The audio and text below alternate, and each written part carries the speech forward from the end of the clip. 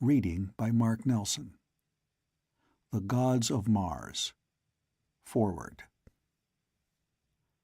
12 years had passed since I had laid the body of my great-uncle, Captain John Carter of Virginia, away from the sight of men in that strange mausoleum in the old cemetery at Richmond.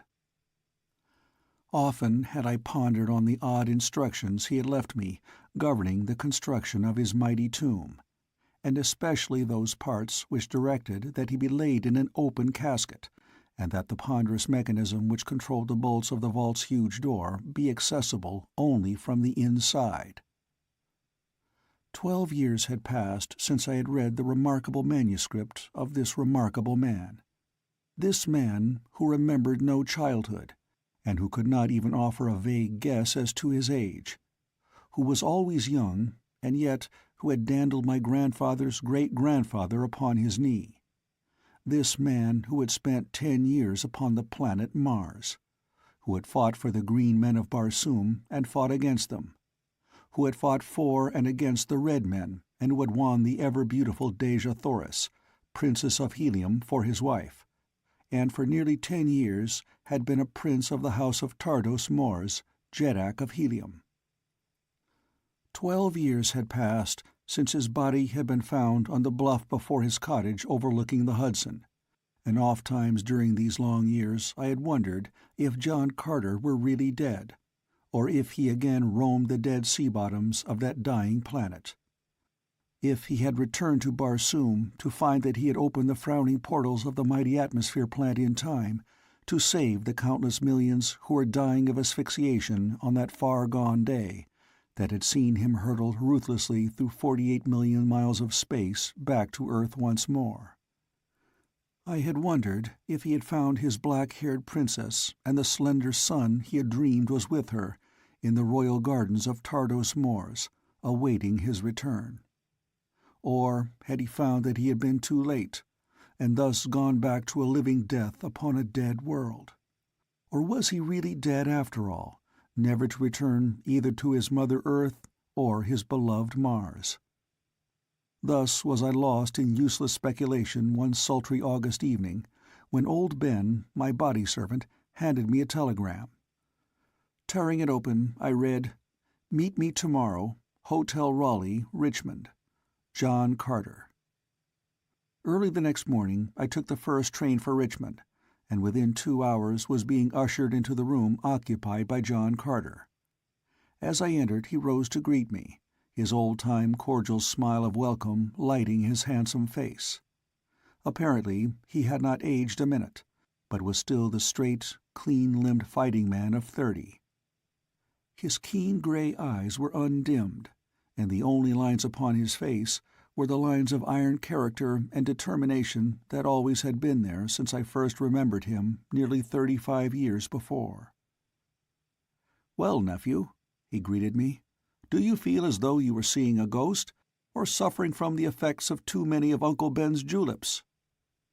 "Juleps, I reckon," I replied, "for I certainly feel mighty good, but maybe it's just the sight of you again that affects me. You have been back to Mars? Tell me. And Dejah Thoris, you found her well and awaiting you?"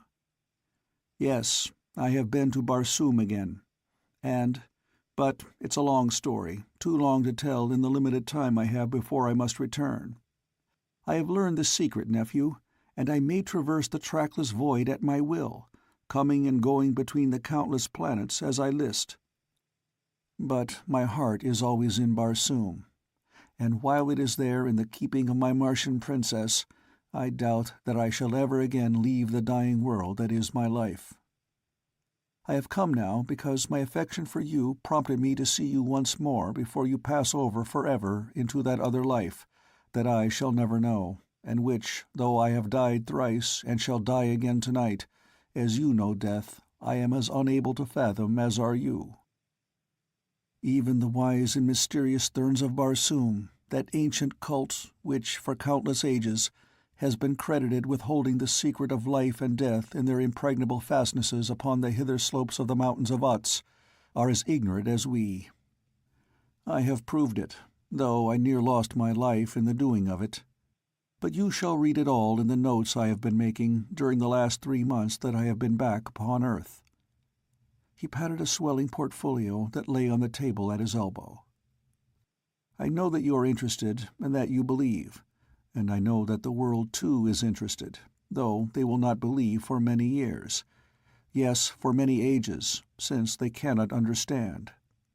Earthmen have not yet progressed to a point where they can comprehend the things that I have written in those notes. Give them what you wish of it, what you think will not harm them, but do not feel aggrieved if they laugh at you." That night I walked down to the cemetery with him. At the door of his vault he turned and pressed my hand. "Good-bye, nephew," he said. "I may never see you again, for I doubt that I can ever bring myself to leave my wife and boy while they live, and the span of life upon Barsoom is often more than 1,000 years." He entered the vault. The great door swung slowly to. The ponderous bolts grated into place. The lock clicked. I have never seen Captain John Carter of Virginia since. But here is the story of his return to Mars on that other occasion, as I have gleaned it from the great mass of notes which he left for me upon the table of his room in the hotel at Richmond. There is much which I have left out, much which I have not dared to tell, but you will find the story of his second search for Dejah Thoris, Princess of Helium, even more remarkable than was his first manuscript, which I gave to an unbelieving world a short time since, and through which we followed the Fighting Virginian across dead sea bottoms under the moons of Mars. E.R.B. End of foreword. Chapter 1. The Plant Men. As I stood upon the bluff before my cottage on that clear, cold night in the early part of March 1886, the noble Hudson flowing like the grey and silent spectre of a dead river below me, I felt again the strange, compelling influence of the mighty god of war, my beloved Mars, which for 10 long and lonesome years I had implored with outstretched arms to carry me back to my lost love. Not since that other March night in 1866, when I had stood without that Arizona cave in which my still and lifeless body lay wrapped in the similitude of earthly death, had I felt the irresistible attraction of the god of my profession. With arms outstretched toward the red eye of the great star, I stood praying for a return of that strange power which twice had drawn me through the immensity of space, praying as I had prayed on 1,000 nights before, during the long 10 years that I had waited and hoped. Suddenly a qualm of nausea swept over me. My senses swam, my knees gave beneath me, and I pitched headlong to the ground upon the very verge of the dizzy bluff. Instantly my brain cleared, and there swept back across the threshold of my memory the vivid picture of the horrors of that ghostly Arizona cave. Again, as on that far-gone night, my muscles refused to respond to my will, and again, as though even here upon the banks of the placid Hudson I could hear the awful moans and rustling of the fearsome thing which had lurked and threatened me from the dark recesses of the cave, I made the same mighty and superhuman effort to break the bonds of the strange anesthesia which held me, and again came the sharp click as of the sudden parting of a taut wire, and I stood naked and free beside the staring, lifeless thing that had so recently pulsed with the warm, red life-blood of John Carter. With scarcely a parting glance I turned my eyes again toward Mars, lifted my hands toward his lurid rays, and waited. Nor did I have long to wait, for scarce had I turned ere I shot with the rapidity of thought into the awful void before me. There was the same instant of unthinkable cold and utter darkness that I had experienced 20 years before, and then I opened my eyes in another world, beneath the burning rays of a hot sun, which beat through a tiny opening in the dome of the mighty forest in which I lay. The scene that met my eyes was so un-Martian that my heart sprang to my throat as the sudden fear swept through me that I had been aimlessly tossed upon some strange planet by a cruel fate. Why not? What guide had I through the trackless waste of interplanetary space? What assurance that I might not as well be hurtled to some far distant star of another solar system as to Mars? I lay upon a close-cropped sward of red, grass-like vegetation, and about me stretched a grove of strange and beautiful trees, covered with huge and gorgeous blossoms and filled with brilliant, voiceless birds. I called them birds since they were winged, but mortal eye ne'er rested on such odd, unearthly shapes. The vegetation was similar to that which covers the lawns of the red Martians of the great waterways, but the trees and birds were unlike anything I had ever seen upon Mars. And then, through the further trees, I could see that most un-Martian of all sights, an open sea, its blue water shimmering beneath the brazen sun. As I rose to investigate further, I experienced the same ridiculous catastrophe that had met my first attempt to walk under Martian conditions.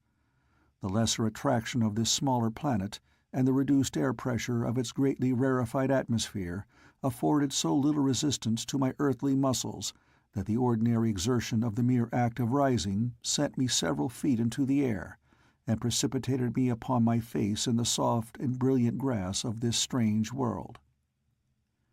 This experience, however, gave me some slightly increased assurance that, after all, I might indeed be in some, to me, unknown corner of Mars, and this was very possible, since during my 10 years' residence upon the planet I had explored but a comparatively tiny area of its vast expanse. I rose again, laughing at my forgetfulness, and soon had mastered once more the art of attuning my earthly sinews to these changed conditions. As I walked slowly down the imperceptible slope toward the sea, I could not help but note the park-like appearance of the sward and trees. The grass was as close-cropped and carpet-like as some old English lawn, and the trees themselves showed evidence of careful pruning to a uniform height of about 15 feet from the ground, so that as one turned his glance in any direction, the forest had the appearance at a little distance of a vast, high-ceiled chamber. All these evidences of careful and systematic cultivation convinced me that I had been fortunate enough to make my entry into Mars on this second occasion through the domain of a civilized people, and that when I should find them I would be accorded the courtesy and protection that my rank as a prince of the house of Tardos Mors entitled me to. The trees of the forest attracted my deep admiration as I proceeded toward the sea. Their great stems, some of them fully 100 feet in diameter, attested their prodigious height, which I could only guess at, since at no point could I penetrate their dense foliage above me to more than 60 or 80 feet. As far aloft as I could see, the stems and branches and twigs were as smooth and as highly polished as the newest of American-made pianos. The wood of some of the trees was black as ebony, while their nearest neighbors might perhaps gleam in the subdued light of the forest as clear and white as the finest china. Or again, they were azure, scarlet, yellow, or deepest purple. And in the same way was the foliage as gay and variegated as the stems, while the blooms that clustered thick upon them may not be described in any earthly tongue, and indeed might challenge the language of the gods. As I neared the confines of the forest, I beheld before me and between the grove and the open sea a broad expanse of meadowland, and as I was about to emerge from the shadows of the trees, a sight met my eyes that banished all romantic and poetic reflection upon the beauties of the strange landscape. To my left, the sea extended as far as the eye could reach. Before me, only a vague, dim line indicated its further shore, while at my right a mighty river, broad, placid, and majestic, flowed between scarlet banks to empty into the quiet sea before me. At a little distance up the river rose mighty perpendicular bluffs, from the very base of which the great river seemed to rise. But it was not these inspiring and magnificent evidences of nature's grandeur that took my immediate attention from the beauties of the forest. It was the sight of a score of figures moving slowly about the meadow near the bank of the mighty river. Odd, grotesque shapes they were, unlike anything that I had ever seen upon Mars, and yet, at a distance, most manlike in appearance. The larger specimens appeared to be about 10 or 12 feet in height when they stood erect, and to be proportioned as to torso and lower extremities precisely as is earthly man.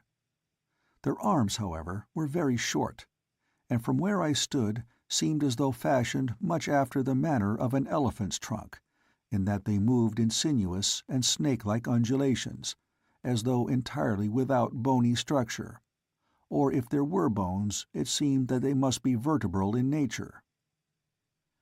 As I watched them from behind the stem of a huge tree, one of the creatures moved slowly in my direction, engaged in the occupation that seemed to be the principal business of each of them, and which consisted in running their oddly shaped hands over the surface of the sward, for what purpose I could not determine. As he approached quite close to me, I obtained an excellent view of him, and though I was later to become better acquainted with his kind, I may say that that single cursory examination of this awful travesty on nature would have proved quite sufficient to my desires had I been a free agent. The fastest flyer of the Heliometic Navy could not quickly enough have carried me far from this hideous creature. Its hairless body was a strange and ghoulish blue, except for a broad band of white which encircled its protruding single eye, an eye that was all dead white, pupil, iris, and ball. Its nose was a ragged, inflamed circular hole in the center of its blank face, a hole that resembled more closely nothing that I could think of other than a fresh bullet wound which has not yet commenced to bleed. Below this repulsive orifice the face was quite blank to the chin, for the thing had no mouth that I could discover. The head, with the exception of the face, was covered by a tangled mass of jet-black hair some 8 or 10 inches in length. Each hair was about the bigness of a large angleworm, and as the thing moved the muscles of its scalp, this awful head-covering seemed to writhe and wriggle and crawl about the fearsome face, as though indeed each separate hair was endowed with independent life.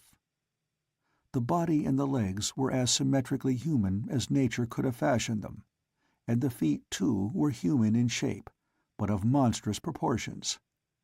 From heel to toe they were fully 3 feet long, and very flat and very broad.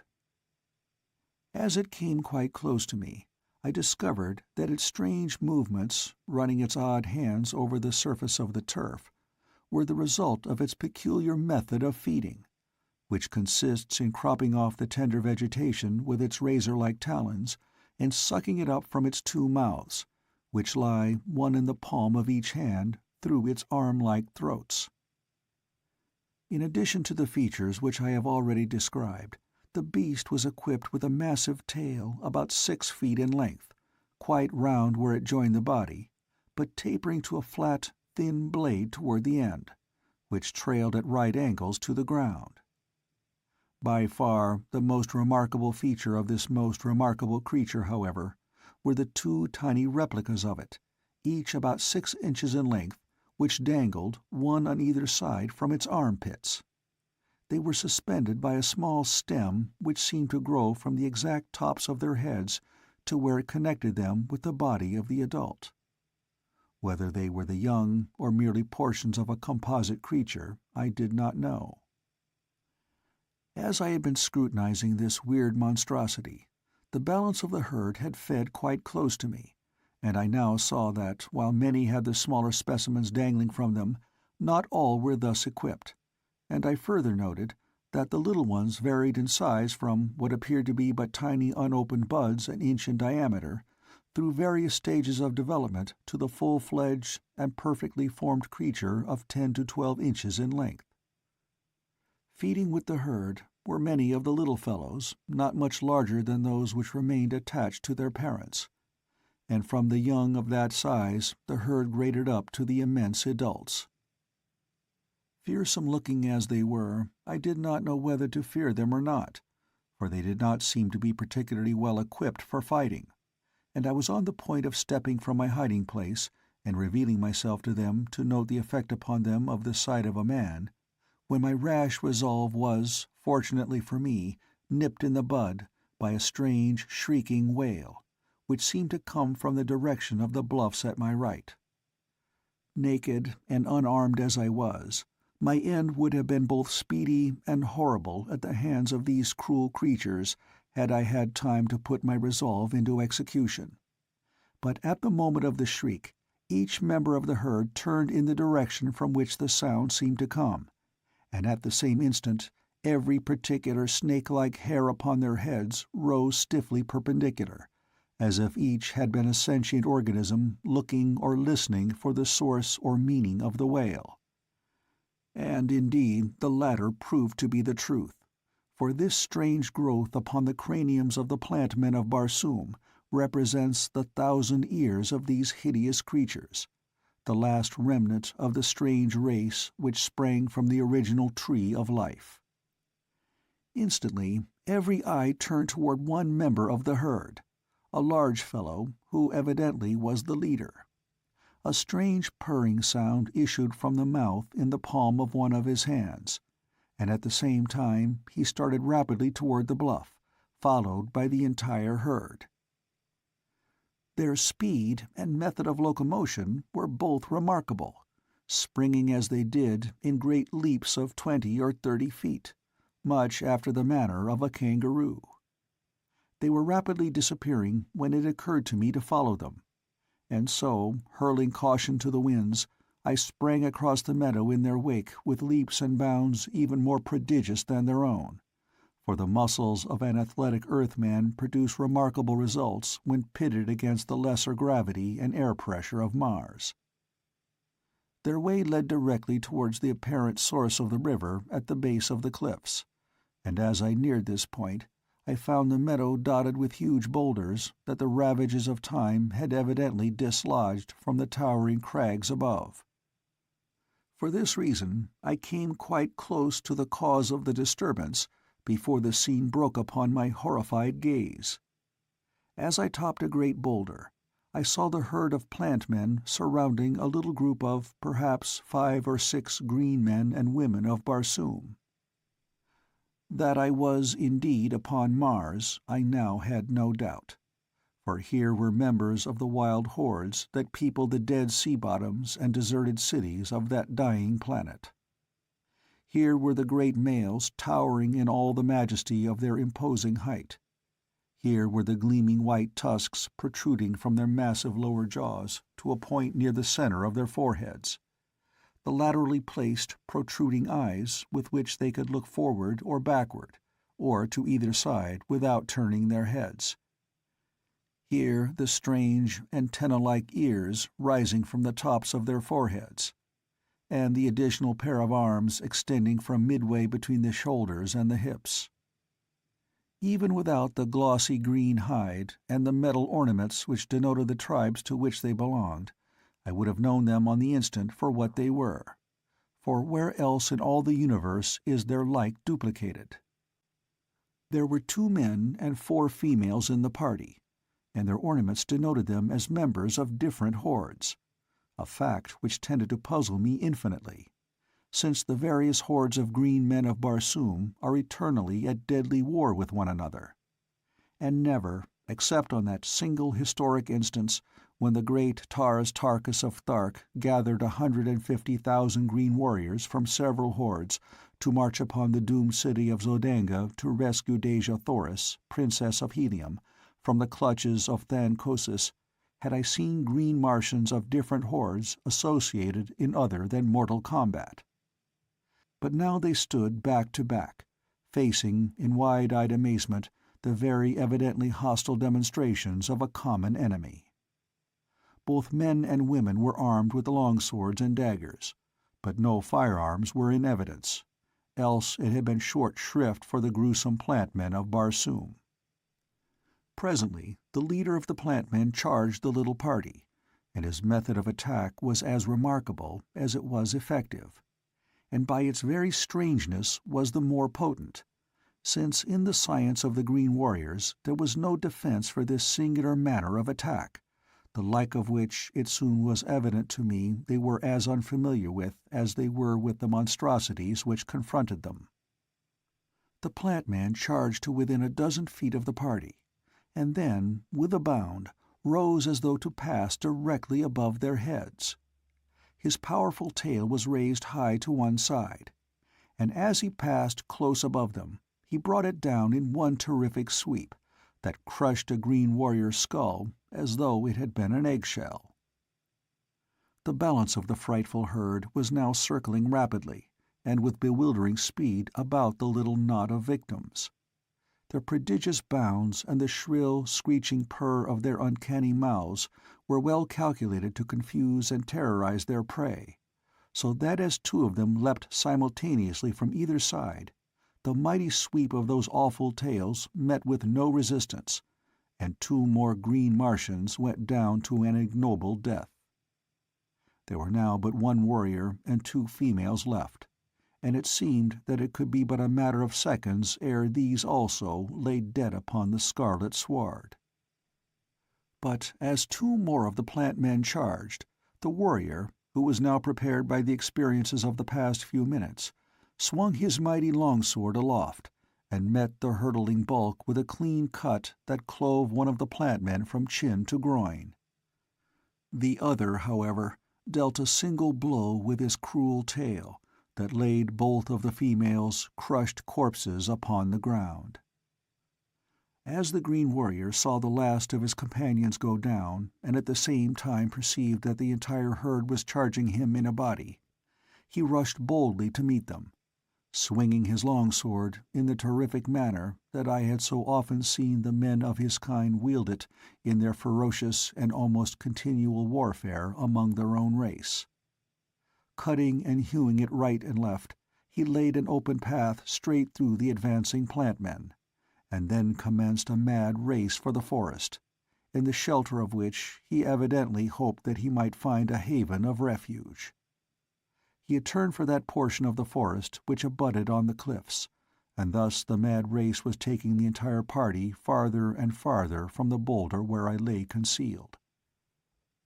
As I had watched the noble fight which the great warrior had put up against such enormous odds, my heart had swelled in admiration for him, and acting as I am wont to do, more upon impulse than after mature deliberation, I instantly sprang from my sheltering rock and bounded quickly toward the bodies of the dead Green Martians, a well-defined plan of action already formed.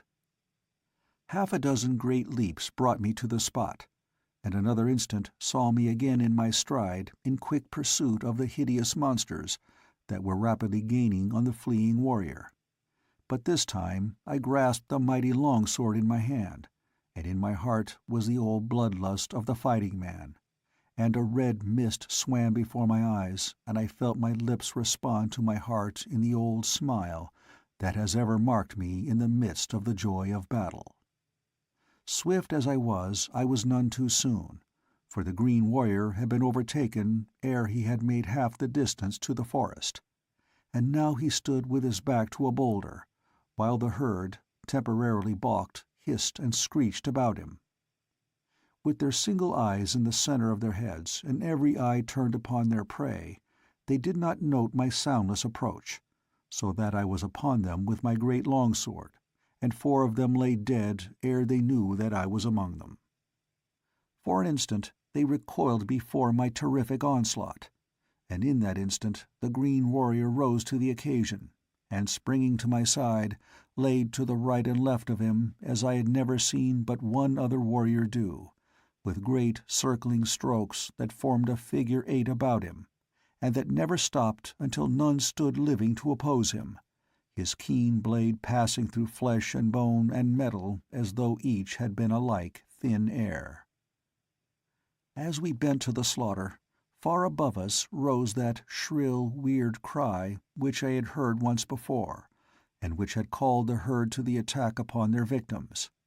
Again and again it rose, but we were too much engaged with the fierce and powerful creatures about us to attempt to search out, even with our eyes, the author of the horrid notes.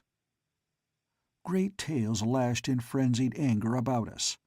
Razor-like talons cut our limbs and bodies, and a green and sticky syrup, such as oozes from a crushed caterpillar, smeared us from head to foot, for every cut and thrust of our longswords brought spurts of this stuff upon us from the severed arteries of the plant-men, through which it courses in its sluggish vicinity in lieu of blood.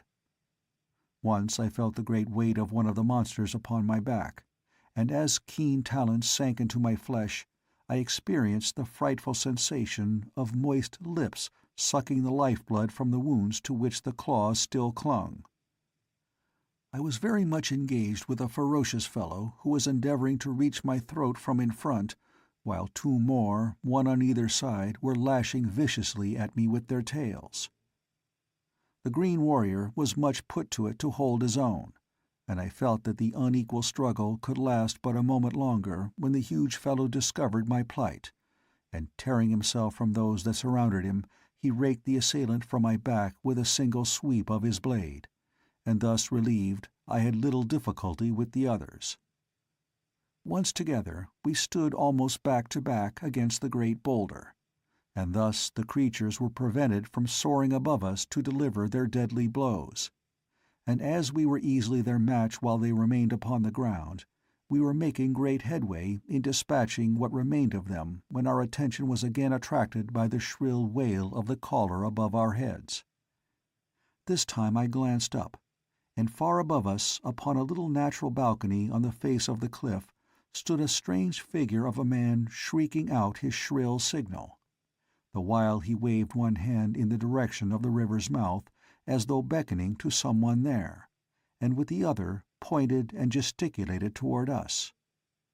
A glance in the direction toward which he was looking was sufficient to apprise me of his aims, and at the same time to fill me with a dread of dire apprehension, for streaming in from all directions across the meadow, from out of the forest and from the far distance of the flat land across the river, I could see converging upon us 100 different lines of wildly leaping creatures such as we were now engaged with, and with them some strange new monsters which ran with great swiftness, now erect and now upon all fours. "It will be a great death," I said to my companion. "Look." As he shot a quick glance in the direction I indicated, he smiled. "We may at least die fighting, and as great warriors should, John Carter," he replied. We had just finished the last of our immediate antagonists as he spoke, and I turned in surprised wonderment at the sound of my name. And there, before my astonished eyes, I beheld the greatest of the green men of Barsoom, their shrewdest statesman, their mightiest general, my great and good friend, Tars Tarkas, Jeddak of Thark. End of Chapter 1. Chapter 2. A Forest Battle.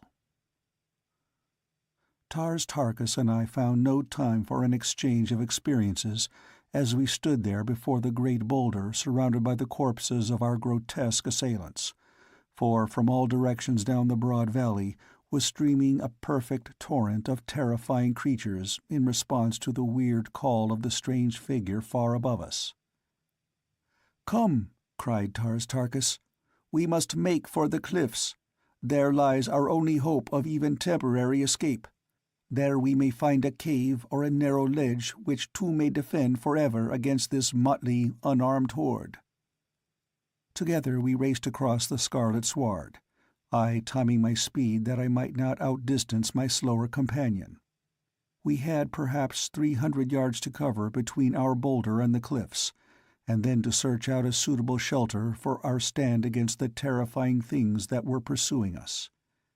They were rapidly overhauling us when Tars Tarkas cried to me to hasten ahead and discover, if possible, the sanctuary we sought. The suggestion was a good one, for thus many valuable minutes might be saved to us, and, throwing every ounce of my earthly muscles into the effort, I cleared the remaining distance between myself and the cliffs in great leaps and bounds that put me at their base in a moment. The cliffs rose perpendicular directly from the almost level sward of the valley. There was no accumulation of fallen debris, forming a more or less rough ascent to them, as is the case with nearly all other cliffs I have ever seen. The scattered boulders that had fallen from above and lay upon or partly buried in the turf were the only indication that any disintegration of the massive, towering pile of rocks had ever taken place. My first cursory inspection of the face of the cliffs filled my heart with forebodings, since nowhere could I discern, except where the weird herald stood still shrieking his shrill summons, the faintest indication of even a bare foothold upon the lofty escarpment. To my right, the bottom of the cliff was lost in the dense foliage of the forest, which terminated at its very foot, rearing its gorgeous foliage fully 1,000 feet against its stern and forbidding neighbor. To the left the cliff ran, apparently unbroken, across the head of the broad valley, to be lost in the outlines of what appeared to be a range of mighty mountains that skirted and confined the valley in every direction. Perhaps 1,000 feet from me the river broke, as it seemed, directly from the base of the cliffs, and as there seemed not the remotest chance for escape in that direction, I turned my attention again toward the forest. The cliffs towered above me a good 5,000 feet. The sun was not quite upon them, and they loomed a dull yellow in their own shade. Here and there they were broken with streaks and patches of dusky red, green, and occasional areas of white quartz. Altogether they were very beautiful, but I fear that I did not regard them with a particularly appreciative eye on this, my first inspection of them. Just then I was absorbed in them only as a medium of escape, and so as my gaze ran quickly time and again over their vast expanse in search of some cranny or crevice, I came suddenly to loathe them as the prisoner must loathe the cruel and impregnable walls of his dungeon. Tars Tarkas was approaching me rapidly, and still more rapidly came the awful horde at his heels. It seemed the forest now, or nothing, and I was just on the point of motioning Tars Tarkas to follow me in that direction when the sun passed the cliff's zenith, and as the bright rays touched the dull surface, it burst out into a million scintillant lights of burnished gold, of flaming red, of soft greens, and gleaming whites. A more gorgeous and inspiring spectacle human eye has never rested upon. The face of the entire cliff was, as later inspection conclusively proved, so shot with veins and patches of solid gold as to quite present the appearance of a solid wall of that precious metal, except where it was broken by outcroppings of ruby, emerald, and diamond boulders, a faint and alluring indication of the vast and unguessable riches which lay deeply buried behind the magnificent surface. But what caught my most interested attention at the moment that the sun's rays set the cliff's face a-shimmer was the several black spots which now appeared quite plainly in evidence high across the gorgeous wall, close to the forest's top, and extending apparently below and behind the branches. Almost immediately I recognized them for what they were, the dark openings of caves entering the solid walls, possible avenues of escape or temporary shelter could we but reach them. There was but a single way, and that led through the mighty, towering trees upon our right.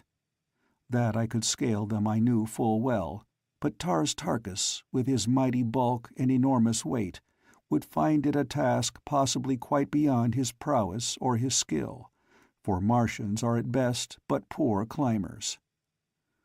Upon the entire surface of that ancient planet I never before had seen a hill or mountain that exceeded 4,000 feet in height above the dead sea bottoms, and as the ascent was usually gradual nearly to their summits, they presented but few opportunities for the practice of climbing. nor would the Martians have embraced even such opportunities as might present themselves, for they could always find a circuitous route about the base of any eminence, and these roads they preferred and followed in preference to the shorter but more arduous ways. However, there was nothing else to consider than an attempt to scale the trees contiguous to the cliff in an effort to reach the caves above. The Thark grasped the possibilities and the difficulties of the plan at once, but there was no alternative, and so we set out rapidly for the trees nearest the cliff. Our relentless pursuers were now close to us, so close that it seemed that it would be an utter impossibility for the Jeddak of Thark to reach the forest in advance of them, nor was there any considerable will in the efforts that Taras Tarkas made, for the green men of Barsoom do not relish flight, nor ever before had I seen one fleeing from death in whatsoever form it might have confronted him. But that Taras Tarkas was the bravest of the brave he had proven thousands of times. Yes, tens of thousands in countless mortal combats with men and beasts. And so I knew that there was another reason than fear of death behind his flight, as he knew that a greater power than pride or honor spurred me to escape these fierce destroyers. In my case it was love, love of the divine Dejah Thoris, and the cause of the Thark's great and sudden love of life I could not fathom, for it is oftener that they seek death than life, these strange, cruel, loveless, unhappy people. At length, however, we reached the shadows of the forest, while right behind us sprang the swiftest of our pursuers, a giant plant man with claws outreaching to fasten his blood-sucking mouths upon us. He was, I should say, 100 yards in advance of his closest companion, and so I called to Taras Tarkas to ascend a great tree that brushed the cliff's face while I dispatched the fellow, thus giving the less agile Thark an opportunity to reach the higher branches before the entire horde should be upon us and every vestige of escape cut off. But I had reckoned without a just appreciation either of the cunning of my immediate antagonist or the swiftness with which his fellows were covering the distance which had separated them from me. As I raised my longsword to deal the creature its death thrust, it halted in its charge, and as my sword cut harmlessly through the empty air, the great tail of the thing swept with the power of a grizzly's arm across the sward and carried me bodily from my feet to the ground.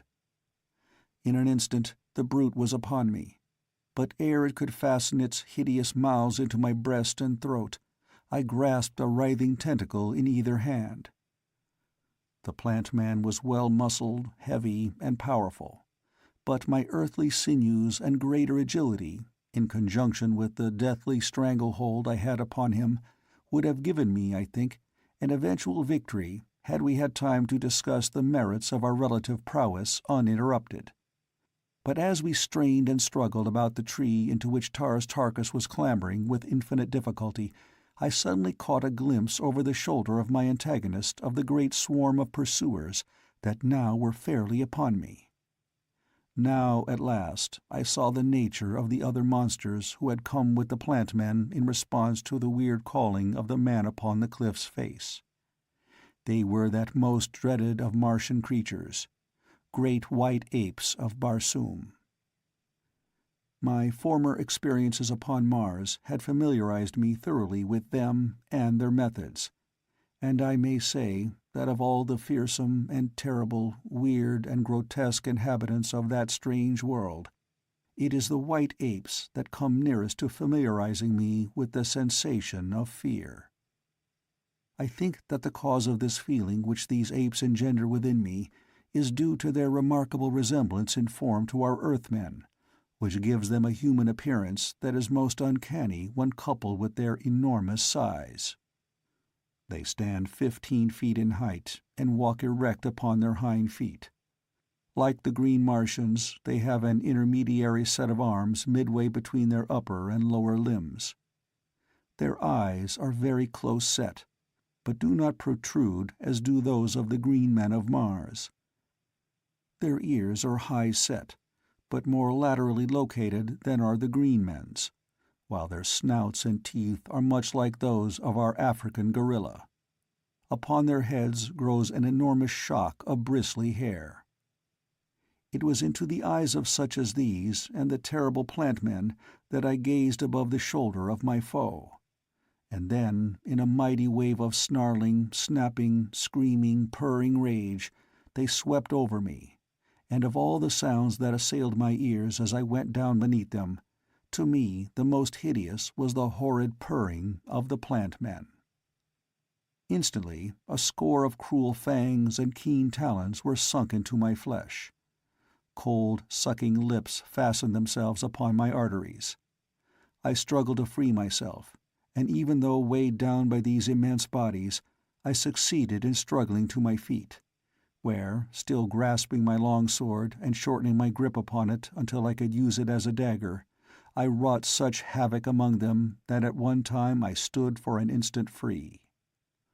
What it has taken minutes to write occurred in but a few seconds, but during that time Tars Tarkas had seen my plight, and had dropped from the lower branches, which he had reached with such infinite labor, and as I flung the last of my immediate antagonists from me, the great Thark leapt to my side, and again we fought, back to back, as we had done 100 times before. Time and again the ferocious apes sprang in to close with us, and time and again we beat them back with our swords. The great tails of the plant men lashed with tremendous power about us as they charged from various directions or sprang with the agility of greyhounds above our heads. But every attack met a gleaming blade in sword hands that had been reputed for 20 years the best that Mars ever had known. For Tars Tarkas and John Carter were names that the fighting men of the world of warriors loved best to speak. But even the two best swords in a world of fighters can avail not forever against overwhelming numbers of fierce and savage brutes, that know not what defeat means until cold steel teaches their hearts no longer to beat. And so, step by step, we were forced back. At length we stood against the giant tree that we had chosen for our ascent, and then, as charge after charge hurled its weight upon us, we gave back again and again, until we had been forced halfway around the huge base of the colossal trunk. Tars Tarkas was in the lead, and suddenly I heard a little cry of exultation from him. "Here is shelter for one at least, John Carter," he said, and glancing down, I saw an opening in the base of the tree about 3 feet in diameter. "In with you, Tars Tarkas," I cried, but he would not go, saying that his bulk was too great for the little aperture, while I might slip in easily. "We shall both die if we remain without, John Carter. Here is a slight chance for one of us. Take it, and you may live to avenge me. It is useless for me to attempt to worm my way into so small an opening with this horde of demons besetting us on all sides." "Then we shall die together, Tars Tarkas," I replied, "for I shall not go first. Let me defend the opening while you get in. Then my smaller stature will permit me to slip in with you before they can prevent." We still were fighting furiously as we talked in broken sentences, punctured with vicious cuts and thrusts at our swarming enemy. At length he yielded, for it seemed the only way in which either of us might be saved from the ever-increasing numbers of our assailants, who were still swarming upon us from all directions across the broad valley. "It was ever your way, John Carter, to think last of your own life," he said, "but still more your way to command the lives and actions of others, even to the greatest Jedaks who rule upon Barsoom." There was a grim smile upon his cruel, hard face, as he, the greatest Jedak of them all, turned to obey the dictates of a creature of another world, of a man whose stature was less than half his own. "If you fail, John Carter," he said, "know that the cruel and heartless Thark, to whom you taught the meaning of friendship, will come out to die beside you." "As you will, my friend," I replied, "but quickly now, head first, while I cover your retreat." He hesitated a little at that word, for never before in his whole life of continual strife had he turned his back upon aught than a dead or defeated enemy. "Haste, Tarkis," I urged, "or we shall both go down to profitless defeat. I cannot hold them forever alone." As he dropped to the ground to force his way into the tree, the whole howling pack of hideous devils hurled themselves upon me. To right and left flew my shimmering blade, now green with the sticky juice of a plant man, now red with the crimson blood of a great white ape, but always flying from one opponent to another, hesitating but the barest fraction of a second to drink the lifeblood in the center of some savage heart. And thus I fought as I never had fought before, against such frightful odds that I cannot realize even now that human muscles could have withstood that awful onslaught, that terrific weight of hurtling tons of ferocious, battling flesh. With the fear that we would escape them, the creatures redoubled their efforts to pull me down, and though the ground around me was piled high with their dead and dying comrades, they succeeded at last in overwhelming me, and I went down beneath them for the second time that day, and once again felt those awful sucking lips against my flesh. But scarce had I fallen ere I felt powerful hands grip my ankles, and in another second I was being drawn within the shelter of the tree's interior. For a moment it was a tug-of-war between Tarkis and a great plant man, who clung tenaciously to my breast, but presently I got the point of my long sword beneath him and with a mighty thrust pierced his vitals. Torn and bleeding from many cruel wounds, I lay panting upon the ground within the hollow of the tree, while Tarkis defended the opening from the furious mob without. For an hour they howled about the tree, but after a few attempts to reach us they confined their efforts to terrorizing shrieks and screams, to horrid growling on the part of the great white apes, and the fearsome and indescribable purring by the plant men. At length, all but a score, who had apparently been left to prevent our escape, had left us, and our adventure seemed destined to result in a siege, the only outcome of which could be our death by starvation. For even should we be able to slip out after dark, whither in this unknown and hostile valley could we hope to turn our steps toward possible escape? As the attacks of our enemies ceased and our eyes became accustomed to the semi-darkness of the interior of our strange retreat, I took the opportunity to explore our shelter. The tree was hollow to an extent of about 50 feet in diameter, and from its flat, hard floor I judged that it had often been used to domicile others before our occupancy. As I raised my eyes toward its roof to note the height, I saw far above me a faint glow of light. There was an opening above. If we could but reach it, we might still hope to make the shelter of the cliff caves. My eyes had now become quite used to the subdued light of the interior, and as I pursued my investigation, I presently came upon a rough ladder at the far side of the cave. Quickly I mounted it, only to find that it connected at the top with the lower of a series of horizontal wooden bars that spanned the now narrow and shaft-like interior of the tree's stem. These bars were set one above another about 3 feet apart, and formed a perfect ladder as far above me as I could see. Dropping to the floor once more, I detailed my discovery to Tarkis, who suggested that I explore aloft as far as I could go in safety while he guarded the entrance against a possible attack. As I hastened above to explore the strange shaft, I found that the ladder of horizontal bars mounted always as far above me as my eyes could reach, and as I ascended, the light from above grew brighter and brighter. For fully 500 feet I continued to climb, until at length I reached the opening in the stem which admitted the light. It was of about the same diameter as the entrance at the foot of the tree, and opened directly upon a large flat limb, the well-worn surface of which testified to its long-continued use as an avenue for some creature to and from this remarkable shaft. I did not venture out upon the limb for fear that I might be discovered, and our retreat in this direction cut off, but instead hurried to retrace my steps to Tars Tarkas. I soon reached him, and presently we were both ascending the long ladder toward the opening above. Tars Tarkas went in advance, and as I reached the first of the horizontal bars, I drew the ladder up after me, and, handing it to him, we carried it 100 feet further aloft, where he wedged it safely between one of the bars and the side of the shaft.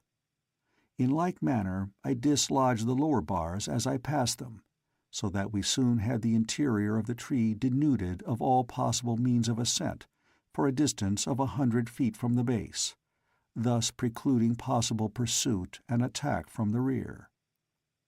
As we were to learn later, this precaution saved us from dire predicament, and was eventually the means of our salvation. When we reached the opening at the top, Tars Tarkas drew to one side that I might pass out and investigate, as, owing to my lesser weight and greater agility, I was better fitted for the perilous threading of this dizzy, hanging pathway. The limb upon which I found myself ascended at a slight angle toward the cliff, and as I followed it, I found that it terminated a few feet above a narrow ledge which protruded from the cliff's face at the entrance to a narrow cave. As I approached the slightly more slender extremity of the branch, it bent beneath my weight, until, as I balanced perilously upon its outer tip, it swayed gently on a level with the ledge at a distance of a couple of feet. 500 feet below me lay the vivid scarlet carpet of the valley. Nearly 5,000 feet above towered the mighty, gleaming face of the gorgeous cliffs. The cave that I faced was not one of those that I had seen from the ground, and which lay much higher, possibly 1,000 feet. But so far as I might know, it was as good for our purpose as another, and so I returned to the tree for Tars Tarkas. Together we wormed our way along the waving pathway, but when we reached the end of the branch we found that our combined weight so depressed the limb that the cave's mouth was now too far above us to be reached. We finally agreed that Tars Tarkas should return along the branch, leaving his longest leather harness strap with me, and that when the limb had risen to a height that would permit me to enter the cave, I was to do so, and on Tars Tarkas' return I could then lower the strap and haul him up to the safety of the ledge. This we did without mishap, and soon found ourselves together upon the verge of a dizzy little balcony, with a magnificent view of the valley spreading out below us. As far as the eye could reach, gorgeous forest and crimson sward skirted a silent sea, and about all towered the brilliant monster guardian cliffs. Once we thought we discerned a gilded minaret gleaming in the sun amidst the waving tops of far distant trees, but we soon abandoned the idea in the belief that it was but an hallucination born of our great desire to discover the haunts of civilized men in this beautiful yet forbidding spot. Below us, upon the river's bank, the great white apes were devouring the last remnants of Tars Tarkas' former companions, while great herds of plant-men grazed in ever-widening circles about the sward which they kept as close-clipped as the smoothest of lawns.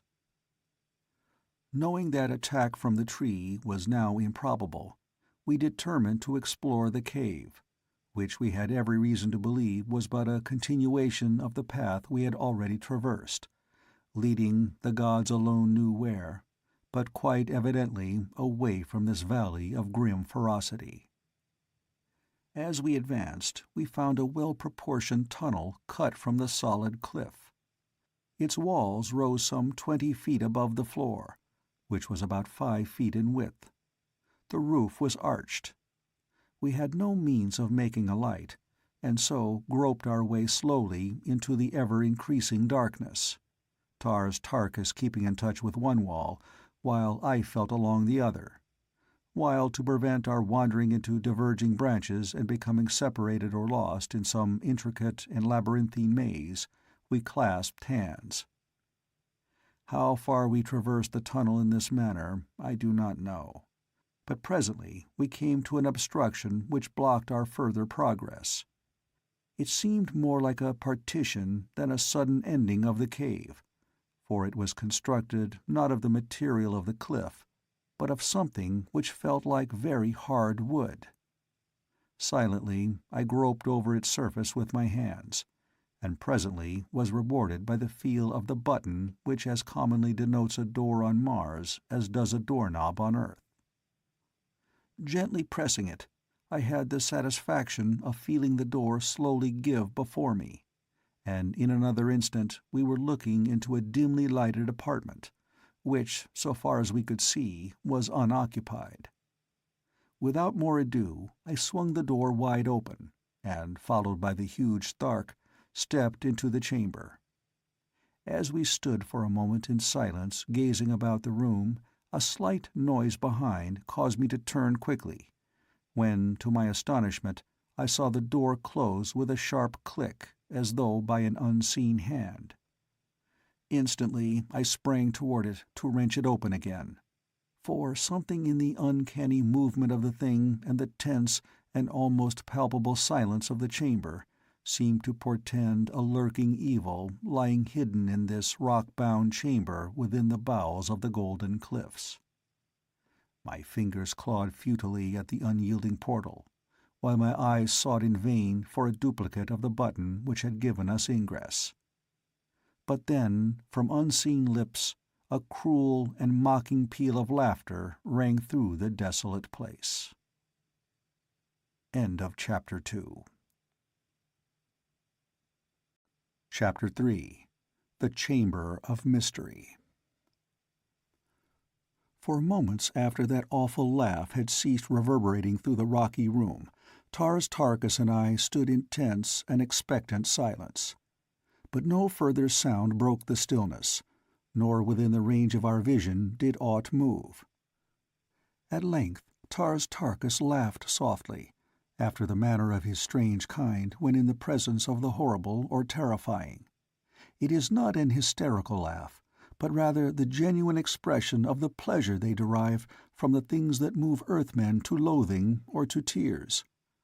Often and again have I seen them roll upon the ground in mad fits of uncontrollable mirth, when witnessing the death agonies of women and little children beneath the torture of that hellish green Martian fete, the Great Games. I looked up at the Thark, a smile upon my own lips, for here in truth was greater need for a smiling face than a trembling chin. "What do you make of it all?" I asked. "Where in the deuce are we?" He looked at me in surprise. "Where are we?" he repeated. "Do you tell me, John Carter, that you know not where you be?" "That I am upon Barsoom is all that I can guess.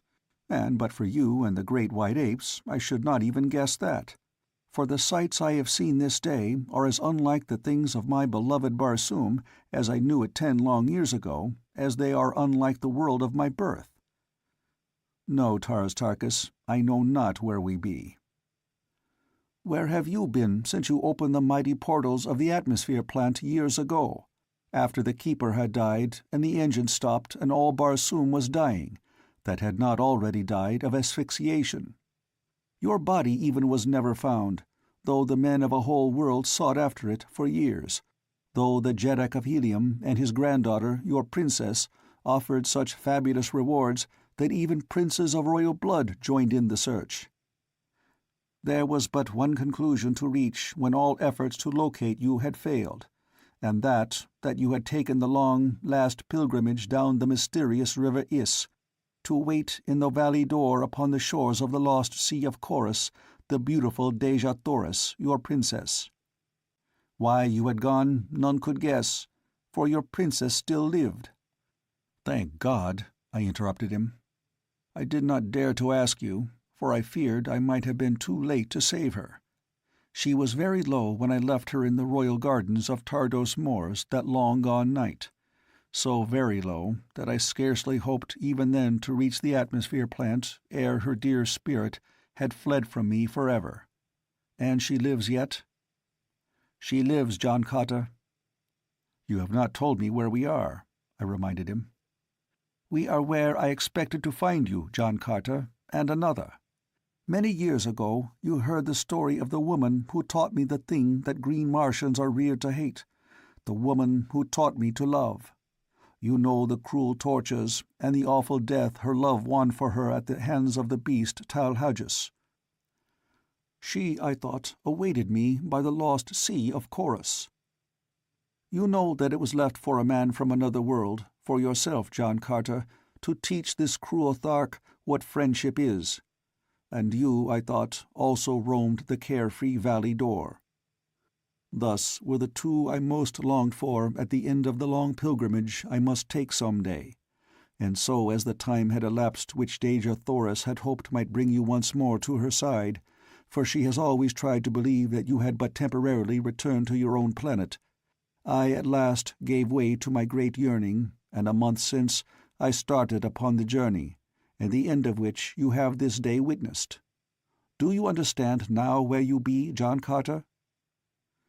"And that was the river Is emptying into the lost sea of Chorus in the valley door?" I asked.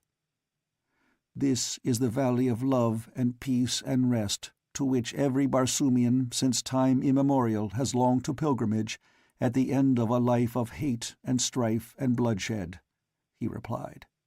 "This, John Carter, is heaven." His tone was cold and ironical, its bitterness but reflecting the terrible disappointment he had suffered. Such a fearful disillusionment, such a blasting of lifelong hopes and aspirations, such an uprooting of age-old tradition might have excused a vastly greater demonstration on the part of the Thark. I laid my hand upon his shoulder. "I am sorry," I said, nor did there seem aught else to say. "Think, John Carter, of the countless billions of Barsoomians who have taken the voluntary pilgrimage down this cruel river since the beginning of time, only to fall into the ferocious clutches of the terrible creatures that today assailed us. There is an ancient legend that once a red man returned from the banks of the lost sea of Chorus, returned from the valley door, back through the mysterious river Is, and the legend has it that he narrated a fearful blasphemy of horrid brutes that inhabited a valley of wondrous loveliness, brutes that pounced upon each Barsoomian as he terminated his pilgrimage, and devoured him upon the banks of the lost sea, where he had looked to find love and peace and happiness. But the ancients killed the blasphemer, as tradition has ordained that any shall be killed who return from the bosom of the river of mystery. But now we know that it was no blasphemy, that the legend is a true one, and that the man told only of what he saw. But what does it profit us, John Carter, since even should we escape, we also would be treated as blasphemers? We are between the wild throat of certainty and the mad zitidar of fact. We can escape neither. As Earthmen say, we are between the devil and the deep sea, Tars Tarkas, I replied, nor could I help but smile at our dilemma. There is naught that we can do but take things as they come, and at least have the satisfaction of knowing that whoever slays us eventually will have far greater numbers of their own dead to count than they will get in return. White ape or plant man, green Barsoomian or red man, whosoever it shall be that takes the last toll from us, will know that it is costly in lives to wipe out John Carter, Prince of the House of Tardos Mors, and Tars Tarkas, Jeddak of Thark, at the same time. I could not help but laugh at him grim humor, and he joined in with me in one of those rare laughs of real enjoyment which was one of the attributes of this fierce Tharkian chief which marked him from the others of his kind. "But about yourself, John Carter," he cried at last. "If you have not been here all these years, where indeed have you been, and how is it that I find you here today?" "I have been back to Earth," I replied. "For 10 long Earth years I have been praying and hoping for the day that would carry me once more to this grim old planet of yours, for which, with all its cruel and terrible customs, I feel a bond of sympathy and love even greater than for the world that gave me birth. For 10 years I have been enduring a living death of uncertainty and doubt as to whether Dejah Thoris lived, and now that for the first time in all these years my prayers have been answered and my doubt relieved, I find myself, through a cruel whim of fate, hurled into the one tiny spot of all Barsoom from which there is apparently no escape. And if there were, at a price which would put out forever the last flickering hope which I may cling to of seeing my princess again in this life. And you have seen today with what pitiful futility man yearns toward a material hereafter. Only a bare half-hour before, I saw you battling with the plant men. I was standing in the moonlight upon the banks of a broad river that taps the eastern shore of Earth's most blessed land. I have answered you, my friend. Do you believe?" "I believe," replied Tarstarchus, "though I cannot understand." As we talked, I had been searching the interior of the chamber with my eyes. It was, perhaps, 200 feet in length and half as broad, with what appeared to be a doorway in the center of the wall directly opposite that through which we had entered. The apartment was hewn from the material of the cliff, showing mostly dull gold in the dim light which a single minute radium illuminator in the center of the roof diffused throughout its great dimensions. Here and there polished surfaces of ruby, emerald, and diamond patched the golden walls and ceiling. The floor was of another material, very hard, and worn by much use to the smoothness of glass. Aside from the two doors, I could discern no sign of other aperture, and as one we knew to be locked against us, I approached the other. As I extended my hand to search for the controlling button, that cruel and mocking laugh rang out once more, so close to me this time that I involuntarily shrank back, tightening my grip upon the hilt of my great sword. And then, from the far corner of the great chamber, a hollow voice chanted, "There is no hope, there is no hope. The dead return not, the dead return not, nor is there any resurrection. Hope not, for there is no hope." Though our eyes instantly turned toward the spot from which the voice seemed to emanate, there was no one in sight, and I must admit that cold shivers played along my spine, and the short hairs at the base of my head stiffened and rose up, as do those upon a hound's neck when in the night his eyes see those uncanny things which are hidden from the sight of man. Quickly I walked toward the mournful voice, but it had ceased ere I reached the further wall, and then from the other end of the chamber came another voice, shrill and piercing. "Fools! Fools!" it shrieked. "Thinkest thou to defeat the eternal laws of life and death? Wouldst cheat the mysterious Isis, goddess of death, of her just dues? Did not her mighty messenger, the ancient Is, bear you upon her leaden bosom at your own behest to the valley door? Thinkest thou, O fools, that Isis will give up her own? Thinkest thou to escape from whence in all the countless ages but a single soul has fled? Go back the way thou camest, to the merciful maws of the children of the tree of life, or the gleaming fangs of the great white apes, for there lies speedy surcease from suffering. But insist in your rash purpose to thread the mazes of the golden cliffs of the mountains of Ots, past the ramparts of the impregnable fortresses of the holy Therns, and upon your way death in its most frightful form will overtake you, a death so horrible that even the holy Therns themselves, who conceived both life and death, avert their eyes from its fiendishness and close their ears against the hideous shrieks of its victims. Go back, O fools, the way thou camest." And then the awful laugh broke out from another part of the chamber. "Most uncanny," I remarked, turning to Tarstarchus. "What shall we do?" he asked. "We cannot fight empty air. I would almost sooner return and face foes into whose flesh I may feel my blade bite, and know that I am selling my carcass dearly before I go down to that eternal oblivion which is evidently the fairest and most desirable entity that mortal man has the right to hope for." "If, as you say, we cannot fight empty air, Tarstarchus," I replied, "neither, on the other hand, can empty air fight us. I, who have faced and conquered in my time many thousands of sinewy warriors and tempered blades, shall not be turned back by wind, nor no more shall you, Thark. But unseen voices may emanate from unseen and unseeable creatures who wield invisible blades, answered the green warrior. Rot, Tarkus, I cried. Those voices come from beings as real as you or as I. In their veins flows lifeblood that may be led as easily as ours, and the fact that they remain invisible to us is the best proof to my mind that they are mortal, nor overly courageous mortals at that. Think you, Tarkus, that John Carter will fly at the first shriek of a cowardly foe who dare not come out into the open and face a good blade? I had spoken in a loud voice, that there might be no question that our would-be terrorizers should hear me, for I was tiring of this nerve-racking fiasco. It had occurred to me, too, that the whole business was but a plan to frighten us back into the valley of death from which we had escaped, that we might be quickly disposed of by the savage creatures there. For a long period there was silence.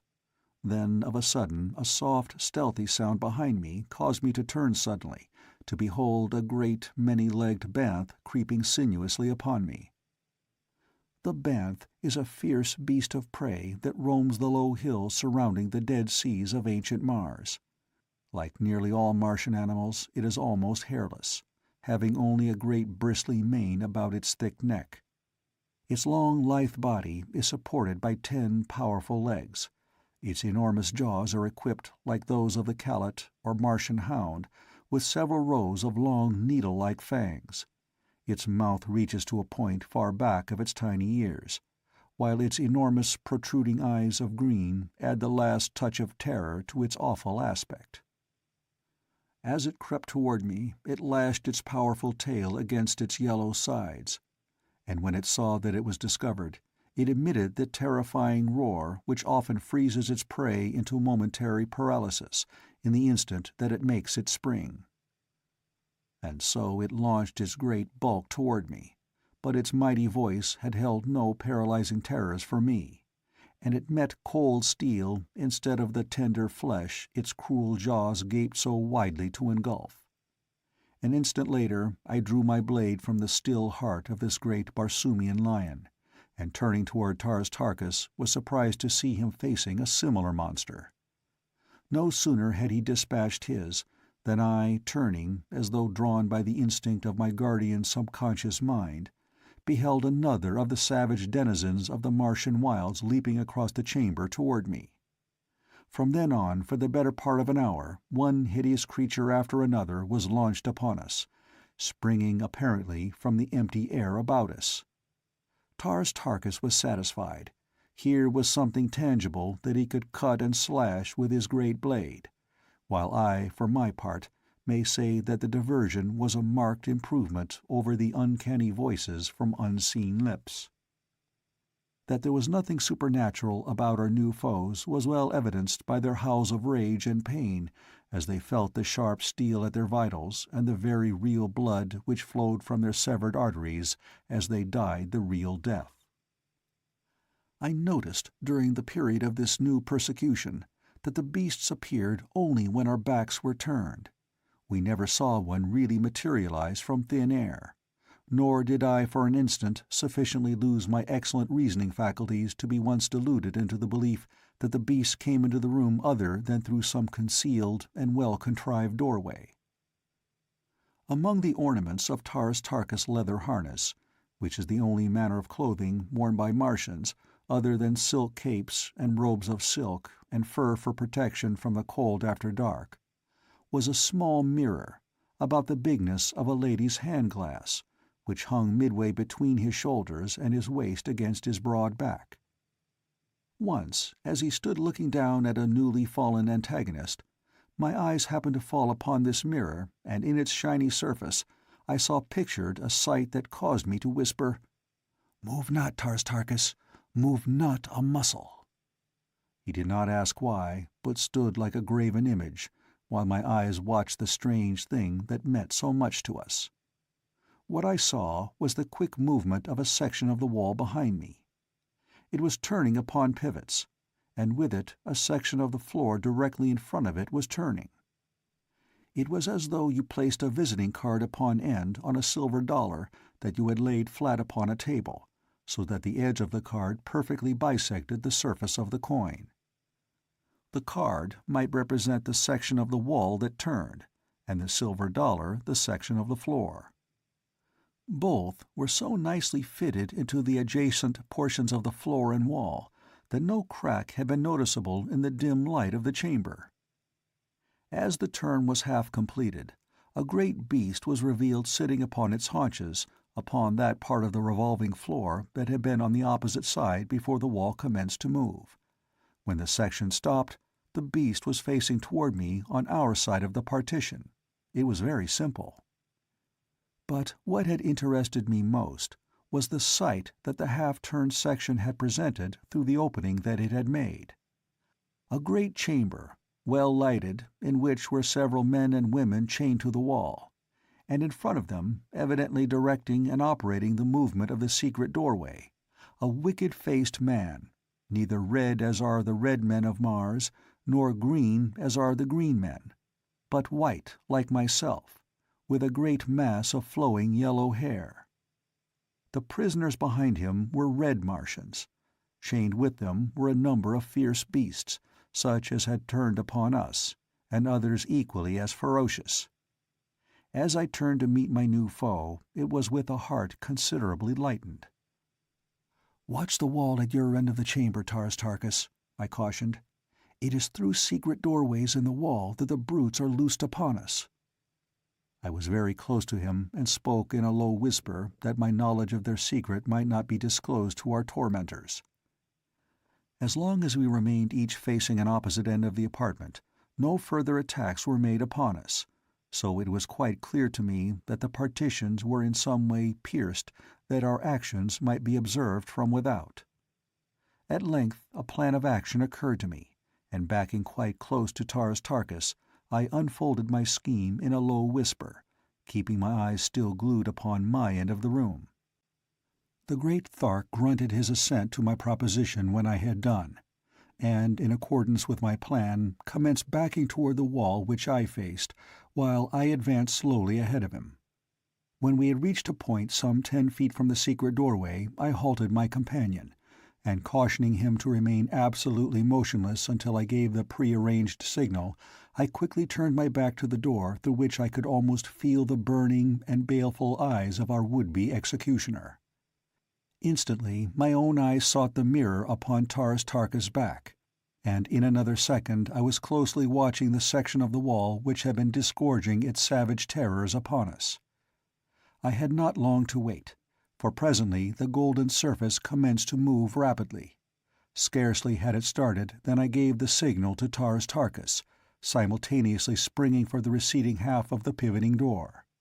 In like manner the Thark wheeled and leapt for the opening being made by the in-swinging section.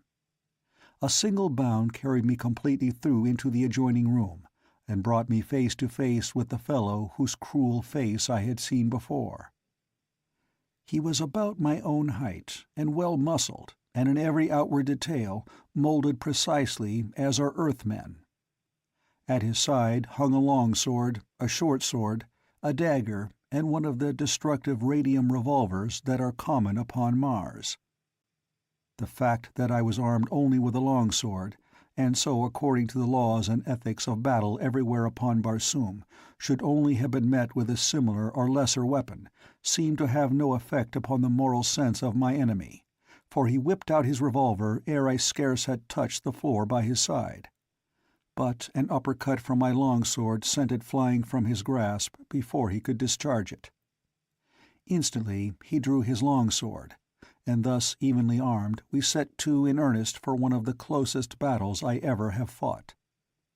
The fellow was a marvellous swordsman, and evidently in practice, while I had not gripped the hilt of a sword for 10 long years before that morning. But it did not take me long to fall easily into my fighting stride, so that in a few minutes the man began to realize that he had at last met his match. His face became livid with rage as he found my guard impregnable, while blood flowed from a dozen minor wounds upon his face and body. "Who are you, white man?" he hissed. "That you are no Barsoomian from the outer world is evident from your color, and you are not of us." His last statement was almost a question. "What if I were from the Temple of Issus?" I hazarded on a wild guess. "Fate forfend!" he exclaimed, his face going white under the blood that now nearly covered it. I did not know how to follow up my lead, but I carefully laid the idea away for future use, should circumstances require it. His answer indicated that for all he knew, I might be from the Temple of Issus, and in it were men like unto himself, and either this man feared the inmates of the temple, or else he held their persons or their power in such reverence that he trembled to think of the harm and indignities he had heaped upon one of them. But my present business with him was of a different nature than that which requires any considerable abstract reasoning. It was to get my sword between his ribs, and this I succeeded in doing within the next few seconds, nor was I an instant too soon. The chained prisoners had been watching the combat in tense silence. Not a sound had fallen in the room other than the clashing of our contending blades, the soft shuffling of our naked feet, and the few whispered words we had hissed at each other through clenched teeth the while we continued our mortal duel. But as the body of my antagonist sank an inert mass to the floor, a cry of warning broke from one of the female prisoners. "Turn! Turn! Behind you!" she shrieked, and as I wheeled at the first note of her shrill cry, I found myself facing a second man of the same race as he who lay at my feet. The fellow had crept stealthily from a dark corridor and was almost upon me with raised sword ere I saw him. Taras Tarkas was nowhere in sight, and the secret panel in the wall through which I had come was closed. How I wished that he were by my side now! I had fought almost continuously for many hours. I had passed through such experiences and adventures as must sap the vitality of man, and with all this I had not eaten for nearly 24 hours, nor slept. I was fagged out, and for the first time in years felt a question as to my ability to cope with an antagonist. But there was naught else for it than to engage my man, and that as quickly and ferociously as lay in me, for my only salvation was to rush him off his feet by the impetuosity of my attack. I could not hope to win a long, drawn-out battle. But the fellow was evidently of another mind, for he backed and parried and sidestepped, until I was almost completely fagged from the exertion of attempting to finish him.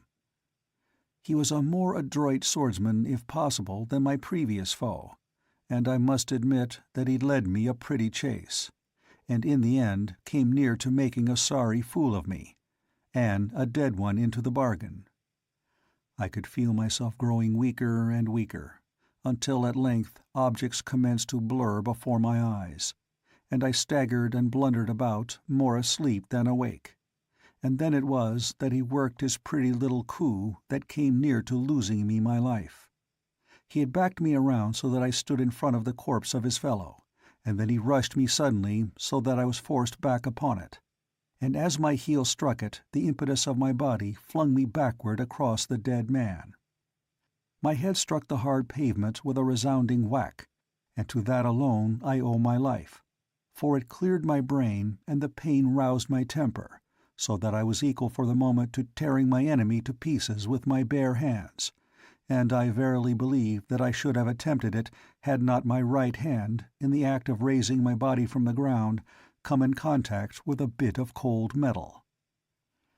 As the eyes of the layman, so is the hand of the fighting man when it comes in contact with an implement of his vocation, and thus I did not need to look or reason to know that the dead man's revolver, lying where it had fallen when I struck it from his grasp, was at my disposal. The fellow whose ruse had put me down was springing toward me, the point of his gleaming blade directed straight at my heart. And as he came, there rang from his lips the cruel and mocking peal of laughter that I had heard within the chamber of mystery. And so he died, his thin lips curled in the snarl of his hateful laugh, and a bullet from the revolver of his dead companion bursting in his heart. His body, borne by the impetus of his headlong rush, plunged upon me. The hilt of his sword must have struck my head, for with the impact of the corpse I lost consciousness. End of Chapter 3. Chapter 4. Thuvia. It was the sound of conflict that aroused me once more to the realities of life. For a moment I could neither place my surroundings nor locate the sounds which had aroused me. And then, from beyond the blank wall beside which I lay, I heard the shuffling of feet, the snarling of grim beasts, the clank of metal accoutrements, and the heavy breathing of a man.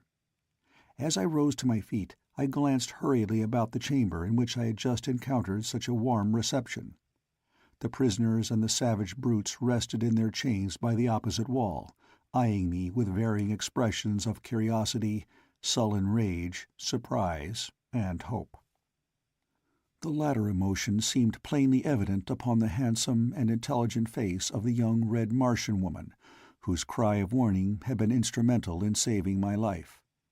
She was the perfect type of that remarkably beautiful race whose outward appearance is identical with the more godlike races of Earthmen, except that this higher race of Martians is of a light reddish-copper color. As she was entirely unadorned, I could not even guess her station in life, though it was evident that she was either a prisoner or slave in her present environment. It was several seconds before the sounds upon the opposite side of the partition jolted my slowly returning faculties into a realization of their probable import. And then, of a sudden, I grasped the fact that they were caused by Taras Tarkas in what was evidently a desperate struggle with wild beasts or savage men.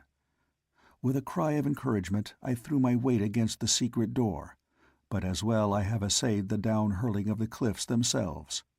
Then I sought feverishly for the secret of the revolving panel, but my search was fruitless, and I was about to raise my longsword against the sullen gold when the young woman prisoner called out to me. "Save thy sword, O mighty warrior, for thou shalt need it more where it will avail to some purpose.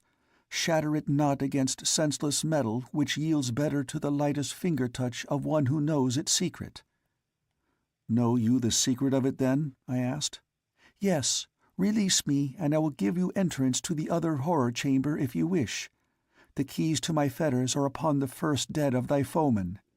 But why would you return to face again the fierce Banth, or whatever other form of destruction they have loosed within that awful trap?" "Because my friend fights there alone," I answered, as I hastily sought and found the keys upon the carcass of the dead custodian of this grim chamber of horrors.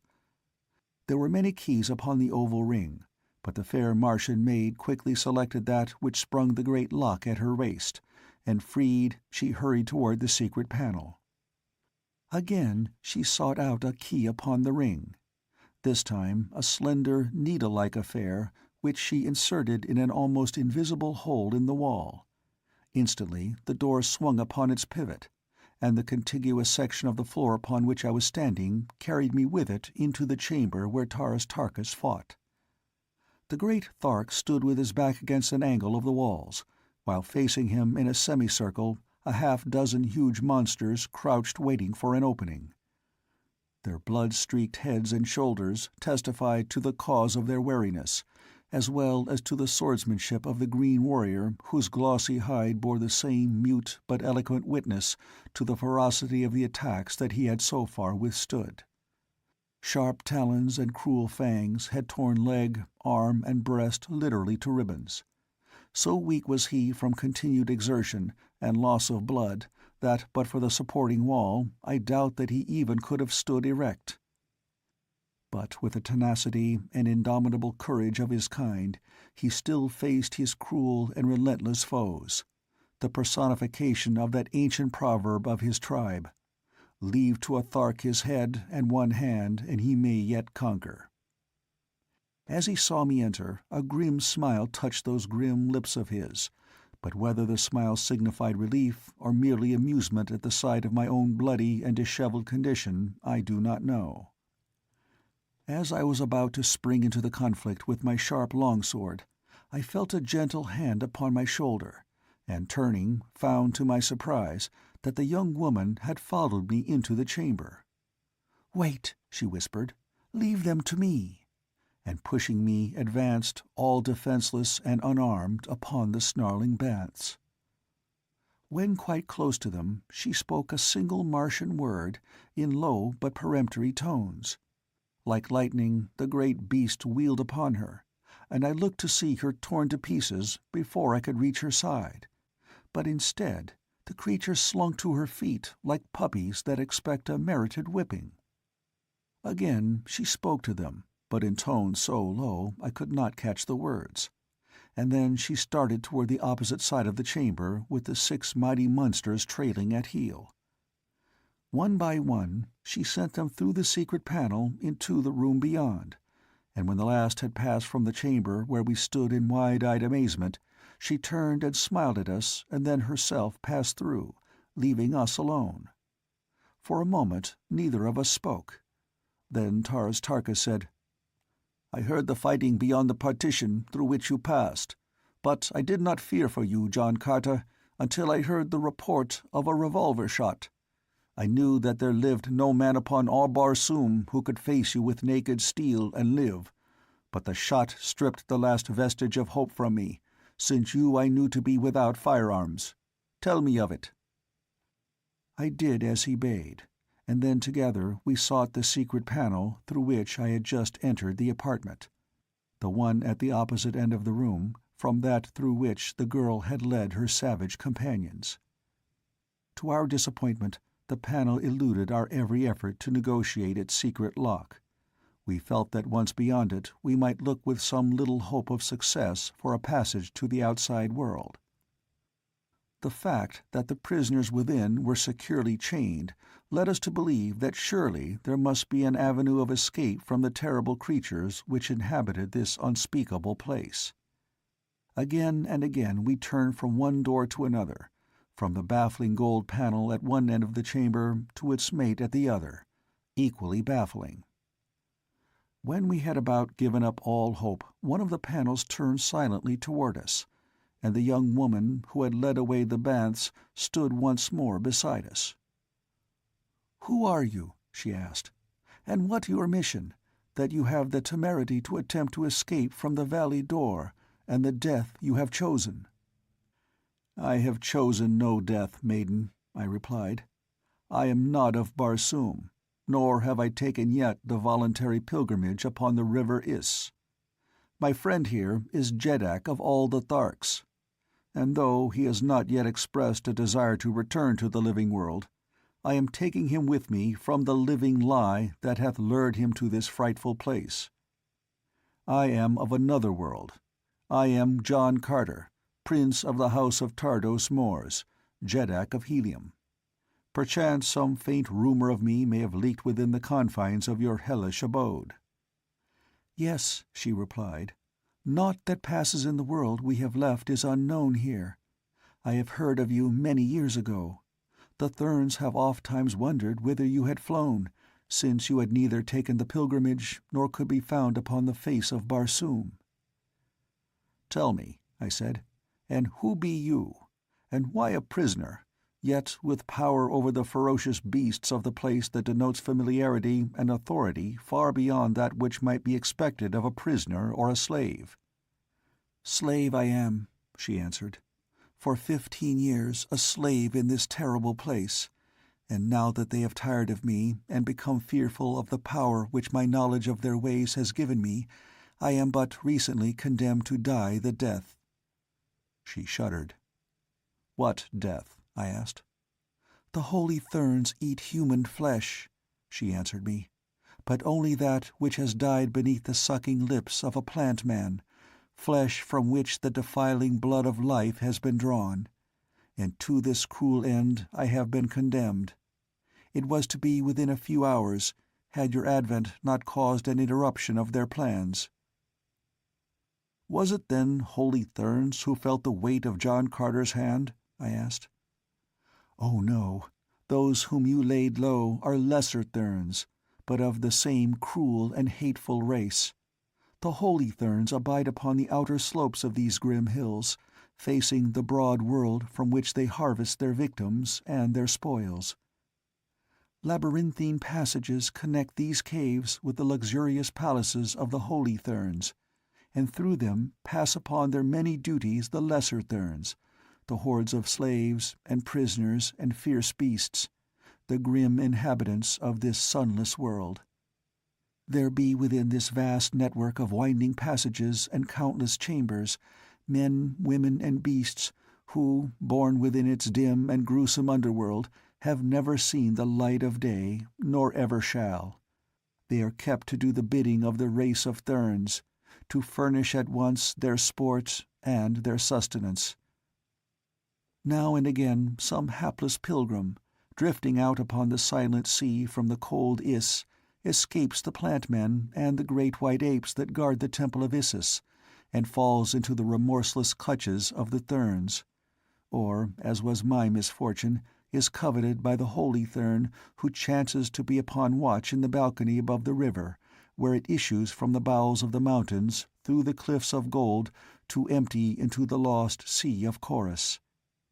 All who reach the valley door are, by custom, the rightful prey of the plant-men and the apes, while their arms and ornaments become the portion of the Therns. But if one escapes the terrible denizens of the valley for even a few hours, the Therns may claim such a one as their own. And again the holy Thern on watch, should he see a victim he covets, often tramples upon the rights of the unreasoning brutes of the valley and takes his prize by foul means, if he cannot gain it by fair. It is said that occasionally some deluded victim of Barsoomian superstition will so far escape the clutches of the countless enemies that beset his path, from the moment that he emerges from the subterranean passage through which the Is flows for 1,000 miles before it enters the valley door, as to reach the very walls of the temple of Isis. But what fate awaits one there, not even the holy Therns may guess, for who has passed within these gilded walls never has returned to unfold the mysteries they have held since the beginning of time. The temple of Isis is to the Therns what the valley door is imagined by the peoples of the outer world to be to them. It is the ultimate haven of peace, refuge, and happiness, to which they pass after this life, and wherein an eternity of eternities is spent amidst the delights of the flesh which appeal most strongly to this race of mental giants and moral pygmies. "The temple of Isis is, I take it, a heaven within a heaven," I said. "Let us hope that there it will be meted to the Therns as they have meted it here unto others." "Who knows?" the girl murmured. "The Therns, I judge from what you have said, are no less mortal than we. And yet I have always heard them spoken of with the utmost awe and reverence by the people of Barsoom, as one might speak of the gods themselves." "The Therns are mortal," she replied. "They die from the same causes as you or I might. Those who do not live their allotted span of life, 1,000 years, when by the authority of custom they may take their way in happiness through the long tunnel that leads to Issus. Those who die before are supposed to spend the balance of their allotted time in the image of a plant-man, and it is for this reason that the plant-men are held sacred by the Therns, since they believe that each of these hideous creatures was formerly a Thern." "And should a plant-man die?" I asked. "Should he die before the expiration of the 1,000 years from the birth of the Thern whose immortality abides within him, then the soul passes into a great white ape. But should the ape die short of the exact hour that terminates the 1,000 years, the soul is forever lost, and passes for all eternity into the carcass of the slimy and fearsome Cillian, whose wriggling thousands seethe the silent sea beneath the hurtling moons, when the sun has gone and the strange shapes walk through the valley door." "We sent several holy Therns to the Cillians today, then," said Taurus Tarkas, laughing. "And so will your death be the more terrible when it comes," said the maiden. "And come it will. You cannot escape." "One escaped centuries ago," I reminded her. and what has been done may be done again." "It is useless even to try," she answered hopelessly. "But try we shall," I cried, "and you shall go with us if you wish." "To be put to death by mine own people, and render my memory a disgrace to my family and my nation? A prince of the house of Tardos Mor should know better than to suggest such a thing." Tars Tarkas listened in silence, but I could feel his eyes riveted upon me, and I knew that he awaited my answer, as one might listen to the reading of his sentence by the foreman of a jury. What I advised the girl to do would seal our fate as well, since if I bowed to the inevitable decree of the age-old superstition, we must all remain and meet our fate in some horrible form within this awful abode of horror and cruelty. "We have the right to escape if we can," I answered. "Our own moral senses will not be offended if we succeed, for we know that the fabled life of love and peace in the blessed Valley of Dor is a rank and wicked deception. We know that the valley is not sacred. We know that the Holy Therns are not holy, that they are a race of cruel and heartless mortals, knowing no more of the real life to come than we do. Not only is it our right to bend every effort to escape, it is a solemn duty from which we should not shrink, even though we know that we should be reviled and tortured by our own peoples when we return to them. Only thus may we carry the truth to those without, and though the likelihood of our narrative being given credence is, I grant you, remote, so wedded are mortals to their stupid infatuation for impossible superstitions, we should be craven cowards indeed were we to shrink the plain duty which confronts us. Again, there is a chance that with the weight of the testimony of several of us, the truth of our statements may be accepted, and at least a compromise effected which will result in the dispatching of an expedition of investigation to this hideous mockery of heaven." Both the girl and the green warrior stood silent in thought for some moments. The former it was who eventually broke the silence. "Never had I considered the matter in that light before," she said. "Indeed, would I give my life 1,000 times if I could but save a single soul from the awful fate that I have led in this cruel place. Yes, you are right, and I will go with you as far as we can go, but I doubt that we ever shall escape." I turned an inquiring glance toward the Thark. "To the gates of Issus, or to the bottom of Chorus?" spoke the green warrior. "To the snows to the north, or to the snows to the south? Tars Tarkas follows where John Carter leads. I have spoken." "Come then," I cried. "We must make the start, for we could not be further from escape than we now are in the heart of this mountain and within the 4 walls of this chamber of death." "Come then," said the girl, "but do not flatter yourself that you can find no worse place than this within the territory of the Therns." So saying, she swung the secret panel that separated us from the apartment in which I had found her, and we stepped through once more into the presence of the other prisoners.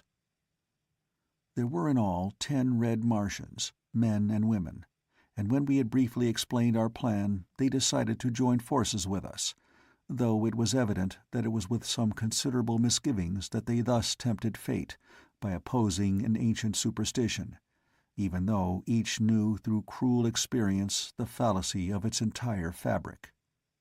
Thuvia, the girl whom I had first freed, soon had the others at liberty. Tars Tarkas and I stripped the bodies of the 2 Therns of their weapons, which included swords, daggers, and 2 revolvers of the curious and deadly type manufactured by the Red Martians. We distributed the weapons as far as they would go among our followers, giving the firearms to 2 of the women, Thuvia being one so armed. With the latter as our guide, we set off rapidly but cautiously through a maze of passages, crossing great chambers hewn from the solid metal of the cliff, following winding corridors, ascending steep inclines, and now and again concealing ourselves in dark recesses at the sound of approaching footsteps. Our destination, Thuvia said, was a distant storeroom where arms and ammunition in plenty might be found. From there she was to lead us to the summit of the cliffs, from where it would require both wondrous wit and mighty fighting to win our way through the very heart of the stronghold of the Holy Therns to the world without. "And even then, O Prince," she cried, "the arm of the Holy Thern is long. It reaches to every nation of Barsoom. His secret temples are hidden in the heart of every community. Wherever we go should we escape, we shall find that word of our coming has preceded us, and death awaits us before we may pollute the air with our blasphemies." We had proceeded for possibly an hour without serious interruption, and Thuvia had just whispered to me that we were approaching our first destination, when, on entering a great chamber, we came upon a man, evidently a Thern. He wore, in addition to his leathern trappings and jeweled ornaments, a great circlet of gold about his brow, in the exact center of which was set an immense stone, the exact counterpart of that which I had seen upon the breast of the little old man at the atmosphere plant nearly 20 years before. It is the one priceless jewel of Barsoom. Only 2 are known to exist, and these were worn as the insignia of their rank and position by the 2 old men in whose charge was placed the operation of the great engines which pumped the artificial atmosphere to all parts of Mars from the huge atmosphere plant, the secret to whose mighty portals placed in my possession the ability to save from immediate extinction the life of a whole world. The stone worn by the Thern who confronted us was of about the same size as that which I had seen before, an inch in diameter, I should say. It scintillated 9 different and distinct rays, the 7 primary colors of our earthly prism, and the 2 rays which are unknown upon Earth, but whose wondrous beauty is indescribable. As the Thern saw us, his eyes narrowed to 2 nasty slits. "Stop!" he cried. "What means this, Thuvia?" For answer, the girl raised her revolver and fired point blank at him. Without a sound he sank to the earth, dead. "Beast!" she hissed. "After all these years, I am at last revenged." Then, as she turned toward me, evidently with a word of explanation on her lips, her eyes suddenly widened as they rested upon me, and with a little exclamation she started toward me. "O Prince," she cried, "fate is indeed kind to us. The way is still difficult, but through this vile thing upon the floor we may yet win to the outer world. Notest thou not the remarkable resemblance between this holy Thern and thyself?" The man was indeed of my precise stature, nor were his eyes and features unlike mine. But his hair was a mass of flowing yellow locks, like those of the 2 I had killed, while mine is black and close-cropped. "What of the resemblance?" I asked the girl Thuvia. "Do you wish me with my black short hair to pose as a yellow-haired priest of this infernal cult?" She smiled, and for answer approached the body of the man she had slain, and kneeling beside it removed the circlet of gold from the forehead, and then, to my utter amazement, lifted the entire scalp bodily from the corpse's head. Rising, she advanced to my side, and placing the yellow wig over my black hair, crowned me with the golden circlet set with the magnificent gem. "Now don his harness, Prince," she said, "and you may pass where you will in the realms of the Therns, for Sator Throg was a holy Thern of the 10th cycle, and mighty among his kind." As I stooped to the dead man to do her bidding, I noted that not a hair grew upon his head, which was quite as bald as an egg. "They are all thus from birth," explained Thuvia, noting my surprise. "The race from which they sprang were crowned with a luxuriant growth of golden hair, but for many ages the present race has been entirely bald. The wig, however, has come to be a part of their apparel, and so important a part do they consider it that it is cause for the deepest disgrace were a Thern to appear in public without it." In another moment I stood garbed in the habiliments of a holy Thern. At Thuvia's suggestion, 2 of the released prisoners bore the body of the dead Thern upon their shoulders with us as we continued our journey toward the storeroom, which we reached without further mishap.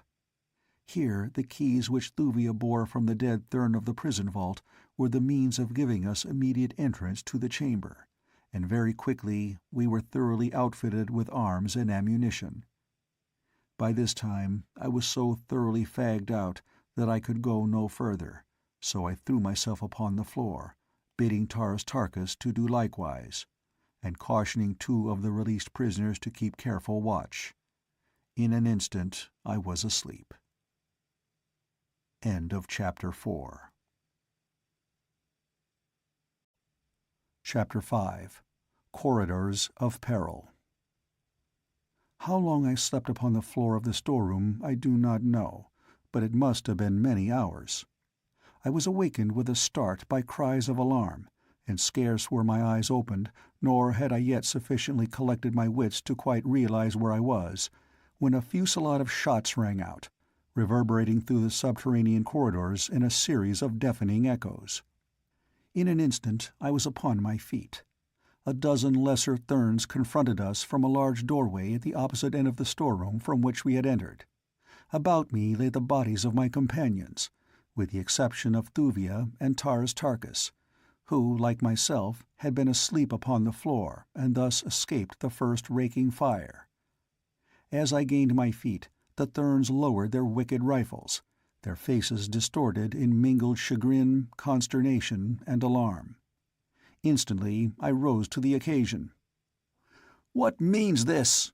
I cried in tones of fierce anger. "Is Sator Throg to be murdered by his own vassals?" "Have mercy, O Master of the 10th Cycle!" cried one of the fellows, while the others edged toward the doorway as though to attempt a surreptitious escape from the presence of the Mighty One. "Ask them their mission here," whispered Thuvia at my elbow. "What do you here, fellows?" I cried. "2 from the outer world are at large within the dominions of the Thurns. We sought them at the command of the Father of Thurns. One was white, with black hair, the other a huge green warrior." And here the fellow cast a suspicious glance towards Taurus Tarkas. "Here, then, is one of them," spoke Thuvia, indicating the Thark. "And if you will look upon this dead man by the door, perhaps you will recognize the other. It was left for Sator Throg and his poor slaves to accomplish what the lesser Thurns of the Guard were unable to do. We have killed one and captured the other. For this had Sator Throg given us our liberty. And now in your stupidity have you come and killed all but myself, and like to have killed the mighty Sator Throg himself." The men looked very sheepish and very scared. "Had they not better throw these bodies to the plant men and then return to their quarters, O Mighty One?" asked Thuvia of me. "Yes, do as Thuvia bids you," I said. As the men picked up the bodies, I noticed that the one who stooped to gather up the late Sator Throg started as his closer scrutiny fell upon the upturned face, and then the fellow stole a furtive, sneaking glance in my direction from the corner of his eye. That he suspicioned something of the truth I could have sworn, but that it was only a suspicion which he did not dare voice was evidenced by his silence. Again, as he bore the body from the room, he shot a quick but searching glance toward me, and then his eyes fell once more upon the bald and shiny dome of the dead man in his arms. The last fleeting glimpse that I obtained of his profile as he passed from my sight without the chamber revealed a cunning smile of triumph upon his lips.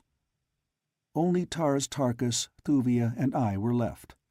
The fatal marksmanship of the Thurns had snatched from our companions whatever slender chance they had of gaining the perilous freedom of the world without. So soon as the last of the gruesome procession had disappeared, the girl urged us to take up our flight once more. She, too, had noted the questioning attitude of the Thurn who had borne Sator Throg away. "It bodes no good for us, O Prince," she said. "For even though this fellow dared not chance accusing you in error, there be those above with power sufficient to demand a closer scrutiny, and that, Prince, would indeed prove fatal." I shrugged my shoulders. It seemed that, in any event, the outcome of our plight must end in death. I was refreshed from my sleep, but still weak from loss of blood. My wounds were painful. No medicinal aid seemed possible. How I longed for the almost miraculous healing power of the strange salves and lotions of the green Martian women. In an hour they would have had me as new. I was discouraged. Never had a feeling of such utter hopelessness come over me in the face of danger. Then the long, flowing yellow locks of the holy Thurn, caught by some vagrant draught, blew about my face. Might they not still open the way of freedom?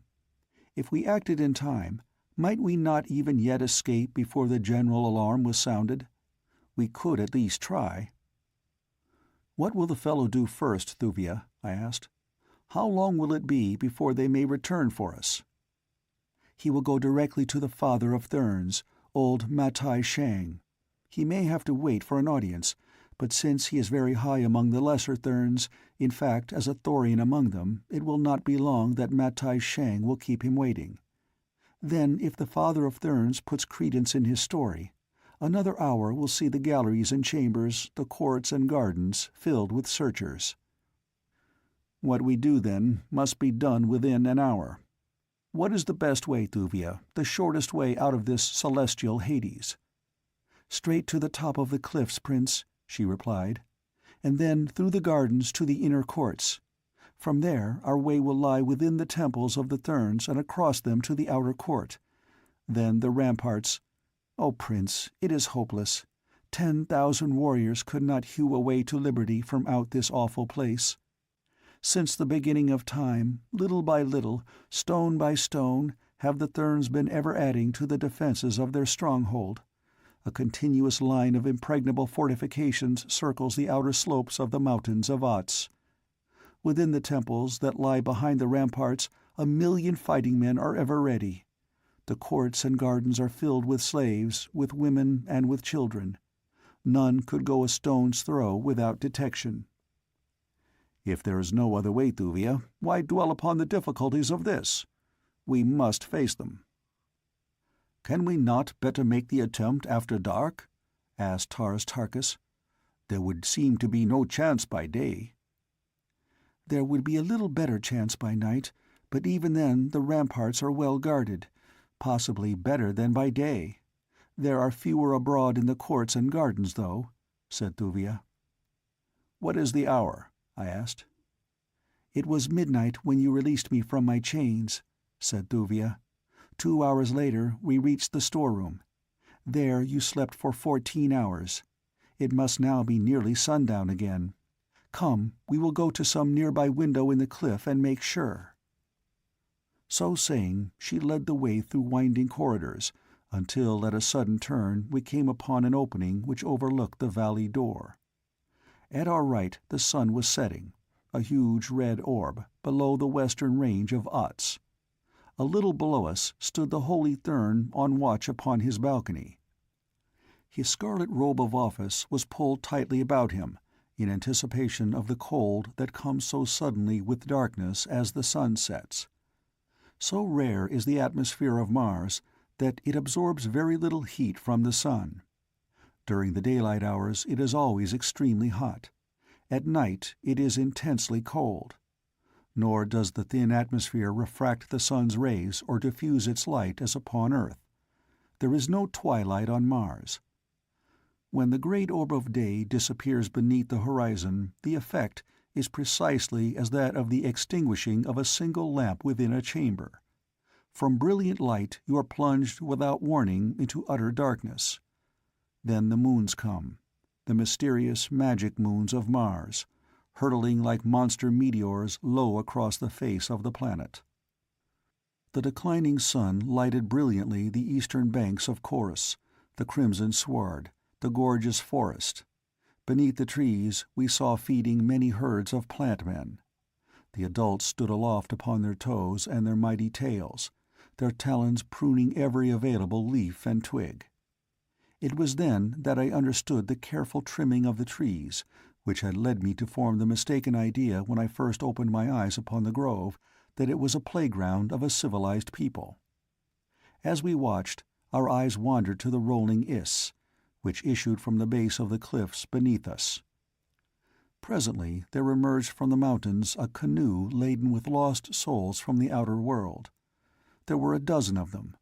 All were of the highly civilized and cultured race of red men who are dominant on Mars. The eyes of the herald upon the balcony beneath us fell upon the doomed party as soon as did ours.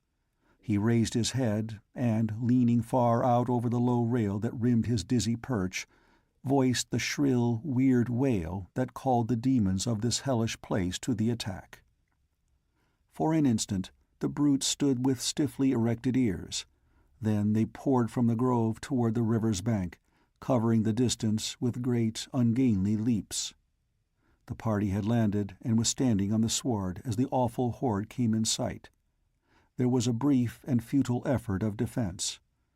Then silence as the huge, repulsive shapes covered the bodies of their victims, and scores of sucking mouths fastened themselves to the flesh of their prey.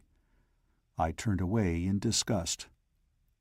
"Their part is soon over," said Thuvia. "The great white apes get the flesh when the plant men have drained the arteries. Look, they are coming now."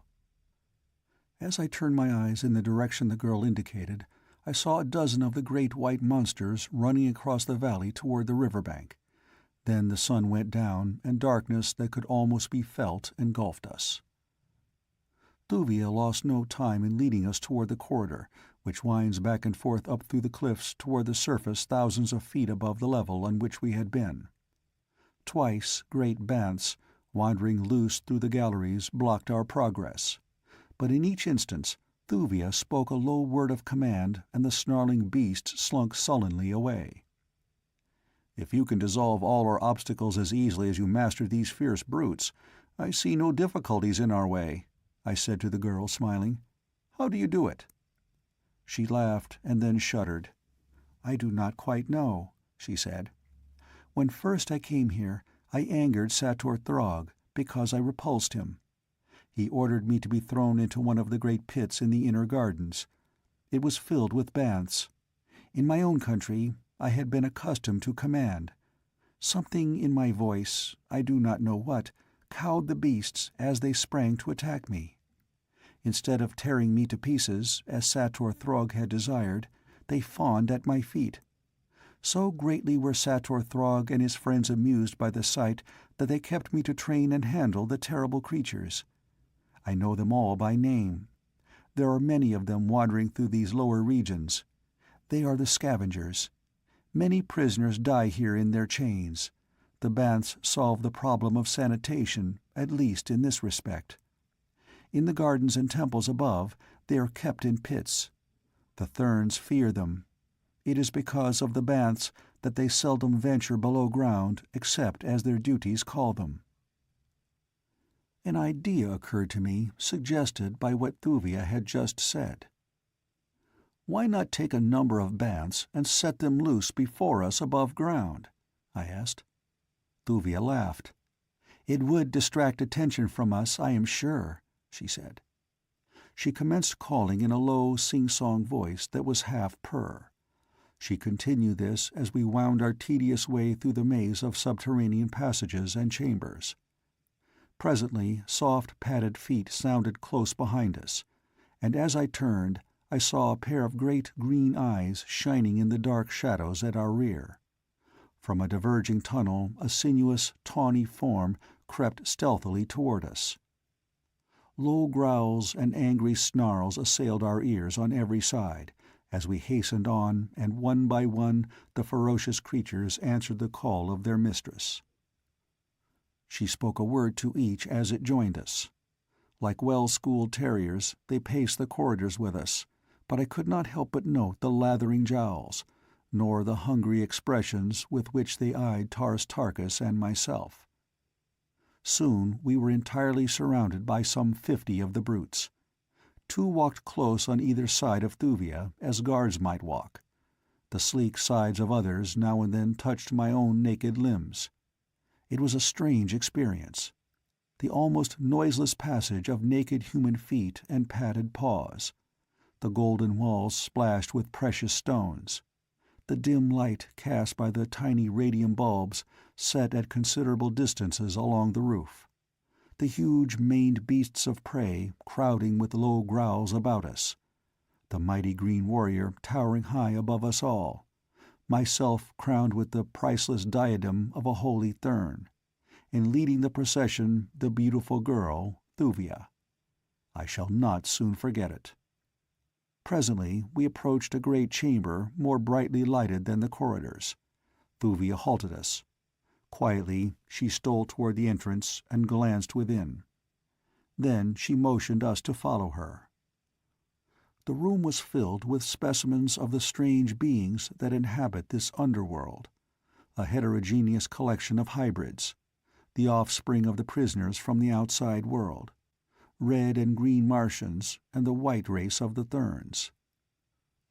Constant confinement below ground had wrought odd freaks upon their skins. They more resemble corpses than living beings. Many are deformed, others maimed, while the majority, Thuvia explained, are sightless. As they lay sprawled about the floor, sometimes overlapping one another, again in heaps of several bodies, they suggested instantly to me the grotesque illustrations that I had seen in copies of Dante's Inferno. And what more fitting comparison? Was this not indeed a veritable hell, populated by lost souls, dead and damned beyond all hope? Picking our way carefully, we threaded a winding path across the chamber, the great banths sniffing hungrily at the tempting prey spread before them in such tantalizing and defenseless profusion. Several times we passed the entrances to other chambers similarly peopled, and twice again we were compelled to cross directly through them. In others were chained prisoners and beasts. "Why is it that we see no Thurns?" I asked of Thuvia. "They seldom traverse the underworld at night, for then it is that the great banths prowl the dim corridors seeking their prey. The Thurns fear the awful denizens of this cruel and hopeless world that they have fostered and allowed to grow beneath their feet. The prisoners even sometimes turn upon them and rend them. The Thurn can never tell from what dark shadow an assassin may spring upon his back. By day it is different. Then the corridors and chambers are filled with guards passing to and fro. Slaves from the temples above come by hundreds to the granaries and storerooms. All is life then. You did not see it because I led you not in the beaten tracks, but through roundabout passages seldom used. Yet it is possible that we may meet a Thurn even yet. They do occasionally find it necessary to come here after the sun has set. Because of this, I have moved with such great caution." But we reached the upper galleries without detection, and presently Thuvia halted us at the foot of a short, steep ascent. "Above us," she said, "is a doorway which opens on to the inner gardens. I have brought you thus far. From here on for 4 miles to the outer ramparts our way will be beset by countless dangers. Guards patrol the courts, the temples, the gardens. Every inch of the ramparts themselves is beneath the eye of a sentry." I could not understand the necessity for such an enormous force of armed men about a spot so surrounded by mystery and superstition that not a soul upon Barsoom would have dared to approach it, even had they known its exact location. I questioned Thuvia, asking her what enemies the Thurns could fear in their impregnable fortress. We had reached the doorway now, and Thuvia was opening it. "They fear the black pirates of Barsoom, O Prince," she said, "from whom may our first ancestors preserve us." The door swung open. The smell of growing things greeted my nostrils. The cool night air blew against my cheek. The great banths sniffed the unfamiliar odors, and then with a rush they broke past us with low growls, swarming across the gardens beneath the lurid light of the nearer moon. Suddenly a great cry arose from the roofs of the temples, a cry of alarm and warning that, taken up from point to point, ran off to the east and to the west, from temple, court, and rampart, until it sounded as a dim echo in the distance. The great Thark's longsword leapt from its scabbard. Thuvia shrank shuddering to my side. End of Chapter 5. Chapter 6. The Black Pirates of Barsoom. "What is it?" I asked the girl. For answer she pointed to the sky. I looked, and there above us I saw shadowy bodies flitting hither and thither high over temple, court, and garden. Almost immediately flashes of light broke from these strange objects. There was a roar of musketry, and then answering flashes and roars from temple and rampart. "The Black Pirates of Barsoom, O Prince," said Thuvia. In great circles the aircraft of the marauders swept lower and lower toward the defending forces of the Therns. Volley after volley they vomited upon the temple guards.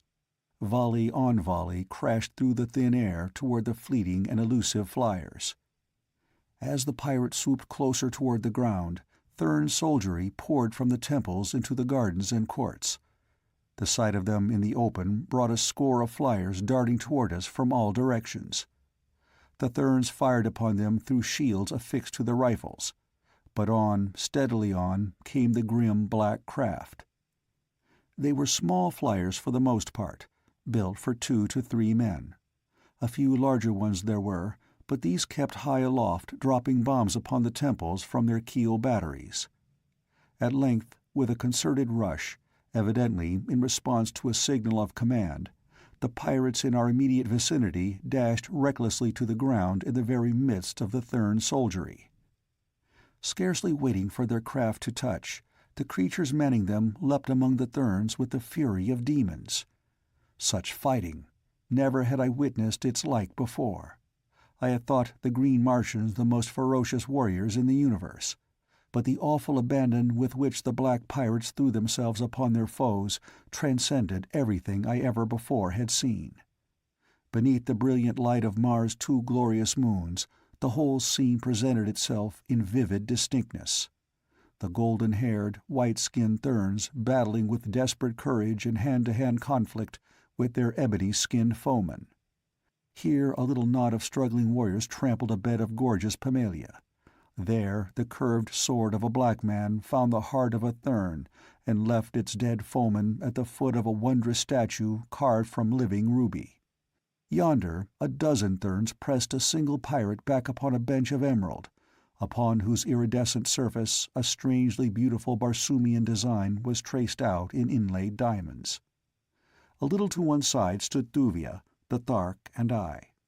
The tide of battle had not reached us, but the fighters from time to time swung close enough that we might distinctly note them. The black pirates interested me immensely. I had heard vague rumors, little more than legends they were, during my former life on Mars, but never had I seen them nor talked with one who had. They were popularly supposed to inhabit the Lesser Moon, from which they descended upon Barsoom at long intervals. Where they visited they wrought the most horrible atrocities, and when they left carried away with them firearms and ammunition, and young girls as prisoners. These latter, the rumor had it, they sacrificed to some terrible god in an orgy which ended in the eating of their victims. I had an excellent opportunity to examine them, as the strife occasionally brought now one and now another close to where I stood. They were large men, possibly 6 feet and over in height. Their features were clear-cut and handsome in the extreme. Their eyes were all well set and large, though a slight narrowness lent them a crafty appearance. The iris, as well as I could determine by moonlight, was of extreme blackness, while the eyeball itself was quite white and clear. The physical structure of their bodies seemed identical with those of the Therns, the Red Men, and my own. Only in the color of their skin did they differ materially from us, that is, of the appearance of polished ebony, and, odd as it may seem for a Southerner to say it, adds to rather than detracts from their marvelous beauty. But if their bodies are divine, their hearts, apparently, are quite the reverse. Never did I witness such a malign lust for blood as these demons of the outer air evinced in their mad battle with the Therns. All about us in the garden lay their sinister craft, which the Therns, for some reason, then unaccountable to me, made no effort to injure. Now and again a black warrior would rush from a nearby temple bearing a young woman in his arms. Straight for his flyer he would leap, while those of his comrades who fought nearby would rush to cover his escape. The Therns on their side would hasten to rescue the girl, and in an instant the two would be swallowed in the vortex of a maelstrom of yelling devils, hacking and hewing at one another like fiends incarnate. But always, it seemed, were the black pirates of Barsoom victorious, and the girl, brought miraculously unharmed through the conflict, borne away into the outer darkness upon the deck of a swift flyer. Fighting similar to that which surrounded us could be heard in both directions as far as sound carried, and Thuvia told me that the attacks of the black pirates were usually made simultaneously along the entire ribbon-like domain of the Therns, which circles the valley door on the outer slopes of the mountains of Otz. As the fighting receded from our position for a moment, Thuvia turned toward me with a question. "Do you understand now, O Prince," she said, "why 1,000,000 warriors guard the domains of the Holy Therns by day and by night? The scene you are witnessing now is but a repetition of what I have seen enacted a score of times during the 15 years I have been a prisoner here. From time immemorial the black pirates of Barsoom have preyed upon the Holy Therns. Yet they never carried their expeditions to a point, as one might readily believe it was in their power to do, where the extermination of the race of Therns is threatened. It is as though they but utilize the race as playthings, with which they satisfy their ferocious lust for fighting, and from whom they collect toll in arms and ammunition and in prisoners." "Why don't they jump in and destroy these flyers?" I asked. "That would soon put a stop to the attacks, or at least the blacks would scarce be so bold. Why, see how perfectly unguarded they leave their craft, as though they were lying safe in their own hangars at home." "The Therns do not dare. They tried it once, ages ago, but the next night, and for a whole moon thereafter, 1,000 great black battleships circled the mountains of Otz, pouring tons of projectiles upon the temples, the gardens, and the courts, until every Thern who was not killed was driven for safety into the subterranean galleries. The Therns know that they live at all only by the sufferance of the black men. They were near to extermination that once, and they will not venture risking it again." As she ceased talking, a new element was instilled into the conflict. It came from a source equally unlooked for by either Thern or pirate. The great banths which we had liberated in the garden had evidently been awed at first by the sound of the battle, the yelling of the warriors, and the loud report of rifle and bomb. But now they must have become angered by the continuous noise, and excited by the smell of new blood. For all of a sudden a great form shot from a clump of low shrubbery into the midst of a struggling mass of humanity. A horrid scream of bestial rage broke from the banth as he felt warm flesh beneath his powerful talons. As though his cry was but a signal to the others, the entire great pack hurled themselves among the fighters. Panic reigned in an instant.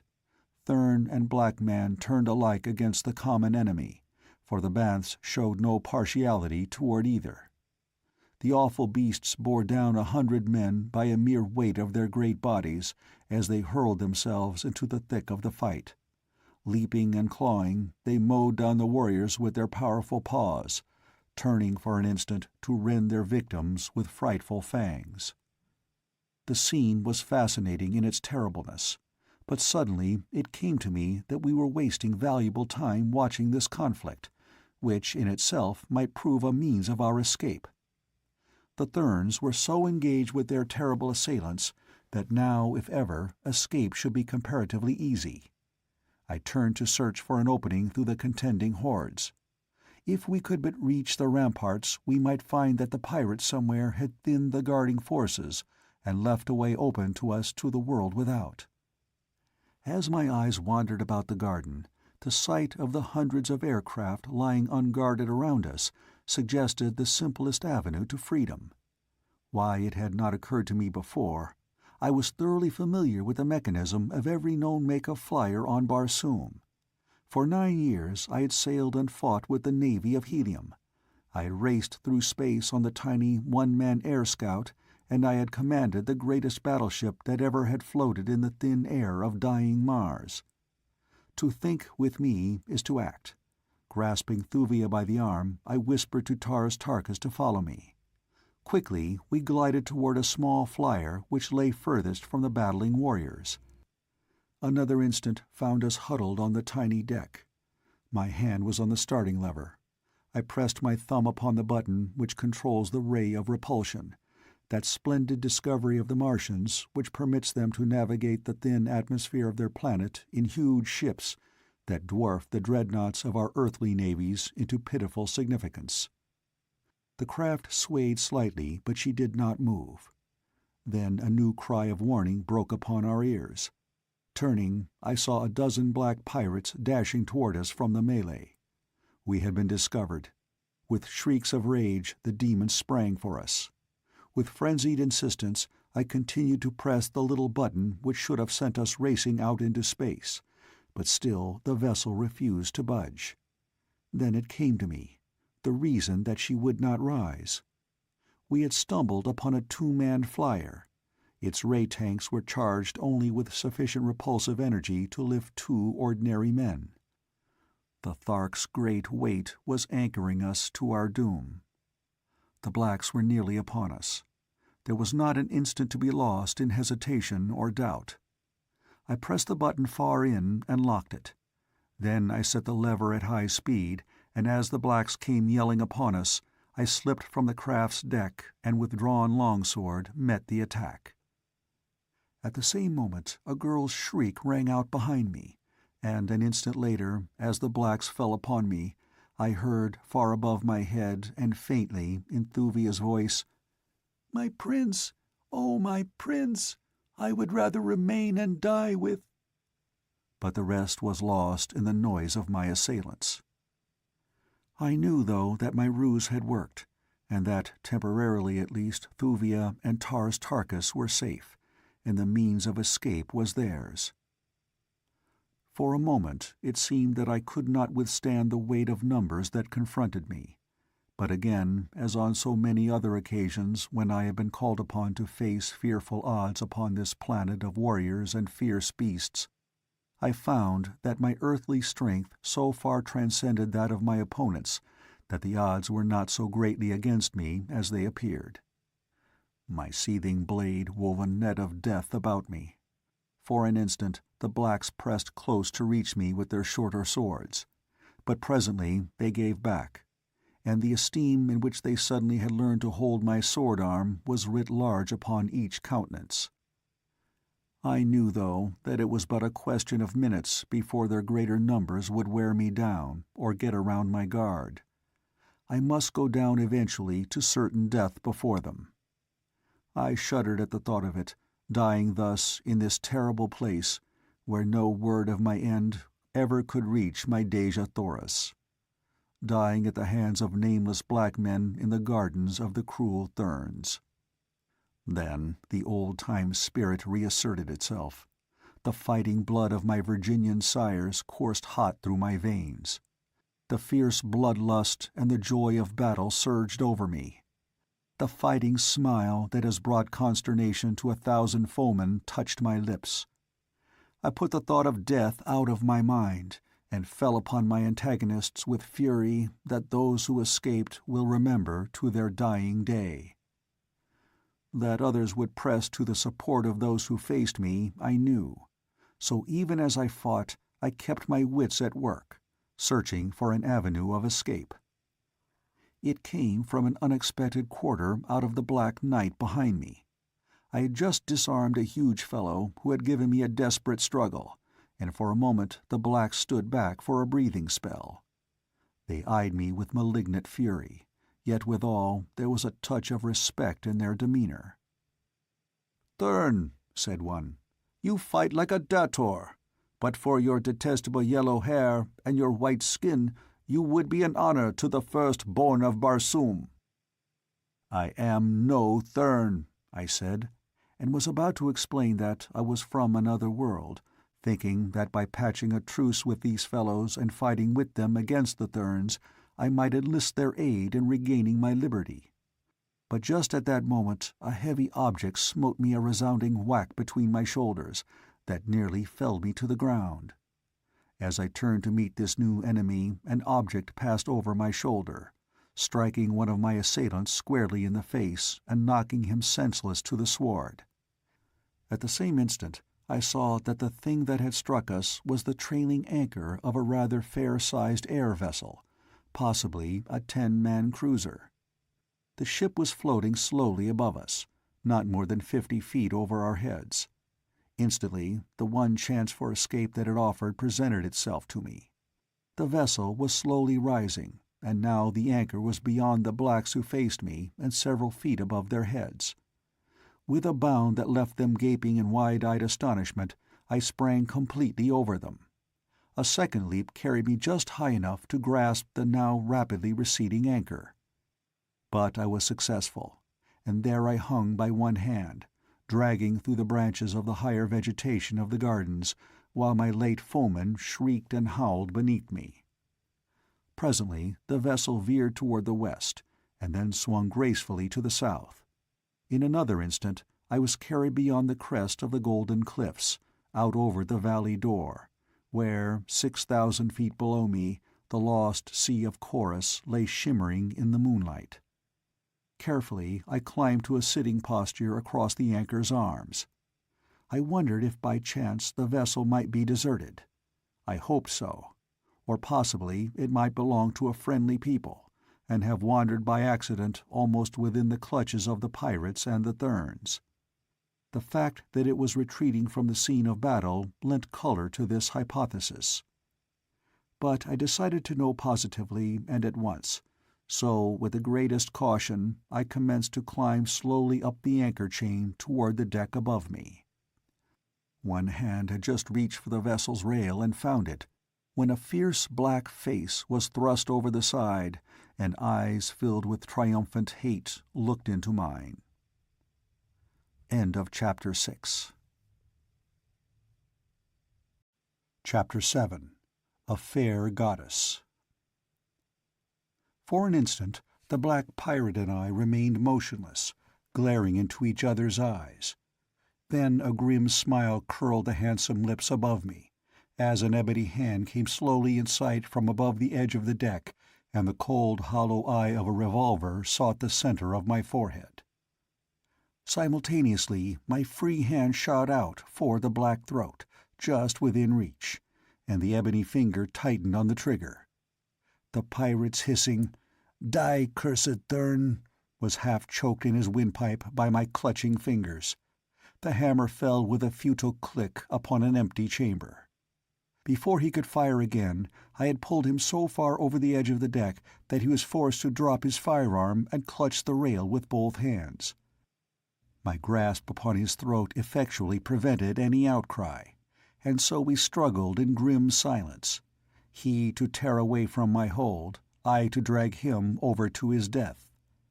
His face was taking on a livid hue, his eyes were bulging from their sockets. It was evident to him that he soon must die unless he tore loose from the steel fingers that were choking the life from him. With a final effort he threw himself further back upon the deck, at the same instant releasing his hold upon the rail to tear frantically with both hands at my fingers in an effort to drag them from his throat. That little second was all that I awaited. With one mighty downward surge I swept him clear of the deck. His falling body came near to tearing me from the frail hold that my single free hand had upon the anchor chain, and plunging me with him to the waters of the sea below. I did not relinquish my grasp upon him, however, for I knew that a single shriek from those lips as he hurtled to his death in the silent waters of the sea would bring his comrades from above to avenge him. Instead, I held grimly to him, choking, ever choking, while his frantic struggles dragged me lower and lower toward the end of the chain. Gradually his contortions became spasmodic, lessening by degrees until they ceased entirely. Then I released my hold upon him, and in an instant he was swallowed by the black shadows far below. Again I climbed to the ship's rail.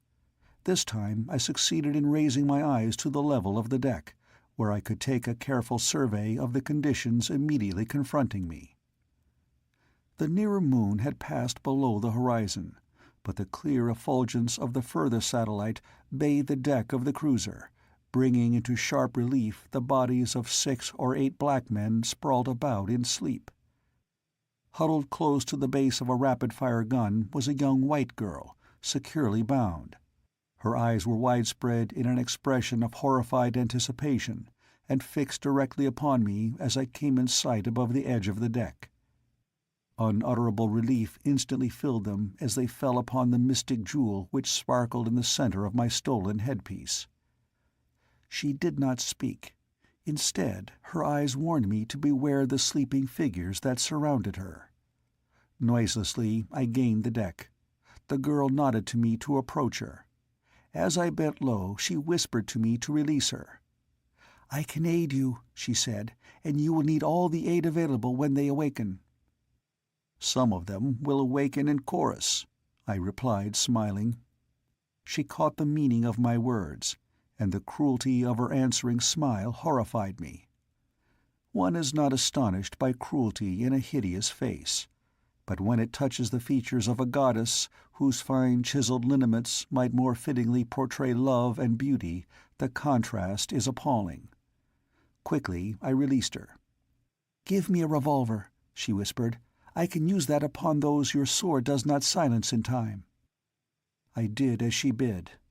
Then I turned toward the distasteful work that lay before me. This was no time for fine compunctions, nor for a chivalry that these cruel demons would neither appreciate nor reciprocate. Stealthily I approached the nearest sleeper. When he awoke, he was well on his journey to the bosom of Chorus. His piercing shriek as consciousness returned to him came faintly up to us from the black depths beneath. The second awoke as I touched him, and though I succeeded in hurling him from the cruiser's deck, his wild cry of alarm brought the remaining pirates to their feet. There were 5 of them. As they arose, the girl's revolver spoke in sharp staccato, and one sank back to the deck again to rise no more. The others rushed madly upon me with drawn swords. The girl evidently dared not fire for fear of wounding me, but I saw her sneak stealthily and cat-like toward the flank of the attackers. Then they were on me. For a few minutes I experienced some of the hottest fighting I had ever passed through. The quarters were too small for footwork. It was stand your ground and give and take. At first I took considerable more than I gave, but presently I got beneath one fellow's guard and had the satisfaction of seeing him collapse upon the deck. The others redoubled their efforts. The crashing of their blades upon mine raised a terrific din that might have been heard for miles through the silent night. Sparks flew as steel smote steel, and then there was the dull and sickening sound of a shoulder bone parting beneath the keen edge of my Martian sword. 3 now faced me, but the girl was working her way to a point that would soon permit her to reduce the number by 1 at least.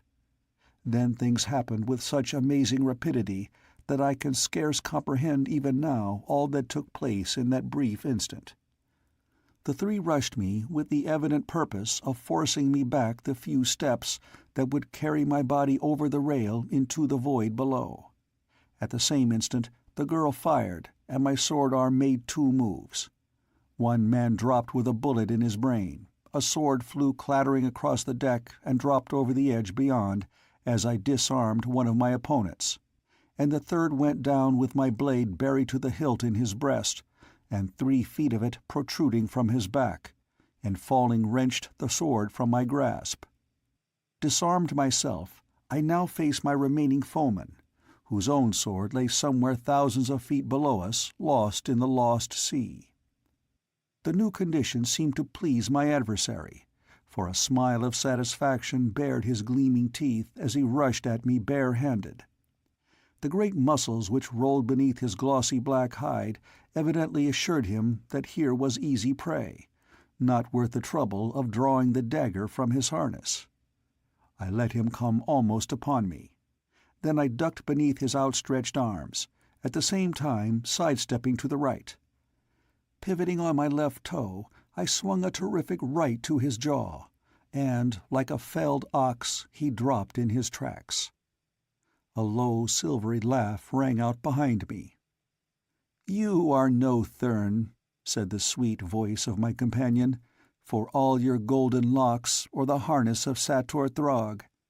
Never lived there upon all Barsoom before one who could fight as you have fought this night. Who are you?" "I am John Carter, Prince of the House of Tardos Mors, Jeddak of Helium," I replied. "And whom," I added, "has the honor of serving been accorded me?" She hesitated a moment before speaking. Then she asked, "You are no Thurn. Are you an enemy of the Thurns?" "I have been in the territory of the Thurns for a day and a half. During that entire time my life has been in constant danger. I have been harassed and persecuted. Armed men and fierce beasts have been set upon me. I had no quarrel with the Thurns before, but can you wonder that I feel no great love for them now? I have spoken." She looked at me intently for several minutes, before she replied. It was as though she were attempting to read my inmost soul, to judge my character and my standards of chivalry in that long-drawn, searching gaze. Apparently the inventory satisfied her. "I am Fedor, daughter of Matai Shang, Holy Hecador of the Holy Thurns, father of Thurns, master of life and death upon Barsoom, brother of Issus, prince of life eternal." At that moment I noticed that the black I had dropped with my fist was commencing to show signs of returning consciousness. I sprang to his side. Stripping his harness from him, I securely bound his hands behind his back, and after similarly fastening his feet, tied him to a heavy gun carriage. "Why not the simpler way?" asked Fedor. "I do not understand. What simpler way?" I replied. With a slight shrug of her lovely shoulders, she made a gesture with her hands, personating the casting of something over the craft's side. "I am no murderer," I said. "I kill in self-defense only." She looked at me narrowly. Then she puckered those divine brows of hers and shook her head. She could not comprehend. Well, neither had my own Dejah Thoris been able to understand what to her had seemed a foolish and dangerous policy toward enemies. Upon Barsoom, quarter is neither asked nor given, and each dead man means so much more of the waning resources of this dying planet to be divided amongst those who survive. But there seemed a subtle difference here between the manner in which this girl contemplated the dispatching of an enemy and the tender-hearted regret of my own princess for the stern necessity which demanded it. I think that Fedor regretted the thrill that the spectacle would have afforded her, rather than the fact that my decision left another enemy alive to threaten us. The man had now regained full possession of his faculties, and was regarding us intently from where he lay bound upon the deck. He was a handsome fellow, clean-limbed and powerful, with an intelligent face and features of such exquisite chiseling that Adonis himself might have envied him. The vessel, unguided, had been moving slowly across the valley, but now I thought it time to take the helm and direct her course. Only in a very general way could I guess the location of the valley door. That it was far south of the equator was evident from the constellations, but I was not sufficiently a Martian astronomer to come much closer than a rough guess without the splendid charts and delicate instruments with which, as an officer in the Heliumite Navy, I had formerly reckoned the positions of the vessels on which I had sailed. That a northerly course would quickest lead me toward the more settled portions of the planet immediately decided the direction that I should steer. Beneath my hand the cruiser swung gracefully about. Then the button which controlled the repulsive ray sent us soaring far out into space. With speed lever pulled to the last notch, we raced toward the north as we rose ever farther and farther above that terrible valley of death. As we passed at a dizzy height over the narrow domains of the Thurns, The flash of powder far below bore mute witness to the ferocity of the battle that still raged along that cruel frontier. No sound of conflict reached our ears, for in the rarefied atmosphere of our great altitude no sound wave could penetrate. They were dissipated in thin air far below us. It became intensely cold. Breathing was difficult. The girl, Fedor, and the black pirate kept their eyes glued upon me. At length the girl spoke. "Unconsciousness comes quickly at this altitude," she said quietly. "Unless you are inviting death for us all, you had best drop, and that quickly." There was no fear in her voice. It was as one might say, "You had better carry an umbrella. It is going to rain." I dropped the vessel quickly to a lower level, nor was I a moment too soon. The girl had swooned. The black, too, was unconscious, while I myself retained my senses, I think only by sheer will. The one on whom all responsibility rests is apt to endure the most. We were swinging along low above the foothills of the Ots. It was comparatively warm, and there was plenty of air for our starved lungs, so I was not surprised to see the black open his eyes, and a moment later the girl also. "It was a close call," she said. "It has taught me two things, though," I replied. "What?" "That even Fedor, daughter of the Master of Life and Death, is mortal," I said, smiling. "There is immortality only in Issus," she replied, "and Issus is for the race of Therns alone. Thus am I immortal." I caught a fleeting grin passing across the features of the black as he heard her words. I did not then understand why he smiled. Later I was to learn, and she too, in a most horrible manner. "If the other thing you have just learned," she continued, "has led to as erroneous deductions as the first, you are little richer in knowledge than you were before." "The other," I replied, "is that our dusky friend here does not hail from the nearer moon. He was like to have died at a few thousand feet above Barsoom. Had we continued the 5,000 miles that lie between Thuria and the planet, he would have been but the frozen memory of a man." Fedor looked at the black in evident astonishment. "If you are not of Thuria, then where?" she asked. He shrugged his shoulders and turned his eyes elsewhere, but did not reply. The girl stamped her little foot in a peremptory manner. "The daughter of Matai Shang is not accustomed to having her queries remain unanswered," she said.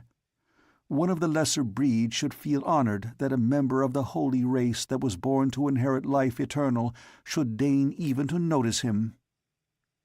Again the black smiled that wicked, knowing smile. "Zodar, Dator of the firstborn of Barsoom, is accustomed to give commands, not to receive them," replied the black pirate. Then, turning to me, "What are your intentions concerning me?" "I intend taking you both back to Helium," I said. "No harm will come to you. You will find the Red Men of Helium a kindly and magnanimous race. But if they listen to me, there will be no more voluntary pilgrimages down the river Is, and the impossible belief that they have cherished for ages will be shattered into 1,000 pieces." "Are you of Helium?" he asked. "I am a prince of the house of Tardos Mors, Jeddak of Helium," I replied. "But I am not of Barsoom. I am of another world." Zodar looked at me intently for a few moments. "I can well believe that you are not of Barsoom," he said at length.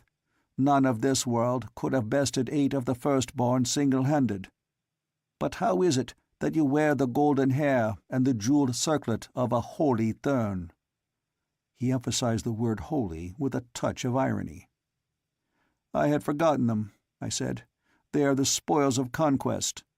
And with a sweep of my hand I removed the disguise from my head. When the black's eyes fell on my close-cropped black hair, they opened in astonishment. Evidently he had looked for the bald pate of a Thurn.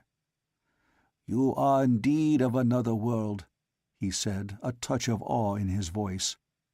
"With the skin of a Thurn, the black hair of a firstborn, and the muscles of a dozen dators, it was no disgrace even for Zodar to acknowledge your supremacy. A thing he could never do were you a Barsoomian, he added. You are traveling several laps ahead of me, my friend, I interrupted. I glean that your name is Zodar, but whom, pray, are the firstborn? And what a dator? And why, if you were conquered by a Barsoomian, could you not acknowledge it? The firstborn of Barsoom, he explained, are the race of black men of which I am a dator, or, as the lesser Barsoomians would say, prince. My race is the oldest on the planet. We trace our lineage, unbroken, direct to the Tree of Life, which flourished in the center of the Valley Door 23 million years ago. For countless ages, the fruit of this tree underwent the gradual changes of evolution, passing by degrees from true plant life to a combination of plant and animal. In the first stages, the fruit of the tree possessed only the power of independent muscular action, while the stem remained attached to the parent plant. Later, a brain developed in the fruit, so that hanging there by their long stems they thought and moved as individuals. Then, with the development of perceptions, came a comparison of them. Judgments were reached and compared, and thus reason and the power to reason were born upon Barsoom. Ages passed. Many forms of life came and went upon the Tree of Life, but still all were attached to the parent plant by stems of varying lengths. At length the fruit tree consisted in tiny plant men, such as we now see reproduced in such huge dimensions in the Valley Door, but still hanging to the limbs and branches of the tree by the stems which grew from the tops of their heads. The buds from which the plant men blossomed resembled large nuts about a foot in diameter, divided by double partition walls into 4 sections. In one section grew the plant man, in another a 16-legged worm, in the third the progenitor of the white ape, and in the fourth the primeval black man of Barsoom. When the bud burst, the plant man remained dangling at the end of his stem, but the 3 other sections fell to the ground, where the efforts of their imprisoned occupants to escape sent them hopping about in all directions. Thus, as time went on, all Barsoom was covered with these imprisoned creatures. For countless ages they lived their long lives within their hard shells, hopping and skipping about the broad planet, falling into rivers, lakes, and seas, to be still further spread about the surface of the new world. Countless billions died before the first black man broke through his prison walls into the light of day. Prompted by curiosity, he broke open other shells, and the peopling of Barsoom commenced. The pure strain of the blood of this first black man has remained untainted by admixture with the other creatures in the race of which I am a member, but from the 16-legged worm, the first ape, and renegade black man has sprung every other form of animal life upon Barsoom. The Therns, he smiled maliciously as he spoke, are but the result of ages of evolution from the pure white ape of antiquity. They are a lower order still. There is but one race of true and immortal humans on Barsoom. It is the race of black men. The Tree of Life is dead, but before it died, the plant men learned to detach themselves from it and roam the face of Barsoom with the other children of the first parent.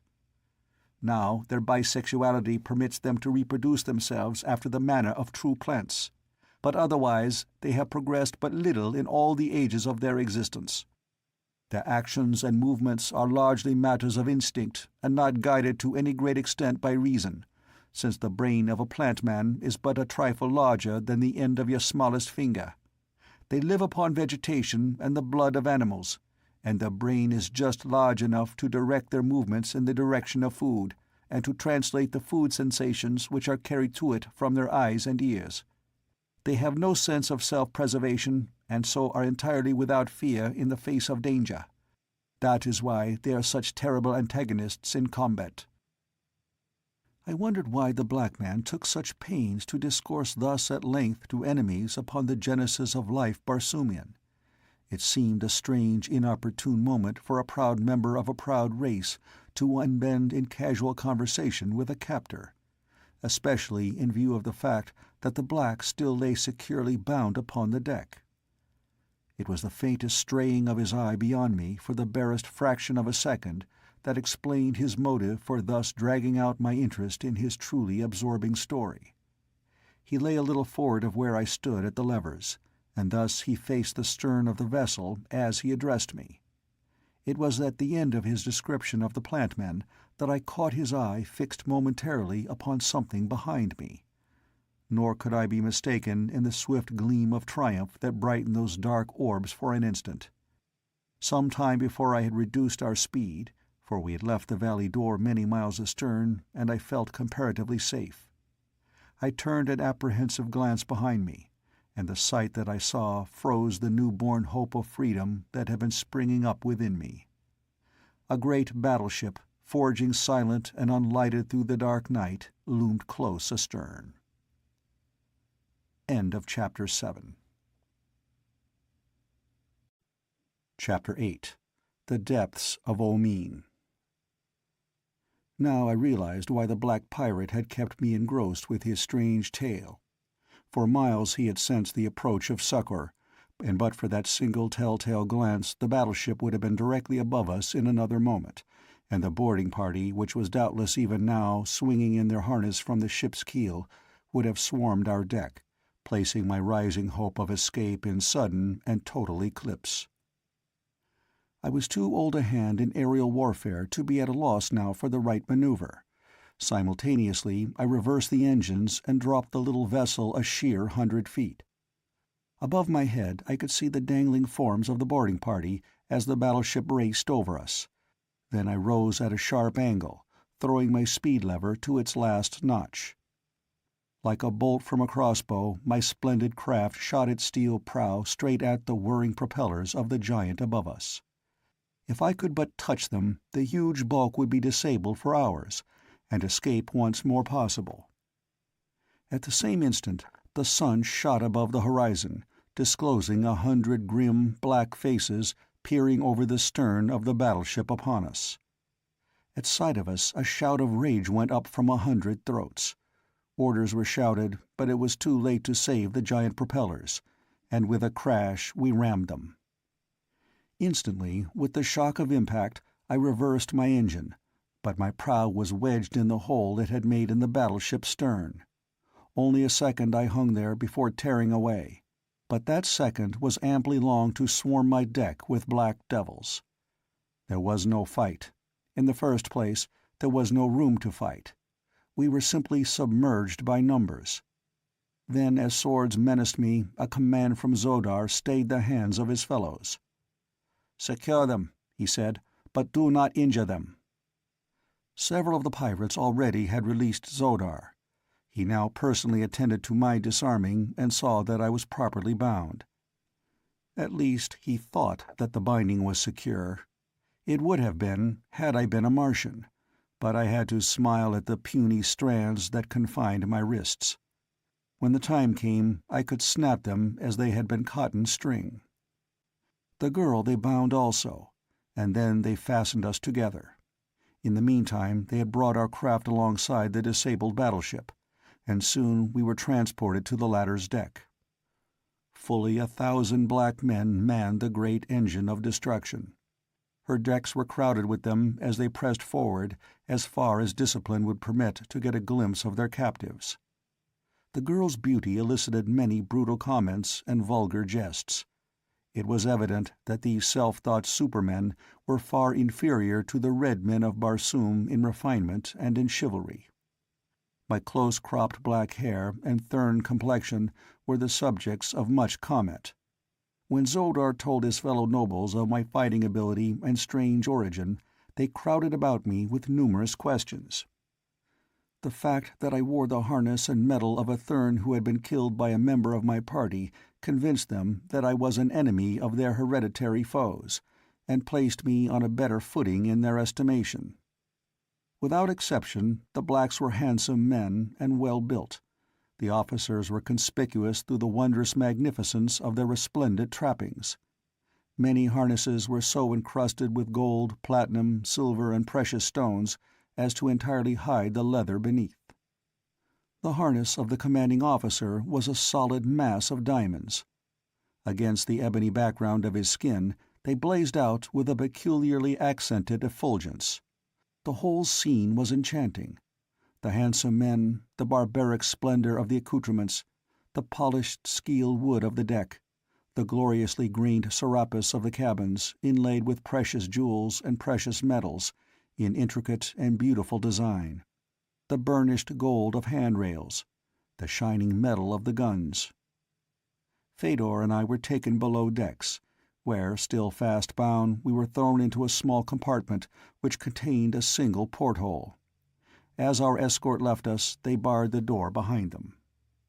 We could hear the men working on the broken propellers, and from the porthole we could see that the vessel was drifting lazily toward the south. For some time neither of us spoke. Each was occupied with his own thoughts.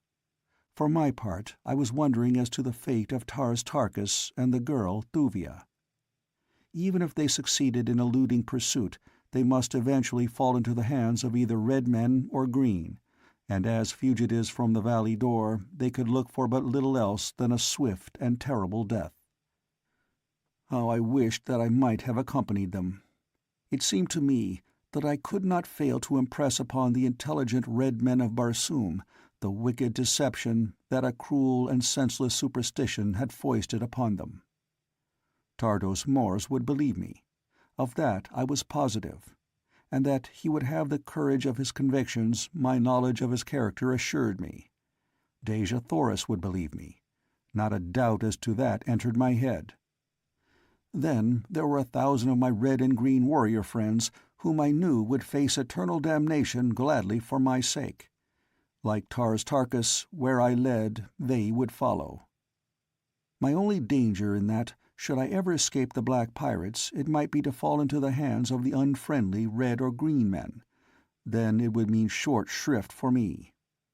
Well, there seemed little to worry about on that score, for the likelihood of my ever escaping the blacks was extremely remote. The girl and I were linked together by a rope which permitted us to move only about 3 or 4 feet from each other. When we had entered the compartment, we had seated ourselves upon a low bench beneath the porthole. The bench was the only furniture of the room. It was of sorapus wood.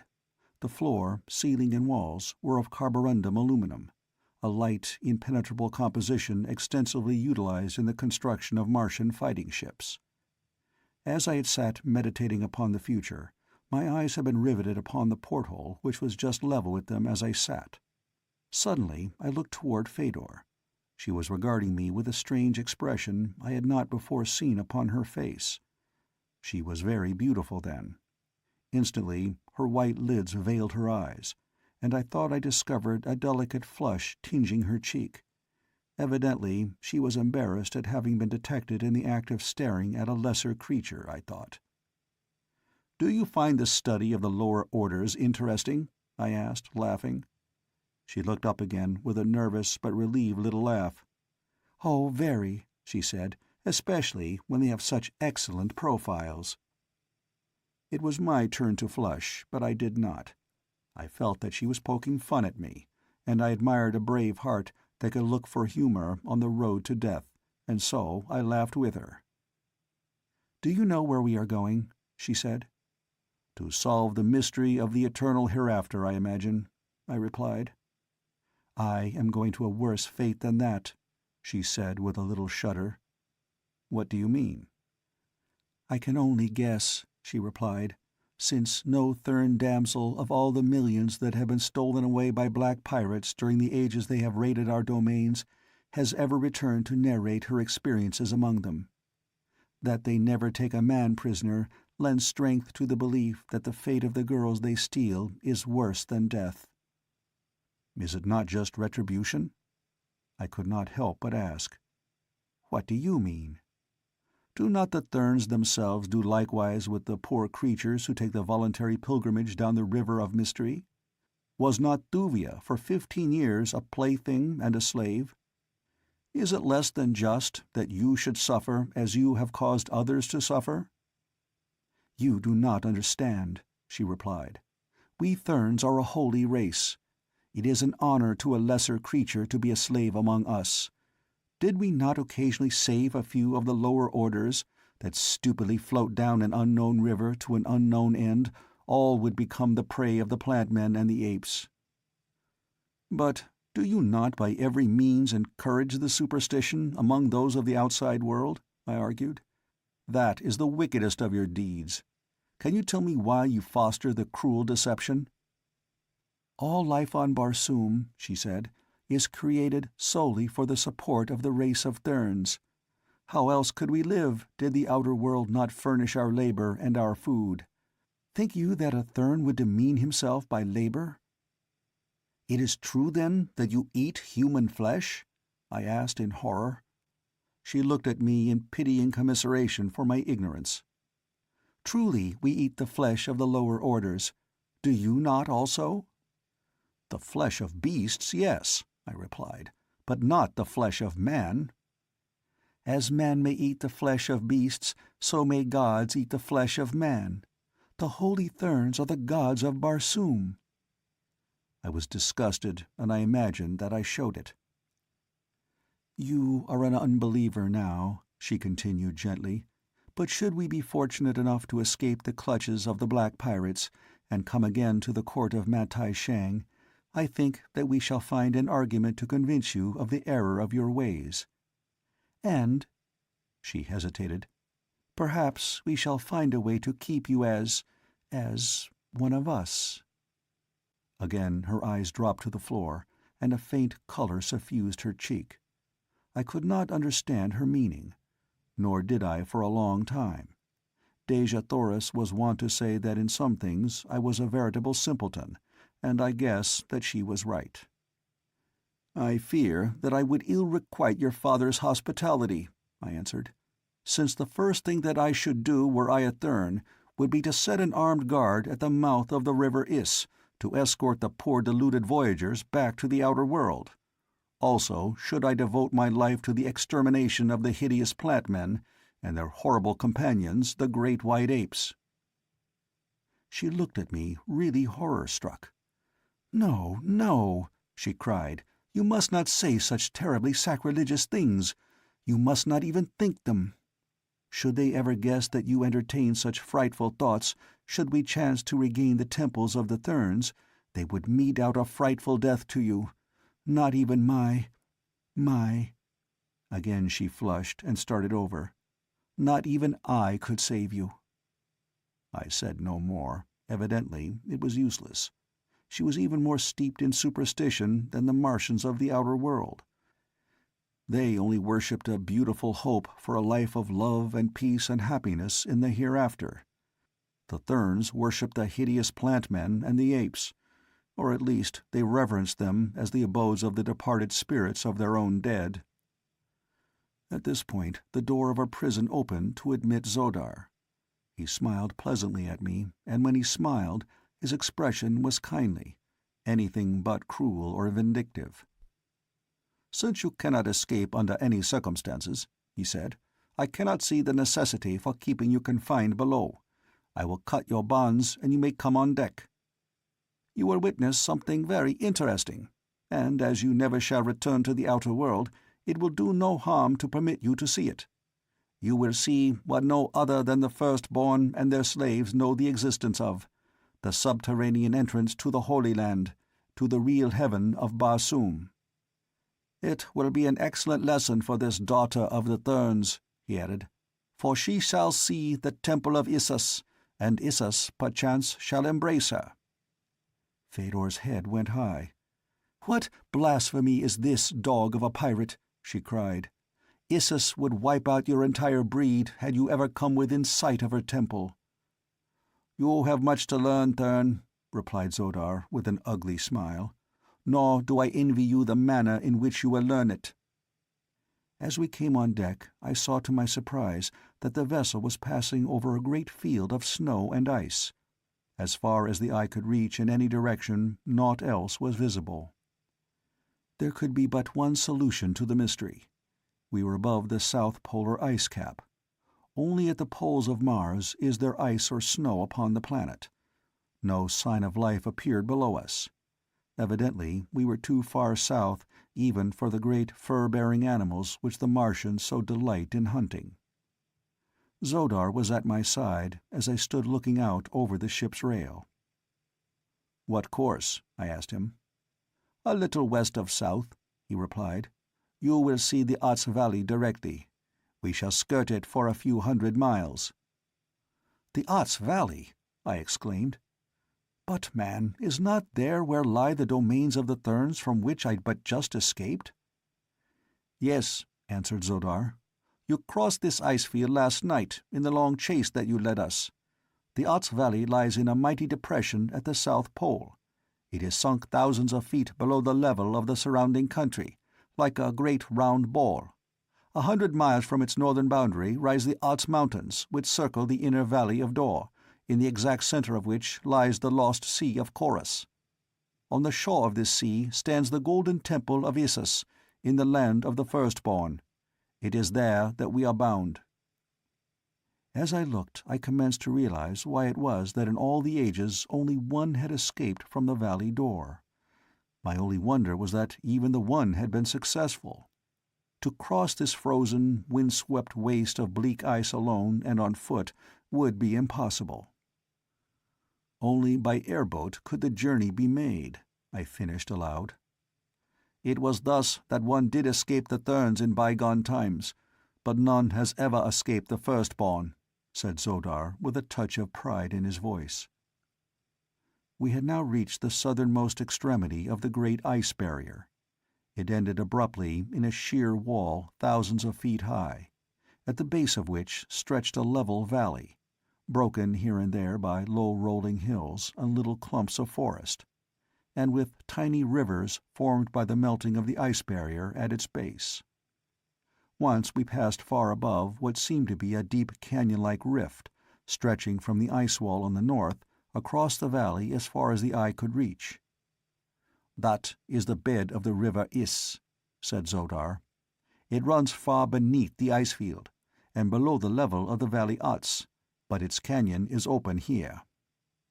Presently I descried what I took to be a village, and pointing it out to Zodar, asked him what it might be. "It is a village of lost souls," he answered, laughing. "This strip between the ice barrier and the mountains is considered neutral ground. Some turn off from their voluntary pilgrimage down the Iss, and, scaling the awful walls of its canyon below us, stop in the valley. Also, a slave now and then escapes from the Therns and makes his way hither. They do not attempt to recapture such, since there is no escape from this outer valley, and as a matter of fact they fear the patrolling cruisers of the firstborn too much to venture from their own domains. The poor creatures of this outer valley are not molested by us, since they have nothing that we desire, nor are they numerically strong enough to give us an interesting fight, so we too leave them alone. There are several villages of them, but they have increased in numbers but little in the many years since they are always warring among themselves." Now we swung a little north of west, leaving the Valley of Lost Souls, and shortly I discerned over our starboard bow what appeared to be a black mountain rising from the desolate waste of ice. It was not high, and seemed to have a flat top. Zodar had left us to attend to some duty on the vessel, and Fedor and I stood alone beside the rail. The girl had not once spoken since we had been brought to the deck. "Is what he has been telling me true?" I asked her. "In part, yes," she answered. "That about the outer valley is true, but what he says of the location of the Temple of Issus in the center of his country is false. If it is not false—" She hesitated. "Oh, it cannot be true, it cannot be true. For if it were true, then for countless ages have my people gone to torture and ignominious death at the hands of their cruel enemies, instead of to the beautiful life eternal that we have been taught to believe Issus holds for us. As the lesser Barsoomians of the outer world have been lured by you to the terrible valley door, so may it be that the Therns themselves have been lured by the firstborn into an equally horrid fate," I suggested. "It would be a stern and awful retribution, Fedor, but a just one." "I cannot believe it," she said. "We shall see," I answered. and then we fell silent again, for we were rapidly approaching the Black Mountains, which in some indefinable way seemed linked with the answer to our problem. As we neared the dark, truncated cone, the vessel's speed was diminished, until we barely moved. Then we topped the crest of the mountain, and below us I saw the yawning of the mouth of a huge circular well, the bottom of which was lost in inky blackness. The diameter of this enormous pit was fully 1,000 feet. The walls were smooth, and appeared to be composed of a black basaltic rock. For a moment the vessel hovered motionless directly above the center of the gaping void. Then slowly she began to settle into the black chasm. Lower and lower she sank, until as darkness enveloped us her lights were thrown on, and in the dim halo of her own radiance the monster battleship dropped on and on down into what seemed to me must be the very bowels of Barsoom. For quite half an hour we descended, and then the shaft terminated abruptly in the dome of a mighty subterranean world. Below us rose and fell the billows of a buried sea. A phosphorescent radiance illuminated the scene. Thousands of ships dotted the bosom of the ocean.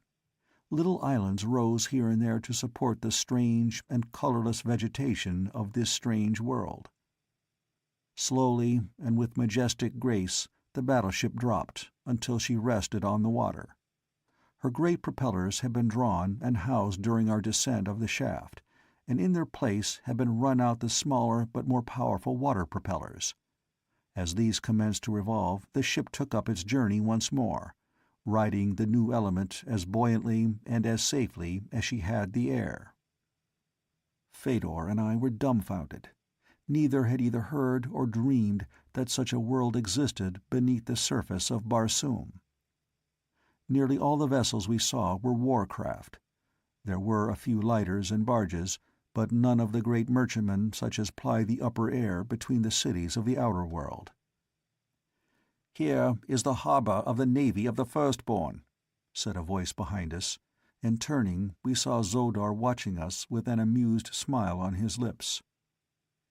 "This sea," he continued, "is larger than Chorus. It receives the waters of the lesser sea above it. To keep it from filling above a certain level, we have 4 great pumping stations that force the oversupply back into the reservoirs, far north from which the Red Men draw the water which irrigates their farmlands." A new light burst upon me with this explanation. The Red Men had always considered it a miracle that caused great columns of water to spurt from the solid rock of the reservoir sides, to increase the supply of the precious liquid, which is so scarce in the outer world of Mars. Never had their learned men been able to fathom the secret of the source of this enormous volume of water. As ages passed, they had simply come to accept it as a matter of course, and ceased to question its origin. We passed several islands on which were strangely shaped circular buildings, apparently roofless, and pierced midway between the ground and their tops with small, heavily barred windows. They bore the earmarks of prisons, which were further accentuated by the armed guards who squatted on low benches without or patrolled the short beach lines. Few of these islets contained over an acre of ground, but presently we sighted a much larger one directly ahead. This proved to be our destination, and the great ship was soon made fast against the steep shore. Zodar signaled us to follow him, and with a half-dozen officers and men, we left the battleship and approached a large oval structure a couple of 100 yards from the shore. "You shall soon see Issus," said Sodar to Fedor. "The few prisoners we take are presented to her. Occasionally she selects slaves from among them to replenish the ranks of her handmaidens. None serves Issus above a single year." And there was a grim smile on the black's lips that lent a cruel and sinister meaning to his simple statement. Fedor, though loath to believe that Issus was allied to such as these, had commenced to entertain doubts and fears. She clung very closely to me, no longer the proud daughter of the master of life and death upon Barsoom, but a young and frightened girl in the power of relentless enemies. The building which we now entered was entirely roofless. In its center was a long tank of water, set below the level of the floor, like the swimming pool of a natatorium. Near one side of the pool floated an odd-looking black object. Whether it were some strange monster of these buried waters, or a queer raft, I could not at once perceive. We were soon to know, however, for as we reached the edge of the pool directly above the thing, Zodar cried out a few words in a strange tongue. Immediately a hatch cover was raised from the surface of the object, and a black seaman sprang from the bowels of the strange craft. Zodar addressed the seaman. "Transmit to your officer," he said, "the commands of Dator Zodar. Say to him that Dator Zodar, with officers and men escorting 2 prisoners, would be transported to the gardens of Issus beside the Golden Temple." "Blessed be the shell of thy first ancestor, most noble Dator," replied the man. "It shall be done, even as thou sayest." And raising both hands, palms backward, above his head, after the manner of salute which is common to all races of Barsoom, he disappeared once more into the entrails of his ship. A moment later an officer resplendent in the gorgeous trappings of his rank appeared on deck and welcomed Zodar to the vessel, and in the latter's wake we filed aboard and below. The cabin in which we found ourselves extended entirely across the ship, having portholes on either side below the waterline. No sooner were we all below than a number of commands were given, in accordance with which the hatch was closed and secured, and the vessel commenced to vibrate to the rhythmic purr of its machinery. "Where can we be going in such a tiny pool of water?" asked Fedor. "Not up," I replied, for I noticed particularly that while the building is roofless, it is covered with a strong metal grating. "Then where?" she asked again. "From the appearance of the craft, I judge we are going down," I replied. Fedor shuddered. For such long ages have the waters of Barsoom's seas been a thing of tradition only, that even this daughter of the Therns, born as she had been within sight of Mars' only remaining sea, had the same terror of deep water as is a common attribute of all Martians. Presently the sensation of sinking became very apparent. We were going down swiftly. Now we could hear the water rushing past the portholes, and in the dim light that filtered through them to the water beyond, the swirling eddies were plainly visible. Fedor grasped my arm. "Save me," she whispered. "Save me, and your every wish shall be granted. Anything within the power of the Holy Therns to give will be yours. Fedor—" She stumbled a little here, and then in a very low voice, "Fedor is already yours." I felt very sorry for the poor child, and placed my hand over hers where it rested on my arm. I presume my motive was misunderstood, for with a swift glance about the apartment to assure herself that we were alone, she threw both her arms about my neck and dragged my face down to hers. End of Chapter 8. Chapter 9. Issus, Goddess of Life Eternal.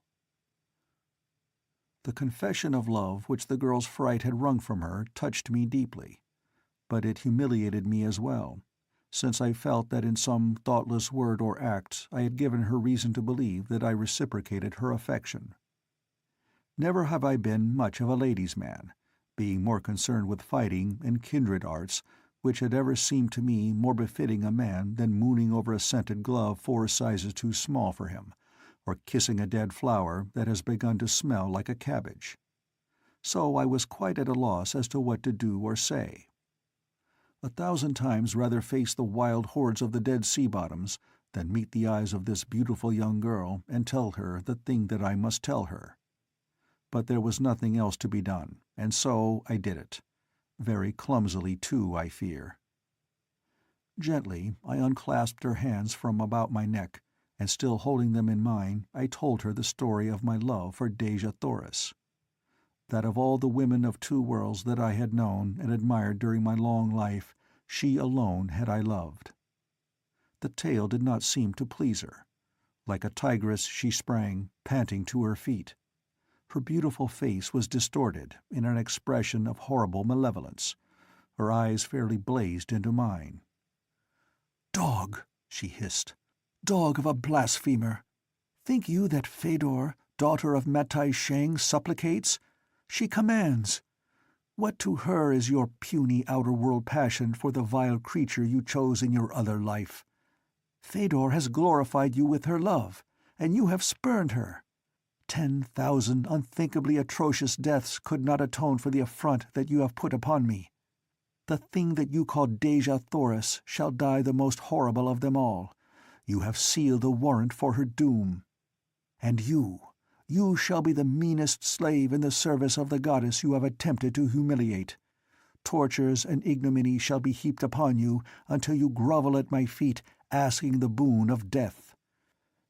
In my gracious generosity, I shall at length grant your prayer, and from the high balcony of the golden cliffs I shall watch the great white apes tear you asunder." She had it all fixed up, the whole lovely program from start to finish. It amazed me to think that one so divinely beautiful could at the same time be so fiendishly vindictive. It occurred to me, however, that she had overlooked one little factor in her revenge, and so, without any intent to add to her discomfiture, but rather to permit her to rearrange her plans along more practical lines, I pointed to the nearest porthole.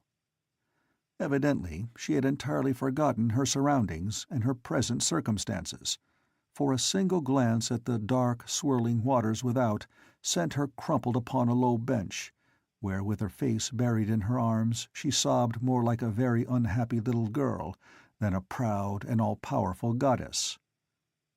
Down, down we continued to sink until the heavy glass of the portholes became noticeably warm from the heat of the water without.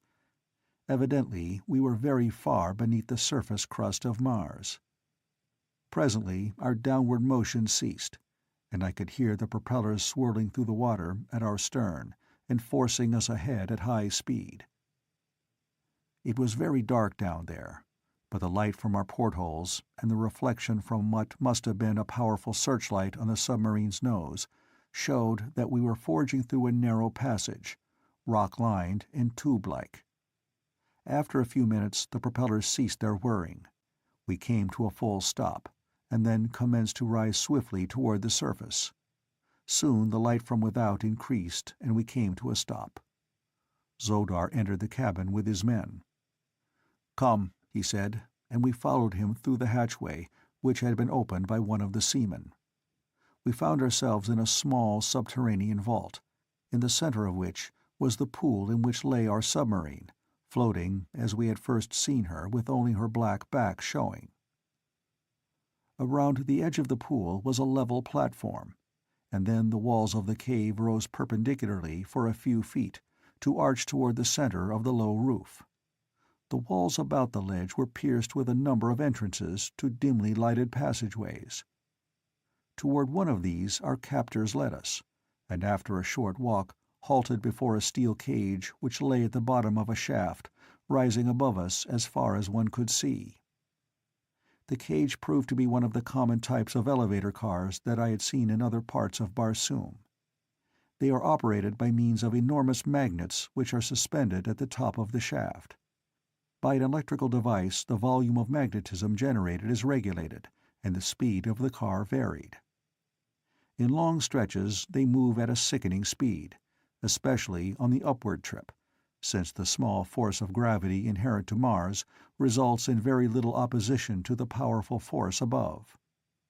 Scarcely had the door of the car closed behind us than we were slowing up to stop at the landing above, so rapid was our ascent of the long shaft. When we emerged from the little building which houses the upper terminus of the elevator, we found ourselves in the midst of a veritable fairyland of beauty. The combined languages of Earthmen hold no words to convey to the mind the gorgeous beauties of the scene. One may speak of scarlet sward and ivory-stemmed trees decked with brilliant purple blooms, of winding walks paved with crushed rubies, with emerald, with turquoise, even with diamonds themselves, of a magnificent temple of burnished gold, hand-wrought with marvelous designs. But where are the words to describe the glorious colors that are unknown to earthly eyes? where the mind or the imagination that can grasp the gorgeous scintillations of unheard-of rays as they emanate from the thousand nameless jewels of Barsoom. Even my eyes, for long years accustomed to the barbaric splendors of a Martian Jedak's court, were amazed at the glory of the scene. Fedor's eyes were wide in amazement. "The Temple of Issus," she whispered, half to herself. Zodar watched us with his grim smile, partly of amusement and partly malicious gloating. The garden swarmed with brilliantly trapped black men and women. Among them moved red and white females serving their every want. The places of the outer world and the temples of the Therns had been robbed of their princesses and goddesses that the blacks might have their slaves. Through this scene we moved toward the temple. At the main entrance we were halted by a cordon of armed guards. Zodar spoke a few words to an officer who came forward to question us. Together they entered the temple, where they remained for some time. When they returned, it was to announce that Issus desired to look upon the daughter of Matai Shang, and the strange creature from another world who had been a prince of Helium. Slowly we moved through endless corridors of unthinkable beauty, through magnificent apartments and noble halls. At length we were halted in a spacious chamber in the center of the temple. One of the officers who had accompanied us advanced to a large door in the further end of the chamber. Here he must have made some sort of signal, for immediately the door opened and another richly trapped courtier emerged. We were then led up to the door, where we were directed to get down on our hands and knees with our backs toward the room we were to enter. The doors were swung open, and after being cautioned not to turn our heads under penalty of instant death, we were commanded to back into the presence of Issus. Never have I been in so humiliating a position in my life, and only my love for Dejah Thoris and the hope which still clung to me that I might again see her kept me from rising to face the goddess of the firstborn and go down to my death like a gentleman, facing my foes and with their blood mingling with mine. After we had crawled in this disgusting fashion for a matter of a couple of 100 feet, we were halted by our escort. "Let them rise," said a voice behind us, a thin, wavering voice, yet one that had evidently been accustomed to command for many years. "Rise," said our escort, "but do not face toward Issus." "The woman pleases me," said the thin, wavering voice again after a few moments of silence. "She shall serve me the allotted time. The man you may return to the Isle of Shador, which lies against the northern shore of the Sea of Omin. Let the woman turn and look upon Issus, knowing that those of the lower orders who gaze upon the holy vision of her radiant face survive the blinding glory but a single year." I watched Fedor from the corner of my eye. She paled to a ghastly hue. Slowly, very slowly, she turned, as though drawn by some invisible yet irresistible force. She was standing quite close to me, so close that her bare arm touched mine as she finally faced Issus, goddess of life eternal. I could not see the girl's face as her eyes rested for the first time on the supreme deity of Mars, but felt the shudder that ran through her in the trembling flesh of the arm that touched mine. It must be dazzling loveliness indeed, thought I, to cause such emotion in the breast of so radiant a beauty as Fedor, daughter of Matai Shang. "Let the woman remain. Remove the man. Go." Thus spoke Issus, and the heavy hand of the officer fell upon my shoulder. In accordance with his instructions, I dropped to my hands and knees once more and crawled from the presence. It had been my first audience with deity, but I am free to confess that I was not greatly impressed, other than with the ridiculous figure I cut scrambling about on my marrow bones.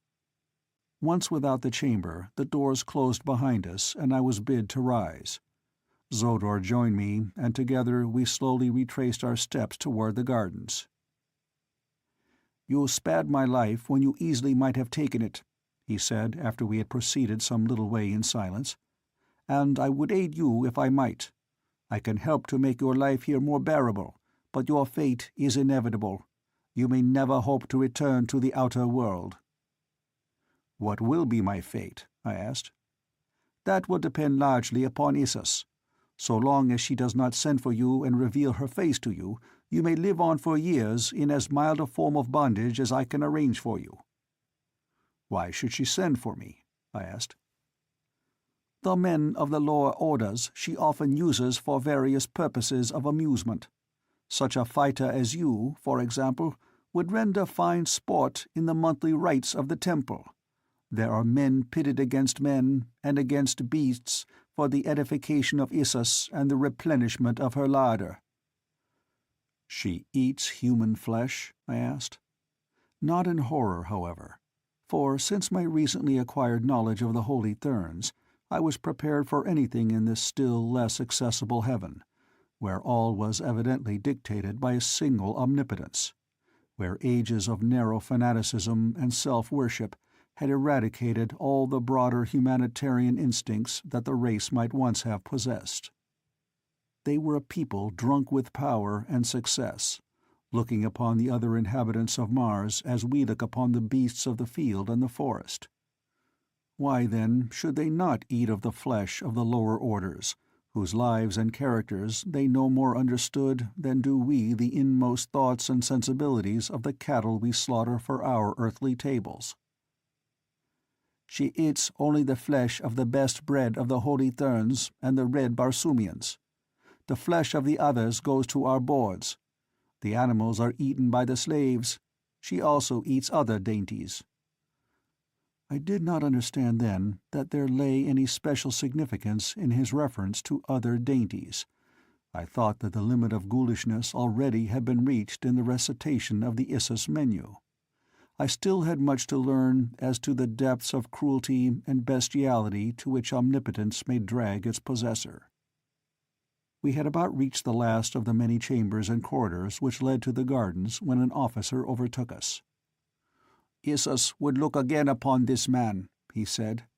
"The girl has told her that he is of wondrous beauty and of such prowess that alone he slew 7 of the firstborn, and with his bare hands took Zodar captive, binding him with his own harness."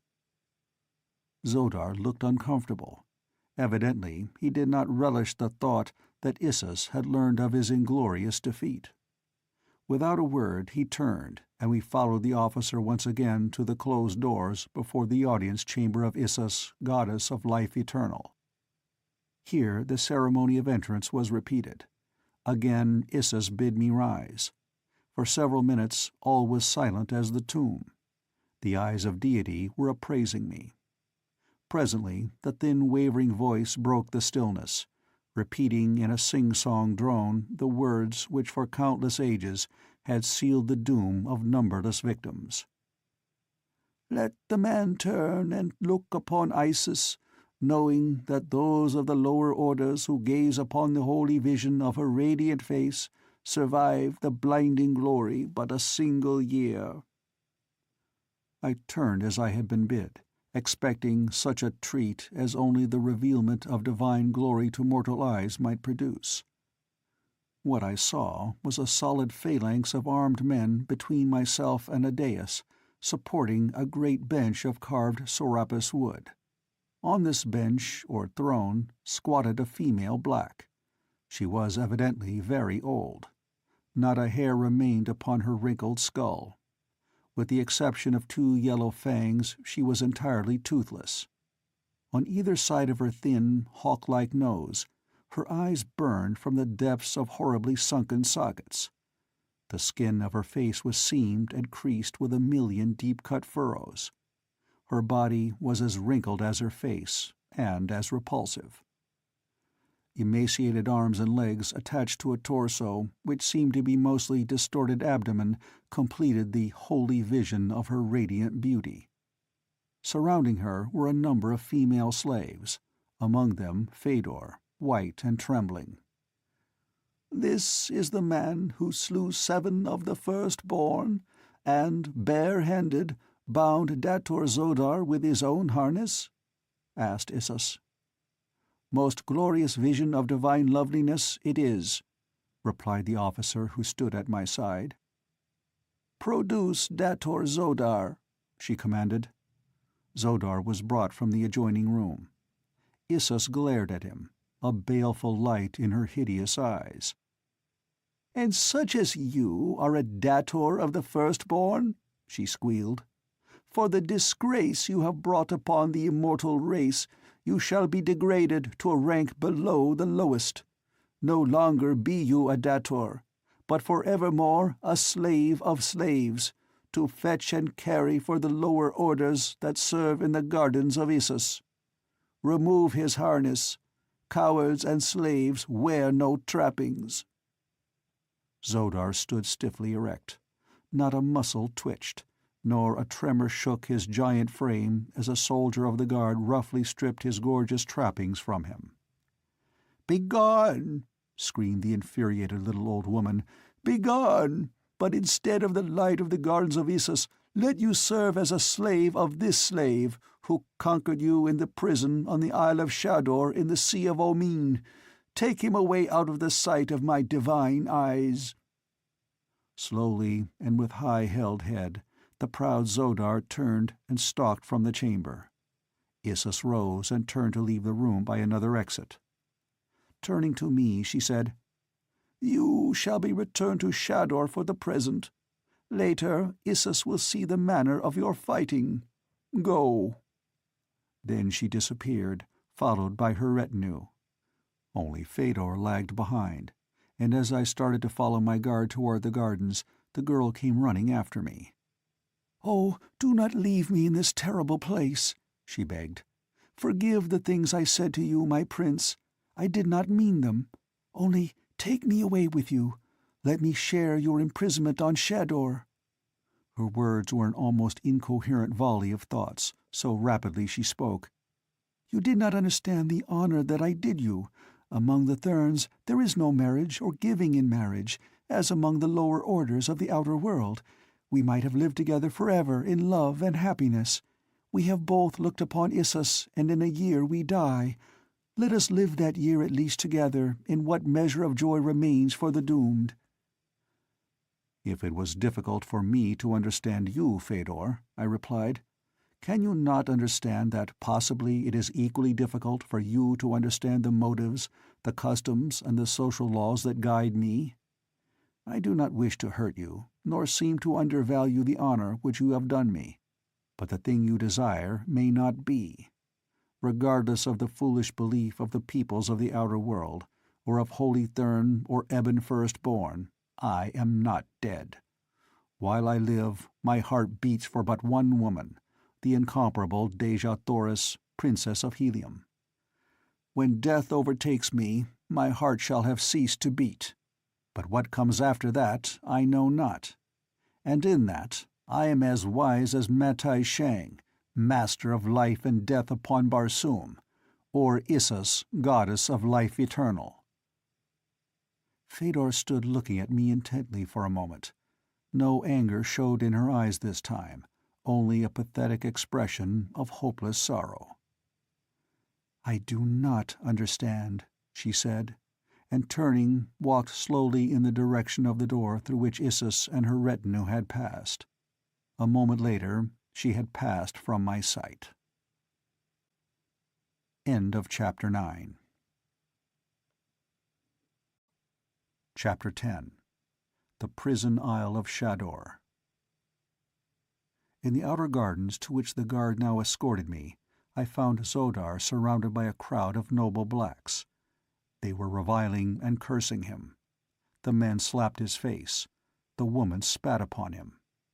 When I appeared, they turned their attentions toward me. "Ah," cried one, "so this is the creature who overcame the great Zodar bare-handed. Let us see how it was done." "Let him bind Thurid," suggested a beautiful woman, laughing. "Thurid is a noble dator. Let Thurid show the dog what it means to face a real man." "Yes, Thurid, Thurid," cried a dozen voices. "Here he is now," exclaimed another, and turning in the direction indicated, I saw a huge black weighed down with resplendent ornaments and arms advancing with noble and gallant bearing toward us. "What now?" he cried. "What would you of Thurid?" Quickly a dozen voices explained. Thurid turned toward Zodar, his eyes narrowing to two nasty slits. "Callet," he hissed, "ever did I think you carried the heart of a Sorek in your putrid breast. Often have you bested me in the secret councils of Issus, but now in the field of war, where men are truly gauged, your scabby heart hath revealed its sores to all the world. Callet, I spurn you with my foot." And with the words he turned to kick Zodar. My blood was up. For minutes it had been boiling at the cowardly treatment they had been according this once powerful comrade, because he had fallen from the favor of Issus. I had no love for Zodar, but I cannot stand the sight of cowardly injustice and persecution without seeing red as through a haze of bloody mist, and doing things on the impulse of the moment that I presume I never should do after mature deliberation. I was standing close beside Zodar as Thurid swung his foot for the cowardly kick. The degraded dator stood erect and motionless as a carven image. He was prepared to take whatever his former comrades had to offer in the way of insults and reproaches, and take them in manly silence and stoicism. But as Thurid's foot swung, so did mine, and I caught him a painful blow upon the shin bone that saved Zodar from this added ignominy. For a moment there was tense silence.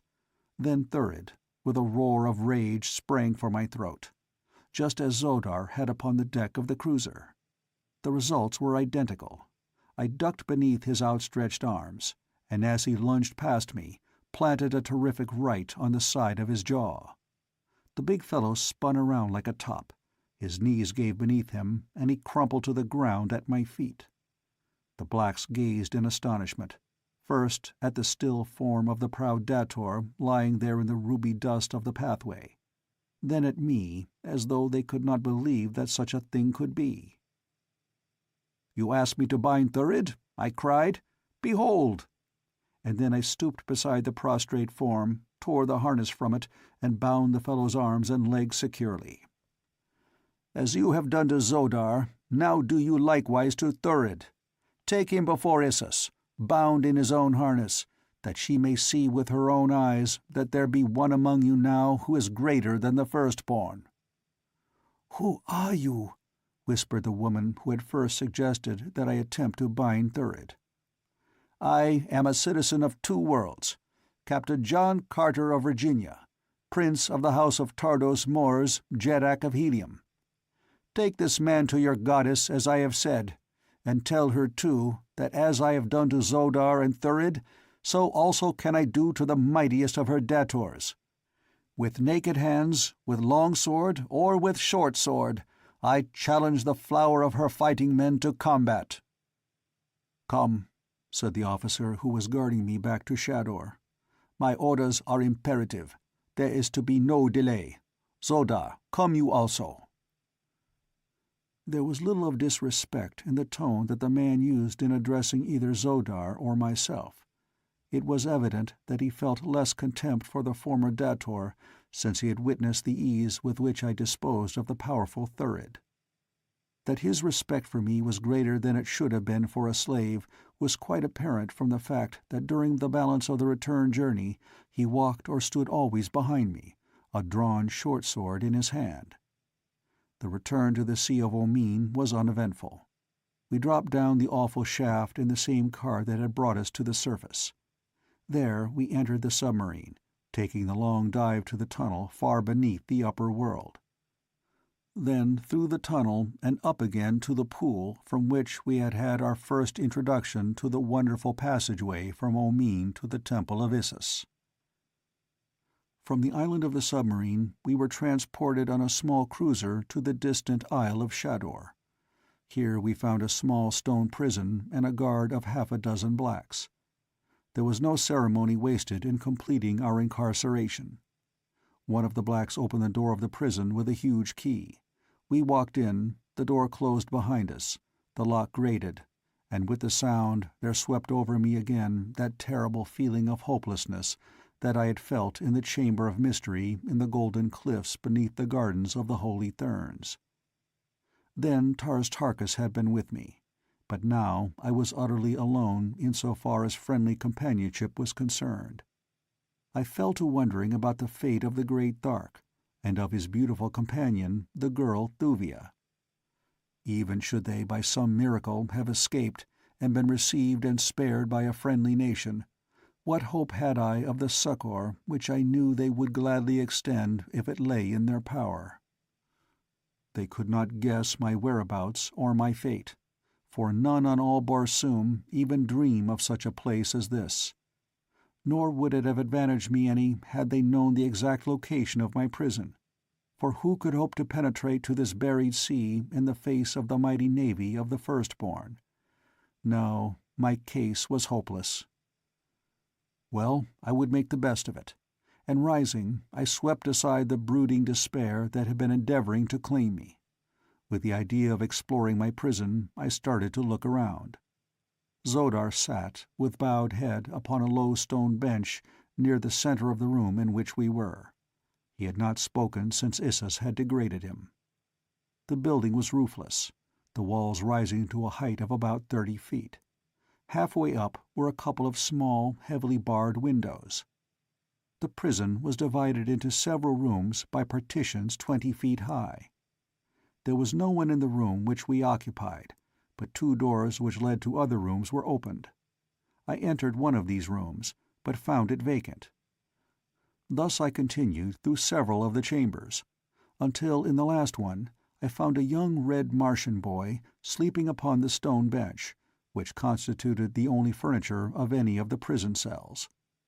Evidently he was the only other prisoner. As he slept, I leaned over and looked at him. There was something strangely familiar about his face, and yet I could not place him. His features were very regular, and, like the proportions of his graceful limbs and body, beautiful in the extreme.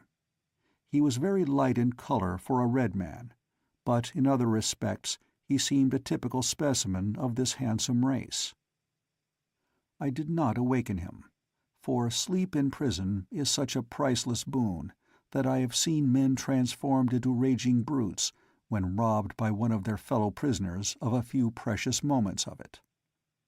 Returning to my own cell, I found Zodar still sitting in the same position in which I had left him. "Man," I cried, "it will profit you nothing to mope thus. It were no disgrace to be bested by John Carter. You have seen that in the ease with which I accounted for Thurid. You knew it before when on the cruiser's deck you saw me slay 3 of your comrades."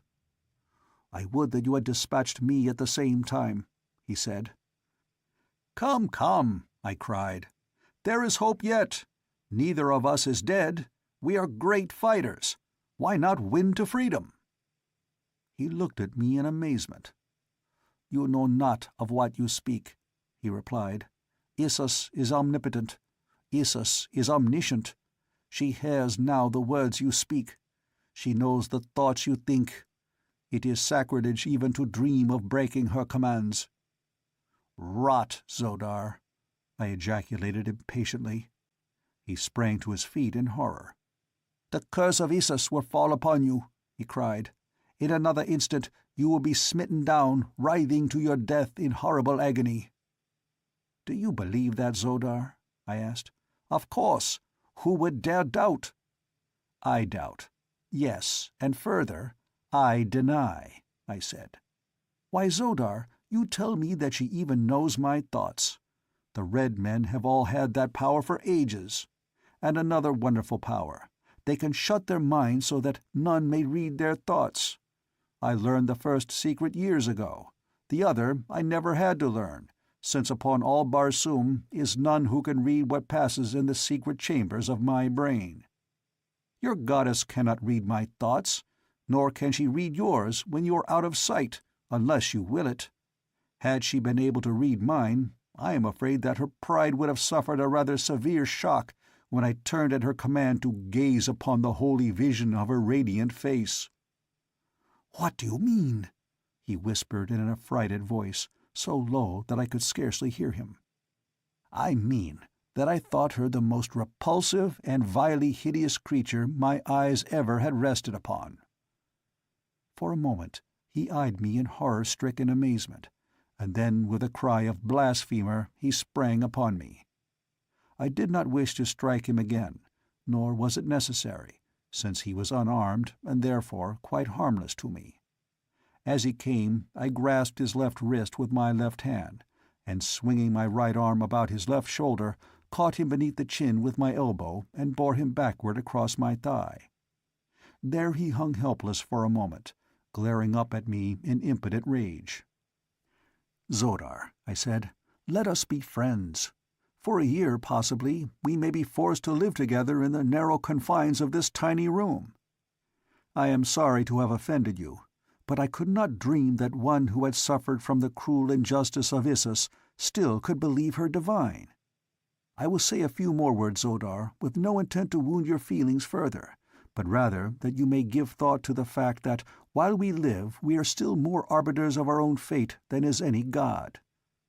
Issus, you see, has not struck me dead, nor is she rescuing her faithful Zodar from the clutches of the unbeliever who defamed her fair beauty.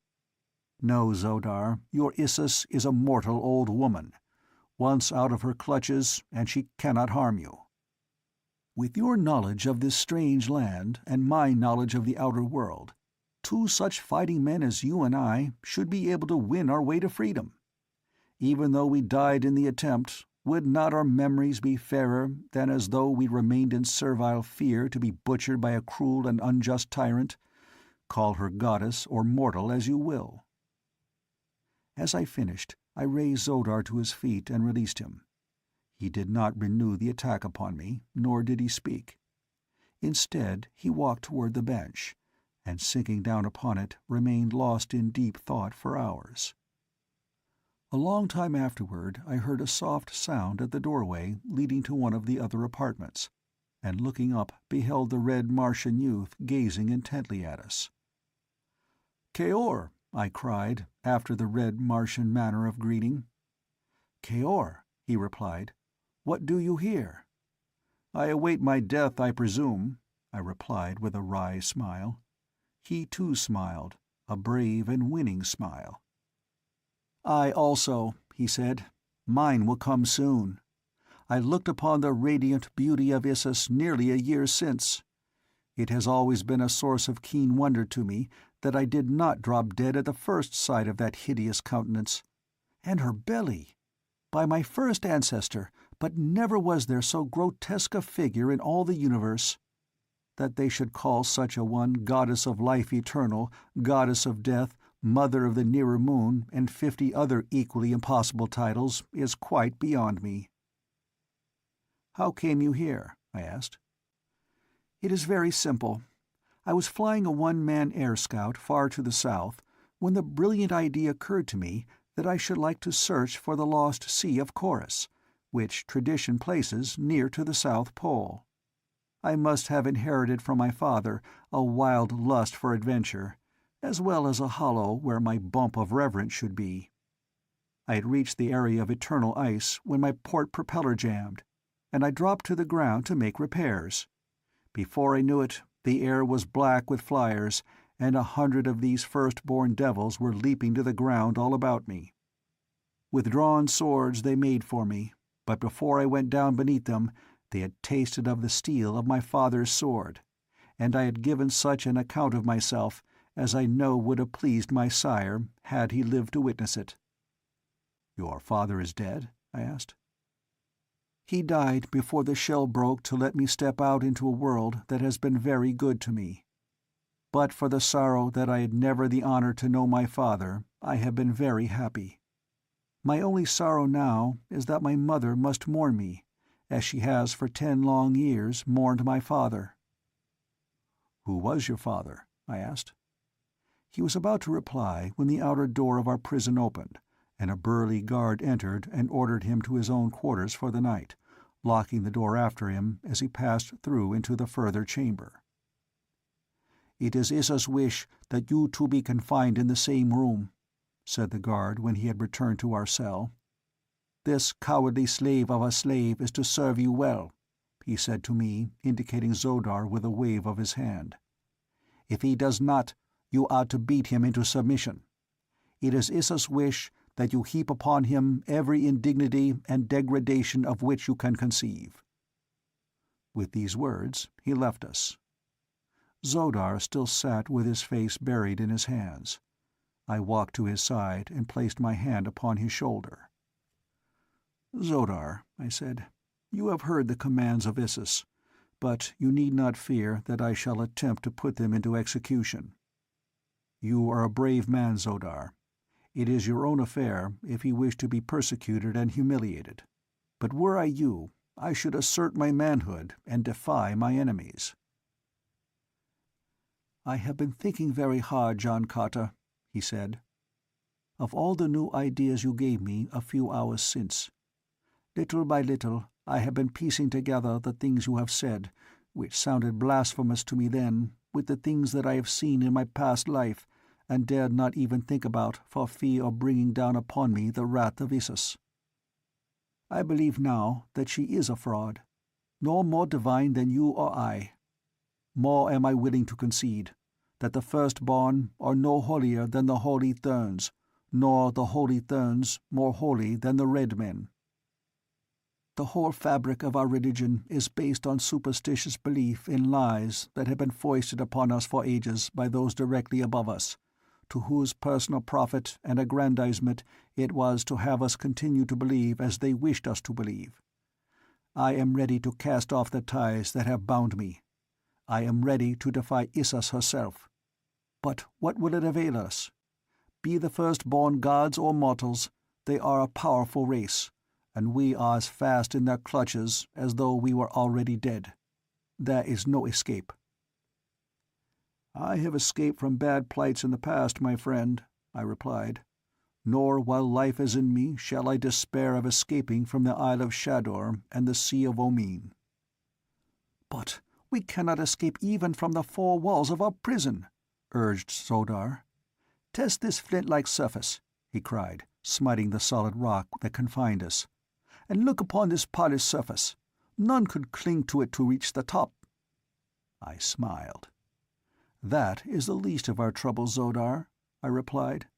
"I will guarantee to scale the wall and take you with me, if you will help with your knowledge of the customs here to appoint the best time for the attempt, and guide me to the shaft that lets from the dome of this abysmal sea to the light of God's pure air above.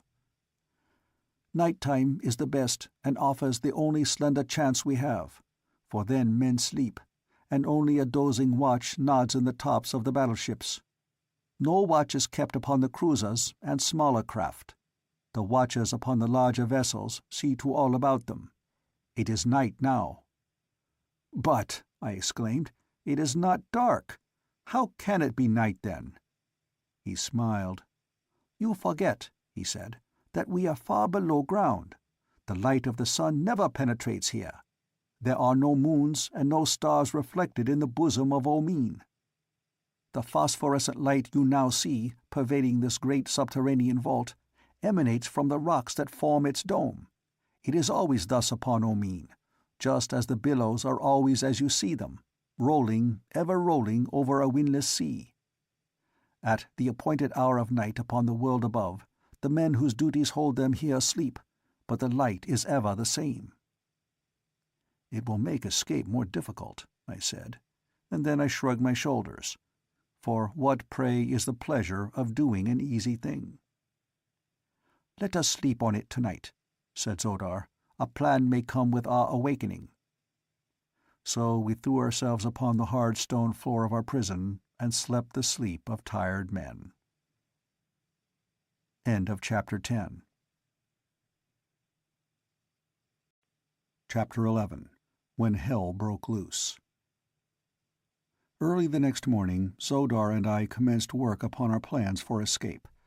First I had him sketch upon the stone floor of our cell as accurate a map of the South Polar regions as was possible, with the crude instruments at our disposal, a buckle from my harness, and the sharp edge of the wondrous gem I had taken from Sator Throg. From this I computed the general direction of helium and the distance at which it lay from the opening which led to Omine. Then I had him draw a map of Omine, indicating plainly the position of Shador and of the opening in the dome which led to the outer world. These I studied until they were indelibly imprinted in my memory. From Zodar I learned the duties and customs of the guards who patrolled Shador. It seemed that during the hours set aside for sleep, only one man was on duty at a time. He paced a beat that passed around the prison, at a distance of about 100 feet from the building. The pace of the sentries, Zodar said, was very slow, requiring nearly 10 minutes to make a single round. This meant that for practically 5 minutes at a time, each side of the prison was unguarded as the sentry pursued his snail-like pace upon the opposite side. "This information you ask," said Zodar, "will be all very valuable after we get out, but nothing that you have asked has any bearing on that first and most important consideration." "We will get out all right," I replied, laughing. "Leave that to me." "When shall we make the attempt?" he asked. "The first night that finds a small craft moored near the shore of Shador," I replied. "But how will you know that any craft is moored near Shador? The windows are far beyond our reach." "Not so, friend Zodar. Look." With a bound I sprang to the bars of the window opposite us, and took a quick survey of the scene without. Several small craft and 2 large battleships lay within 100 yards of Shador. Tonight, I thought, and was just about to voice my decision to Zodar, when, without warning, the door of our prison opened and a guard stepped in. If the fellow saw me there, our chances of escape might quickly go glimmering, for I knew that they would put me in irons if they had the slightest conception of the wonderful agility which my earthly muscles gave me upon Mars. The man had entered and was standing facing the center of the room, so that his back was toward me. 5 feet above me was the top of a partition wall separating our cell from the next. There was my only chance to escape detection. If the fellow turned, I was lost, nor could I have dropped to the floor undetected, since he was so nearly below me that I would have struck him had I done so. "Where is the white man?" cried the guard of Zodar. "Issus commands his presence." He started to turn to see if I were in another part of the cell. I scrambled up the iron grating of the window until I could catch a good footing on the sill with one foot. Then I let go my hold and sprang for the partition top. "What was that?" I heard the deep voice of the black bellow as my metal grated against the stone wall as I slipped over. Then I dropped lightly to the floor of the cell beyond. "Where is the white slave?" again cried the guard. "I know not," replied Zodar. "He was here even as you entered. I am not his keeper. Go find him." The black grumbled something that I could not understand, and then I heard him unlocking the door into one of the other cells on the further side. Listening intently, I caught the sound as the door closed behind him. Then I sprang once more to the top of the partition and dropped into my own cell beside the astonished Zodar. "Do you see now how we will escape?" I asked him in a whisper. "I see how you may," he replied, "but I am no wiser than before as to how I am to pass these walls. Certain it is that I cannot bounce over them as you do." We heard the guard moving about from cell to cell, and finally, his rounds completed, he again entered ours. When his eyes fell upon me, they fairly bulged from his head. "By the shell of my first ancestor," he roared, "where have you been?"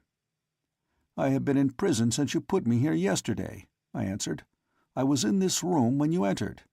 You had better look to your eyesight." He glared at me in mingled rage and relief. "Come," he said. "Issus commands your presence." He conducted me outside the prison, leaving Zodar behind. There we found several other guards, and with them the red Martian youth who occupied another cell upon Shador. The journey I had taken to the Temple of Issus on the preceding day was repeated. The guards kept the red boy and myself separated, so that we had no opportunity to continue the conversation that had been interrupted the previous night.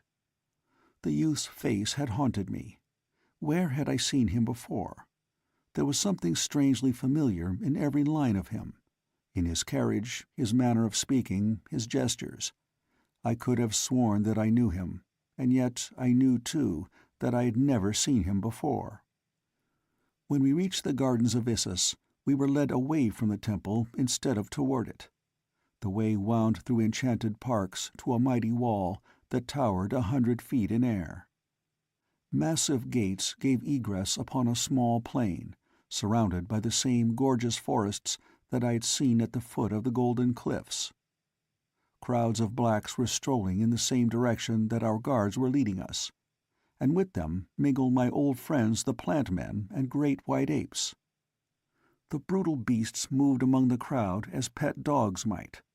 If they were in the way, the blacks pushed them roughly to one side, or whacked them with the flat of a sword, and the animals slunk away as in great fear. Presently we came upon our destination, a great amphitheatre situated at the further edge of the plain, and about half a mile beyond the garden walls. Through a massive arched gateway the blacks poured in to take their seats, while our guards led us to a smaller entrance near one end of the structure. Through this we passed into an enclosure beneath the seats, where we found a number of other prisoners herded together under guard. Some of them were in irons, but for the most part they seemed sufficiently awed by the presence of their guards to preclude any possibility of attempted escape.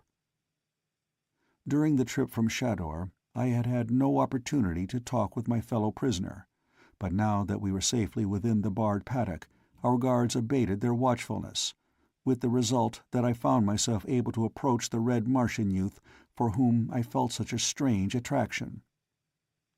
"What is the object of this assembly?" I asked him. "Are we to fight for the edification of the firstborn, or is it something worse than that?" "It is a part of the monthly rites of Issus," he replied, "in which black men wash the sins from their souls in the blood of men from the outer world. If perchance the black is killed, it is evidence of his disloyalty to Issus, the unpardonable sin. If he lives through the contest, he is held acquitted of the charge that forced the sentence of the rites, as it is called, upon him. The forms of combat vary. A number of us may be pitted together against an equal number, or twice the number of blacks, or singly we may be sent forth to face wild beasts, or some famous black warrior." "And if we are victorious," I asked, "what then? Freedom?" He laughed. "Freedom, forsooth! The only freedom for us, death. None who enters the domains of the firstborn ever leave. If we prove able fighters, we are permitted to fight often. If we are not mighty fighters—" he shrugged his shoulders. "Sooner or later we die in the arena." "And have you fought often?" I asked. "Very often," he replied. "It is my only pleasure. Some 100 black devils have I accounted for during nearly a year of the rites of Issus. My mother would be very proud could she only know how well I have maintained the traditions of my father's prowess." "Your father must have been a mighty warrior," I said. "I have known most of the warriors of Barsoom in my time. Doubtless I knew him. Who was he?" "My father was—" "Come, calots," cried the rough voice of a guard. "To the slaughter with you!" And roughly we were hustled to the steep incline that led to the chambers far below which let out upon the arena. The amphitheatre, like all I had ever seen upon Barsoom, was built in a large excavation. Only the highest seats, which formed the low wall surrounding the pit, were above the level of the ground. The arena itself was far below the surface. Just beneath the lowest tier of seats was a series of barred cages, on a level with the surface of the arena. Into these we were herded, but unfortunately my youthful friend was not of those who occupied a cage with me. Directly opposite my cage was the throne of Issus. Here the horrid creature squatted, surrounded by 100 slave maidens, sparkling in jeweled trappings. Brilliant cloths of many hues and strange patterns formed the soft cushioned covering of the dais upon which they reclined about her. On 4 sides of the throne, and several feet below it, stood 3 solid ranks of heavily armed soldiery, elbow to elbow. In front of these were the high dignitaries of this mock heaven, gleaming blacks bedecked with precious stones. Upon their foreheads the insignia of their rank set in circles of gold. On both sides of the throne stretched a solid mass of humanity from top to bottom of the amphitheater. There were as many women as men, and each was clothed in the wondrously wrought harness of his station and his house. With each black was from 1 to 3 slaves, drawn from the domains of the Therns and from the outer world. The blacks are all noble. There is no peasantry among the firstborn. Even the lowest soldier is a god, and has his slaves to wait upon him. The firstborn do no work. The men fight. That is a sacred privilege and duty, to fight and die for Issus. The women do nothing, absolutely nothing. Slaves wash them, slaves dress them, slaves feed them. There are some, even, who have slaves that talk for them, and I saw one who sat during the rites with closed eyes, while a slave narrated to her the events that were transpiring within the arena. The first event of the day was the tribute to Issus. It marked the end of those poor unfortunates who had looked upon the divine glory of the goddess a full year before. There were 10 of them, splendid beauties from the proud courts of mighty Jedaks and from the temples of the holy Therns. For a year they had served in the retinue of Issus. Today they were to pay the price of this divine preferment with their lives. Tomorrow they would grace the tables of the court functionaries. A huge black entered the arena with the young women. Carefully he inspected them, felt of their limbs and poked them in the ribs. Presently he selected one of their number whom he led before the throne of Issus. He addressed some words to the goddess which I could not hear. Issus nodded her head. The black raised his hands above his head in token of salute, grasped the girl by the wrist, and dragged her from the arena through a small doorway below the throne. "Issus will dine well tonight," said a prisoner beside me. "What do you mean?" I asked. "That was her dinner that old Thebus is taking to the kitchens. Didst not note how carefully he selected the plumpest and tenderest of the lot?" I growled out my curses on the monster sitting opposite us on the gorgeous throne. "Fume not," admonished my companion. "You will see far worse than that if you live even a month among the firstborn." I turned again in time to see the gate of a nearby cage thrown open, and 3 monstrous white apes spring into the arena. The girls shrank in a frightened group in the center of the enclosure. One was on her knees with imploring hands outstretched toward Issus, but the hideous deity only leaned further forward in keener anticipation of the entertainment to come. At length the apes spied the huddled knot of terror-stricken maidens, and with demoniacal shrieks of bestial frenzy charged upon them.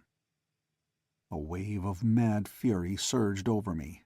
The cruel cowardliness of the power-drunk creature whose malignant mind conceived such frightful forms of torture stirred to their uttermost depths my resentment and my manhood. The blood-red haze that presaged death to my foes swam before my eyes. The guard lolled before the unbarred gate of the cage which confined me. What need of bars, indeed, to keep those poor victims from rushing into the arena which the edict of the gods had appointed as their death-place? A single blow sent the black unconscious to the ground. Snatching up his longsword, I sprang into the arena.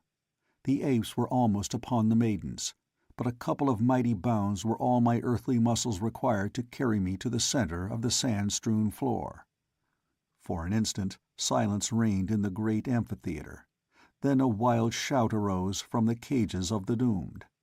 My longsword circled whirring through the air, and a great ape sprawled, headless, at the feet of the fainting girls.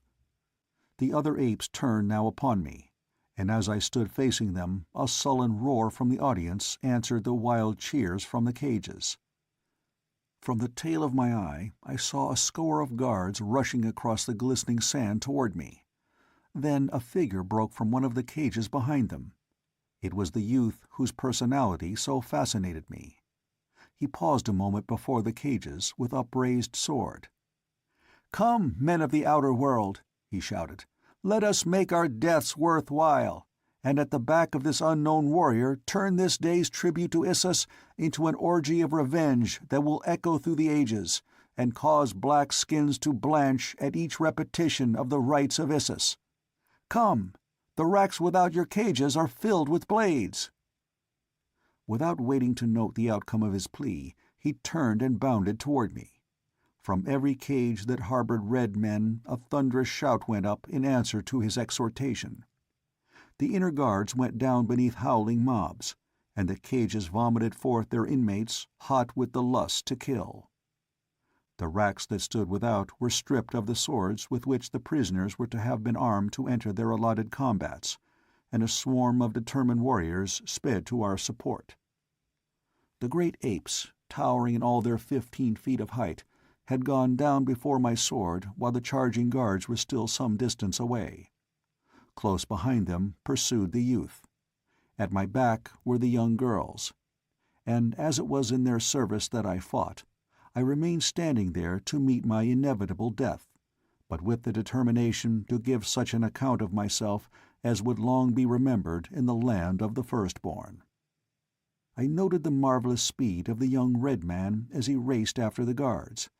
Never had I seen such speed in any Martian. His leaps and bounds were little short of those which my earthly muscles had produced to create such awe and respect on the part of the green Martians, into whose hands I had fallen on that long-gone day that had seen my first advent upon Mars.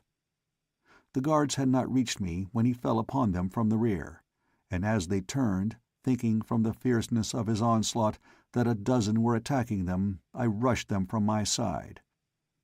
In the rapid fighting that followed, I had little chance to note aught else than the movements of my immediate adversaries, but now and again I caught a fleeting glimpse of a purring sword and a lightly springing figure of sinewy steel that filled my heart with a strange yearning and a mighty but unaccountable pride.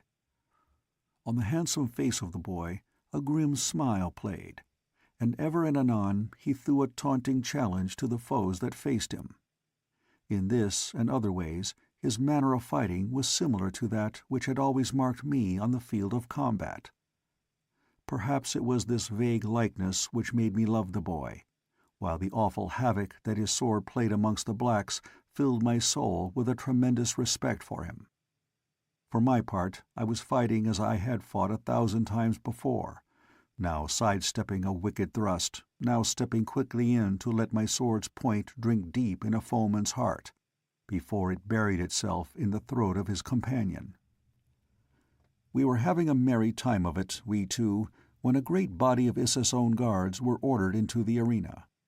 On they came with fierce cries, while from every side the armed prisoners swarmed upon them. For half an hour it was as though all hell had broken loose. In the walled confines of the arena we fought in an inextricable mass, howling, cursing, blood-streaked demons, and ever the sword of the young red man flashed beside me. Slowly, and by repeated commands, I had succeeded in drawing the prisoners into a rough formation about us, so that at last we fought formed into a rude circle in the center of which were the doomed maids. Many had gone down on both sides, but by far the greater havoc had been wrought in the ranks of the guards of Issus. I could see messengers running swiftly through the audience, and as they passed, the nobles there unsheathed their swords and sprang into the arena. They were going to annihilate us by force of numbers. That was quite evidently their plan. I caught a glimpse of Issus leaning far forward upon her throne, her hideous countenance distorted in a horrid grimace of hate and rage, in which I thought I could distinguish an expression of fear. It was that face that inspired me to the thing that followed. Quickly I ordered 50 of the prisoners to drop back behind us and form a new circle about the maidens. "Remain and protect them until I return," I commanded. Then, turning to those who formed the outer line, I cried, "Down with Issus! Follow me to the throne! We will reap vengeance where vengeance is deserved!" The youth at my side was the first to take up the cry of "Down with Issus!" and then at my back and from all sides rose a hoarse shout, To the throne! To the throne!"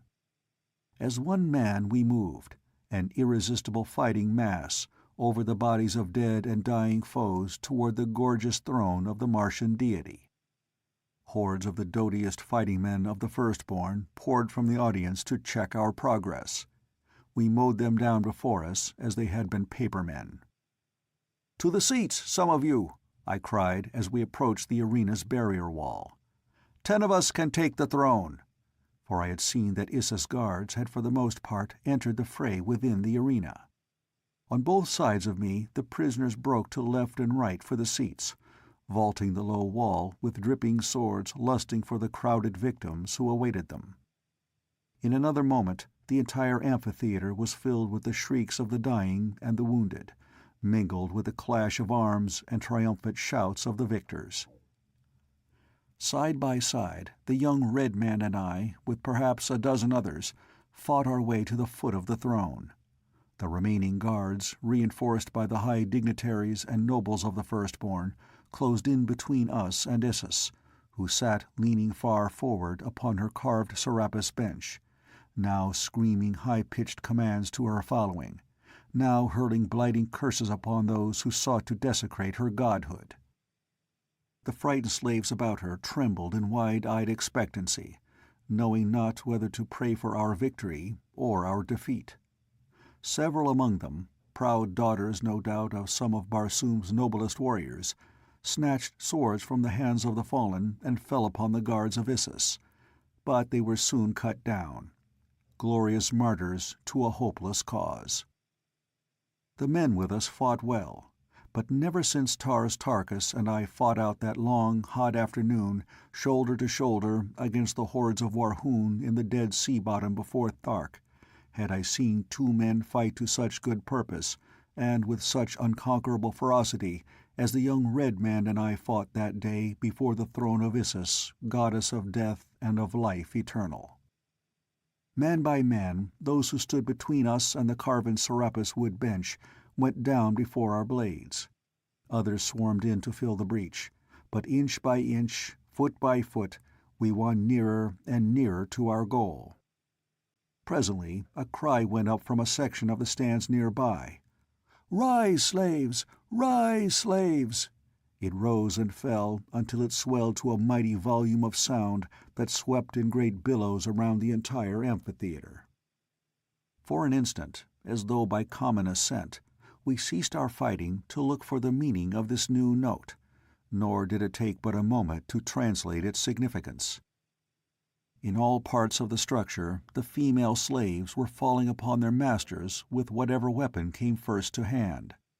A dagger snatched from the harness of her mistress was waved aloft by some fair slave, its shimmering blade crimson with the lifeblood of its owner. Swords plucked from the bodies of the dead about them. Heavy ornaments which could be turned into bludgeons. Such were the implements with which these fair women wreaked the long-pent vengeance which at last could but partially recompense them for the unspeakable cruelties and indignities which their black masters had heaped upon them. And those who could find no other weapons used their strong fingers and their gleaming teeth. It was at once a sight to make one shudder and to cheer. But in a brief second we were engaged once more in our own battle, with only the unquenchable battle-cry of the women to remind us that they still fought. "Rise, slaves! Rise, slaves!" Only a single thin rank of men now stood between us and Issus. Her face was blue with terror. Foam flecked her lips. She seemed too paralyzed with fear to move. Only the youth and I fought now. The others all had fallen, and I was like to have gone down too from a nasty longsword cut, had not a hand reached out from behind my adversary and clutched his elbow as the blade was falling upon me. The youth sprang to my side and ran his sword through the fellow before he could recover to deliver another blow.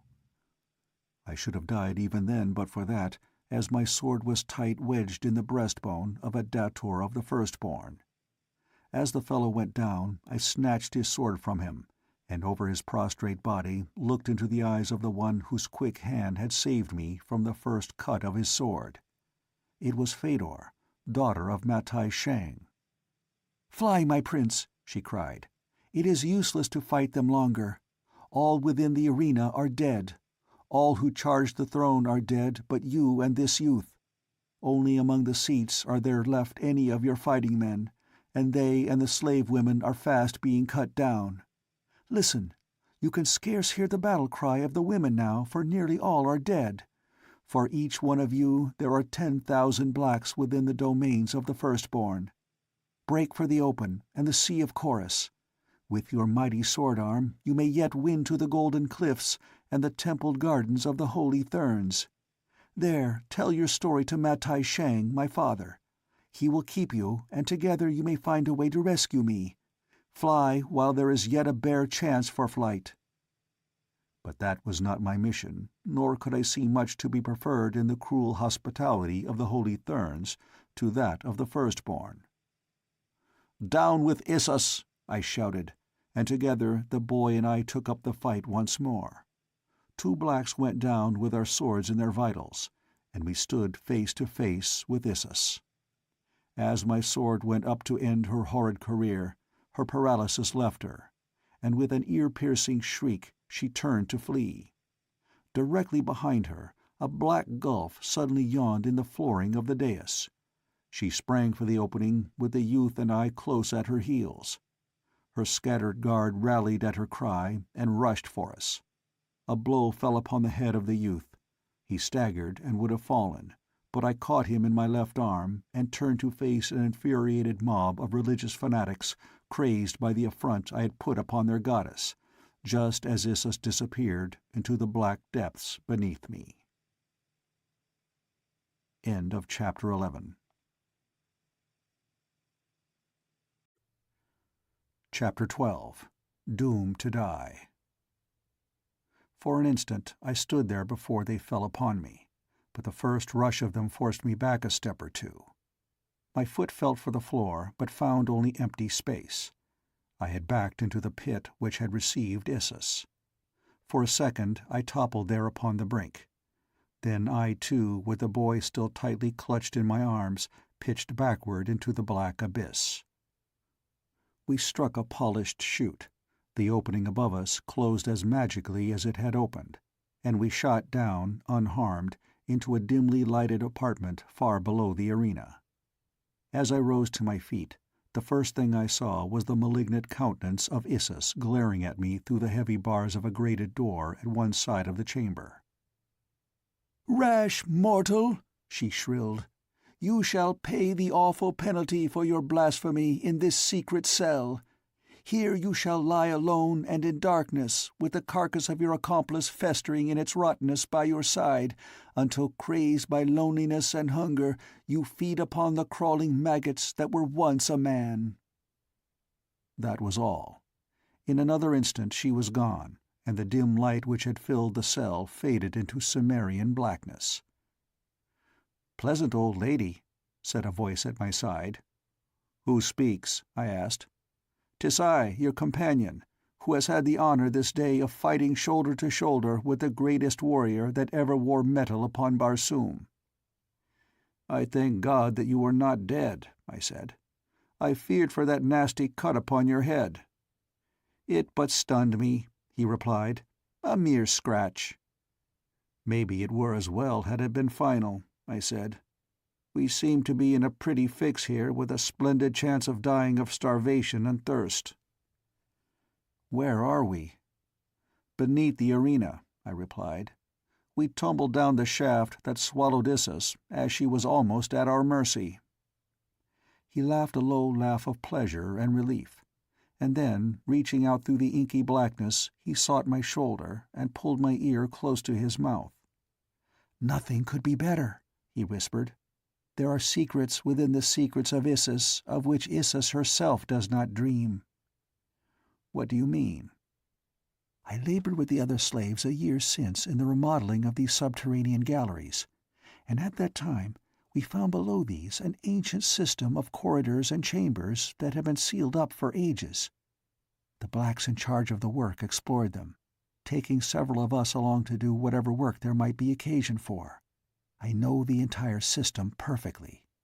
There are miles of corridors honeycombing the ground beneath the gardens and the temple itself. And there is one passage that leads down to and connects with the lower regions that open on the water shaft that gives passage to Omeen. If we can reach the submarine undetected, we may yet make the sea in which there are many islands where the blacks never go. There we may live for a time, and who knows what may transpire to aid us to escape." He had spoken all in a low whisper, evidently fearing spying ears even here, and so I answered him in the same subdued tone. "Lead back to Shador, my friend," I whispered. "Zodar the Black is there. We were to attempt our escape together, so I cannot desert him." "No," said the boy, "one cannot desert a friend.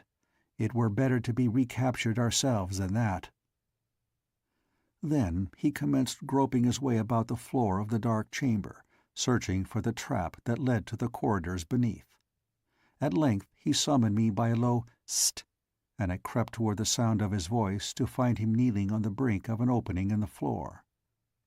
"There is a drop here of about 10 feet," he whispered. "Hang by your hands, and you will alight safely on a level floor of soft sand." Very quietly I lowered myself from the inky cell above into the inky pit below. So utterly dark was it that we could not see our hands at an inch from our noses. Never, I think, have I known such complete absence of light as existed in the pits of Issus. For an instant I hung in mid-air. There is a strange sensation connected with an experience of that nature which is quite difficult to describe. When the feet tread empty air, and the distance below is shrouded in darkness, there is a feeling akin to panic at the thought of releasing the hold and taking the plunge into unknown depths.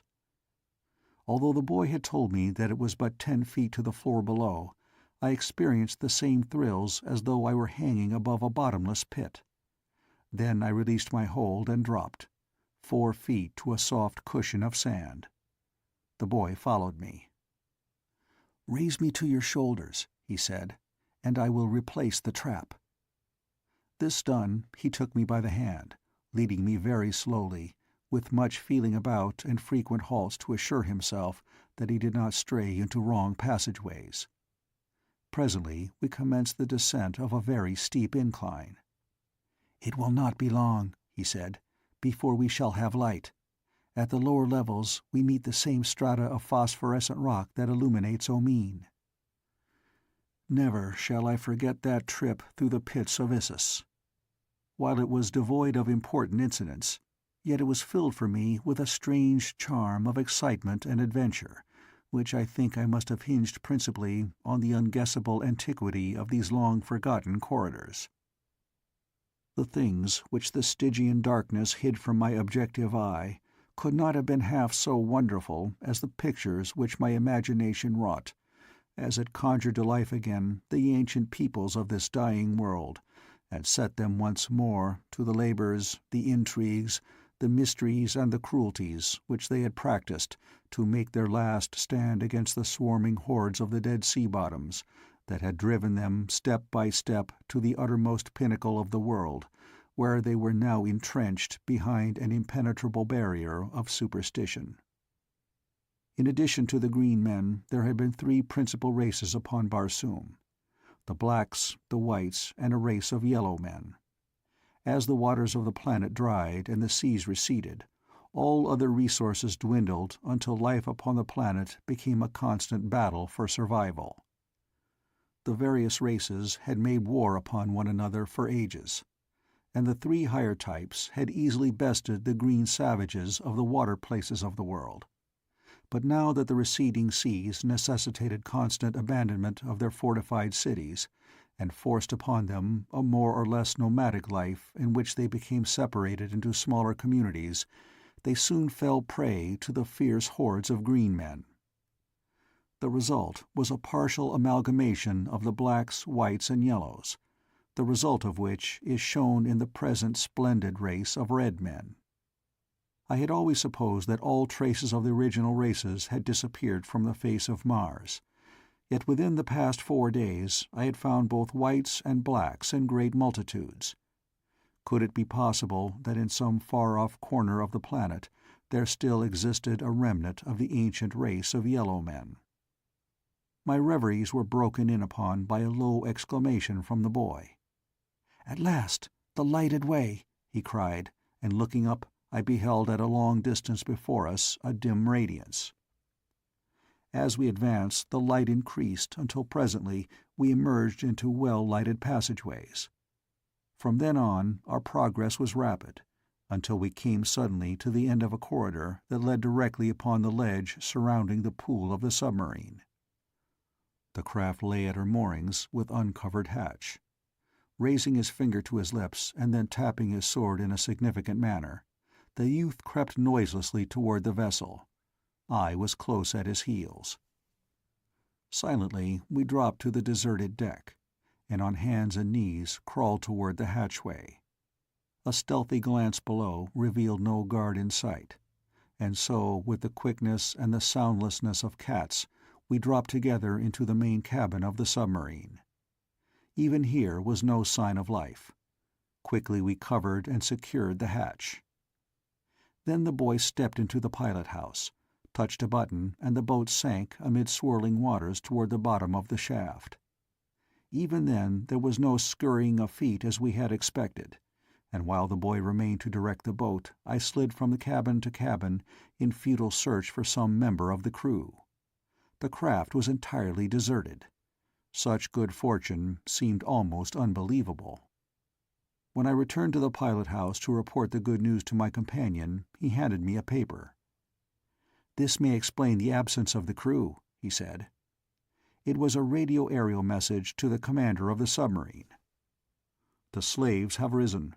Come with what men you have and those that you can gather on the way. Too late to get aid from Omine. They are massacring all within the amphitheater. Issus is threatened. Haste. Zethad." "Zethad is Dator of the guards of Issus," explained the youth. "We gave them a bad scare, one that they will not soon forget." "Let us hope that it is but the beginning of the end of Issus," I said. "Only our first ancestor knows," he replied. We reached the submarine pool in Omine without incident. Here we debated the wisdom of sinking the craft before leaving her, but finally decided that it would add nothing to our chances for escape.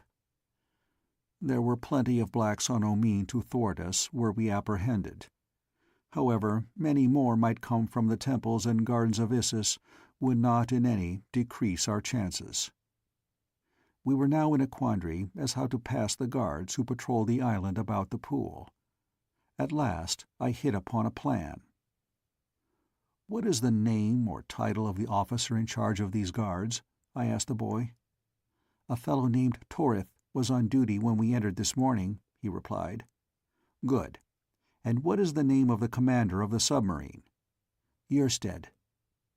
I found a dispatch blank in the cabin and wrote the following order: "Dator Torith, return these 2 slaves at once to Shador. Yersted." "That will be a simpler way to return," I said, smiling, as I handed the forged order to the boy. "Come, we shall see now how well it works." "But our swords," he exclaimed. "What shall we say to explain them?" "Since we cannot explain them, we shall have to leave them behind us," I replied. "Is it not the extreme of rashness to thus put ourselves again, unarmed, in the power of the Firstborn?" "It is the only way," I answered. "You may trust me to find a way out of the prison of Shador, and I think, once out, that we shall find no great difficulty in arming ourselves once more in a country which abounds so plentifully in armed men." "As you say," he replied with a smile and shrug. "I could not follow another leader who inspired greater confidence than you. Come, let us put your ruse to the test." Boldly we emerged from the hatchway of the craft, leaving our swords behind us, and strode to the main exit which led to the sentry's post and the office of the Dator of the guard. At sight of us the members of the guard sprang forward in surprise, and with levelled rifles halted us. I held out the message to one of them. He took it, and seeing to whom it was addressed, turned and handed it to Torith, who was emerging from his office to learn the cause of the commotion. The black read the order, and for a moment eyed us with evident suspicion. "Where is Dr. Eusted?" he asked, and my heart sank within me, as I cursed myself for a stupid fool in not having sunk the submarine to make good the lie that I must tell. "His orders were to return immediately to the Temple Landing," I replied. Torith took a half-step toward the entrance to the pool as though to corroborate my story. For that instant everything hung in the balance, for had he done so and found the empty submarine still lying at her wharf, the whole weak fabric of my concoction would have tumbled about our heads. But evidently he decided the message must be genuine. Nor, indeed, was there any good reason to doubt it, since it would scarce have seemed credible to him that two slaves would voluntarily have given themselves into custody in any such manner as this. It was the very boldness of the plan which rendered it successful. "Were you connected with the rising of the slaves?" asked Torith. "We have just had meagre reports of some such event." "All were involved," I replied, "but it amounted to little. The guards quickly overcame and killed the majority of us." He seemed satisfied with this reply. "Take them to Shador," he ordered, turning to one of his subordinates. We entered a small boat lying beside the island, and in a few minutes were disembarking upon Shador. Here we were returned to our respective cells, I with Sodar, the boy by himself, and behind locked doors we were again prisoners of the Firstborn.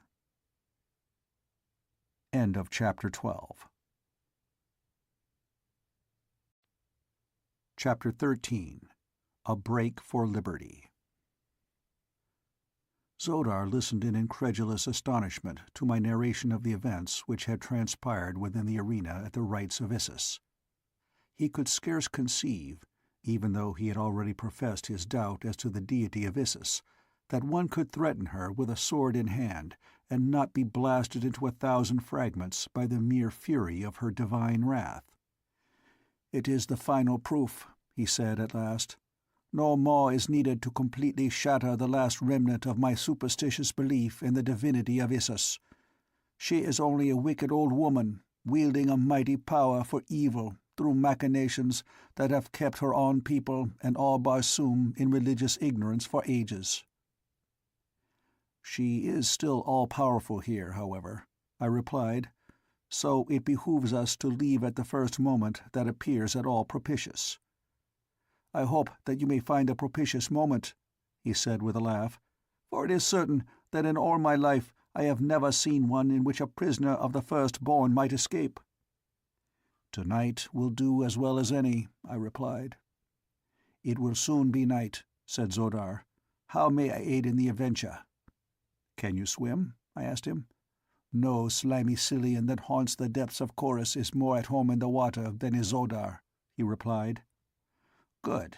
The Red One in all probability cannot swim," I said, "since there is scarce enough water in all their domains to float the tiniest craft. One of us, therefore, will have to support him through the sea to the craft we select. I had hoped that we might make the entire distance below the surface, but I fear that the Red Youth could not thus perform the trip. Even the bravest of the brave among them are terrorized at the mere thought of deep water, for it has been ages since their forebears saw a lake, a river, or a sea." "The Red One is to accompany us?" asked Sodar.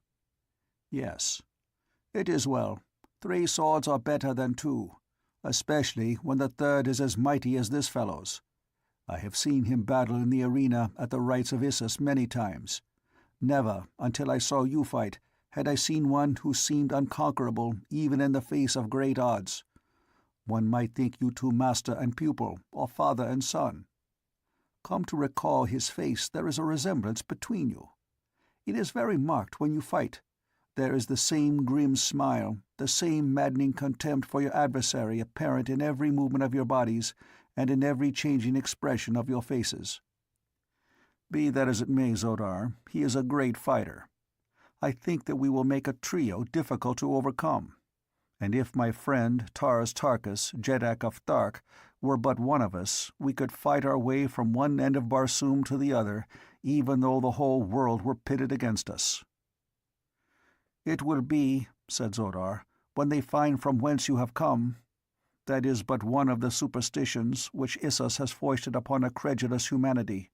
She works through the Holy Therns, who are as ignorant of her real self as are the Barsoomians of the outer world.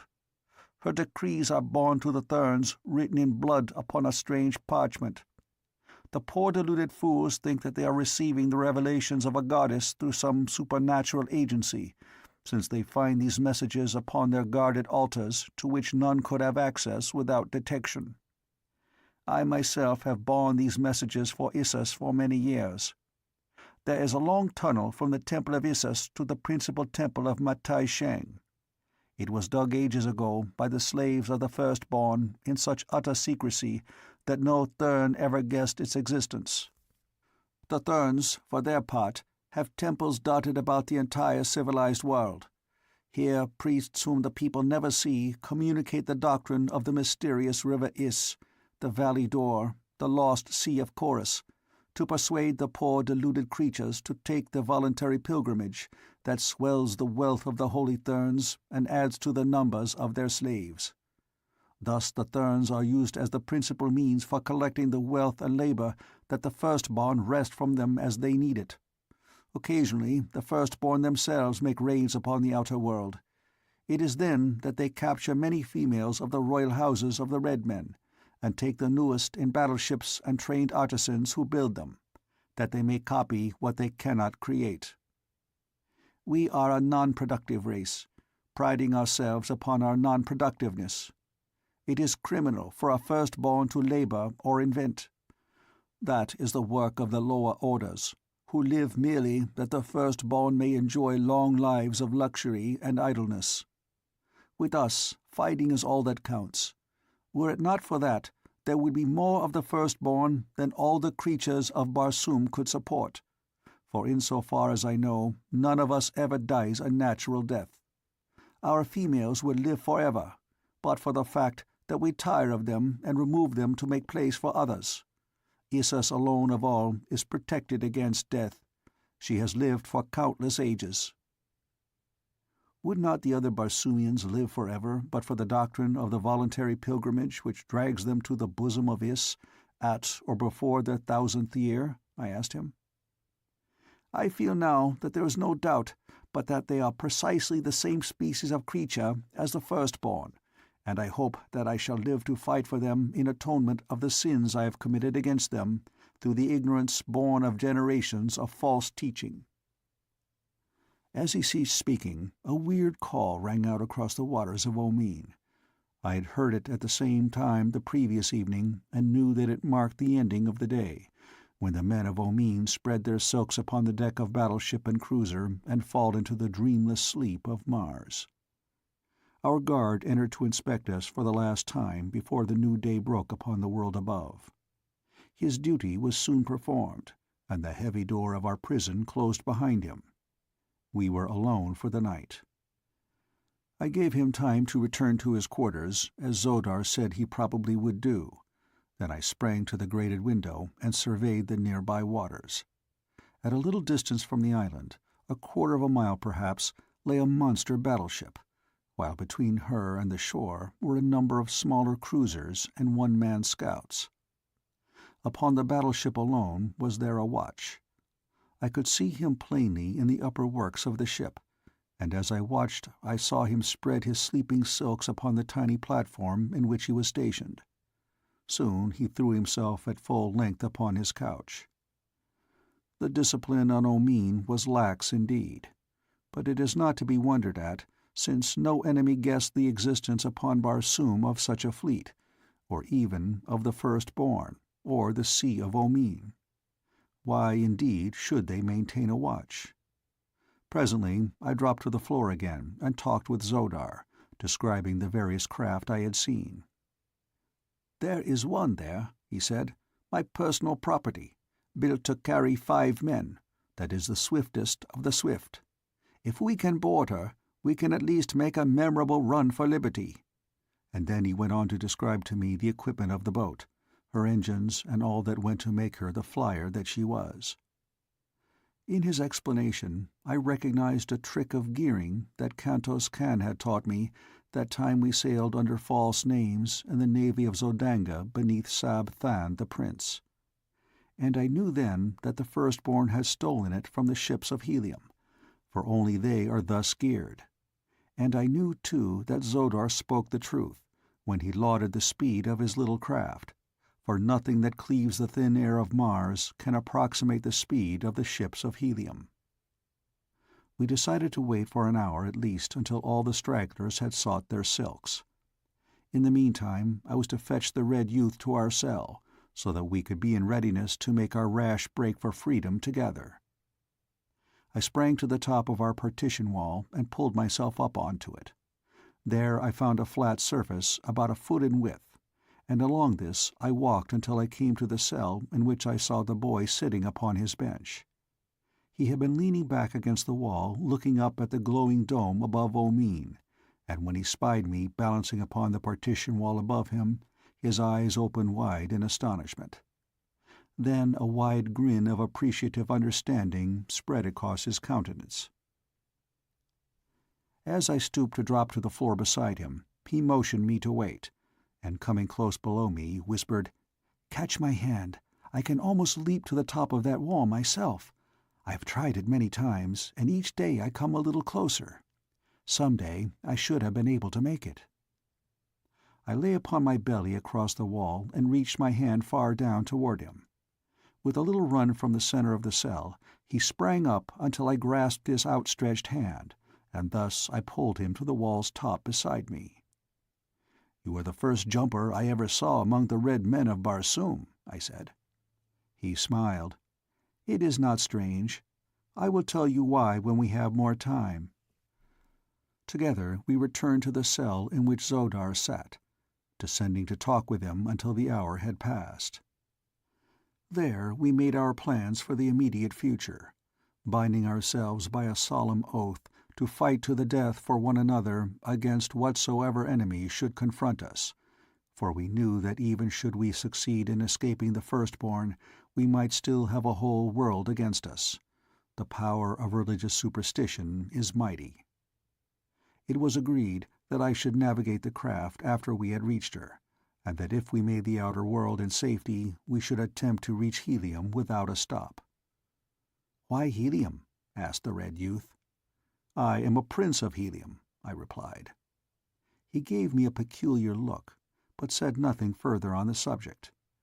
I wondered at the time what the significance of his expression might be, but in the press of other matters it soon left my mind, nor did I have occasion to think of it again until later. "Come," I said at length, "now is as good a time as any. Let us go." Another moment found me at the top of the partition wall again, with the boy beside me. Unbuckling my harness, I snapped it together with a single long strap, which I lowered to the waiting Zodar below. He grasped the end and was soon sitting beside us. "How simple," he laughed. "The balance should be even simpler," I replied. Then I raised myself to the top of the outer wall of the prison, just so that I could peer over and locate the passing sentry. For a matter of 5 minutes I waited, and then he came in sight on his slow and snail-like beat about the structure. I watched him until he had made the turn at the end of the building, which carried him out of sight of the side of the prison that was to witness our dash for freedom. The moment his form disappeared, I grasped Zodar and drew him to the top of the wall. Placing one end of my harness strap in his hands, I lowered him quickly to the ground below. Then the boy grasped the strap and slid down to Zodar's side. In accordance with our arrangement, they did not wait for me, but walked slowly toward the water, a matter of 100 yards, directly past the guardhouse filled with sleeping soldiers. They had taken scarce a dozen steps when I too dropped to the ground and followed them leisurely toward the shore. As I passed the guardhouse, the thought of all the good blades lying there gave me pause, for if ever men were to have need of swords, it was my companions and I on the perilous trip upon which we were about to embark. I glanced toward Zodar and the youth, and saw that they had slipped over the edge of the dock into the water. In accordance with our plan, they were to remain there clinging to the metal rings which studded the concrete-like substance of the dock at the water's level, with only their mouths and noses above the surface of the sea until I should join them. The lure of the swords within the guardhouse was strong upon me, and I hesitated a moment, half inclined to risk the attempt to take the few we needed. That he who hesitates is lost proved itself a true aphorism in this instance, for another moment saw me creeping stealthily toward the door of the guardhouse.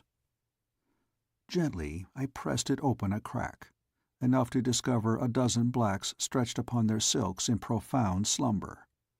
At the far side of the room a rack held the swords and firearms of the men.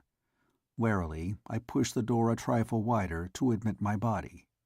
A hinge gave out a resentful groan. One of the men stirred, and my heart stood still. I cursed myself for a fool to have thus jeopardized our chances for escape, but there was nothing for it now but to see the adventure through. With a spring as swift and as noiseless as a tiger's, I lit beside the guardsman who had moved.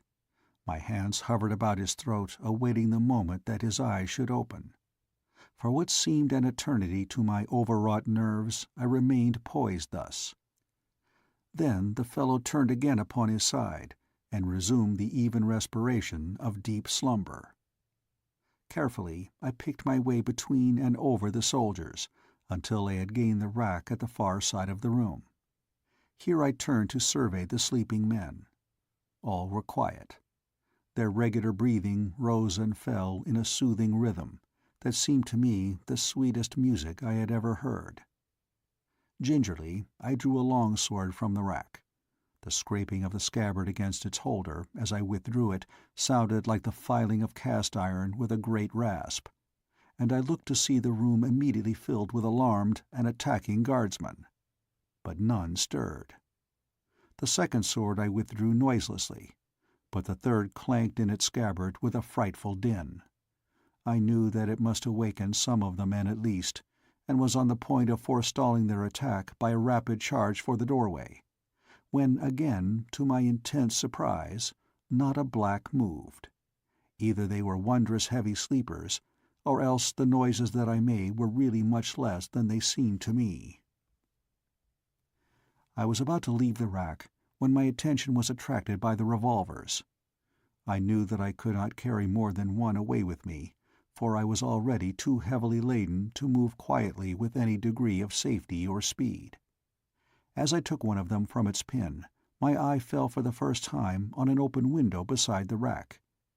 Ah, here was a splendid means of escape, for it let directly upon the dock, not 20 feet from the water's edge.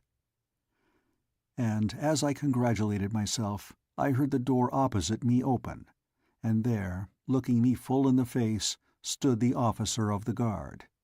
He evidently took in the situation at a glance and appreciated the gravity of it as quickly as I, for our revolvers came up simultaneously, and the sounds of the two reports were as one as we touched the buttons on the grips that exploded the cartridges. I felt the wind of his bullet as it whizzed past my ear, and at the same instant I saw him crumple to the ground.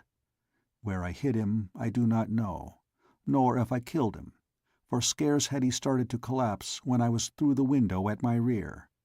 In another second the waters of Omin closed above my head, and the three of us were making for the little flyer 100 yards away. Zodar was burdened with the boy, and I with the 3 long swords.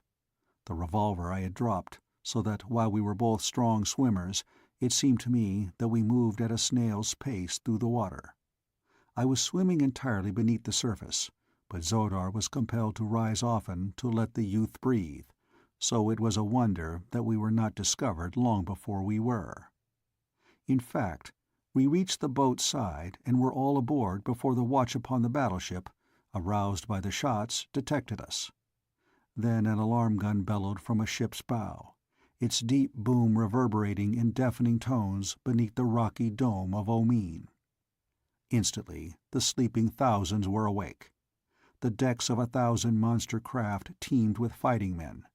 for an alarm on Omine was a thing of rare occurrence. We cast away before the sound of the first gun had died, and another second saw us rising swiftly from the surface of the sea. I lay at full length along the deck, with the levers and buttons of control before me. Zodar and the boy were stretched directly behind me, prone also, that we might offer as little resistance to the air as possible. "Rise high," whispered Zodar.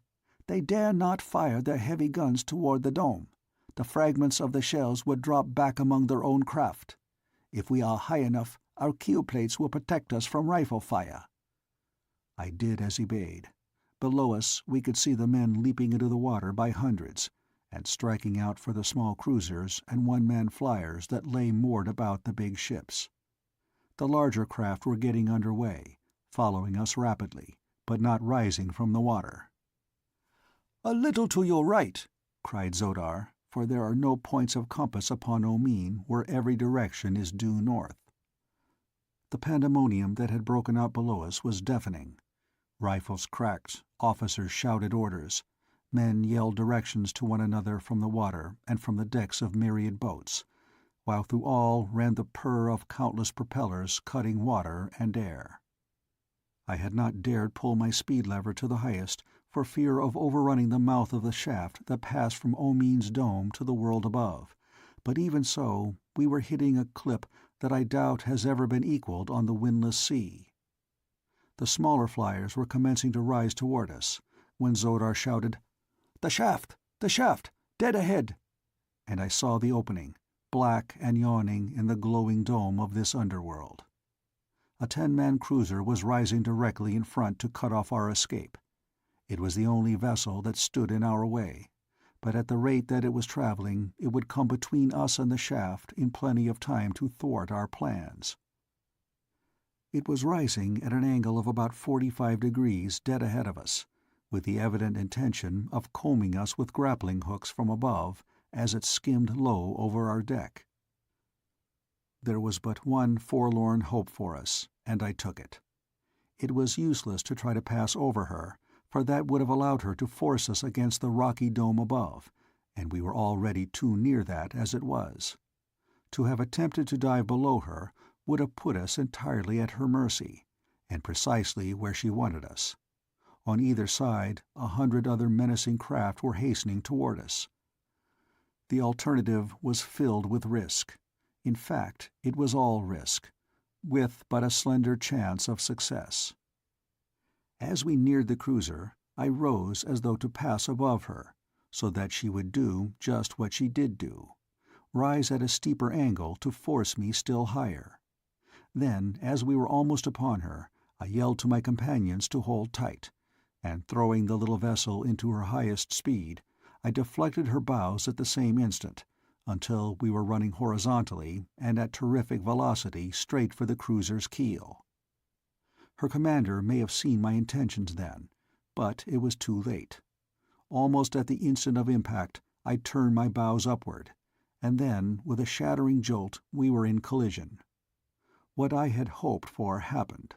The cruiser, already tilted at a perilous angle, was carried completely over backward by the impact of my smaller vessel. Her crew fell twisting and screaming through the air to the water far below, while the cruiser, her propellers still madly churning, dived swiftly head foremost after them to the bottom of the Sea of Omine.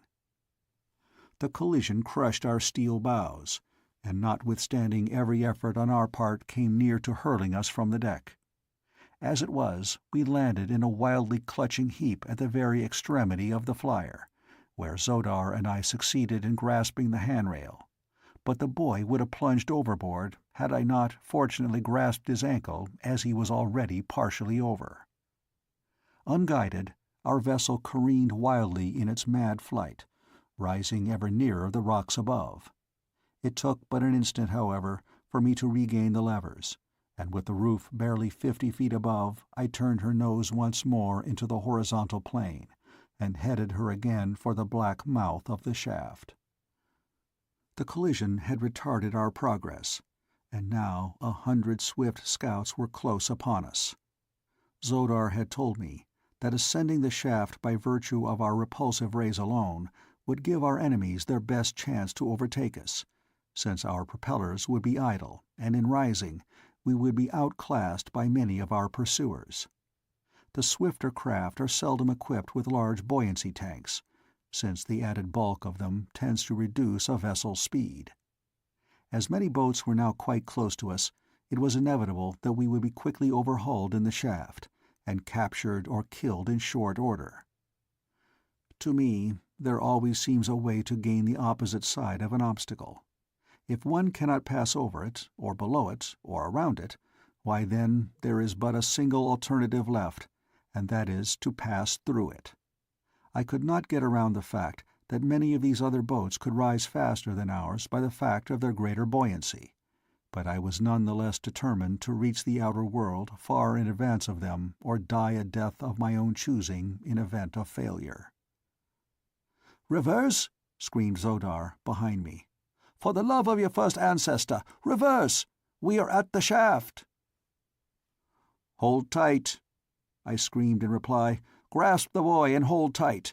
We are going straight up the shaft." The words were scarce out of my mouth as we swept beneath the pitch-black opening. I threw the bow hard up, dragged the speed lever to its last notch, and clutching a stanchion with one hand and the steering wheel with the other, hung on like grim death and consigned my soul to its author. I heard a little exclamation of surprise from Zodar, followed by a grim laugh. The boy laughed too, and said something which I could not catch for the whistling of the wind of our awful speed. I looked up above my head, hoping to catch the gleam of stars by which I could direct our course and hold the hurtling thing that bore us true to the center of the shaft. To have touched the side at the speed we were making would doubtless have resulted in instant death for us all. But not a star showed above, only utter and impenetrable darkness. Then I glanced below me, and there I saw a rapidly diminishing circle of light, the mouth of the opening above the phosphorescent radiance of Omine.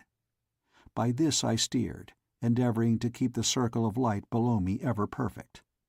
As best it was but a slender cord that held us from destruction, and I think that I steered that night more by intuition and blind faith than by skill or reason. We were not long in the shaft. Possibly the very fact of our enormous speed saved us, for evidently we started in the right direction, and so quickly we were out again that we had no time to alter our course.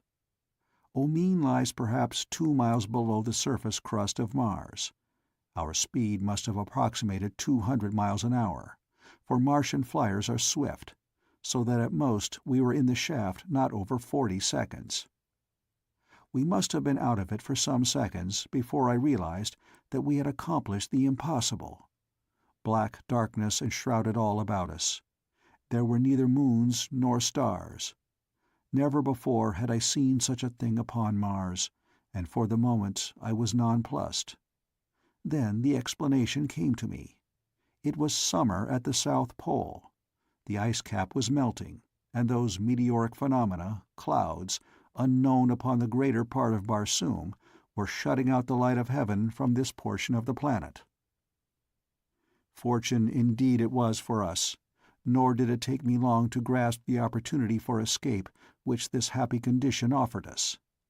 Keeping the boat's nose at a stiff angle, I raced her for the impenetrable curtain which nature had hung above this dying world to shut us out from the sight of our pursuing enemies. We plunged through the cold camp fog without diminishing our speed, and in a moment emerged into the glorious light of the 2 moons and the million stars. I dropped into a horizontal course and headed due north. Our enemies were a good half-hour behind us, with no conception of our direction. We had performed the miraculous, and come through 1,000 dangers unscathed. We had escaped from the land of the firstborn. No other prisoners in all the ages of Barsoom had done this thing, and now, as I looked back upon it, it did not seem to have been so difficult after all. I said as much to Zodar over my shoulder. "It is very wonderful, nevertheless," he replied. "No one else could have accomplished it but John Carter." At the sound of that name, the boy jumped to his feet. "John Carter!" he cried. "John Carter! Why, man, John Carter, Prince of Helium, has been dead for years. I am his son." End of chapter 13. Chapter 14. The Eyes in the Dark. My son! I could not believe my ears. Slowly I rose and faced the handsome youth. Now that I looked at him closely, I commenced to see why his face and personality had attracted me so strongly. There was much of his mother's incomparable beauty in his clear-cut features, but it was strongly masculine beauty, and his grey eyes and the expression of them were mine. The boy stood facing me, half hope and half uncertainty in his look. "Tell me of your mother," I said. "Tell me all you can of the years that I have been robbed by a relentless fate of her dear companionship." With a cry of pleasure he sprang toward me, and threw his arms about my neck, and for a brief moment as I held my boy close to me the tears welled to my eyes, and I was like to have choked after the manner of some maudlin fool. But I do not regret it, nor am I ashamed. A long life has taught me that a man may seem weak where women and children are concerned, and yet be anything but a weakling in the sterner avenues of life. "Your stature, your manner, the terrible ferocity of your swordsmanship," said the boy, "are as my mother has described them to me 1,000 times, but even with such evidence I could scarce credit the truth of what seemed so improbable to me, however much I desired it to be true. Do you know what thing it was that convinced me more than all the others?" "What, my boy?" I asked. "Your first words to me. They were of my mother. None else but the man who loved her, as she has told me my father did, would have thought first of her. For long years, my son, I can scarce recall a moment that the radiant vision of your mother's face has not been ever before me. Tell me of her." "Those who have known her longest say that she has not changed, unless it be to grow more beautiful, were that possible. Only when she thinks I am not about to see her, her face grows very sad, and oh so wistful. She thinks ever of you, my father, and all Helium mourns with her and for her. Her grandfather's people love her. They loved you also, and fairly worship your memory as the savior of Barsoom.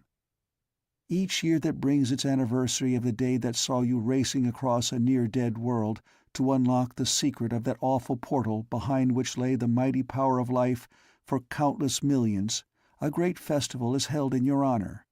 But there are tears mingled with the thanksgiving, tears of real regret that the author of the happiness is not with them to share the joy of living he died to give them. Upon all Barsoom there is no greater name than John Carter." "And by what name has your mother called you, my boy?" I asked. "The people of Helium asked that I be named with my father's name, but my mother said no, that you and she had chosen a name for me together, and that your wish must be honored before all others, so the name that she called me is the one that you desired, a combination of hers and yours, Carthoris." Sodar had been at the wheel as I talked with my son, and now he called me. "She is dropping badly by the head, John Carter," he said. "So long as we are rising at a stiff angle, it was not noticeable, but now that I am trying to keep a horizontal course, it is different. The wound in her bow has opened one of her forward ray tanks." It was true, and after I had examined the damage I found it a much graver matter than I had anticipated. Not only was the forced angle at which we were compelled to maintain the bow in order to keep a horizontal course greatly impeding our speed, but at the rate that we were losing our repulsive rays from the forward tanks, it was but a question of an hour or more when we would be floating stern up and helpless. We had slightly reduced our speed with the dawning of a sense of security, but now I took the helm once more and pulled the noble little engine wide open, so that again we raced north at terrific velocity. In the meantime, Carthoris and Sodar, with tools in hand, were puttering with the great rent in the bow in a hopeless endeavor to stem the tide of escaping rays. It was still dark when we passed the northern boundary of the ice cap and the area of clouds. Below us lay a typical Martian landscape: rolling ochre sea bottom of long dead seas, low surrounding hills, with here and there the grim and silent cities of the dead past. Great piles of mighty architecture tenanted only by age-old memories of a once powerful race, and by the great white apes of Barsoom. It was becoming more and more difficult to maintain our little vessel in a horizontal position. Lower and lower sagged the bow until it became necessary to stop the engine to prevent our flight terminating in a swift dive to the ground. As the sun rose and the light of a new day swept away the darkness of night, our craft gave a final spasmodic plunge, turned half upon her side, and then, with the deck tilting at a sickening angle, swung in a slow circle, her bow dropping further below her stern each moment. To handrail and stanchion we clung, and finally, as we saw the end approaching, snapped the buckles of our harness to the rings at her sides. In another moment the deck reared at an angle of 90 degrees, and we hung in our leather with feet dangling 1,000 yards above the ground. I was swinging quite close to the controlling devices, so I reached out to the lever that directed the rays of repulsion.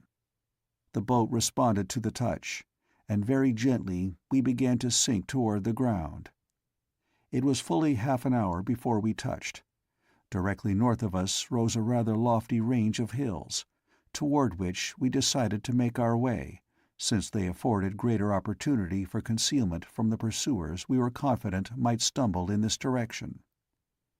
An hour later found us in the time-rounded gullies of the hills, amid the beautiful flowering plants that abound in the arid waste places of Barsoom. There we found numbers of huge milk-giving shrubs, that strange plant which serves in great part as food and drink for the wild hordes of green men. It was indeed a boon to us, for we all were nearly famished.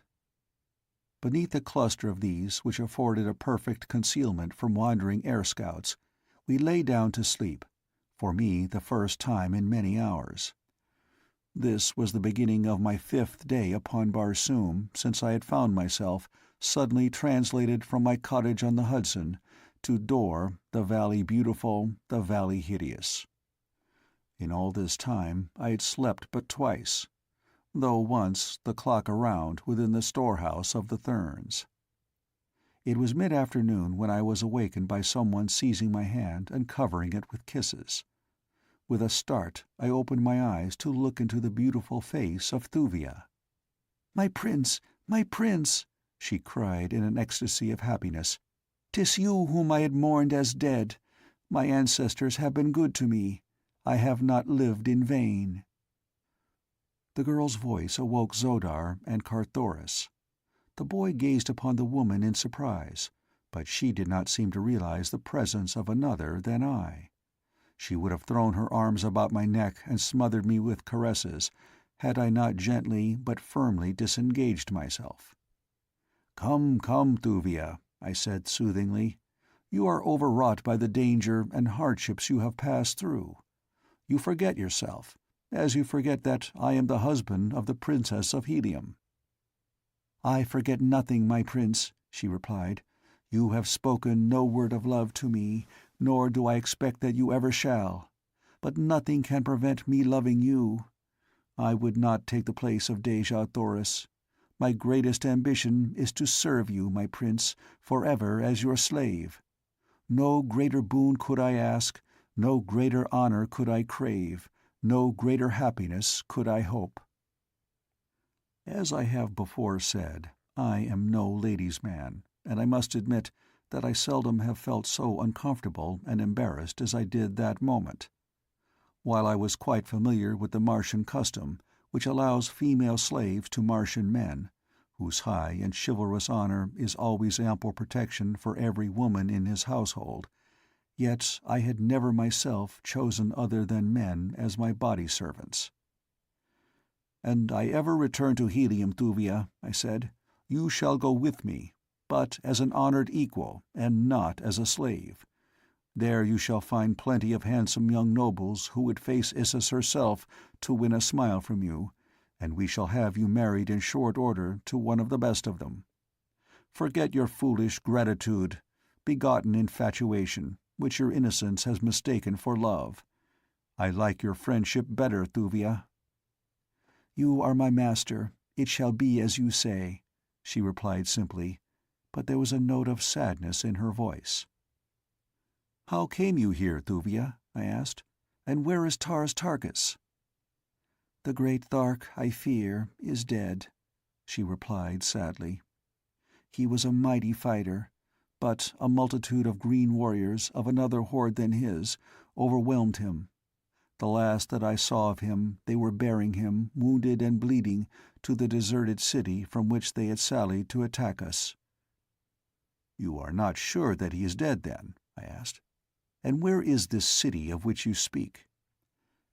"It is just beyond this range of hills. The vessel in which you so nobly resigned a place that we might find escape defied our small skill in navigation, with the result that we drifted aimlessly about for 2 days. Then we decided to abandon the craft and attempt to make our way on foot to the nearest waterway. Yesterday we crossed these hills and came upon the dead city beyond. We had passed within its streets and were walking toward the central portion when, at an intersecting avenue, we saw a body of green warriors approaching. Tars Tarkas was in advance, and they saw him, but me they did not see. The Thark sprang back to my side and forced me into an adjacent doorway, where he told me to remain in hiding until I could escape, making my way to Helium if possible. "There will be no escape for me now," he said, "for these be the Warhoon of the South. When they have seen my mettle, it will be to the death." Then he stepped out to meet them. Ah, my prince, such fighting! For an hour they swarmed about him, until the Warhoon dead formed a hill where he had stood. But at last they overwhelmed him, those behind pushing the foremost upon him until there remained no space to swing his great sword. Then he stumbled and went down, and they rolled over him like a huge wave. When they carried him away toward the heart of the city, he was dead, I think, for I did not see him move. "Before we go farther, we must be sure," I said. "I cannot leave Tars Tarkas alive among the Warhoons. Tonight I shall enter the city and make sure." "And I shall go with you," spoke Carthoris. "And I," said Zodar. "Neither one of you shall go," I replied. "It is work that requires stealth and strategy, not force. One man alone may succeed, where more would invite disaster. I shall go alone. If I need your help, I will return for you." They did not like it, but both were good soldiers, and it had been agreed that I should command. The sun already was low, so that I did not have long to wait before the sudden darkness of Barsoom engulfed us. With a parting word of instructions to Carthoris and Zodar in case I should not return, I bade them all farewell, and set forth at a rapid dog-trot toward the city. As I emerged from the hills, the nearer moon was winging its wild flight through the heavens, its bright beams turning to burnished silver the barbaric splendor of the ancient metropolis. The city had been built upon the gently rolling foothills that in the dim and distant past had sloped down to meet the sea. It was due to this fact that I had no difficulty in entering the streets unobserved. The green hordes that use these deserted cities seldom occupy more than a few squares about the central plaza, and as they come and go always across the dead sea bottoms that the cities face, it is usually a matter of comparative ease to enter from the hillside. Once within the streets, I kept close in the dense shadows of the walls. At intersections I halted a moment to make sure that none was in sight before I sprang quickly to the shadows of the opposite side. Thus I made the journey to the vicinity of the plaza without detection. As I approached the purlieus of the inhabited portion of the city, I was made aware of the proximity of the warriors' quarters by the squealing and grunting of the thoats and zitidars corralled within the hollow courtyards formed by the buildings surrounding each square. These old familiar sounds that are so distinctive of green Martian life sent a thrill of pleasure surging through me. It was as one might feel on coming home after a long absence. It was amid such sounds that I had first courted the incomparable Dejah Thoris in the age-old marble halls of the dead city of Korad. As I stood in the shadows at the far corner of the first square which housed members of the Horde, I saw warriors emerging from several of the buildings. They all went in the same direction, toward a great building which stood in the center of the plaza. My knowledge of green Martian customs convinced me that this was either the quarters of the principal chieftain, or contained the audience chamber wherein the Jeddak met his Jeds and lesser chieftains. In either event, it was evident that something was afoot which might have a bearing on the recent capture of Tars Tarkas. To reach this building, which I now felt it imperative that I do, I must needs traverse the entire length of one square, and cross a broad avenue and a portion of the plaza. From the noises of the animals which came from every courtyard about me, I knew that there were many people in the surrounding buildings, probably several communities of the great horde of the Warhoons of the South. To pass undetected among all these people was in itself a difficult task, but if I was to find and rescue the great Thark, I must expect even more formidable obstacles before success could be mine. I had entered the city from the south, and now stood on the corner of the avenue through which I had passed, and the first intersecting avenue south of the plaza. The buildings upon the south side of this square did not appear to be inhabited, as I could see no lights, and so I decided to gain the inner courtyard through one of them. Nothing occurred to interrupt my progress through the deserted pile I chose, and I came into the inner court close to the rear walls of the east buildings without detection. Within the court, a great herd of thoats and zitidars moved restlessly about, cropping the moss-like ochre vegetation which overgrows practically the entire uncultivated area of Mars. What breeze there was came from the northwest, so there was little danger that the beasts would scent me. Had they, their squealing and grunting would have grown to such a volume as to attract the attention of the warriors within the buildings. Close to the east wall, beneath the overhanging balconies of the second floors, I crept in dense shadows the full length of the courtyard, until I came to the buildings at the north end. These were lighted for about 3 floors up, but above the 3rd floor all was dark. To pass through the lighted rooms was, of course, out of the question, since they swarmed with green Martian men and women. My only path lay through the upper floors, and to gain these it was necessary to scale the face of the wall. The reaching of the balcony of the 2nd floor was a matter of easy accomplishment. An agile leap gave my hands a grasp upon the stone handrail above. In another instant I had drawn myself upon the balcony. Here, through the open windows, I saw the green folk squatting upon their sleeping silks and furs, grunting an occasional monosyllable, which, in connection with their wondrous telepathic powers, is ample for their conversational requirements. As I drew closer to listen to their words, a warrior entered the room from the hall beyond. "Come, Tangama," he cried. "We are to take the Thark before Kabkaja. Bring another with you." The warrior addressed arose, and beckoning to a fellow squatting near, the 3 turned and left the apartment. If I could but follow them, the chance might come to free Tars Tarkas at once. At least I would learn the location of his prison. At my right was a door leading from the balcony into the building. It was at the end of an unlighted hall, and on the impulse of the moment I stepped within. The hall was broad and led straight through to the front of the building. On either side were the doorways of the various apartments which lined it. I had no more than entered the corridor than I saw the 3 warriors at the other end, those whom I had just seen leaving the apartment. Then a turn to the right took them from my sight again. Quickly I hastened along the hallway in pursuit. My gait was reckless, but I felt that fate had been kind indeed to throw such an opportunity within my grasp, and I could not afford to allow it to elude me now.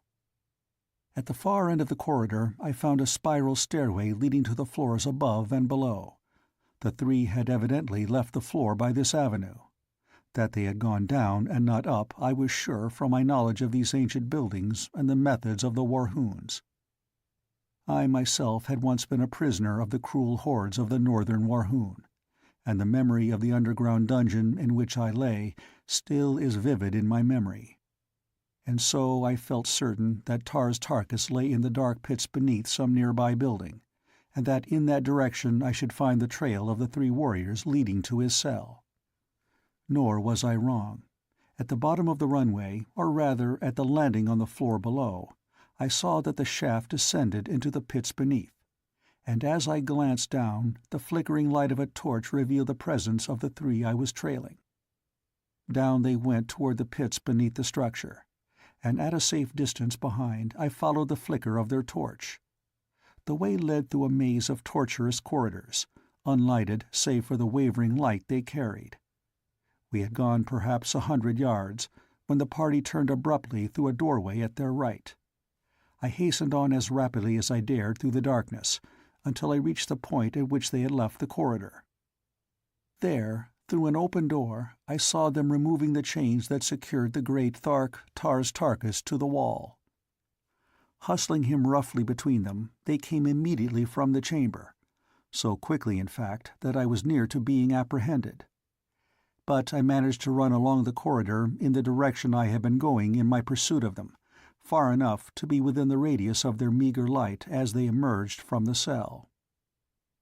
I had naturally assumed that they would return with Tars Tarkas the same way that they had come, which would carry them away from me, but to my chagrin they wheeled directly in my direction as they left the room.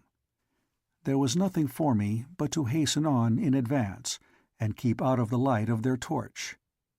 I dared not attempt to halt in the darkness of any of the many intersecting corridors, for I knew nothing of the direction they might take. Chance was as likely as not to carry me into the very corridor they might choose to enter. The sensation of moving rapidly through these dark passages was far from reassuring. I knew not at what moment I might plunge headlong into some terrible pit, or meet with some of the ghoulish creatures that inhabit these lower worlds beneath the dead cities of dying Mars. There filtered to me a faint radiance from the torch of the men behind, just enough to permit me to trace the direction of the winding passageways directly before me, and so keep me from dashing myself against the walls at the turns. Presently I came to a place where 5 corridors diverged from a common point. I had hastened along one of them for some little distance, when suddenly the faint light of the torch disappeared from behind me. I paused to listen for sounds of the party behind me, but the silence was as utter as the silence of a tomb. Quickly I realized that the warriors had taken one of the other corridors with their prisoner, and so I hastened back with a feeling of considerable relief to take up a much safer and more desirable position behind them. It was much slower work returning, however, than it had been coming, for now the darkness was as utter as the silence. It was necessary to feel every foot of the way back with my hand against the side wall, that I might not pass the spot where the 5 roads radiated. After what seemed an eternity to me, I reached the place and recognized it by groping across the entrances to the several corridors, until I had counted 5 of them. In not one, however, showed the faintest sign of light.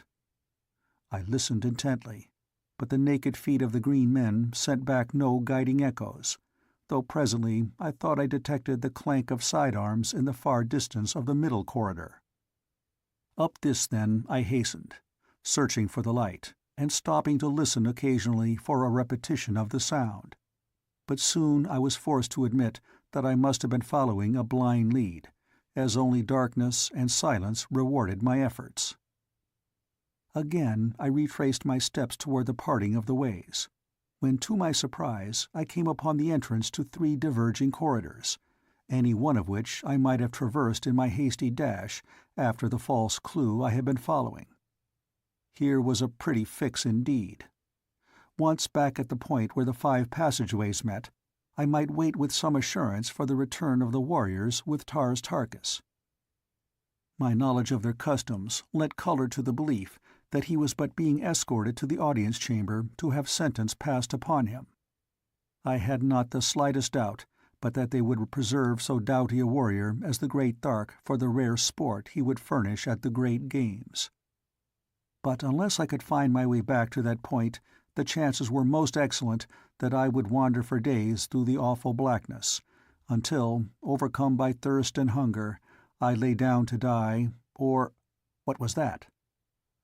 A faint shuffling sounded behind me, and as I cast a hasty glance over my shoulder, my blood froze in my veins for the thing I saw there. It was not so much fear of the present danger as it was the horrifying memories it recalled of that time I near went mad over the corpse of the man I had killed in the dungeons of the Warhoons, when blazing eyes came out of the dark recesses and dragged the thing that had been a man from my clutches, and I heard it scraping over the stone of my prison as they bore it away to their terrible feast. And now in these black pits of the other Warhoons I looked into those same fiery eyes, blazing at me through the terrible darkness, revealing no sign of the beast behind them. I think that the most fearsome attribute of these awesome creatures is their silence, and the fact that one never sees them, nothing but those baleful eyes glaring unblinkingly out of the dark void behind. Grasping my longsword tightly in my hand, I backed slowly along the corridor away from the thing that watched me.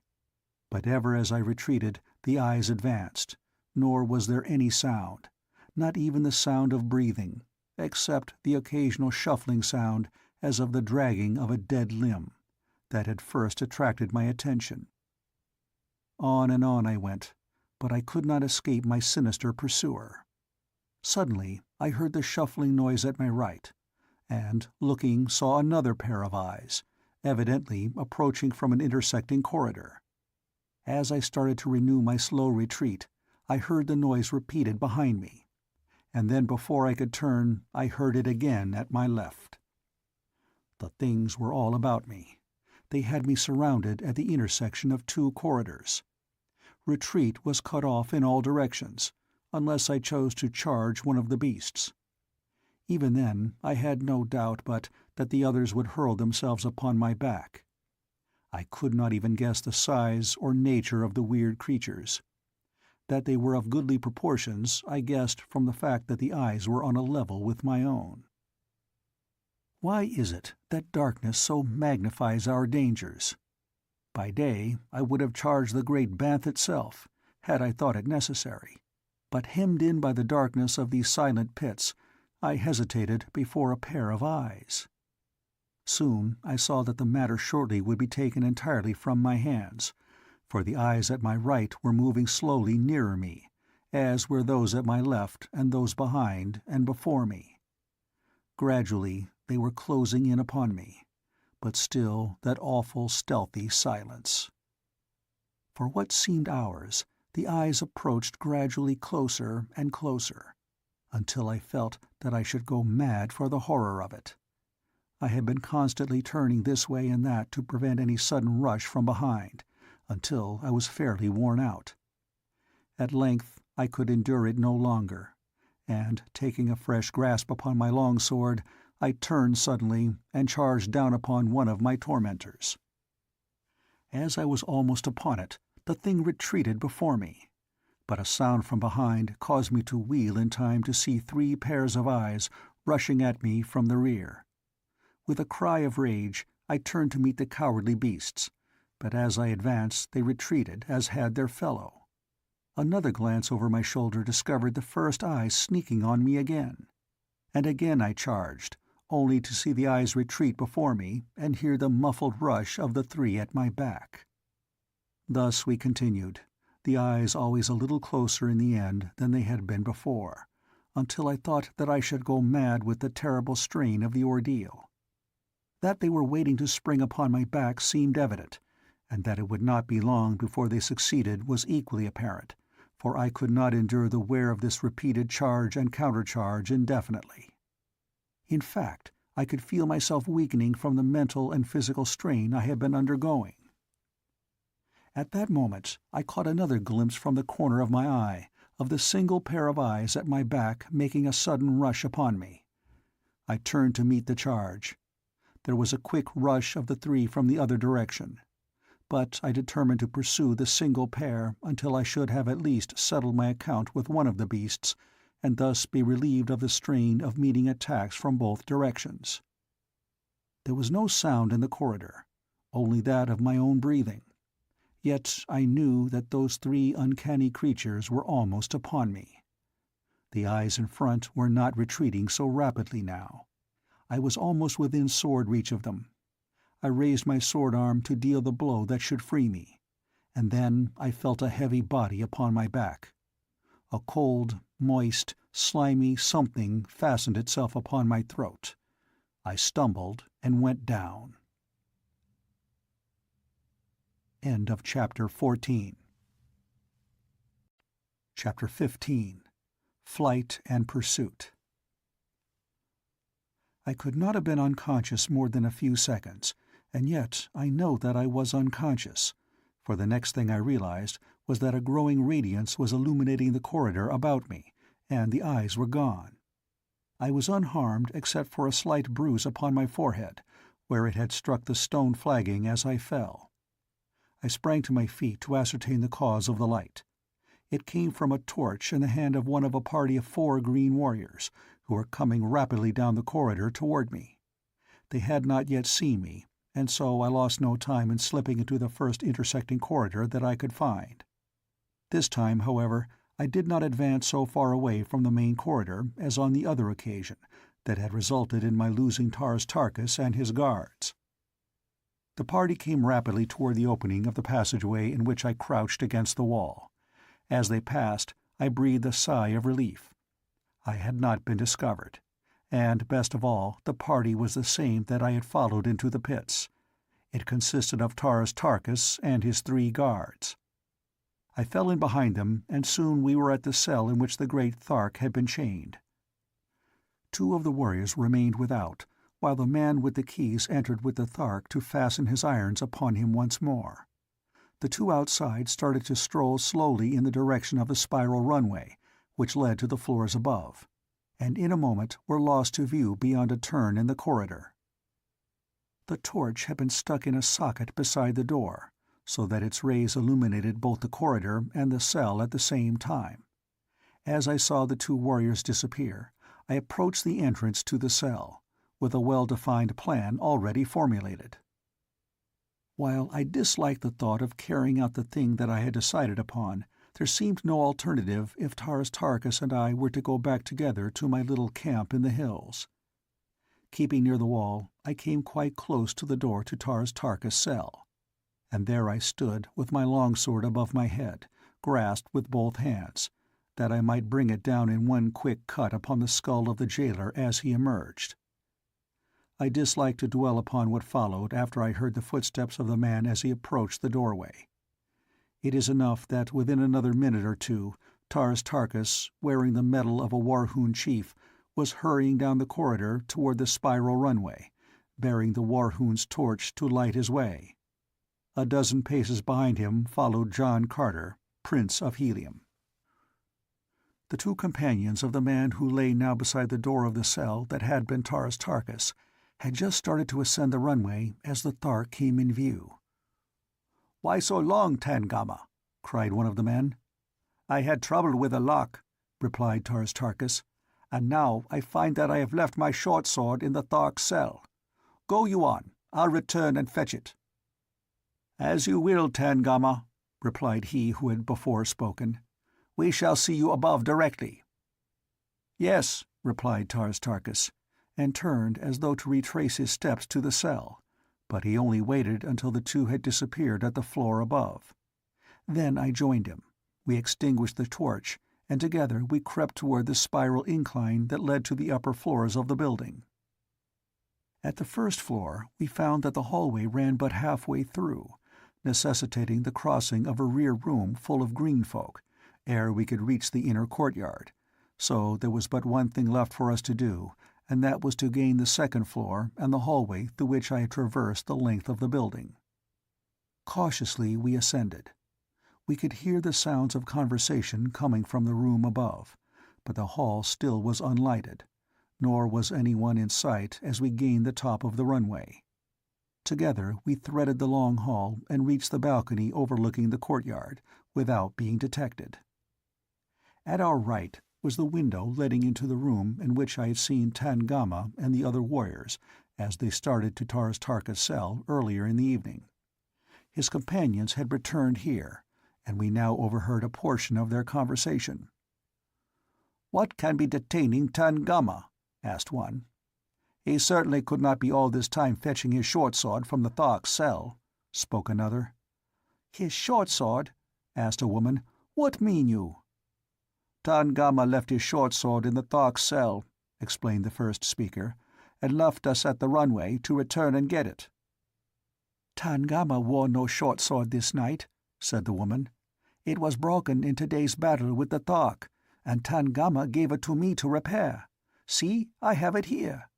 And as she spoke, she drew Tangama's short sword from beneath her sleeping silks and furs. The warriors sprang to their feet. "There is something amiss here," cried one. "'Tis even what I myself thought when Tangama left us at the runway," said another. "Methought then that his voice sounded strangely. Come, let us hasten to the pits."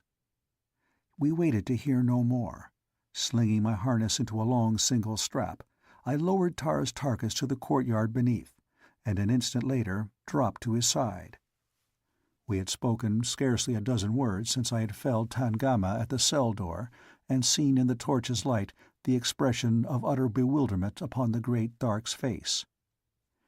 "By this time," he had said, "I should have learned to wonder at nothing which John Carter accomplishes." That was all. He did not need to tell me that he appreciated the friendship which had prompted me to risk my life to rescue him, nor did he need to say that he was glad to see me. This fierce green warrior had been the first to greet me that day, now 20 years gone, which had witnessed my first advent upon Mars. He had met me with levelled spear and cruel hatred in his heart as he charged down upon me, bending low at the side of his mighty throat as I stood beside the incubator of his horde upon the dead sea bottom beyond Korad. And now, among the inhabitants of two worlds, I counted none a better friend than Tars Tarkas, Jeddak of the Tharks. As we reached the courtyard, we stood in the shadows beneath the balcony for a moment to discuss our plans. "There be 5 now in the party, Tars Tarkas," I said. "Duvia, Zodar, Carthoris, and ourselves. We shall need 5 thoats to bear us." "Carthoris!" he cried. "Your son?" "Yes. I found him in the prison of Shador on the Sea of Omin, in the land of the Firstborn." "I know not of these places, John Carter. Be they upon Barsoom?" "Upon and below, my friend. But wait until we shall have made good our escape, and you shall hear the strangest narrative that ever a Barsoomian of the outer world gave ear to. Now we must steal our thoats and be well away to the north before these fellows discover how we have tricked them." In safety we reached the great gates at the far end of the courtyard, through which it was necessary to take our thoats to the avenue beyond. It is no easy matter to handle 5 of these great, fierce beasts, which by nature are as wild and ferocious as their masters, and held in subjection by cruelty and brute force alone. As we approached them, they sniffed our unfamiliar scent, and with squeals of rage circled about us. Their long, massive necks upreared, raised their great, gaping mouths high above our heads. They are fearsome-appearing brutes at best, but when they are roused, they are fully as dangerous as they look. The thoat stands a good 10 feet at the shoulder. His hide is sleek and hairless, and of a dark slate color on back and sides, shading down his 8 legs to a vivid yellow at the huge, padded, nailless feet. The belly is pure white. A broad, flat tail, larger at the tip than at the root, completes the picture of this ferocious green Martian mount, a fit war steed for these warlike people.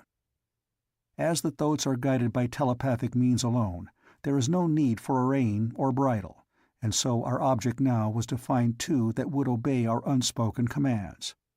As they charged about us, we succeeded in mastering them sufficiently to prevent any concerted attack upon us, but the din of their squealing was certain to bring investigating warriors into the courtyard were it to continue much longer. At length I was successful in reaching the side of one great brute, and ere he knew what I was about I was firmly seated astride his glossy back. A moment later Tars Tarkas had caught and mounted another, and then between us we herded 3 or 4 more toward the great gates. Tars Tarkas rode ahead, and leaning down to the latch, threw the barriers open, while I held the loose throats from breaking back to the herd. Then together we rode through into the avenue with our stolen mounts, and without waiting to close the gates, hurried off toward the southern boundary of the city. Thus far our escape had been little short of marvelous, nor did our good fortune desert us, for we passed the outer purlieus of the dead city and came to our camp without hearing even the faintest sound of pursuit. Here a low whistle, the prearranged signal, apprised the balance of our party that I was returning, and we were met by the 3 with every manifestation of enthusiastic rejoicing. But little time was wasted in narration of our adventure. Tars Tarkas and Cathoras exchanged the dignified and formal greetings common upon Barsoom, but I could tell intuitively that the Thark loved my boy and that Cathoras reciprocated his affection. Zodar and the green Jeddak were formally presented to each other. Then Thuvia was lifted to the least fractious thoat. Zodar and Cathoras mounted 2 others, and we set out at a rapid pace toward the east. At the far extremity of the city we circled toward the north, and under the glorious rays of the 2 moons we sped noiselessly across the dead sea bottom, away from the Warhoons and the Firstborn, but to what new dangers and adventures we knew not. Toward noon of the following day we halted to rest our mounts and ourselves. The beasts we hobbled, that they might move slowly about cropping the ochre moss-like vegetation which constitutes both food and drink for them on the march. Thuvia volunteered to remain on watch while the balance of the party slept for an hour. It seemed to me that I had but closed my eyes when I felt her hand upon my shoulder and heard her soft voice warning me of a new danger. "Arise, O Prince," she whispered. "There be that behind us which has the appearance of a great body of pursuers." The girl stood pointing in the direction from whence we had come, and as I arose and looked, I too thought that I could detect a thin dark line on the far horizon. I awoke the others. Tars Tarkas, whose giant stature towered high above the rest of us, could see the farthest. "It is a great body of mounted men," he said, "and they are traveling at high speed." There was no time to be lost. We sprang to our hobbled thoats, freed them, and mounted. Then we turned our faces once more toward the north and took our flight again at the highest speed of our slowest beast. For the balance of the day and all the following night we raced across that ochre wilderness with the pursuers at our back ever gaining upon us. Slowly but surely they were lessening the distance between us. Just before dark they had been close enough for us to plainly distinguish that they were green Martians, and all during the long night we distinctly heard the clanking of their accoutrements behind us. As the sun rose on the second day of our flight, it disclosed the pursuing horde not a half-mile in our rear. As they saw us, a fiendish shout of triumph rose from their ranks. Several miles in advance lay a range of hills, the farther shore of the Dead Sea we had been crossing. Could we but reach these hills, our chances of escape would be greatly enhanced, but Thuvia's mount, although carrying the lightest burden, already was showing signs of exhaustion. I was riding beside her when suddenly her animal staggered and lurched against mine. I saw that he was going down, but ere he fell I snatched the girl from his back and swung her to a place upon my own thoat behind me, where she clung with her arms about me. This double burden soon proved too much for my already overtaxed beast, and thus our speed was terribly diminished, for the others would proceed no faster than the slowest of us could go. In that little party there was not one who would desert another, yet we were of different countries, different colors, different races, different religions, and one of us was of a different world. We were quite close to the hills, but the Warhoons were gaining so rapidly that we had given up all hope of reaching them in time. Thuvia and I were in the rear, for our beast was lagging more and more. Suddenly I felt the girl's warm lips press a kiss upon my shoulder. "For thy sake, O Prince," she murmured. Then her arm slipped from about my waist, and she was gone. I turned and saw that she had deliberately slipped to the ground in the very path of the cruel demons who pursued us, thinking that by lightening the burden of my mount it might thus be enabled to bear me to the safety of the hills. Poor child, she should have known John Carter better than that. Turning my throat, I urged him after her, hoping to reach her side and bear her on again in our hopeless flight. Carthoris must have glanced behind him at about the same time, and taking in the situation, for by the time I had reached Thuvia's side, he was there also, and springing from his mount, he threw her upon its back, and turning the animal's head toward the hills, gave the beast a sharp crack across the rump with the flat of his sword. Then he attempted to do the same with mine. The brave boy's act of chivalrous self-sacrifice filled me with pride, nor did I care that it had wrested from us our last frail chance for escape. The Warhoons were now close upon us. Tars Tarkas and Zodar had discovered our absence and were charging rapidly to our support. Everything pointed toward a splendid ending of my second journey to Barsoom. I hated to go out without having seen my divine princess, and held her in my arms once again. But if it were not writ upon the book of fate that such was to be, then would I take the most that was coming to me, and in these last few moments that were to be vouchsafed me before I passed over into that unguessed future, I could at least give such an account of myself in my chosen vocation as would leave the Warhoons of the South food for discourse for the next 20 generations. As Carthoris was not mounted, I slipped from the back of my own mount and took my place at his side to meet the charge of the howling devils bearing down upon us. A moment later, Tars Tarkas and Zodar ranged themselves on either hand, turning their throats loose that we might all be on equal footing. The Warhoons were perhaps 100 yards from us when a loud explosion sounded from above and behind us, and almost at the same instant a shell burst in their advancing ranks. At once all was confusion. 100 warriors toppled to the ground. Riderless thoats plunged hither and thither among the dead and dying. Dismounted warriors were trampled underfoot in the stampede which followed. All semblance of order had left the ranks of the Green Men, and as they looked far above our heads to trace the origin of this unexpected attack, disorder turned to retreat, and retreat to a wild panic. In another moment they were racing as madly away from us as they had been before charging down upon us. We turned to look in the direction from whence the first report had come, and there we saw, just clearing the tops of the nearer hills, a great battleship swinging majestically through the air. Her bow gun spoke again even as we looked, and another shell burst among the fleeing Warhoons.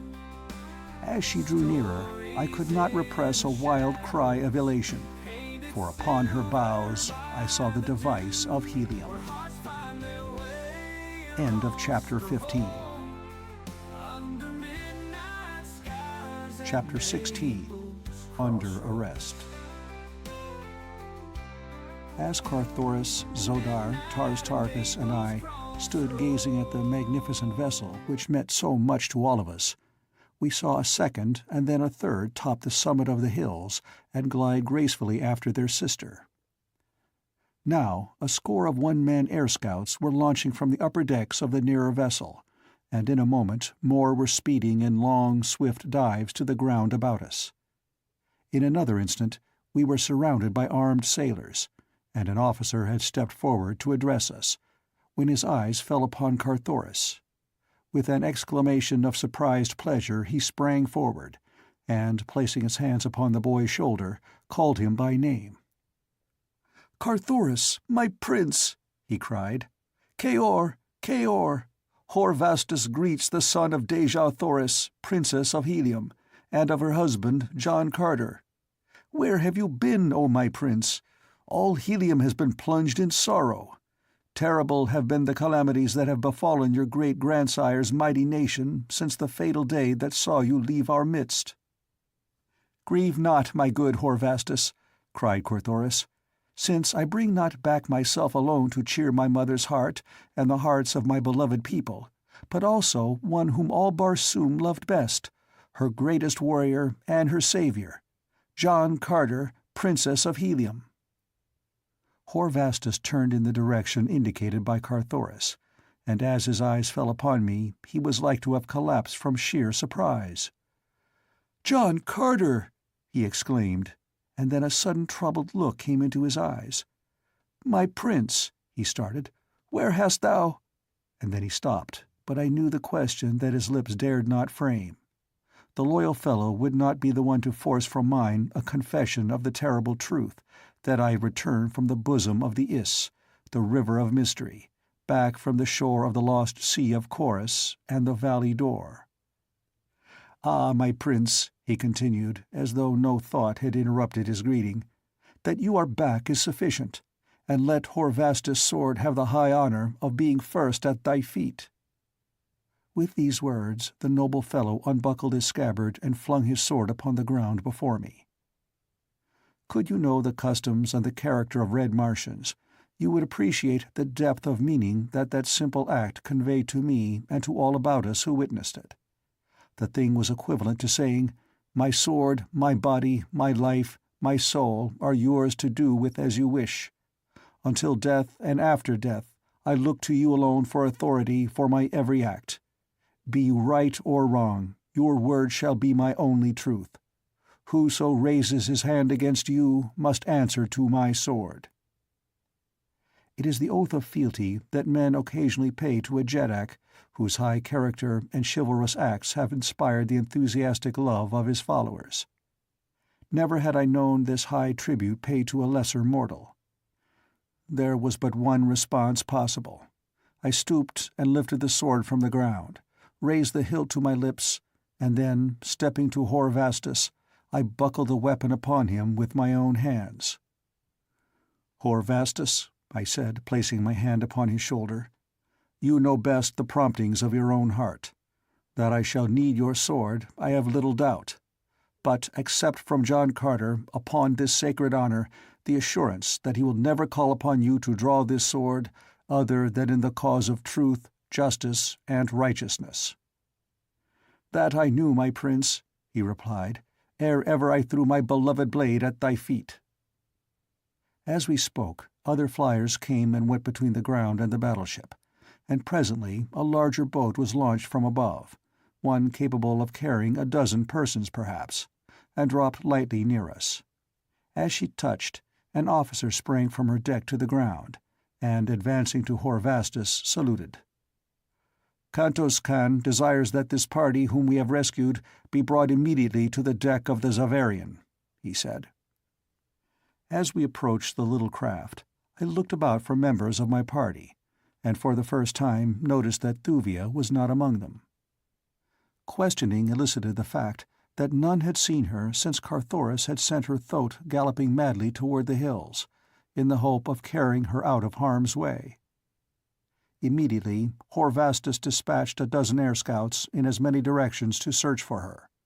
It could not be possible that she had gone far, since we had last seen her. We others stepped to the deck of the craft that had been sent to fetch us, and a moment later were upon the Zavarian.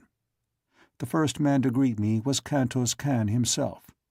My old friend had won to the highest place in the navy of Helium, but he was still to me the same brave comrade who had shared with me the privations of a Warhoon dungeon, the terrible atrocities of the Great Games, and later the dangers of our search for Dejah Thoris within the hostile city of Zodanga. Then I had been an unknown wanderer upon a strange planet, and he a simple padwar in the navy of Helium. Today he commanded all Helium's great terrors of the skies, and I was a prince of the house of Tardos Mors, Jeddak of Helium. He did not ask me where I had been. Like Horvastus, he too dreaded the truth, and would not be the one to wrest a statement from me. That it must come sometime Heen well knew, but until it came he seemed satisfied to but know that I was with him once more. He greeted Carthoris and Tars Tarkas with the keenest delight, but he asked neither where he had been. He could scarcely keep his hands off the boy. "You do not know, John Carter," he said to me, "how we of Helium love this son of yours. It is as though all the great love we bore his noble father and his poor mother had been centered in him. When it became known that he was lost, 10 million people wept." "What mean you, Kantos Kan," I whispered, "by his poor mother?" For the words had seemed to carry a sinister meaning which I could not fathom. He drew me to one side. "For a year," he said, "ever since Carthoris disappeared, Dejah Thoris has grieved and mourned for her lost boy. The blow of years ago, when you did not return from the atmosphere plant, was lessened to some extent by the duties of motherhood, for your son broke his white shell that very night.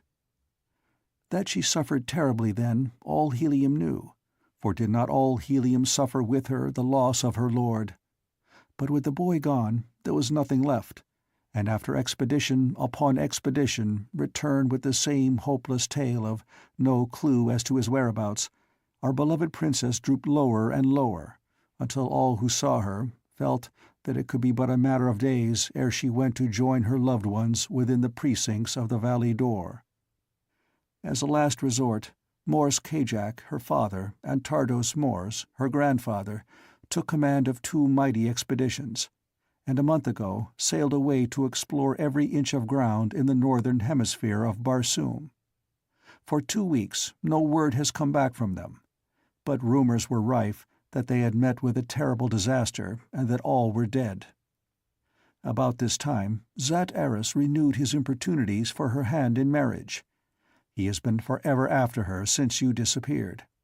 She hated him and feared him, but with both her father and grandfather gone, Zat Aris was very powerful, for he is still Jed of Zodanga, to which position, you will remember, Tardos Mors appointed him after you had refused the honor. He had a secret audience with her 6 days ago. What took place, none knows. But the next day Dejah Thoris had disappeared, and with her had gone a dozen of her household guard and body servants, including Sola the Green Woman, Tars Tarkas' daughter, you recall.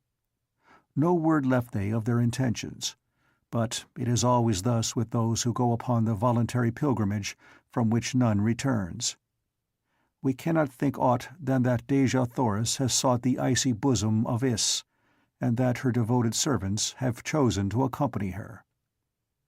Zat Aris was at Helium when she disappeared. He commands this fleet which has been searching for her since.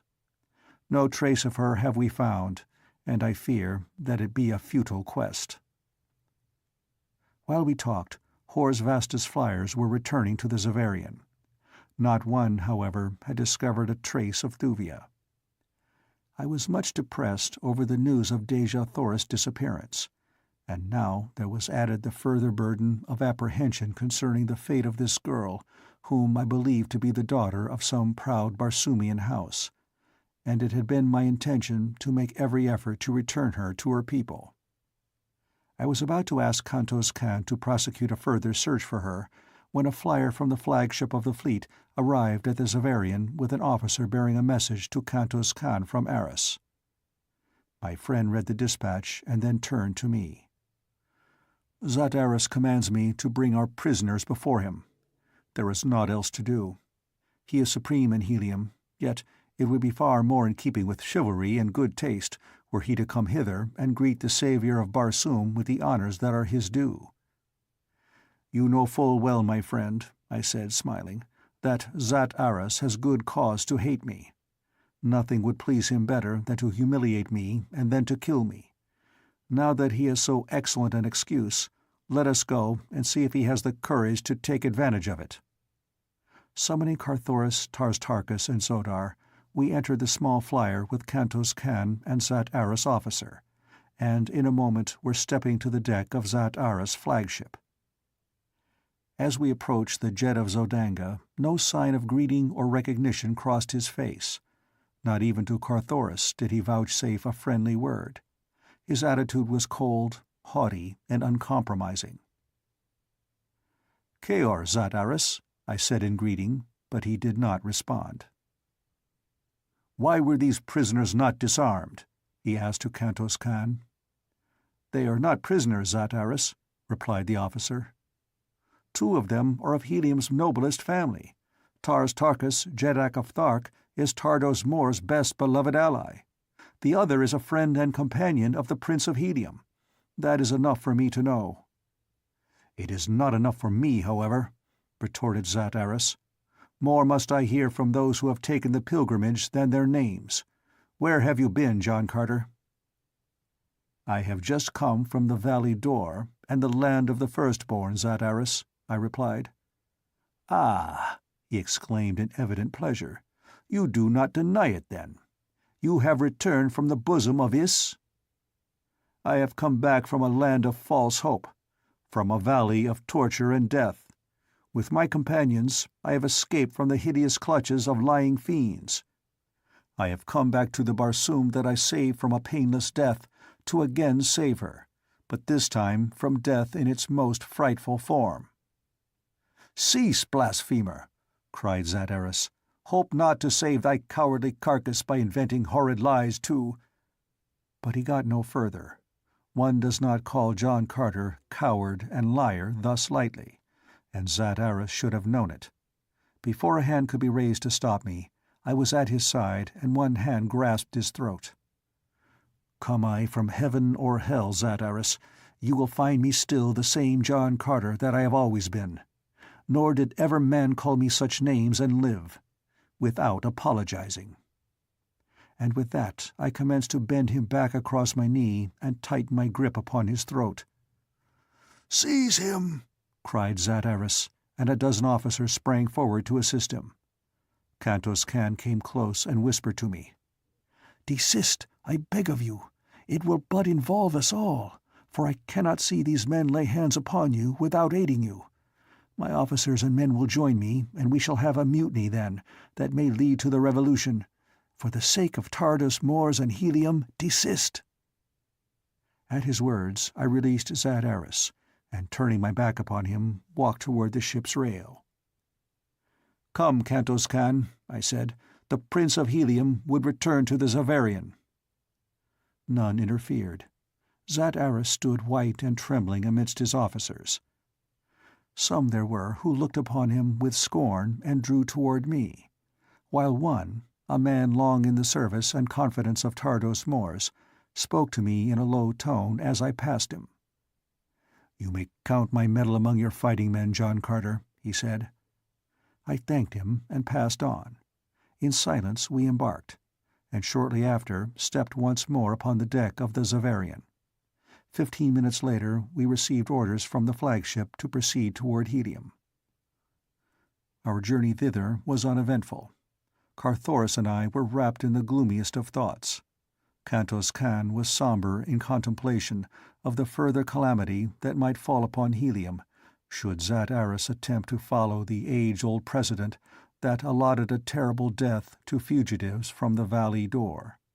Tars Tarkas grieved for the loss of his daughter. Zodar alone was carefree. A fugitive and outlaw, he could be no worse off in Helium than elsewhere. "Let us hope that we may at least go out with a good red blood upon our blades," he said. It was a simple wish, and one most likely to be gratified. Among the officers of the Zavarian I thought I could discern division into factions ere we had reached Helium.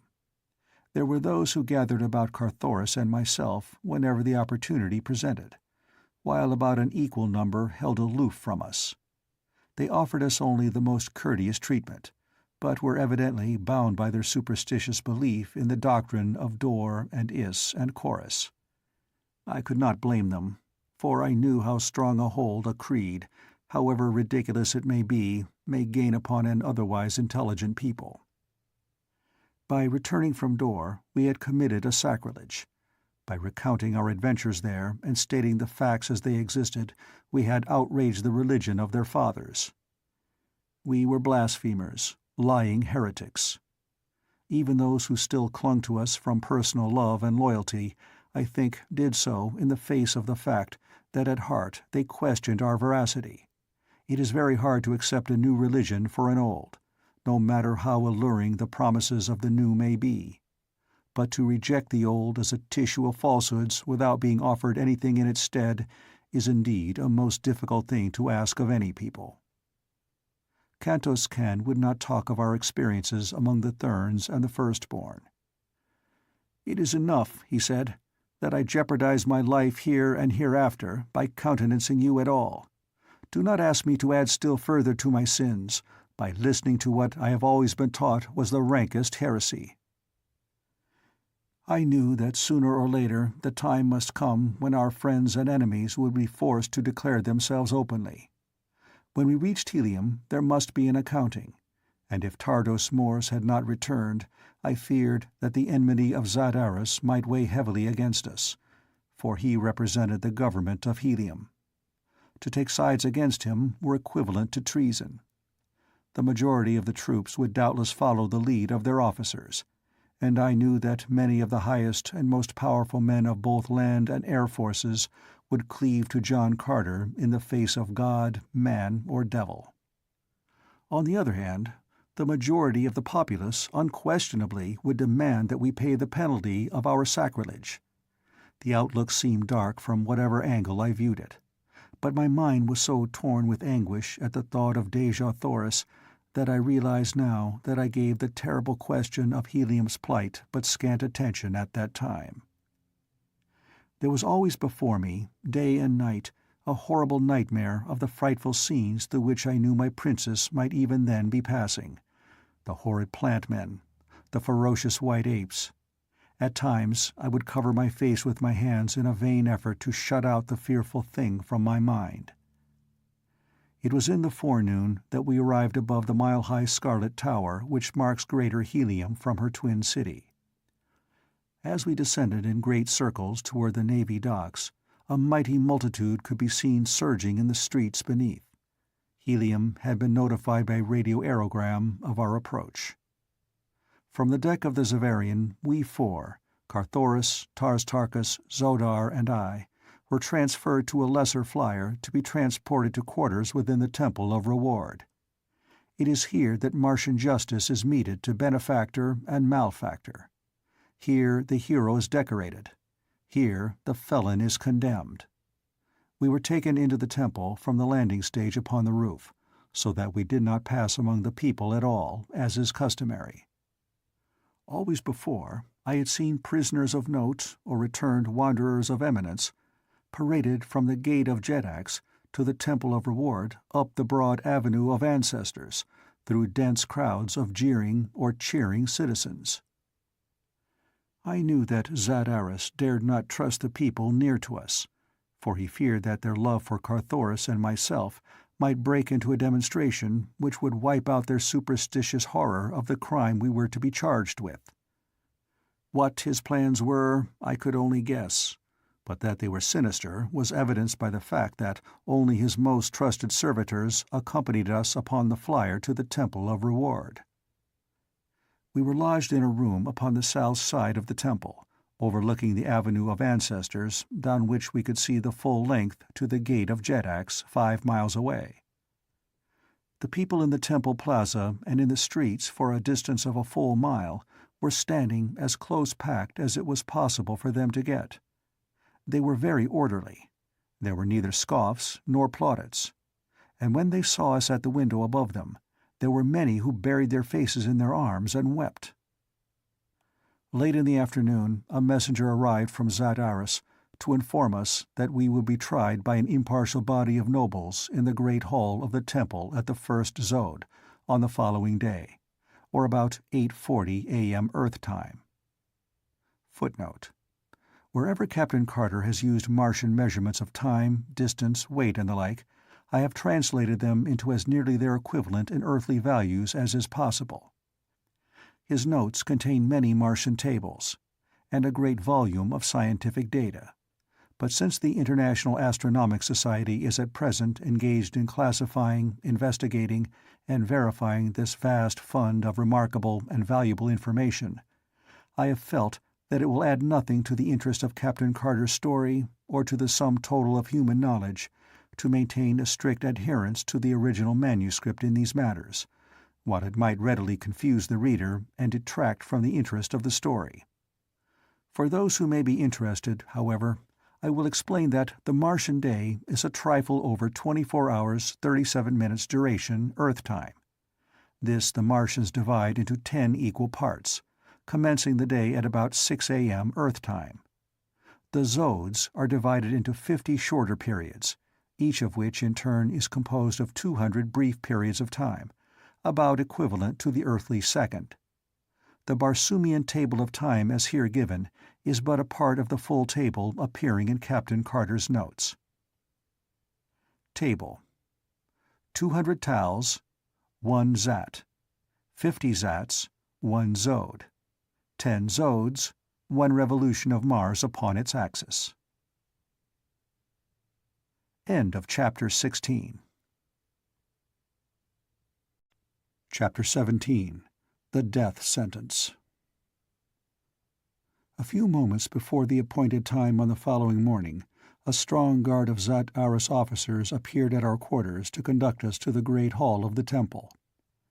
In twos we entered the chamber, and marched down the broad Aisle of Hope, as it is called, to the platform in the center of the hall. Before and behind us marched armed guards, while 3 solid ranks of Zodangan soldiery lined either side of the aisle from the entrance to the rostrum. As we reached the raised enclosure, I saw our judges. As is the custom upon Barsoom, there were 31, supposedly selected by lot from the men of the noble class, for nobles were on trial. But to my amazement, I saw no single friendly face among them. Practically all were Zodangans, and it was I to whom Zodanga owed her defeat at the hands of the Green Hordes and her subsequent vassalage to Helium. There could be little justice here for John Carter, or his son, or for the great Thark who had commanded the savage tribesmen who overran Zodanga's broad avenues, looting, burning, and murdering. About us the vast circular coliseum was packed to its full capacity.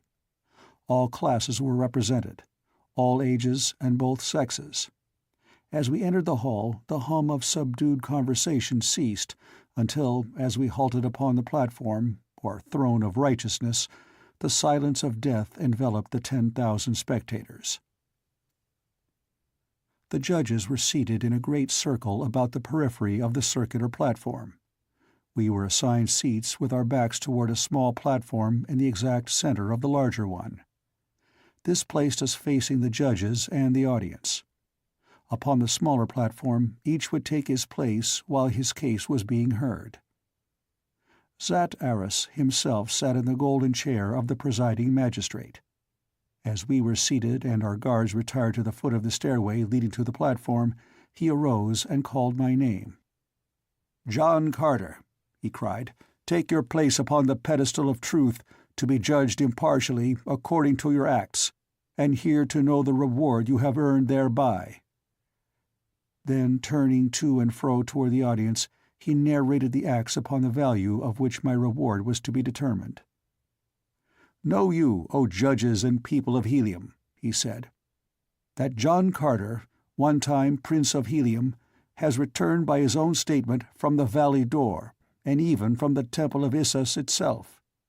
That in the presence of many men of Helium he has blasphemed against the sacred Is, and against the Valley Door, and the lost sea of Chorus, and the holy Therns themselves, and even against Issus, goddess of death and of life eternal. And know you further, by witness of thine own eyes, that see him here now upon the pedestal of truth, that he has indeed returned from these sacred precincts in the face of our ancient customs, and in violation of the sanctity of our ancient religion. He who be once dead may not live again. He who attempts it must be made dead forever. Judges, your duty lies plain before you. here can be no testimony in contravention of truth. What reward shall be meted to John Carter in the accordance with the acts he has committed?" "Death!" shouted one of the judges. And then a man sprang to his feet in the audience, and raising his hand on high, cried, "Justice! Justice! Justice!" It was Kantos Kan, and as all eyes turned toward him, he leapt past the Zodangan soldiery and sprang upon the platform. "What manner of justice be this?" he cried to Zadaris. "The defendant has not been heard, nor has he had an opportunity to call others in his behalf. In the name of the people of Helium, I demand fair and impartial treatment for the Prince of Helium." A great cry arose from the audience then. "Justice! Justice! Justice!"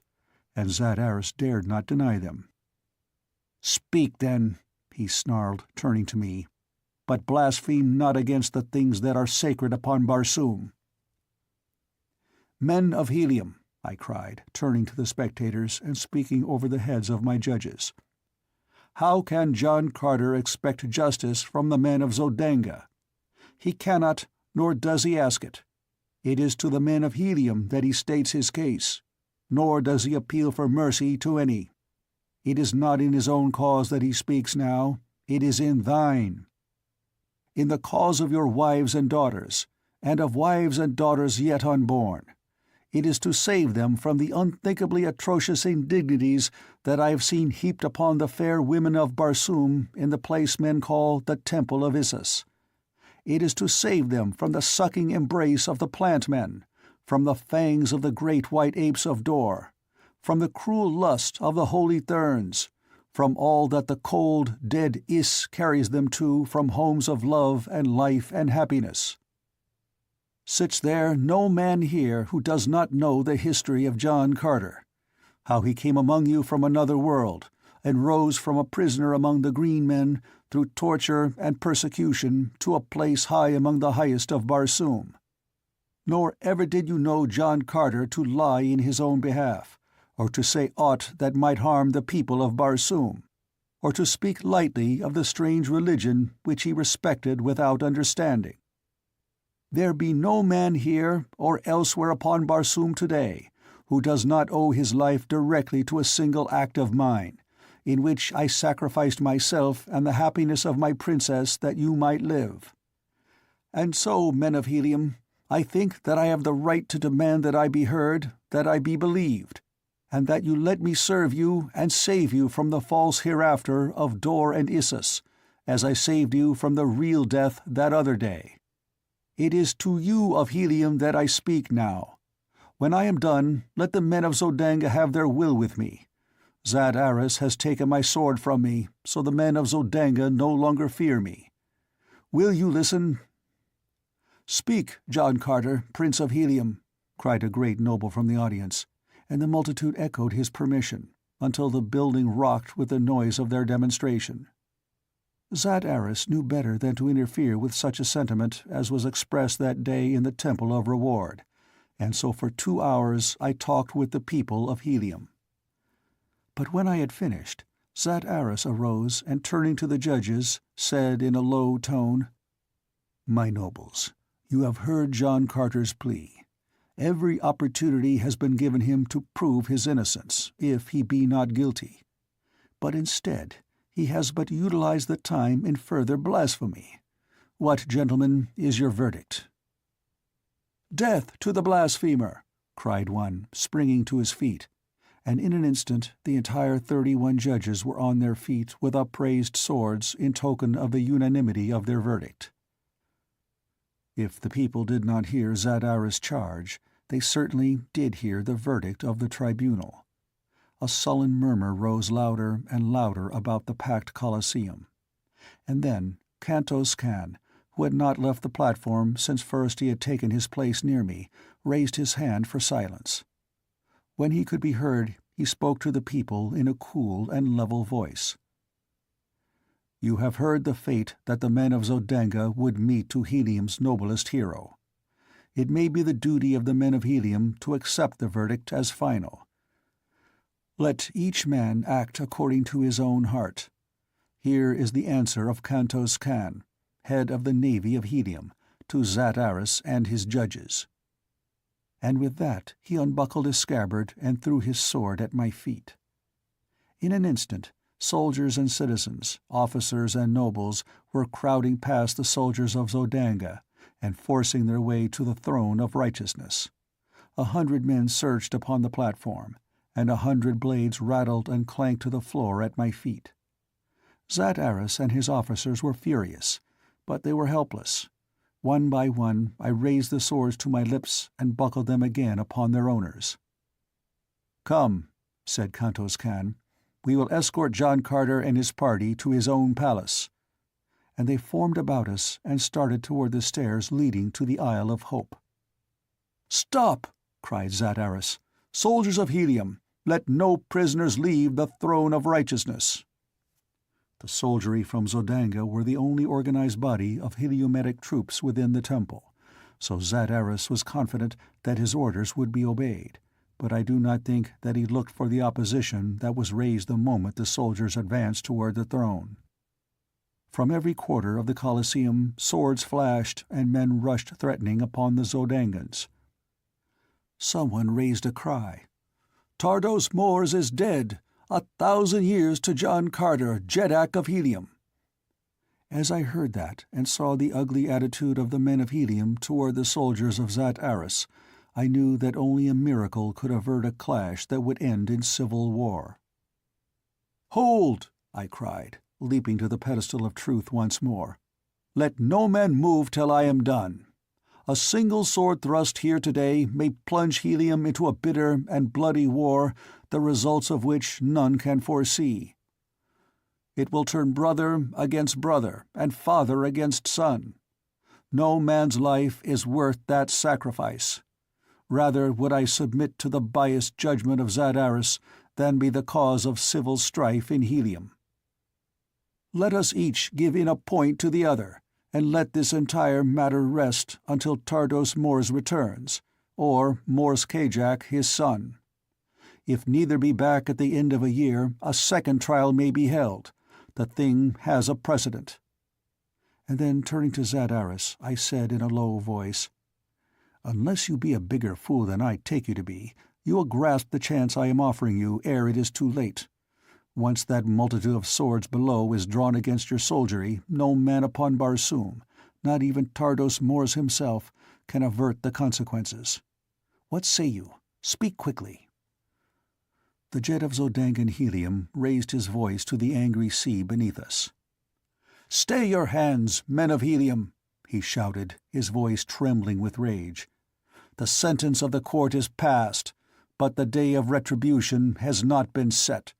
I, Zat Aris, Jed of Zodanga, appreciating the royal connections of the prisoner and his past services to Helium and Barsoom, grant a respite of 1 year, or until the return of Mors Kajak or Tardos Mors to Helium. Disperse quietly to your houses.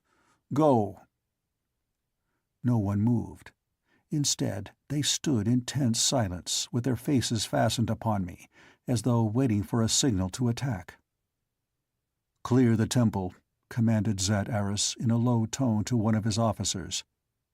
Fearing the result of an attempt to carry out this order by force, I stepped to the edge of the platform and, pointing toward the main entrance, bid them pass out.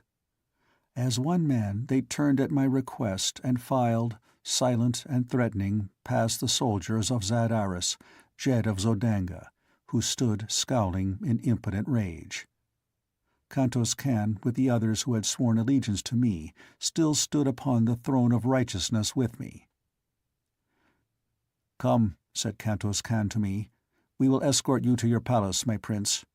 Come, Carthoris and Zodar, come, Tarstarchus." And with a haughty sneer for Zat Aris upon his handsome lips, he turned and strode to the throne steps and up the Isle of Hope. We 4 and the 100 loyal ones followed behind him. Nor was a hand raised to stay us, though glowering eyes followed our triumphal march through the temple. In the avenues we found a press of people, but they opened a pathway for us, and many were the swords that were flung at my feet as I passed through the city of Helium toward my palace upon the outskirts.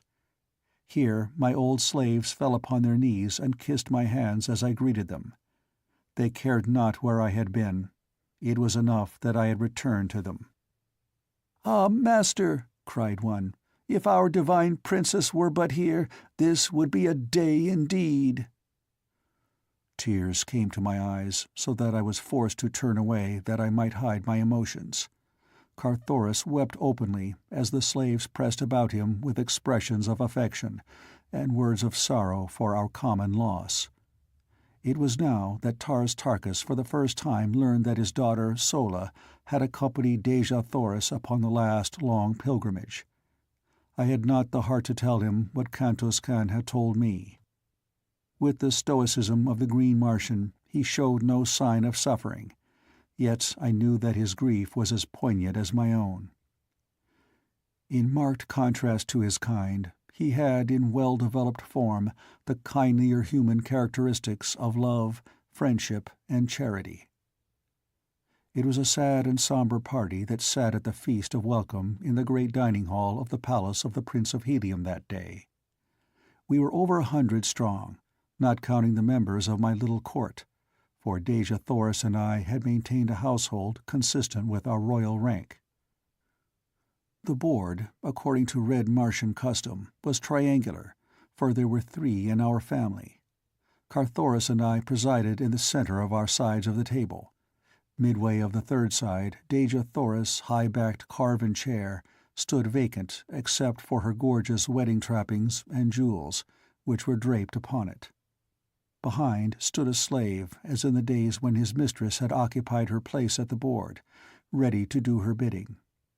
It was the way upon Barsoom, so I endured the anguish of it, though it wrung my heart to see that silent chair, where should have been my laughing and vivacious princess, keeping the great hall ringing with her merry gaiety. At my right sat Kantos Kan, while to the right of Dejah Thoris' empty place, Taras Tarkas sat in a huge chair before a raised section of the board which years ago I had had constructed to meet the requirements of his mighty bulk. The place of honor at a Martian board is always at the hostess's right, and this place was ever reserved by Dejah Thoris for the great Thark upon the occasions that he was in Helium. Horvastus sat in the seat of honor upon Carthoris' side of the table. There was little general conversation. It was a quiet and saddened party. The loss of Dejah Thoris was still fresh in the minds of all, and to this was added fear for the safety of Tardos Mors and Mors Kajak, as well as doubt and uncertainty as to the fate of Helium, should it prove true that she was permanently deprived of her great Jeddak. Suddenly our attention was attracted by the sound of distant shouting, as of many people raising their voices at once, but whether in anger or rejoicing we could not tell. Nearer and nearer came the tumult. A slave rushed into the dining hall to cry that a great concourse of people was swarming through the palace gates. A second burst upon the heels of the first, alternately laughing and shrieking as a madman. "Dejah Thoris is found!" he cried. "A messenger from Dejah Thoris!" I waited to hear no more. The great windows of the dining hall overlooked the avenue leading to the main gates. They were upon the opposite side of the hall from me, in the table intervening. I did not waste time in circling the great board. With a single leap I cleared table and diners and sprang upon the balcony beyond. 30 feet below lay the scarlet sward of the lawn, and beyond were many people crowding about a great throat, which bore a rider headed toward the palace. I vaulted to the ground below and ran swiftly toward the advancing party. As I came near to them, I saw that the figure on the thoat was Sola. "Where is the Princess of Helium?" I cried. The green girl slid from her mighty mount and ran toward me. "Oh, my prince, she cried. "She is gone forever. Even now she may be a captive upon the Lesser Moon. The black pirates of Barsoom have stolen her." End of chapter 17. Chapter 18. Sola's Story. Once within the palace, I drew Sola to the dining hall, and when she had greeted her father after the formal manner of the Green Men, she told the story of the pilgrimage and capture of Dejah Thoris.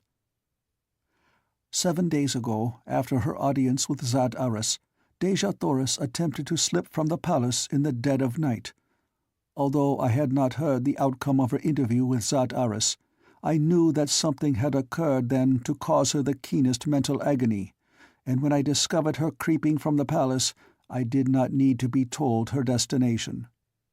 Hastily arousing a dozen of her most faithful guards, I explained my fears to them, and as one they enlisted with me to follow our beloved princess in her wanderings, even to the sacred Is and the Valley Door. We came upon her but a short distance from the palace. With her was faithful Wula the Hound, but none other. When we overtook her, she feigned anger and ordered us back to the palace. But for once we disobeyed her, and when she found that we would not let her go upon the last long pilgrimage alone, she wept and embraced us, and together we went out into the night toward the south.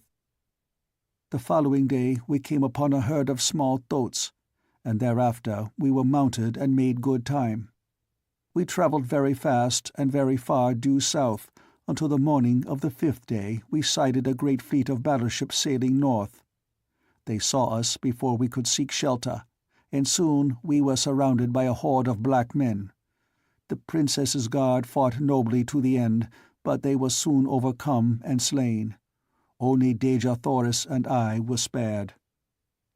When she realized that she was in the clutches of the black pirates, she attempted to take her own life, but one of the blacks tore her dagger from her, and then they bound us both so that we could not use our hands. The fleet continued north after capturing us. There were about 20 large battleships in all, besides a number of small swift cruisers. That evening, one of the smaller cruisers that had been far in advance of the fleet returned with a prisoner, a young red woman whom they had picked up in a range of hills under the very noses, they said, of a fleet of 3 red Martian battleships. From scraps of conversation which we overheard, it was evident that the black pirates were searching for a party of fugitives that had escaped from them several days prior. That they considered the capture of the young woman important was evident from the long and earnest interview the commander of the fleet held with her when she was brought to him. Later, she was bound and placed in the compartment with Dejah Thoris and myself. The new captive was a very beautiful girl. She told Dejah Thoris that many years ago she had taken the voluntary pilgrimage from the court of her father, the Jeddak of Ptarth. She was Thuvia, the princess of Tarth. And then she asked Dejah Thoris who she might be, and when she heard, she fell upon her knees and kissed Dejah Thoris' fettered hands, and told her that very morning she had been with John Carter, Princess of Helium, and Carthoris her son. Dejah Thoris could not believe her at first, but finally, when the girl had narrated all the strange adventures that had befallen her since she had met John Carter, and told her of the things John Carter and Carthoris and Zodar had narrated of their adventures in the land of the Firstborn, Dejah Thoris knew that it could be none other than the Prince of Helium. For who, she said, upon all Barsoom, other than John Carter, could have done the deeds you tell of? And then Thuvia told Dejah Thoris of her love for John Carter, and his loyalty and devotion to the princess of his choice. Dejah Thoris broke down and wept, cursing Zat Aris and the cruel fate that had driven her from Helium but a few brief days before the return of her beloved lord. "I do not blame you for loving him, Thuvia," she said, "and that your affection for him is pure and sincere I can well believe from the candor of your avowal of it to me." The fleet continued north nearly to Helium, but last night they evidently realized that John Carter had indeed escaped them, and so they turned toward the south once more. Shortly thereafter, a guard entered our compartment and dragged me to the deck. "There is no place in the land of the Firstborn for a green one," he said, and with that he gave me a terrific shove that carried me toppling from the deck of the battleship. Evidently, this seemed to him the easiest way of ridding the vessel of my presence and killing me at the same time. But a kind fate intervened, and by a miracle I escaped with but slight bruises. The ship was moving slowly at the time, and as I lunged overboard into the darkness beneath, I shuddered at the awful plunge I thought awaited me, for all day the fleet had sailed thousands of feet above the ground. But to my utter surprise, I struck upon a soft mass of vegetation not 20 feet from the deck of the ship. In fact, the keel of the vessel must have been grazing the surface of the ground at the time. I lay all night where I had fallen, and next morning brought an explanation of the fortunate coincidence that had saved me from a terrible death. As the sun rose, I saw a vast panorama of sea bottom and distant hills lying far below me. I was upon the highest peak of a lofty range. The fleet, in the darkness of the preceding night, had barely grazed the crest of the hills, and in the brief span that they hovered close to the surface, the blackguard had pitched me, as he supposed, to my death. A few miles west of me was a great waterway. When I reached it, I found to my delight that it belonged to Helium. Here a thoat was procured for me. The rest you know. For many minutes none spoke. Dejah Thoris in the clutches of the firstborn. I shuddered at the thought, but of a sudden the old fire of unconquerable self-confidence surged through me.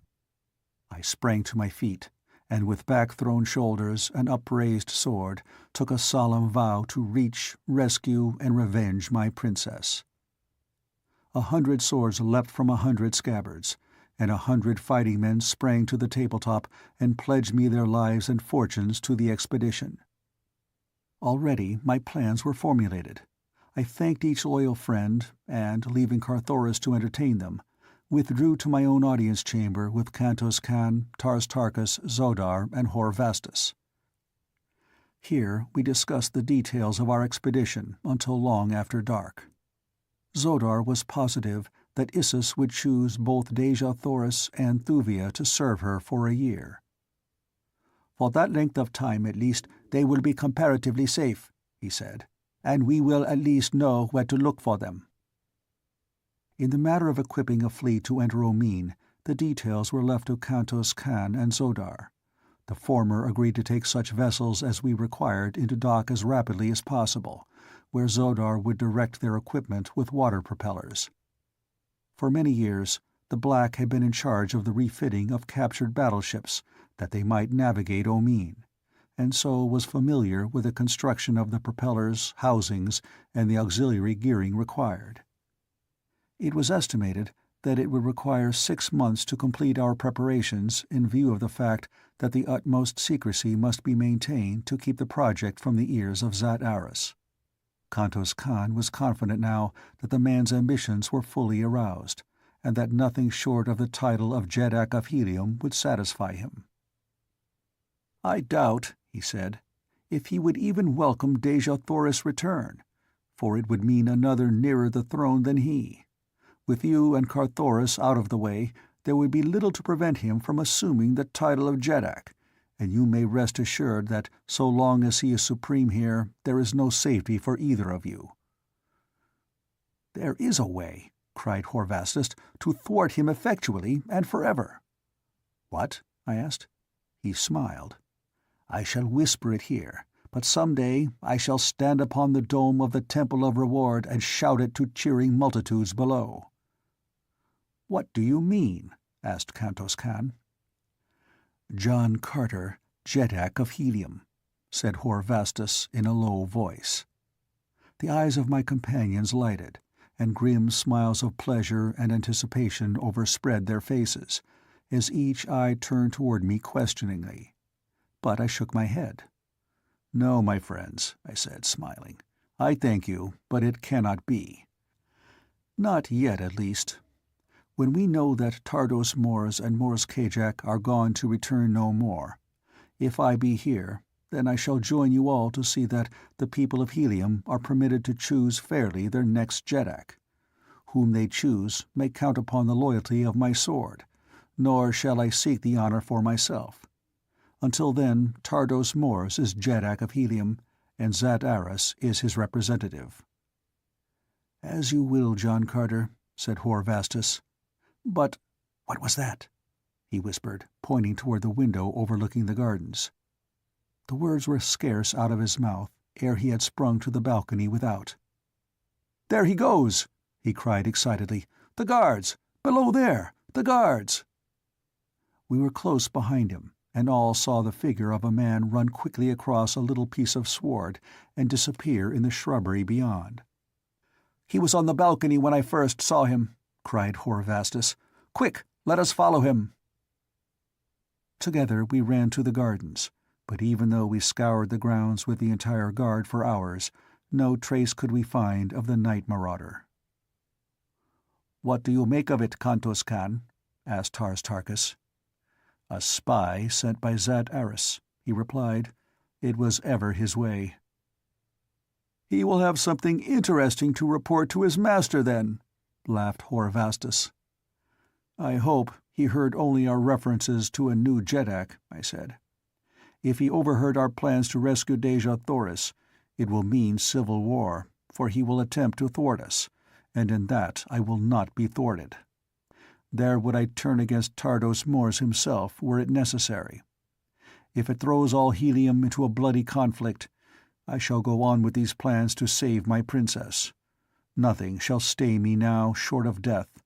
And should I die, my friends, will you take the oath to prosecute the search for her and bring her back in safety to her grandfather's court?" Upon the hilt of his sword each of them swore to do as I had asked.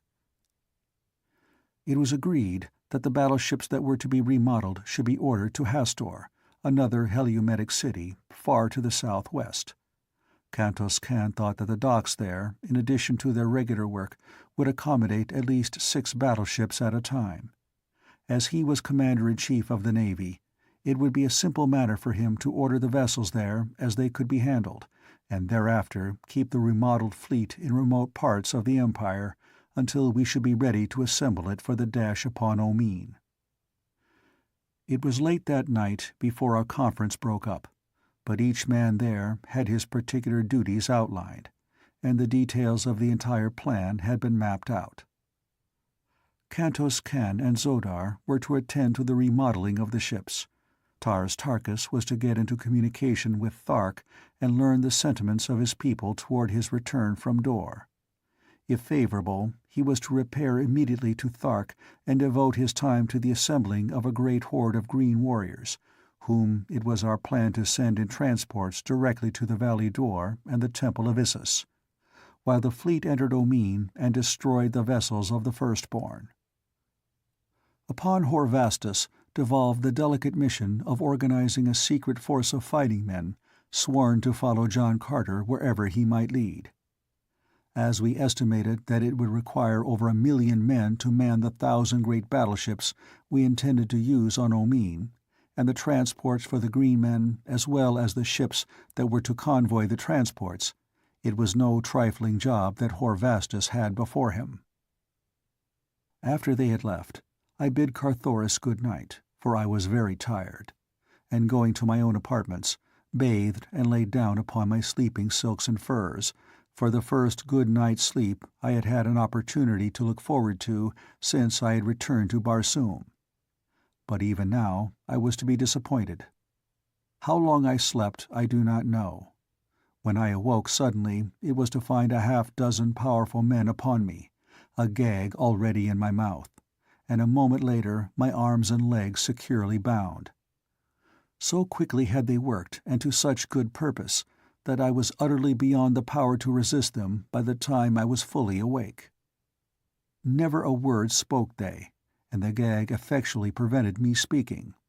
Silently they lifted me and bore me toward the door of my chamber. As they passed the window through which the farther moon was casting its brilliant beams, I saw that each of the party had his face swathed in layers of silk. I could not recognize one of them. When they had come into the corridor with me, they turned toward a secret panel in the wall which led to the passage that terminated in the pits beneath the palace. That any knew of this panel outside my own household I was doubtful. Yet the leader of the band did not hesitate a moment. He stepped directly to the panel, touched the concealed button, and as the door swung open, he stood aside while his companions entered with me. Then he closed the panel behind him and followed us. Down through the passageways to the pits we went. The leader rapped upon it with the hilt of his sword. 3 quick, sharp blows, a pause, then 3 more, another pause, then 2. A second later the wall swung in, and I was pushed within a brilliantly lighted chamber in which sat 3 richly trapped men. One of them turned toward me with a sardonic smile upon his thin, cruel lips. It was Zat Aris. End of Chapter 18. Chapter 19. Black Despair. "Ah," said Zat Aris, "to what kindly circumstance am I indebted for the pleasure of this unexpected visit from the Prince of Helium?" While he was speaking, one of my guards had removed the gag from my mouth, but I made no reply to Zat Aris, simply standing there in silence with level gaze fixed upon the jet of Zodanga. And I doubt not that my expression was colored by the contempt I felt for the man. The eyes of those within the chamber were fixed first upon me and then upon Zat Aris, until finally a flush of anger crept slowly over his face. "You may go," he said to those who had brought me, and when only his 2 companions and ourselves were left in the chamber, he spoke to me again in a voice of ice, very slowly and deliberately, with many pauses, as though he would choose his words cautiously. "John Carter," he said, "by the edict of custom, by the law of our religion, and by the verdict of an impartial court, you are condemned to die. The people cannot save you. I alone may accomplish that. You are absolutely in my power to do with as I wish. I may kill you, or I may free you, and should I elect to kill you, none would be the wiser.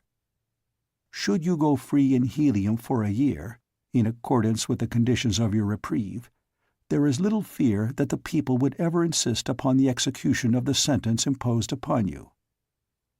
You may go free within 2 minutes, upon one condition. Tardos Mors will never return to Helium. Neither will Mors Kajak nor Deja Thoris. Helium must select a new Jeddak within the year. Zat Aris would be Jeddak of Helium. Say that you will espouse my cause. This is the price of your freedom. I am done." I knew it was within the scope of Zat Aris' cruel heart to destroy me, and if I were dead I could see little reason to doubt that he might easily become Jeddak of Helium. Free, I could prosecute the search for Deja Thoris. Were I dead, my brave comrades might not be able to carry out our plans. So, by refusing to accede to his request, it was quite probable that not only would I not prevent him from becoming Jeddak of Helium, but that I would be the means of sealing Deja Thoris' fate, of consigning her, through my refusal, to the horrors of the arena of Issus. For a moment I was perplexed, but for a moment only. The proud daughter of 1,000 Jeddaks would choose death to a dishonorable alliance such as this, nor could John Carter do less for Helium than his princess would do. Then I turned to Zat Aris. "There can be no alliance," I said, "between a traitor to Helium and a prince of the house of Tardos Mors. I do not believe, Zat Aris, that the great Jeddak is dead." Zat Aris shrugged his shoulders. "It will not be long, John Carter," he said, "that your opinions will be of interest even to yourself, so make the best of them while you can. Zat Aris will permit you in due time to reflect further upon the magnanimous offer he has made you. Into the silence and darkness of the pits you will enter, upon your reflection this night, with the knowledge that should you fail within a reasonable time to agree to the alternative which has been offered you, never shall you emerge from the darkness and the silence again. Nor shall you know at what minute the hand will reach out through the darkness and the silence with the keen dagger that shall rob you of your last chance to win again the warmth and the freedom and joyousness of the outer world." Zat Aris clapped his hands as he ceased speaking. The guards returned. Zat Aris waved his hand in my direction. "To the pits," he said. That was all. 4 men accompanied me from the chamber, and with a radium handlight to illumine the way, escorted me through seemingly interminable tunnels, down, ever down beneath the city of helium. At length they halted within a fair-sized chamber. There were rings set in the rocky walls. To them chains were fastened, and at the ends of many of the chains were human skeletons. One of these they kicked aside, and, unlocking the huge padlock that had held a chain about what had once been a human ankle, they snapped the iron band about my own leg. Then they left me, taking the light with them. Utter darkness prevailed. For a few minutes I could hear the clanking of accoutrements, but even this grew fainter and fainter, until at last the silence was as complete as the darkness. I was alone with my gruesome companions, with the bones of dead men whose fate was likely but the index of my own. How long I stood listening in the darkness I do not know, but the silence was unbroken, and at last I sunk to the hard floor of my prison, where, leaning my head against the stony wall, I slept. It must have been several hours later that I awakened to find a young man standing before me. In one hand he bore a light, in the other a receptacle containing a gruel-like mixture, the common prison fare of Barsoom.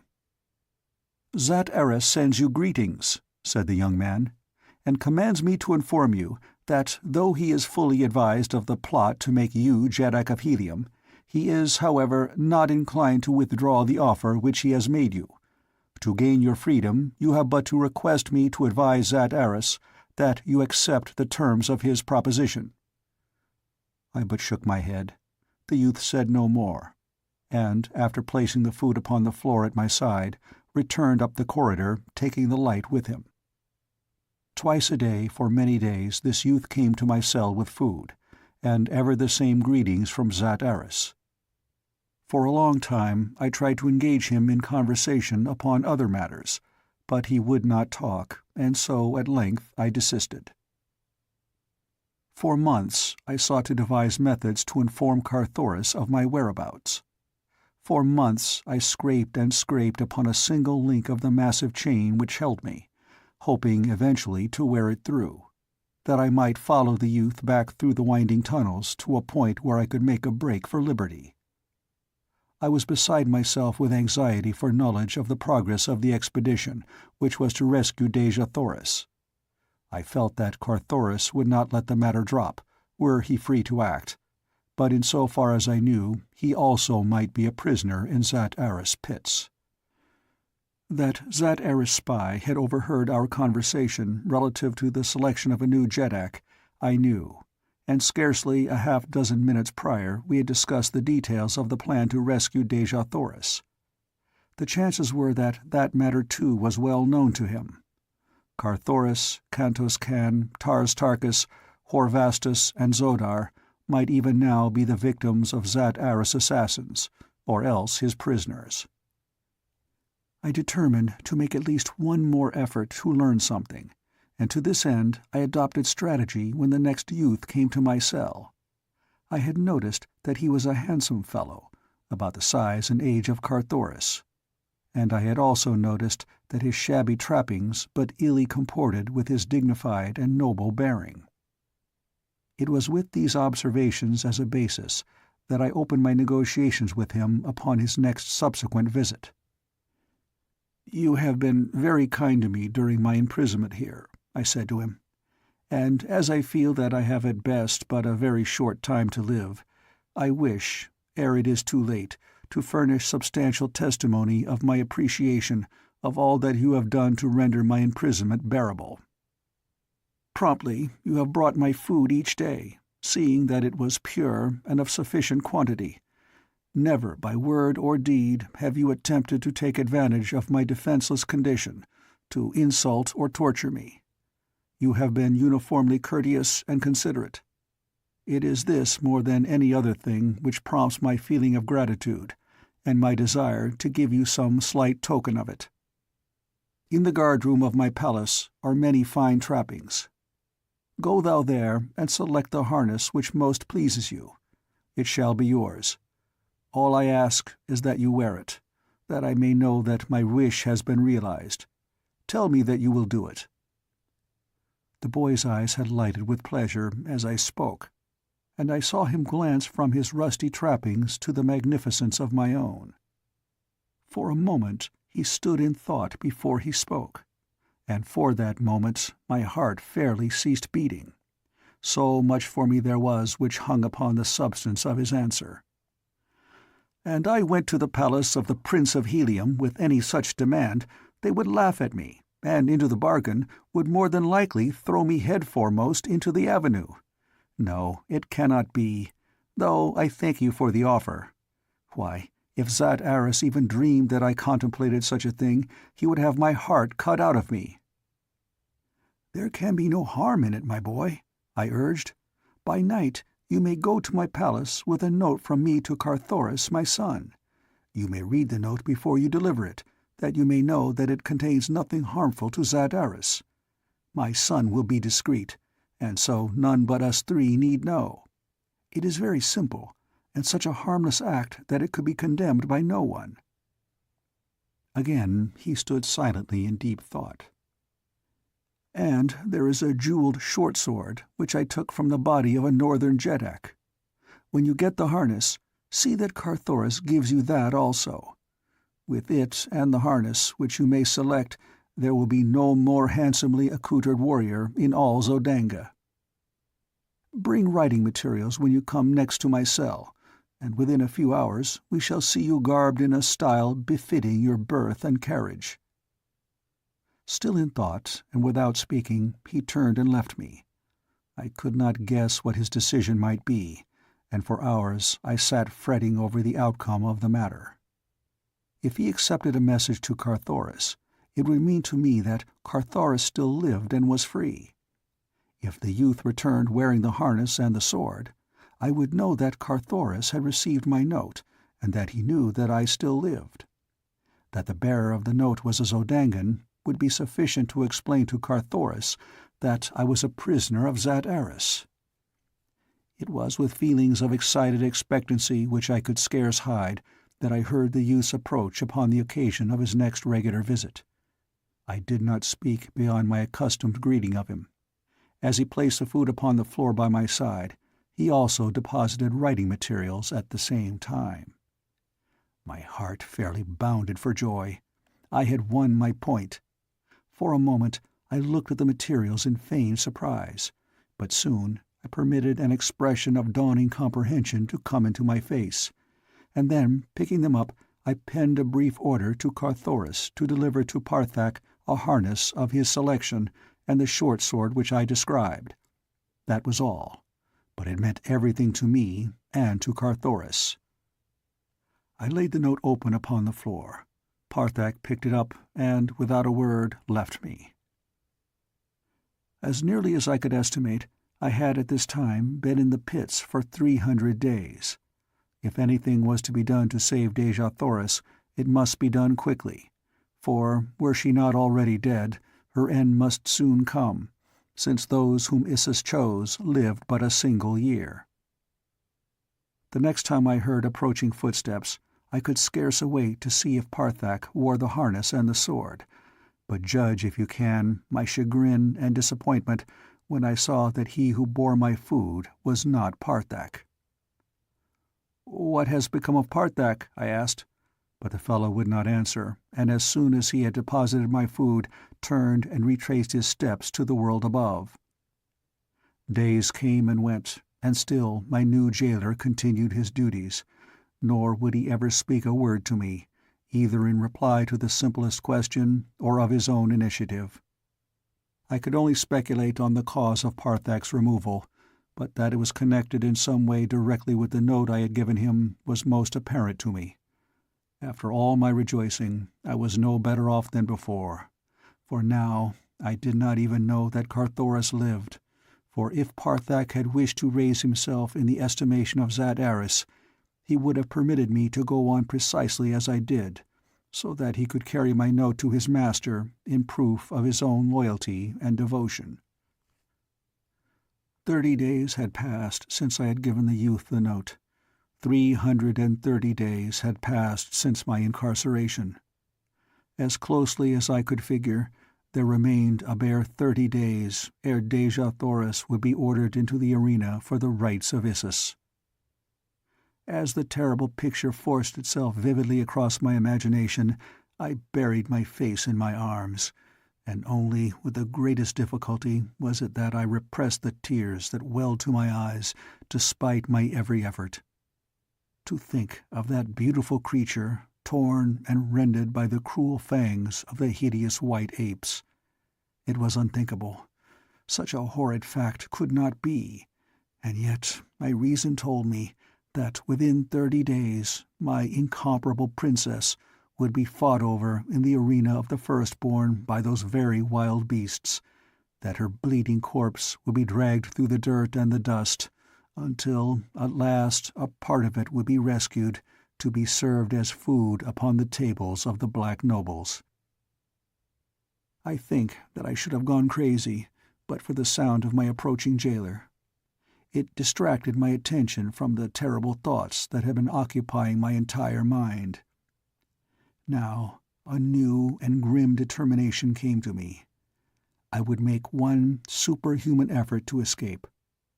Kill my jailer by a ruse, and trust to fate to lead me to the outer world in safety. With the thought came instant action. I threw myself upon the floor of my cell close by the wall, in a strained and distorted posture, as though I were dead after a struggle or convulsions. When he should stoop over me, I had but to grasp his throat with one hand and strike him a terrific blow with the slack of my chain, which I gripped firmly in my right hand for the purpose. Nearer and nearer came the doomed man. Now I heard him halt before me. There was a muttered exclamation, and then a step as he came to my side. I felt him kneel beside me. My grip tightened upon the chain. He leaned close to me. I must open my eyes to find his throat, grasp it, and strike one mighty final blow all at the same instant. The thing worked just as I had planned. So brief was the interval between the opening of my eyes and the fall of the chain that I could not check it, though in that minute interval I recognized the face so close to mine as that of my son Carthoris. God! What cruel and malign fate had worked to such a frightful end? What devious chain of circumstances had led my boy to my side at this one particular minute of our lives, when I could strike him down and kill him in ignorance of his identity? A benign, though tardy providence blurred my vision and my mind as I sank into unconsciousness across the lifeless body of my only son. When I regained consciousness, it was to feel a cool, firm hand pressed upon my forehead. For an instant I did not open my eyes. I was endeavoring to gather the loose ends of many thoughts and memories which flitted elusively through my tired and overwrought brain. At length came the cruel recollection of the thing that I had done in my last conscious act, and then I dared not to open my eyes for fear of what I should see lying beside me. I wondered who it could be who ministered to me. Carthoris must have had a companion whom I had not seen. Well, I must face the inevitable some time, so why not now? And with a sigh, I opened my eyes. Leaning over me was Carthoris, a great bruise upon his forehead where the chain had struck, but alive, thank God, alive.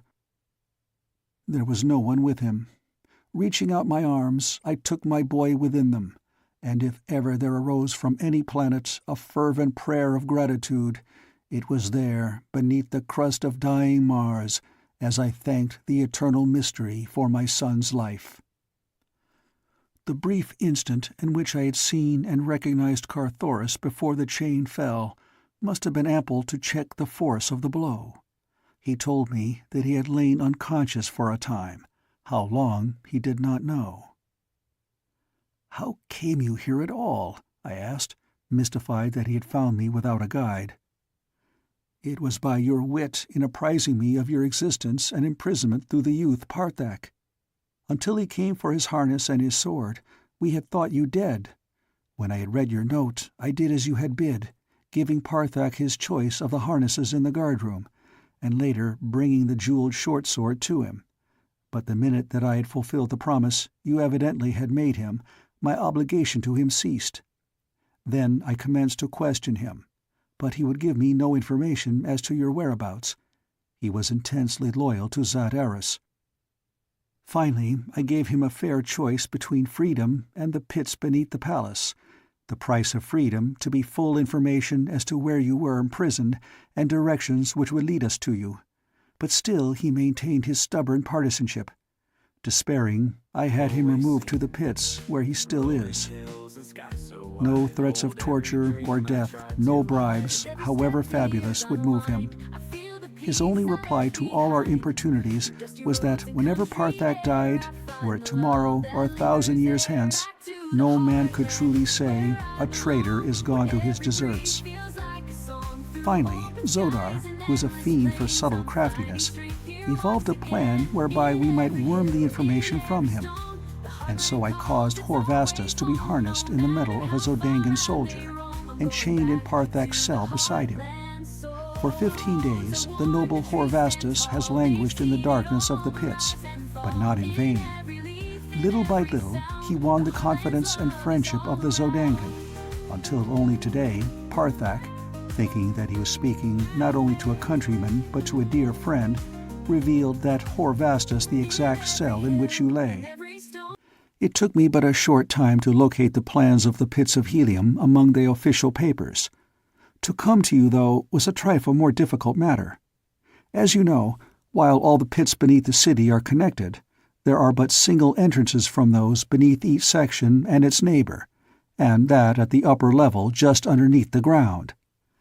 Of course, these openings which lead from contiguous pits to those beneath government buildings are always guarded, and so, while I easily came to the entrance to the pits beneath the palace which Zat Aris is occupying, I found there a Zodangan soldier on guard. There I left him when I had gone by, but his soul was no longer with him. And here I am, just in time to be nearly killed by you, he ended, laughing. As he talked, Carthoris had been working at the lock which held my fetters, and now, with an exclamation of pleasure, he dropped the end of the chain to the floor, and I stood up once more, freed from the galling irons I had chafed in for almost a year. He had brought a longsword and a dagger for me, and thus armed we set out upon the return journey to my palace. At the point where we left the pits of Zat Aris, we found the body of the guard Carthoris had slain. It had not yet been discovered, and, in order to still further delay search and mystify the Jed's people, we carried the body with us for a short distance, hiding it in a tiny cell off the main corridor of the pits beneath an adjoining estate.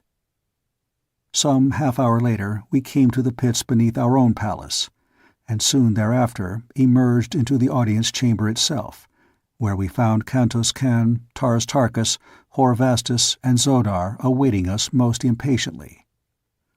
No time was lost in fruitless recounting of my imprisonment. What I desired to know was how well the plans we had laid nearly a year ago had been carried out. "It has taken much longer than we had expected," replied Kantos Kan. "The fact that we were compelled to maintain utter secrecy has handicapped us terribly. Zat Aris spies are everywhere. Yet, to the best of my knowledge, no word of our real plans has reached the villain's ear. Tonight there lies about the great docks at Hastor a fleet of 1,000 of the mightiest battleships that ever sailed above Barsoom, and each equipped to navigate the air of Omeen and the waters of Omeen itself.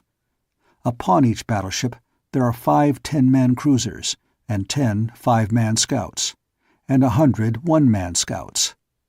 In all, 116,000 craft fitted with both air and water propellers. At Thark lie the transports for the Green Warriors of Taras Tarkas, 900 large troopships, and with them their convoys. 7 days ago all was in readiness, but we waited in the hope that by doing so your rescue might be encompassed in time for you to command the expedition. It is well we waited, my prince." "How is it, Taras Tarkas?" I asked. that the men of Thark take not the accustomed action against one who returns from the bosom of Is. They sent a council of 15 chieftains to talk with me here, replied the Thark. We are a just people, and when I had told them the entire story, they were as one man in agreeing that their action toward me would be guided by the action of Helium toward John Carter. In the meantime, at their request, I was to resume my throne as Jeddak of Thark, that I might negotiate with neighboring hordes for warriors to compose the land forces of the expedition. I have done that which I agreed. 250,000 fighting men, gathered from the ice cap at the north to the ice cap at the south, and representing 1,000 different communities, from 100 wild and warlike hordes, fill the great city of Thark tonight. They are ready to sail for the land of the firstborn when I give the word, and fight there until I bid them stop. All they ask is the loot they take and transportation to their own territories when the fighting and the looting are over. I am done. And thou, Horvastus, I asked, what has been thy success? 1,000,000 veteran fighting men from Helium's thin waterways man the battleships, the transports, and the convoys, he replied. Each is sworn to loyalty and secrecy, nor were enough recruited from a single district to cause suspicion. Good, I cried. Each has done his duty, and now, Kentos can, may we not repair at once to Hastor and get under way before tomorrow's sun? We should lose no time, Prince, replied Kantos Kan. Already the people of Hastor are questioning the purpose of so great a fleet fully manned with fighting men. I wonder much that word of it has not before reached Zataris. A cruiser awaits above at your own dock. Let us leave at— A fusillade of shots from the palace gardens just without cut short his further words. Together we rushed to the balcony in time to see a dozen members of my palace guard disappear in the shadows of some distant shrubbery, as in pursuit of one who fled. Directly beneath us, upon the scarlet sward, a handful of guardsmen were stooping above a still and prostrate form. While we watched, they lifted the figure in their arms, and at my command bore it to the audience chamber where we had been in council. When they stretched the body at our feet, we saw that it was that of a red man in the prime of life. His metal was plain, such as common soldiers wear, or those who wish to conceal their identity. "Another of Zataris' spies," said Horvastus. "So it would seem," I replied, and then to the guard, "You may remove the body." "Wait," said Zodar. "If you will, Prince, ask that a cloth and a little throat oil be brought." I nodded to one of the soldiers, who left the chamber, returning presently with the things that Zodar had requested. The black kneeled beside the body, and, dipping a corner of the cloth in the throat oil, rubbed for a moment on the dead face before him. Then he turned to me with a smile, pointing to his work. I looked, and saw that where Zodar had applied the throat oil, the face was white as mine, and then Zodar seized the black hair of the corpse, and with a sudden wrench tore it all away, revealing a hairless pate beneath. Guardsmen and nobles pressed close about the silent witness upon the marble floor. Many were the exclamations of astonishment and questioning wonder as Zodar's acts confirmed the suspicion which he had held. "A turn," whispered Tars Tarkas. "Worse than that, I fear," replied Zodar, "but let us see."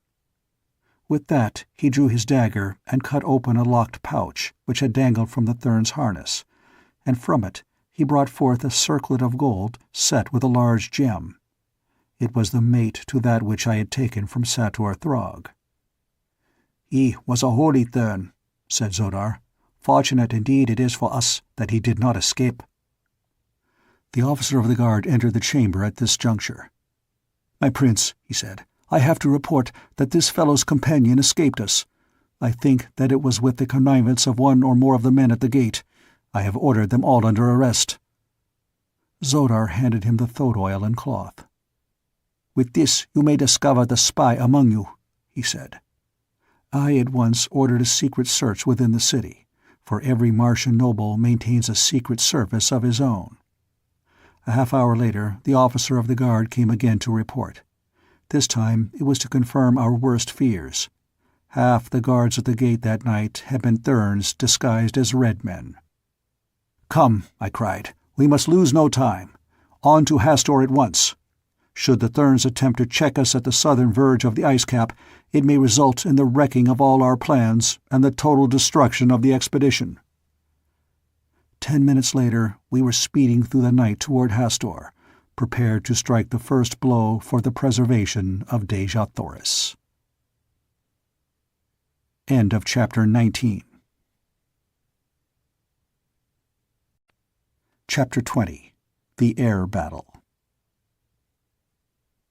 2 hours after leaving my palace at Helium, or about midnight, Kantos Kan, Zodar, and I arrived at Hastur. Carthoris, Tars Tarkas, and Horvastus had gone directly to Thark upon another cruiser. The transports were to get under way immediately and move slowly south. The fleet of battleships would overtake them on the morning of the second day. At Hastur we found all in readiness, and so perfectly had Kantos Kan planned every detail of the campaign that within 10 minutes of our arrival the first of the fleet had soared aloft from its dock, and thereafter, at the rate of one a second, the great ships floated gracefully out into the night to form a long, thin line which stretched for miles toward the south. It was not until after we had entered the cabin of Kantos Kan that I thought to ask the date, for up to now I was not positive how long I had lain in the pits of Zat Aris. When Kantos Kan told me, I realized with a pang of dismay that I had misreckoned the time while I lay in the utter darkness of my cell. 365 days had passed. It was too late to save Dejah Thoris.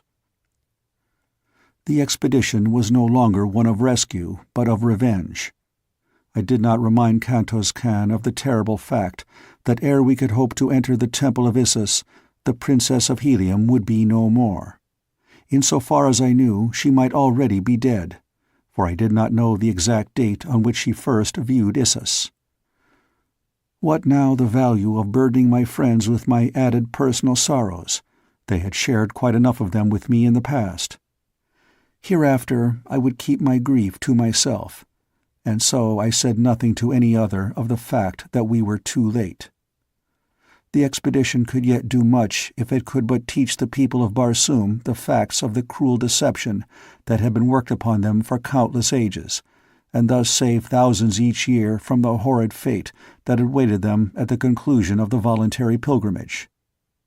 If it could open to the Red Men the fair valley door, it would have accomplished much, and in the land of lost souls between the mountains of Ots and the ice barrier were many broad acres that needed no irrigation to bear rich harvests. Here at the bottom of a dying world was the only naturally productive area upon its surface. Here alone were dews and rains. Here alone was an open sea. Here was water in plenty. And all this was but the stamping ground of fierce brutes, and from its beauteous and fertile expanse the wicked remnants of two once mighty races barred all the other millions of Barsoom. Could I but succeed in once breaking down the barrier of religious superstition which had kept the red races from this El Dorado, it would be a fitting memorial to the immortal virtues of my princess. I should have again served Barsoom, and Dejah Thoris' martyrdom would not have been in vain. On the morning of the second day we raised the great fleet of transports and their consorts at the first flood of dawn, and soon were near enough to exchange signals.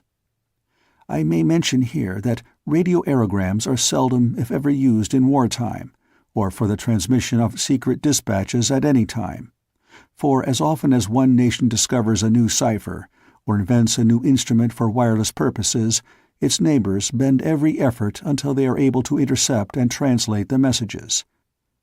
For so long a time has this gone on that practically every possibility of wireless communication has been exhausted, and no nation dares transmit dispatches of importance in this way.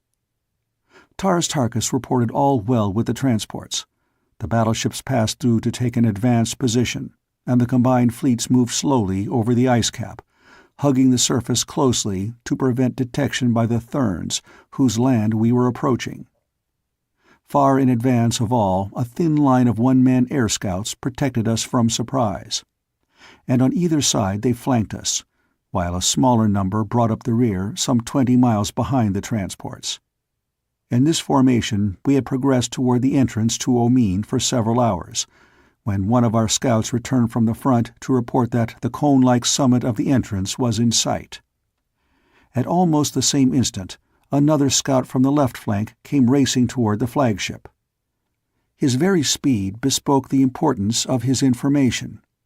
Kantos Kan and I awaited him upon the little forward deck, which corresponds with the bridge of earthly battleships.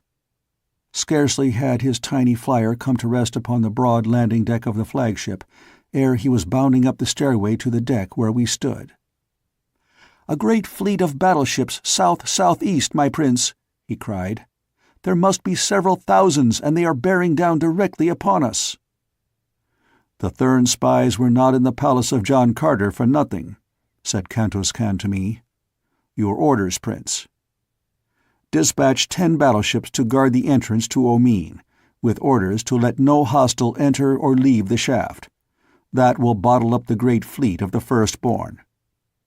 Form the balance of the battleships into a great V, with the apex pointing directly south-southeast. Order the transports, surrounded by their convoys, to follow closely in the wake of the battleships, until the point of the V has entered the enemy's line. Then the V must open outward at the apex.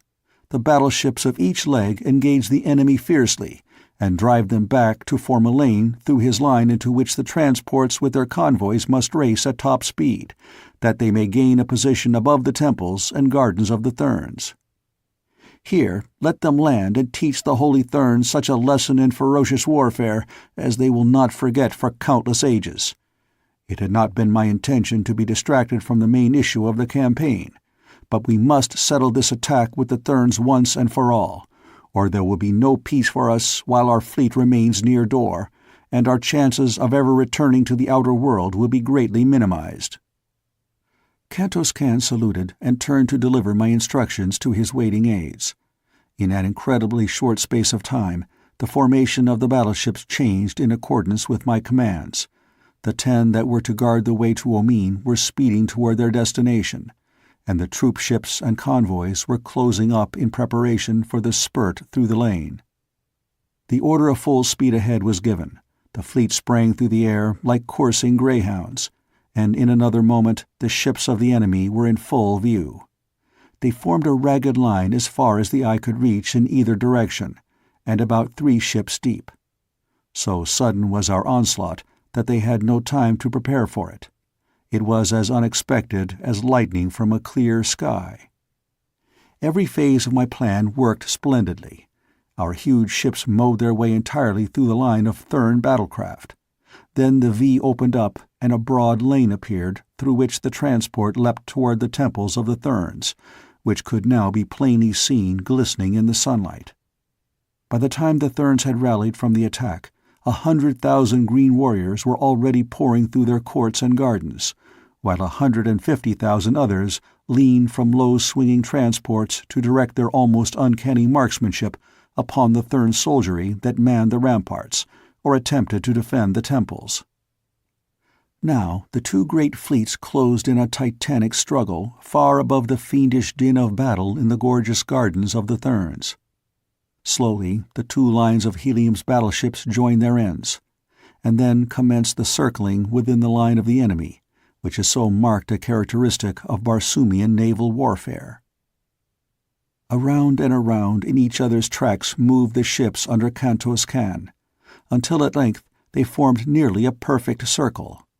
By this time they were moving at high speed, so that they presented a difficult target for the enemy. Broadside after broadside they delivered, as each vessel came in line with the ships of the Thurns. The latter attempted to rush in and break up the formation, but it was like stopping a buzzsaw with the bare hand. From my position on the deck, beside Kantos Kan, I saw ship after ship of the enemy take the awful, sickening dive which proclaims its total destruction. Slowly we maneuvered our circle of death until we hung above the gardens where our green warriors were engaged. the order was passed down for them to embark. Then they rose slowly to a position within the center of the circle.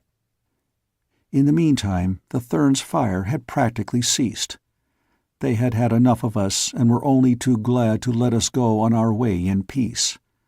But our escape was not to be encompassed with such ease, for scarcely had we gotten under way once more in the direction of the entrance to Omine than we saw, far to the north, a great black line topping the horizon. It could be nothing other than a fleet of war. Whose or whither bound we could not even conjecture. When they had come close enough to make us out at all, Kantos Kan's operator received a radio aerogram, which he immediately handed to my companion. He read the thing and handed it to me. Kantos Kan, it read. Surrender in the name of the Jeddak of Helium, for you cannot escape. And it was signed, Zat Aris. The Therns must have caught and translated the message almost as soon as did we, for they immediately renewed hostilities when they realized that we were soon to be set upon by other enemies.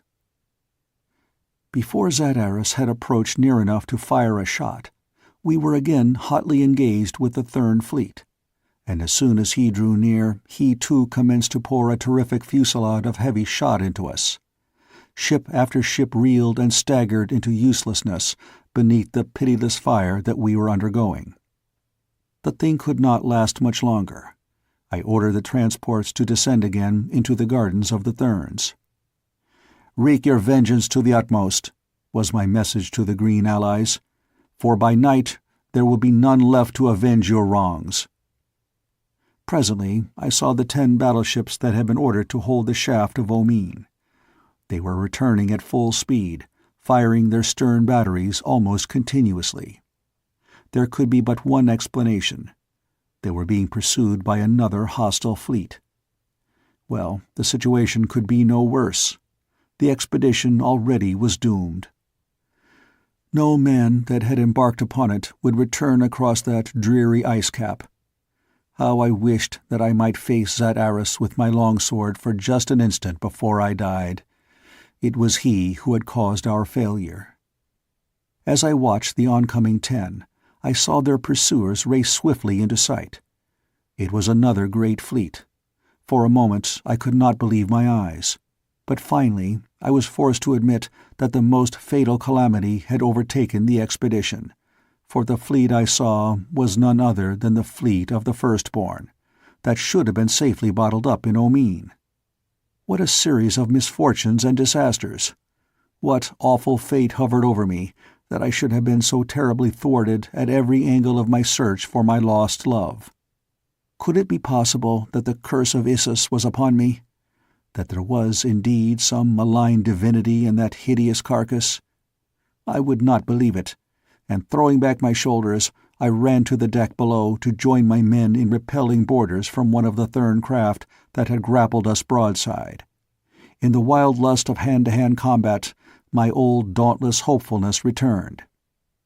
And as Thern after Thern went down beneath my blade, I could almost feel that we should win success in the end, even from apparent failure.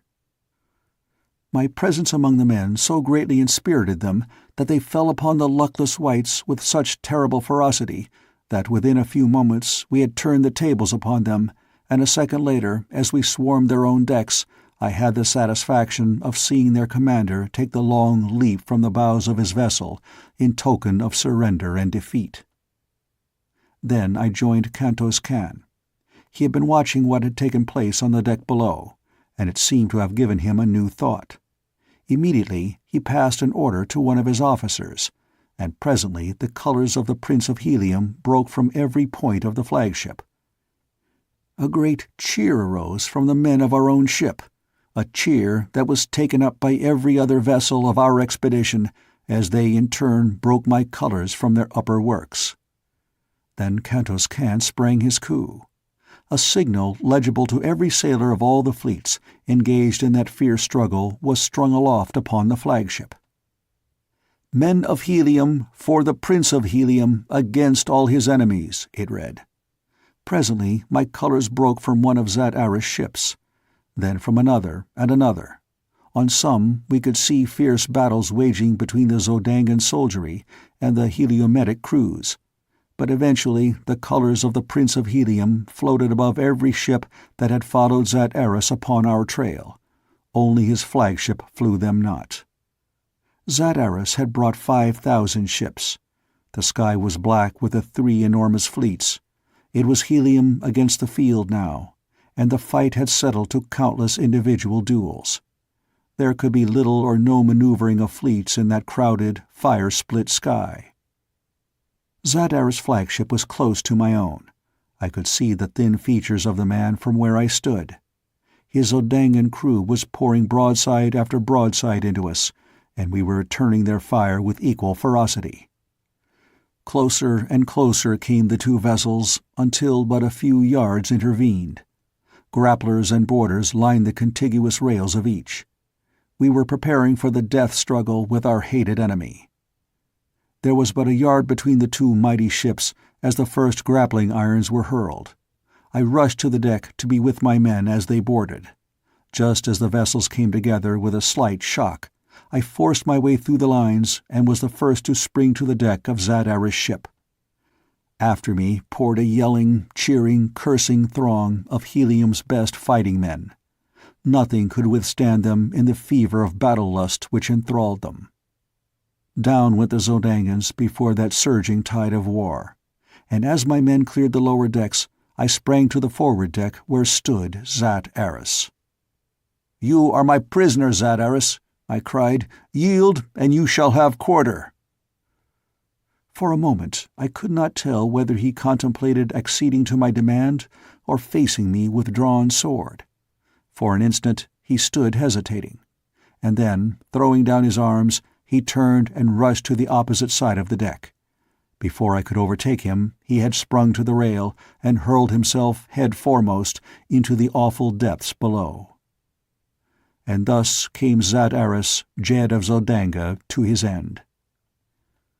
On and on went that strange battle. The Therns and Blacks had not combined against us. Wherever Thern ship met ship of the Firstborn was a battle royal, and in this I thought I saw our salvation. Wherever messages could be passed between us that could not be intercepted by our enemies, I passed the word that all our vessels were to withdraw from the fight as rapidly as possible, taking a position to the west and south of the combatants. I also sent an air scout to the fighting green men in the gardens below to re-embark, and to the transports to join us. My commanders were further instructed that, when engaged with an enemy, to draw him as rapidly as possible toward a ship of his hereditary foeman, and by careful maneuvering to force the two to engage, thus leaving himself free to withdraw. This stratagem worked to perfection, and just before the sun went down, I had the satisfaction of seeing all that was left of my once mighty fleet gathered nearly 20 miles southwest of the still terrific battle between the Blacks and Whites. I now transferred Zodar to another battleship, and sent him with all the transports and 5,000 battleships directly overhead to the Temple of Issus.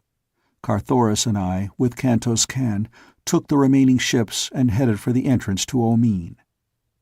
Our plan now was to attempt to make a combined assault upon Issus at dawn of the following day. Taras Tarkas with his green warriors and Hor Vastus with the red men, guided by Zodar, were to land within the garden of Issus or the surrounding plains, while Carthoris, Kantos Kan, and I were to lead our smaller force from the Sea of Omine through the pits beneath the temple which Carthoris knew so well. I now learned for the first time the cause of my 10 ships' retreat from the mouth of the shaft. It seemed that when they had come upon the shaft, the navy of the Firstborn were already issuing from its mouth. Fully 20 vessels had emerged, and though they gave battle immediately in an effort to stem the tide that rolled from the Black Pit, the odds against them were too great, and they were forced to flee. With great caution we approached the shaft under cover of darkness. At a distance of several miles, I caused the fleet to be halted, and from there Carthoris went ahead alone upon a one-man flyer to reconnoiter. In perhaps half an hour he returned to report that there was no sign of a patrol boat or of the enemy in any form, and so we moved swiftly and noiselessly forward once more toward Omine. At the mouth of the shaft, we stopped again for a moment for all the vessels to reach their previously appointed stations. Then, with the flagship, I dropped quickly into the black depths, while one by one the other vessels followed me in quick succession. We had decided to stake all on the chance that we would be able to reach the temple by the subterranean way, and so we left no guard of vessels at the shaft's mouth. Nor would it have profited us any to have done so, for we did not have sufficient force all told to have withstood the vast navy of the Firstborn had they returned to engage us.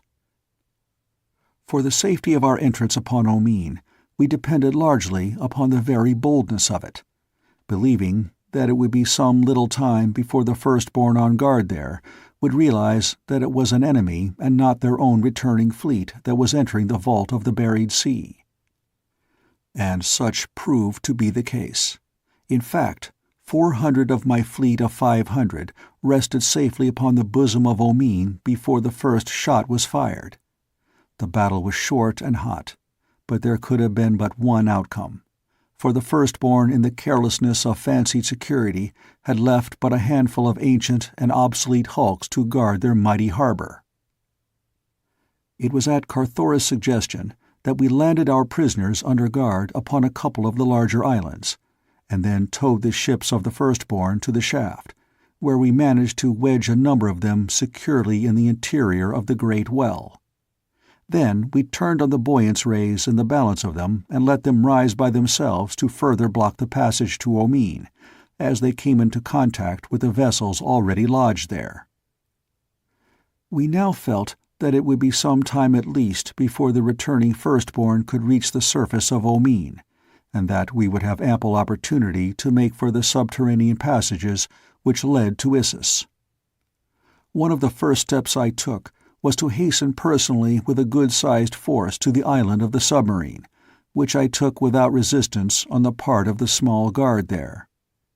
I found the submarine in its pool, and at once placed a strong guard upon it and the island, where I remained to wait the coming of Carthoris and the others. Among the prisoners was Yersted, commander of the submarine.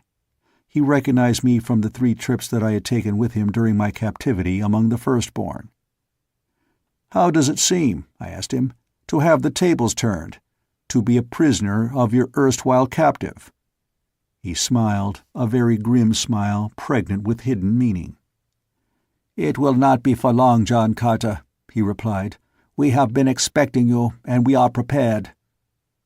"So it would appear," I answered, "for you were all ready to become my prisoners with scarce a blow struck on either side." "The fleet must have missed you," he said, "but it will return to Omine, and then that will be a very different matter for John Carter." "I do not know that the fleet has missed me as yet," I said, but of course he did not grasp my meaning and only looked puzzled. "Many prisoners travel to Issus in your grim craft, Yersted?" I asked. "Very many," he assented. "Might you remember one whom men called Dejah Thoris?" "Well, indeed, for her great beauty, and then, too, for the fact that she was wife to the first mortal that ever escaped from Issus through all the countless ages of her godhood. And the way that Issus remembers her best as the wife of one and the mother of another who raised their hands against the goddess of life eternal." I shuddered for fear of the cowardly revenge that I knew Issus might have taken upon the innocent Dejah Thoris for the sacrilege of her son and her husband. "And where is Dejah Thoris now?" I asked, knowing that he would say the words I most dreaded, but yet I loved her so that I could not refrain from hearing even the worst about her fate, so that it fell from the lips of one who had seen her but recently. It was to me as though it brought her closer to me. "Yesterday the monthly rites of Issus were held," replied Yersted, "and I saw her then sitting in her accustomed place at the foot of Issus." "What?" I cried. "She is not dead, then?" "Why, no," replied the Black. "It has been no year since she gazed upon the divine glory of that radiant face of—" "No year?" I interrupted. "Why, no," insisted Yersted. It cannot have been upward of 370 or 80 days. A great light burst upon me. How stupid I had been! I could scarcely retain an outward exhibition of my great joy. Why had I forgotten the great difference in the length of Martian and earthly years? The 10 Earth years I had spent upon Barsoom had encompassed but 5 years and 96 days of Martian time, whose days are 41 minutes longer than ours, and whose years number 687 days. I am in time! I am in time! The words surged through my brain again and again, until at last I must have voiced them audibly, for Yersted shook his head. "In time to save your princess?" he asked, and then, without waiting for my reply, "No, John Carter, Isis will not give up her own. She knows that you are coming, and ere ever a vandal foot is set within the precincts of the Temple of Isis, if such a calamity should befall, Dejah Thoris will be put away forever from the last faint hope of rescue." "You mean that she will be killed merely to thwart me?" I asked. "Not that, other than as a last resort," he replied. "Hast ever heard of the Temple of the Sun? It is there that they will put her. It lies far within the inner court of the Temple of Isis, a little temple that raises a thin spire far above the spires and minarets of the great temple that surrounds it. Beneath it, in the ground, there lies the main body of the temple, consisting in 687 circular chambers, one below another. To each chamber a single corridor leads through solid rock from the pits of Isis. As the entire Temple of the Sun revolves once with each revolution of Barsoom about the sun, but once each year does the entrance to each separate chamber come opposite the mouth of the corridor which forms its only link to the world without. Here Isis puts those who displease her, but whom she does not care to execute forthwith. Or, to punish a noble of the firstborn, she may cause him to be placed within a chamber of the Temple of the Sun for a year. Ofttimes she imprisons an executioner with the condemned, that death may come in a certain horrible form upon a given day. Or again, but enough food is deposited in the chamber to sustain life but the number of days that Isis has allotted for mental anguish. Thus will Dejah Thoris die, and her fate will be sealed by the first alien foot that crosses the threshold of Isis. So I was to be thwarted in the end, although I had performed the miraculous and come within a few short moments of my divine princess. Yet was I as far from her as when I stood upon the banks of the Hudson 48 million miles away. End of Chapter 20. Chapter 21. Through Flood and Flame. Yersted's information convinced me that there was no time to be lost. I must reach the Temple of Isis secretly before the forces under Taurus Tarkas assaulted at dawn. Once within its hated walls, I was positive that I could overcome the guards of Isis and bear away my princess, for at my back I would have a force ample for the occasion. No sooner had Carthoris and the others joined me than we commenced the transportation of our men through the submerged passage to the mouth of the gangways which lead from the submarine pool at the temple end of the watery tunnel to the pits of Isis. Many trips were required, but at last all stood safely together again at the beginning of the end of our quest. 5,000 strong we were, all seasoned fighting men of the most warlike race of the Red Men of Barsoom. As Carthoris alone knew the hidden ways of the tunnels, we could not divide the party and attack the temple at several points at once, as would have been most desirable, so it was decided that he lead us all as quickly as possible to a point near the temple's center. As we were about to leave the pool and enter the corridor, an officer called my attention to the waters upon which the submarine floated. At first, they seemed to be merely agitated as from the movement of some great body beneath the surface, and I at once conjectured that another submarine was rising to the surface in pursuit of us. But presently it became apparent that the level of the waters was rising, not with extreme rapidity, but very surely, and that soon they would overflow the sides of the pool and submerge the floor of the chamber. For a moment I did not fully grasp the terrible import of the slowly rising water. It was Carthoris who realized the full meaning of the thing, its cause and the reason for it. "Haste!" he cried. "If we delay, we all are lost. The pumps of Omine have been stopped. They would drown us like rats in a trap. We must reach the upper levels of the pits in advance of the flood, or we shall never reach them. Come!" "Lead the way, Carthoris," I cried. "We will follow." At my command, the youth leapt into one of the corridors, and in column of twos the soldiers followed him in good order, each company entering the corridor only at the command of its douar or captain. Before the last company filed from the chamber, the water was ankle-deep, and that the men were nervous was quite evident. Entirely unaccustomed to water except in quantity sufficient for drinking and bathing purposes, the Red Martians instinctively shrank from it in such formidable depths and menacing activity. That they were undaunted while it swirled and eddied about their ankles spoke well for their bravery and their discipline. I was the last to leave the chamber of the submarine, and as I followed the rear of the column toward the corridor, I moved through water to my knees. The corridor, too, was flooded to the same depth, for its floor was on a level with the floor of the chamber from which it led, nor was there any perceptible rise for many yards.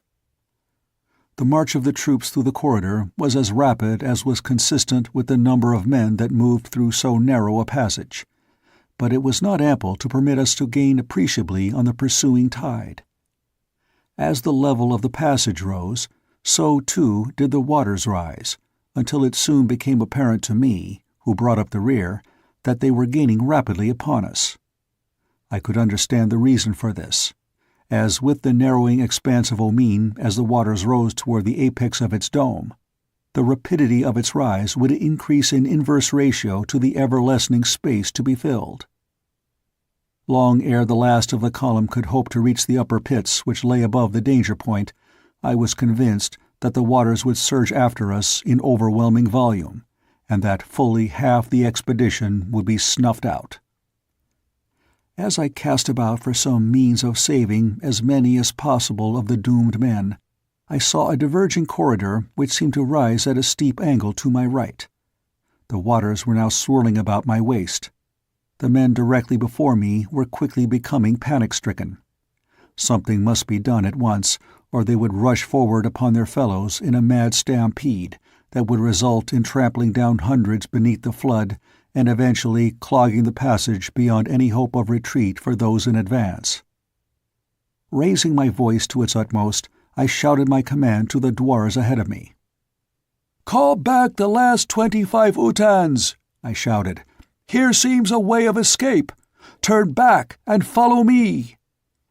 My orders were obeyed by near 30 Utans, so that some 3,000 men came about and hastened into the teeth of the flood to reach the corridor up which I directed them. As the first douar passed in with his Utan, I cautioned him to listen closely for my commands, and under no circumstances to venture into the open, or leave the pits for the temple proper until I should have come up with him. "Or you know that I died before I could reach you." The officer saluted and left me.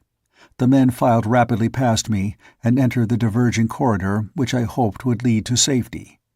The water rose breast-high. Men stumbled, floundered, and went down. Many I grasped and set upon their feet again, but alone the work was greater than I could cope with.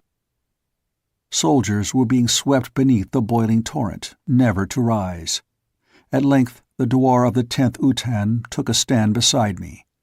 He was a valorous soldier, Gur Tuss by name, and together we kept the now thoroughly frightened troops in the semblance of order and rescued many that would have drowned otherwise. Jor Kantos, son of Kantos Khan and a Padwar of the 5th Utan, joined us when his Utan reached the opening through which the men were fleeing.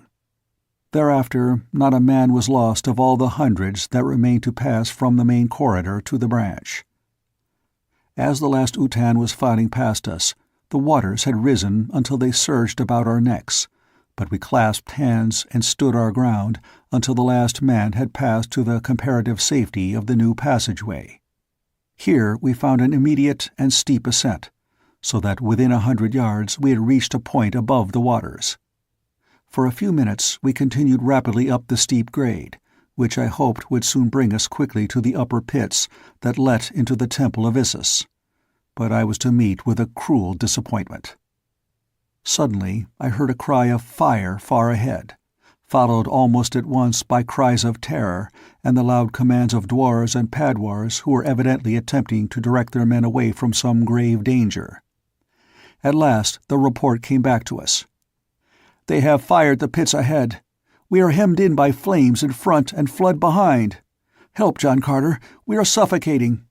And then there swept back upon us at the rear a wave of dense smoke that sent us, stumbling and blinded, into a choking retreat. There was naught to do other than seek a new avenue of escape. The fire and smoke were to be feared 1,000 times over the water, and so I seized upon the first gallery which led out of and up from the suffocating smoke that was engulfing us. Again I stood to one side while the soldiers hastened through on the new way. Some 2,000 must have passed at a rapid run, then the stream ceased, but I was not sure that all had been rescued who had not passed the point of origin of the flames, and so to assure myself that no poor devil was left behind to die a horrible death unsuccoured, I ran quickly up the gallery in the direction of the flames, which I could now see burning with a dull glow far ahead. It was hot and stifling work, but at last I reached a point where the fire lit up the corridor sufficiently for me to see that no soldier of helium lay between me and the conflagration.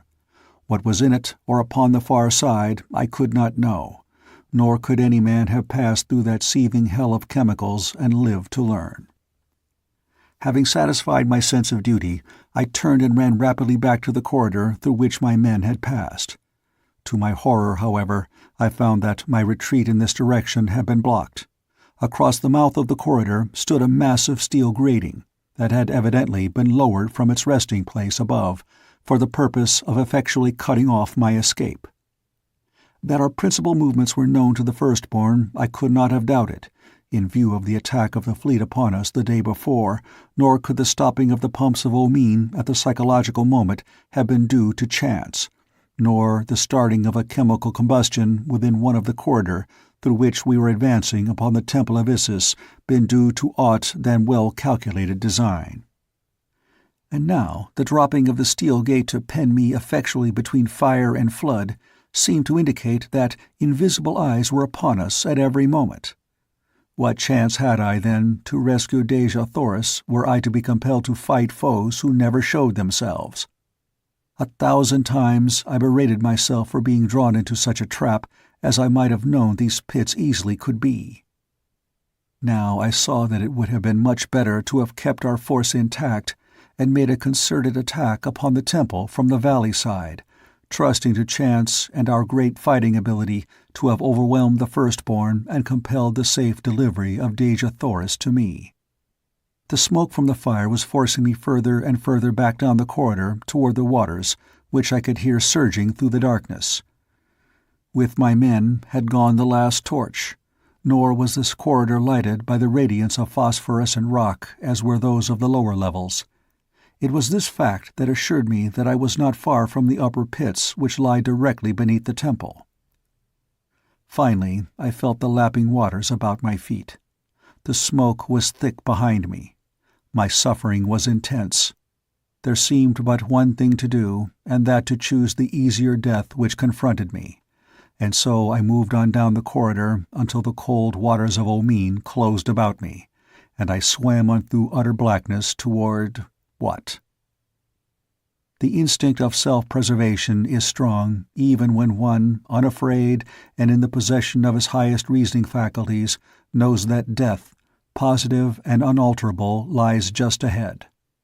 And so I swam slowly on, waiting for my head to touch the top of the corridor, which would mean that I had reached the limit of my flight and the point where I must sink forever to an unmarked grave.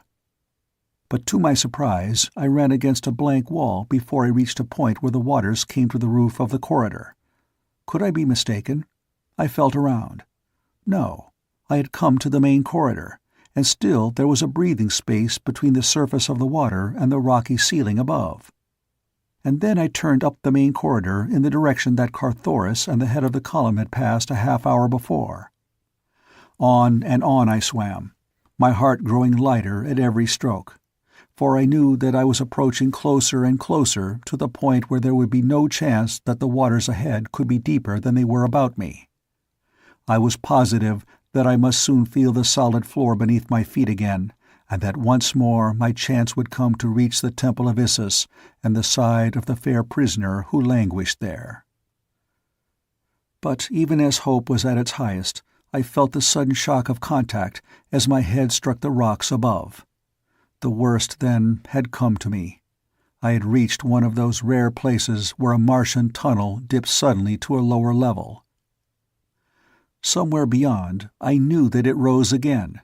But of what value was that to me, since I did not know how great the distance that it maintained a level entirely beneath the surface of the water?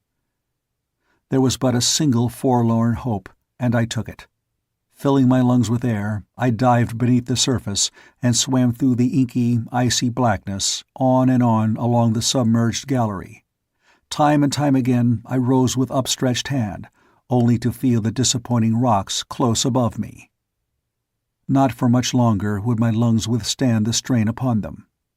I felt that I must soon succumb, nor was there any retreating now that I had gone this far. I knew positively that I could never endure to retrace my path now to the point from which I had felt the waters close above my head. Death stared me in the face, nor ever can I recall a time that I so distinctly felt the icy breath from his dead lips upon my brow. One more frantic effort I made with my fast-ebbing strength. Weakly, I rose for the last time. My tortured lungs gasped for the breath that would fill them with a strange and numbing element, but instead I felt the revivifying breath of life-giving air surge through my starving nostrils into my dying lungs.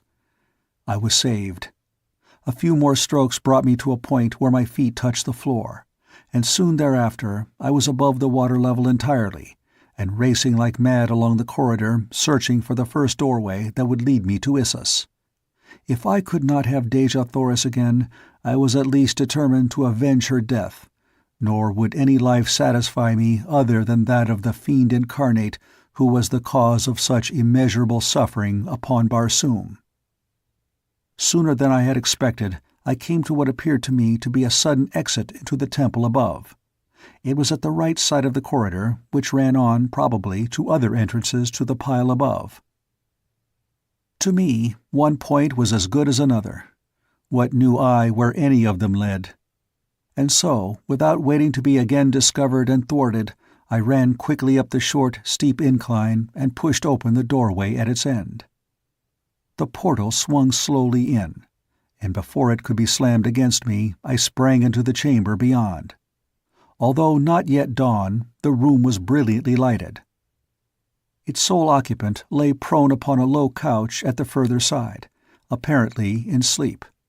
From the hangings and sumptuous furniture of the room, I judged it to be a living room of some priestess, possibly of Issus herself. At the thought, the blood tingled through my veins. What, indeed, if fortune had been kind enough to place the hideous creature alone and unguarded in my hands? With her as hostage, I could force acquiescence to my every demand. Cautiously, I approached the recumbent figure, on noiseless feet. Closer and closer I came to it, but I had crossed but little more than half the chamber when the figure stirred, and as I sprang, rose and faced me. At first, an expression of terror overspread the features of the woman who confronted me, then startled incredulity, hope, thanksgiving. My heart pounded within my breast as I advanced toward her. Tears came to my eyes, and the words that would have poured forth in a perfect torrent choked in my throat as I opened my arms and took into them once more the woman I loved, Dejah Thoris, Princess of Helium. End of Chapter 21. Chapter 22. Victory and Defeat. John Carter, she sobbed, with her dear head upon my shoulder. even now I can scarce believe the witness of my own eyes. When the girl Thuvia told me that you had returned to Barsoom, I listened, but I could not understand, for it seemed that such happiness would be impossible for one who had suffered so in silent loneliness for all these long years. At last, when I realized that it was the truth, and then came to know the awful place in which I was held prisoner, I learned to doubt that even you could reach me here. As the days passed, and moon after moon went by without bringing even the faintest rumor of you, I resigned myself to my fate. And now that you have come, scarce can I believe it. For an hour I have heard the sounds of conflict within the palace. I knew not what they meant, but I have hoped against hope that it might be the men of Helium headed by my prince. And tell me, what of Carthoris, our son?" "He was with me less than an hour since, Dejathoris," I replied. "It must have been he whose men you heard battling within the precincts of the temple." "Where is Issus?" I asked suddenly. Dejathoris shrugged her shoulders. "She sent me under guard to this room just before the fighting began within the temple halls. She said that she would send for me later. She seemed very angry and somewhat fearful. Never have I seen her act in so uncertain and almost terrified a manner. Now I know that it must have been because she had learned that John Carter, Prince of Helium, was approaching to demand an accounting of her for the imprisonment of his princess." The sounds of conflict, the clash of arms, the shouting and the hurrying of many feet came to us from various parts of the temple. I knew that I was needed there, but I dared not leave Dejathoris, nor dared I take her with me into the turmoil and danger of battle. At last I bethought me of the pits from which I had just emerged. Why not secrete her there until I could return and fetch her away in safety, and forever from this awful place? I explained my plan to her. For a moment she clung more closely to me. "I cannot bear to be parted from you now, even for a moment, John Carter," she said. "I shudder at the thought of being alone again, where that terrible creature might discover me. You do not know her. None can imagine her ferocious cruelty who has not witnessed her daily acts for over half a year. It has taken me nearly all this time to realize even the things that I have seen with my own eyes." "I shall not leave you then, my princess," I replied. She was silent for a moment. Then she drew my face to hers and kissed me. "Go, John Carter," she said. "Our son is there, and the soldiers of Helium, fighting for the Princess of Helium. Where they are, you should be. I must not think of myself now, but of them and of my husband's duty. I may not stand in the way of that. Hide me in the pits and go." I led her to the door through which I had entered the chamber from below. There I pressed her dear form to me, and then, though it tore my heart to do it, and filled me only with the blackest shadows of terrible foreboding, I guided her across the threshold, kissed her once again, and closed the door upon her. Without hesitating longer, I hurried from the chamber in the direction of the greatest tumult. Scarce half a dozen chambers had I traversed before I came upon the theatre of a fierce struggle. The blacks were massed at the entrance to a great chamber, where they were attempting to block the further progress of a body of red men toward the inner sacred precincts of the temple. Coming from within as I did, I found myself behind the blacks, and, without waiting to even calculate their numbers or the foolhardiness of my venture, I charged swiftly across the chamber and fell upon them from the rear with my keen longsword. As I struck the first blow, I cried aloud, "For Helium!" And then I rained cut after cut upon the surprised warriors, while the Reds without took heart at the sound of my voice, and with shouts of "John Carter! John Carter!" redoubled their efforts so effectually that, before the blacks could recover from their temporary demoralization, their ranks were broken and the red men had burst into the chamber. The fight within that room, had it had but a competent chronicler, would go down in the annals of Barsoom as a historic memorial to the grim ferocity of her warlike people. 500 men fought there that day, the black men against the red.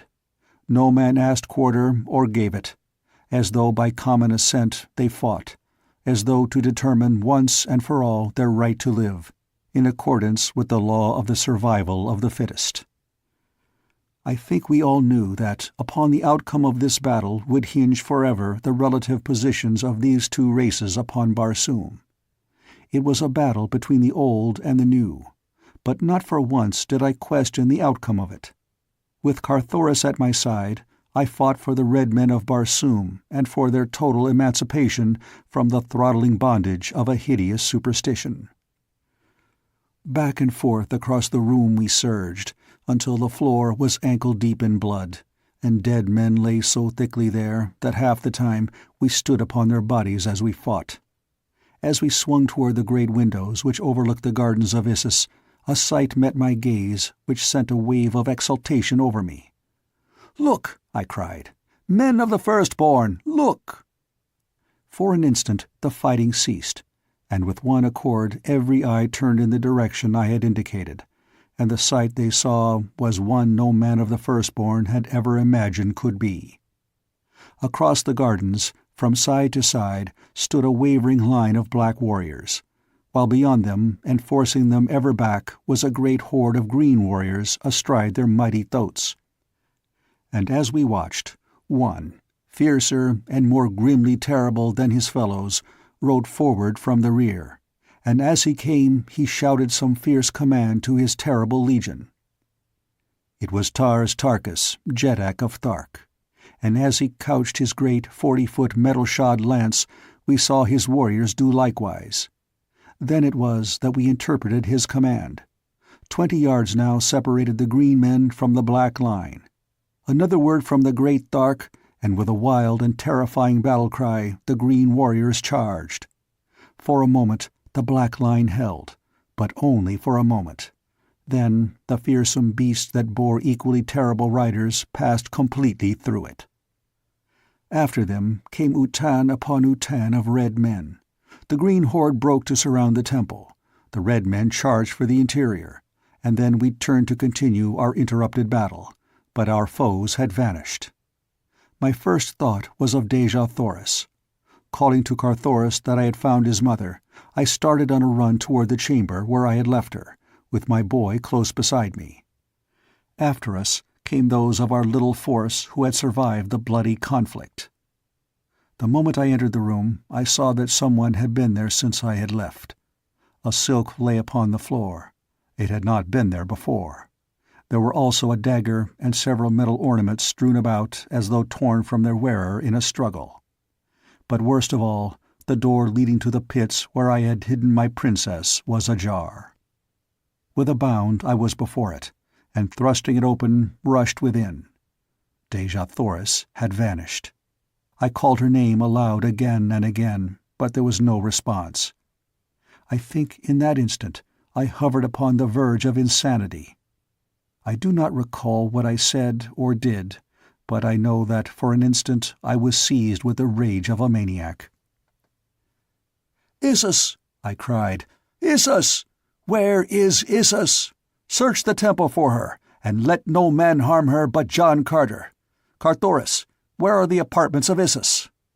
"This way!" cried the boy, and, without waiting to know that I had heard him, he dashed off at breakneck speed, further into the bowels of the temple. As fast as he went, however, I was still beside him, urging him on to greater speed. At last we came to a great carved door, and through this Carthoris dashed, a foot ahead of me. Within, we came upon such a scene as I had witnessed within the temple once before, the throne of Issus with the reclining slaves, and about it the ranks of soldiery. We did not even give the men a chance to draw, so quickly we were upon them. With a single cut I struck down 2 in the front rank. And then, by the mere weight and momentum of my body, I rushed completely through the 2 remaining ranks and sprang upon the dais beside the carved Serapis throne. The repulsive creature, squatting there in terror, attempted to escape me and leap into a trap behind her.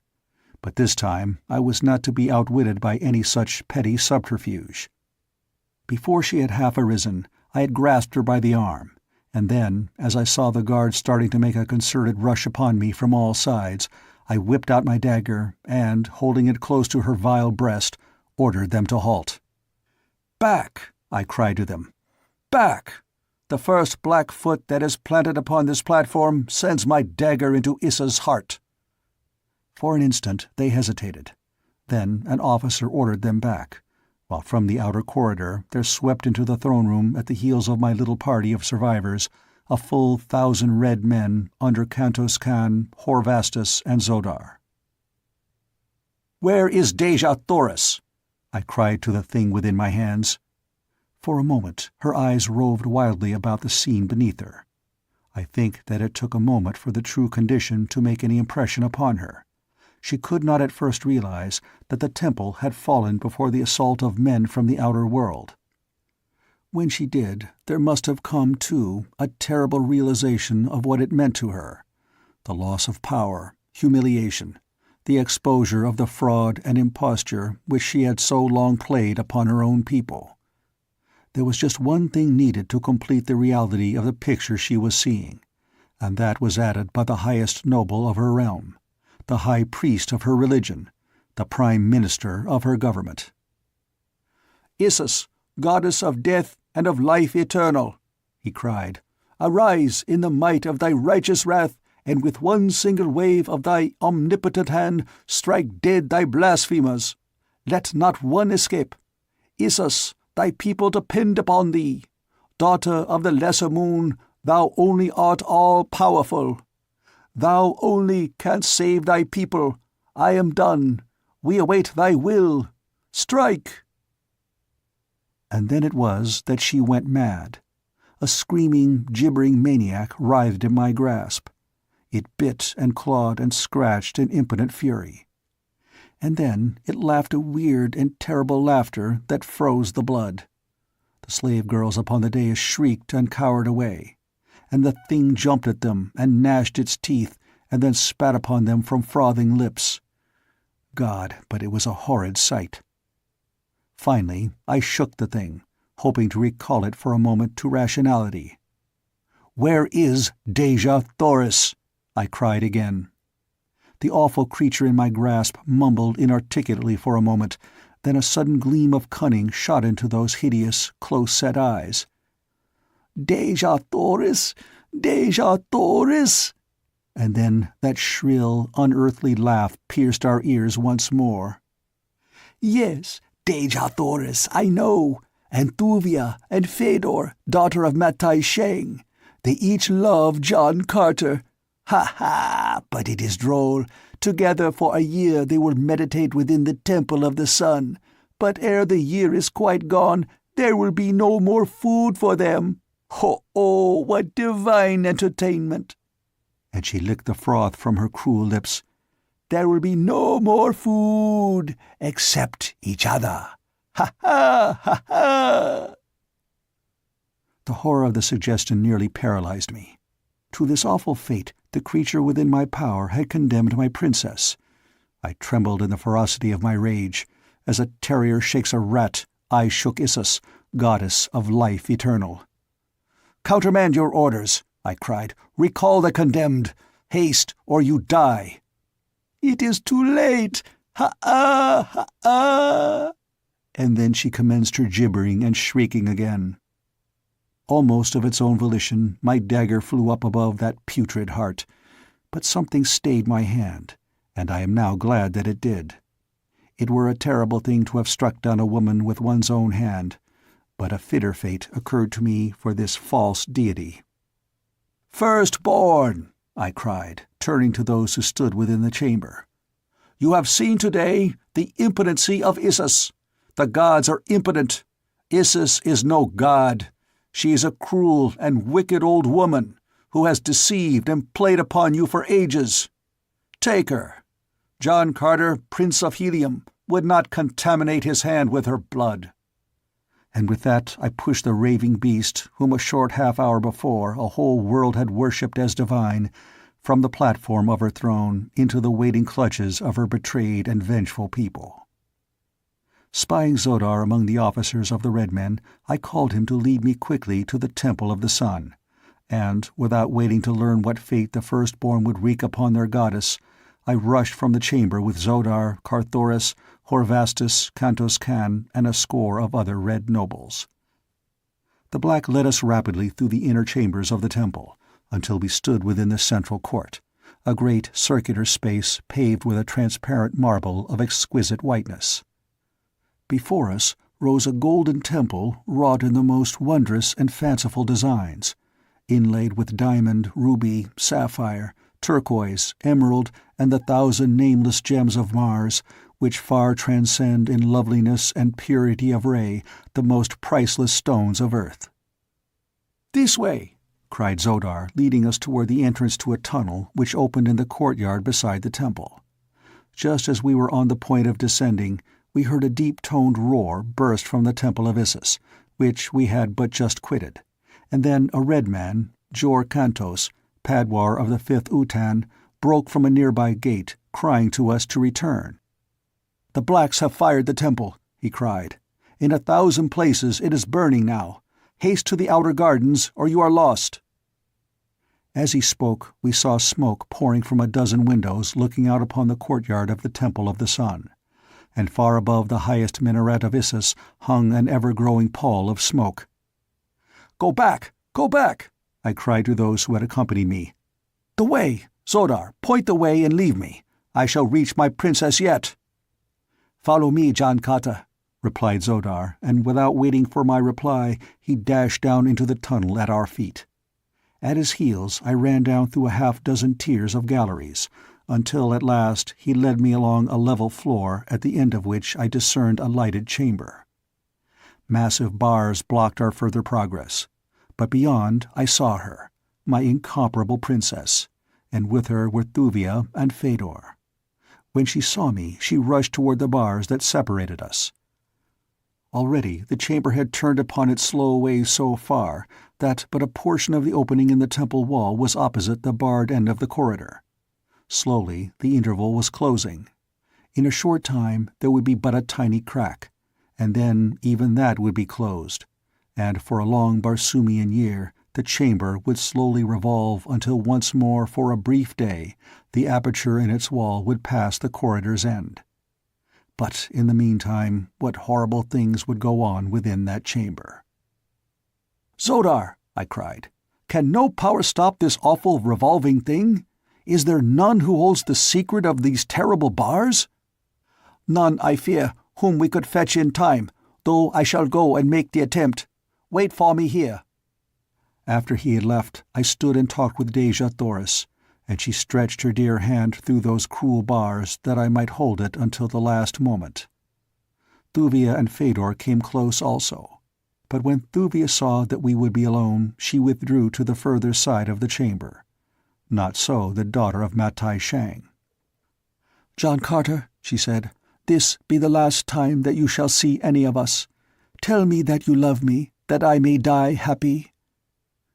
"I love only the Princess of Helium," I replied quietly. "I am sorry, Fedor, but it is as I have told you from the beginning." She bit her lip and turned away, but not before I saw the black and ugly scowl she turned upon Dejah Thoris. Thereafter she stood a little way apart, but not so far as I should have desired, for I had many little confidences to impart to my long-lost love. For a few minutes we stood thus talking in low tones. Ever smaller and smaller grew the opening. In a short time now it would be too small even to permit the slender form of my princess to pass. Oh, why did not Zodar haste? Above we could hear the faint echoes of a great tumult. It was the multitude of black and red and green men fighting their way through the fire from the burning temple of Isis. A draught from above brought the fumes of smoke to our nostrils. As we stood waiting for Zodar, the smoke became thicker and thicker. Presently we heard shouting at the far end of the corridor, and hurrying feet. "Come back, John Carter! Come back!" cried a voice. "Even the pits are burning!" In a moment a dozen men broke through the now blinding smoke to my side. There was Carthoris and Kantos Kan and Horvastus and Zodar, with a few more who had followed me to the temple court. "There is no hope, John Carter," cried Zodar. "The keeper of the keys is dead, and his keys are not upon his carcass. Our only hope is to quench this conflagration and trust to fate that a year will find your princess alive and well. I have brought sufficient food to last them. When this crack closes, no smoke can reach them, and if we hasten to extinguish the flames, I believe they will be safe." "Go, then, yourself, and take these others with you," I replied. "I shall remain here beside my princess until a merciful death releases me from my anguish. I care not to live." As I spoke, Zodar had been tossing a great number of tiny cans within the prison cell. The remaining crack was not over an inch in width a moment later. Dejah Thoris stood as close to it as she could, whispering words of hope and courage to me, and urging me to save myself. Suddenly, beyond her, I saw the beautiful face of Fedor, contorted into an expression of malign hatred. As my eyes met hers, she spoke. "Think not, John Carter, that you may so lightly cast aside the love of Fedor, daughter of Matai Shang, nor ever hope to hold thy Dejah Thoris in thy arms again. Wait you the long, long year, but know that when the waiting is over, it shall be Fedor's arms which shall welcome you, not those of the Princess of Helium. Behold, she dies." And as she finished speaking, I saw her raise a dagger on high, and then I saw another figure. It was Thuvia's.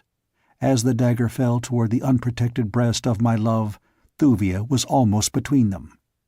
A blinding gust of smoke blotted out the tragedy within that fearsome cell. A shriek rang out, a single shriek, as the dagger fell. The smoke cleared away, but we stood gazing upon a blank wall. The last crevice had closed, and for a long year that hideous chamber would retain its secret from the eyes of men. They urged me to leave. "In a moment it will be too late," cried Zodar. "There is, in fact, but a bare chance that we can come through to the outer garden alive even now. I have ordered the pumps started, and in 5 minutes the pits will be flooded. If we would not drown like rats in a trap, we must hasten above and make a dash for safety through the burning temple." "Go," I urged them. "Let me die here beside my princess. There is no hope or happiness elsewhere for me. When they carry her dead body from that terrible place a year hence, let them find the body of her lord awaiting her." Of what happened after that, I have only a confused recollection. It seems as though I struggled with many men, and then that I was picked bodily from the ground and borne away. I do not know.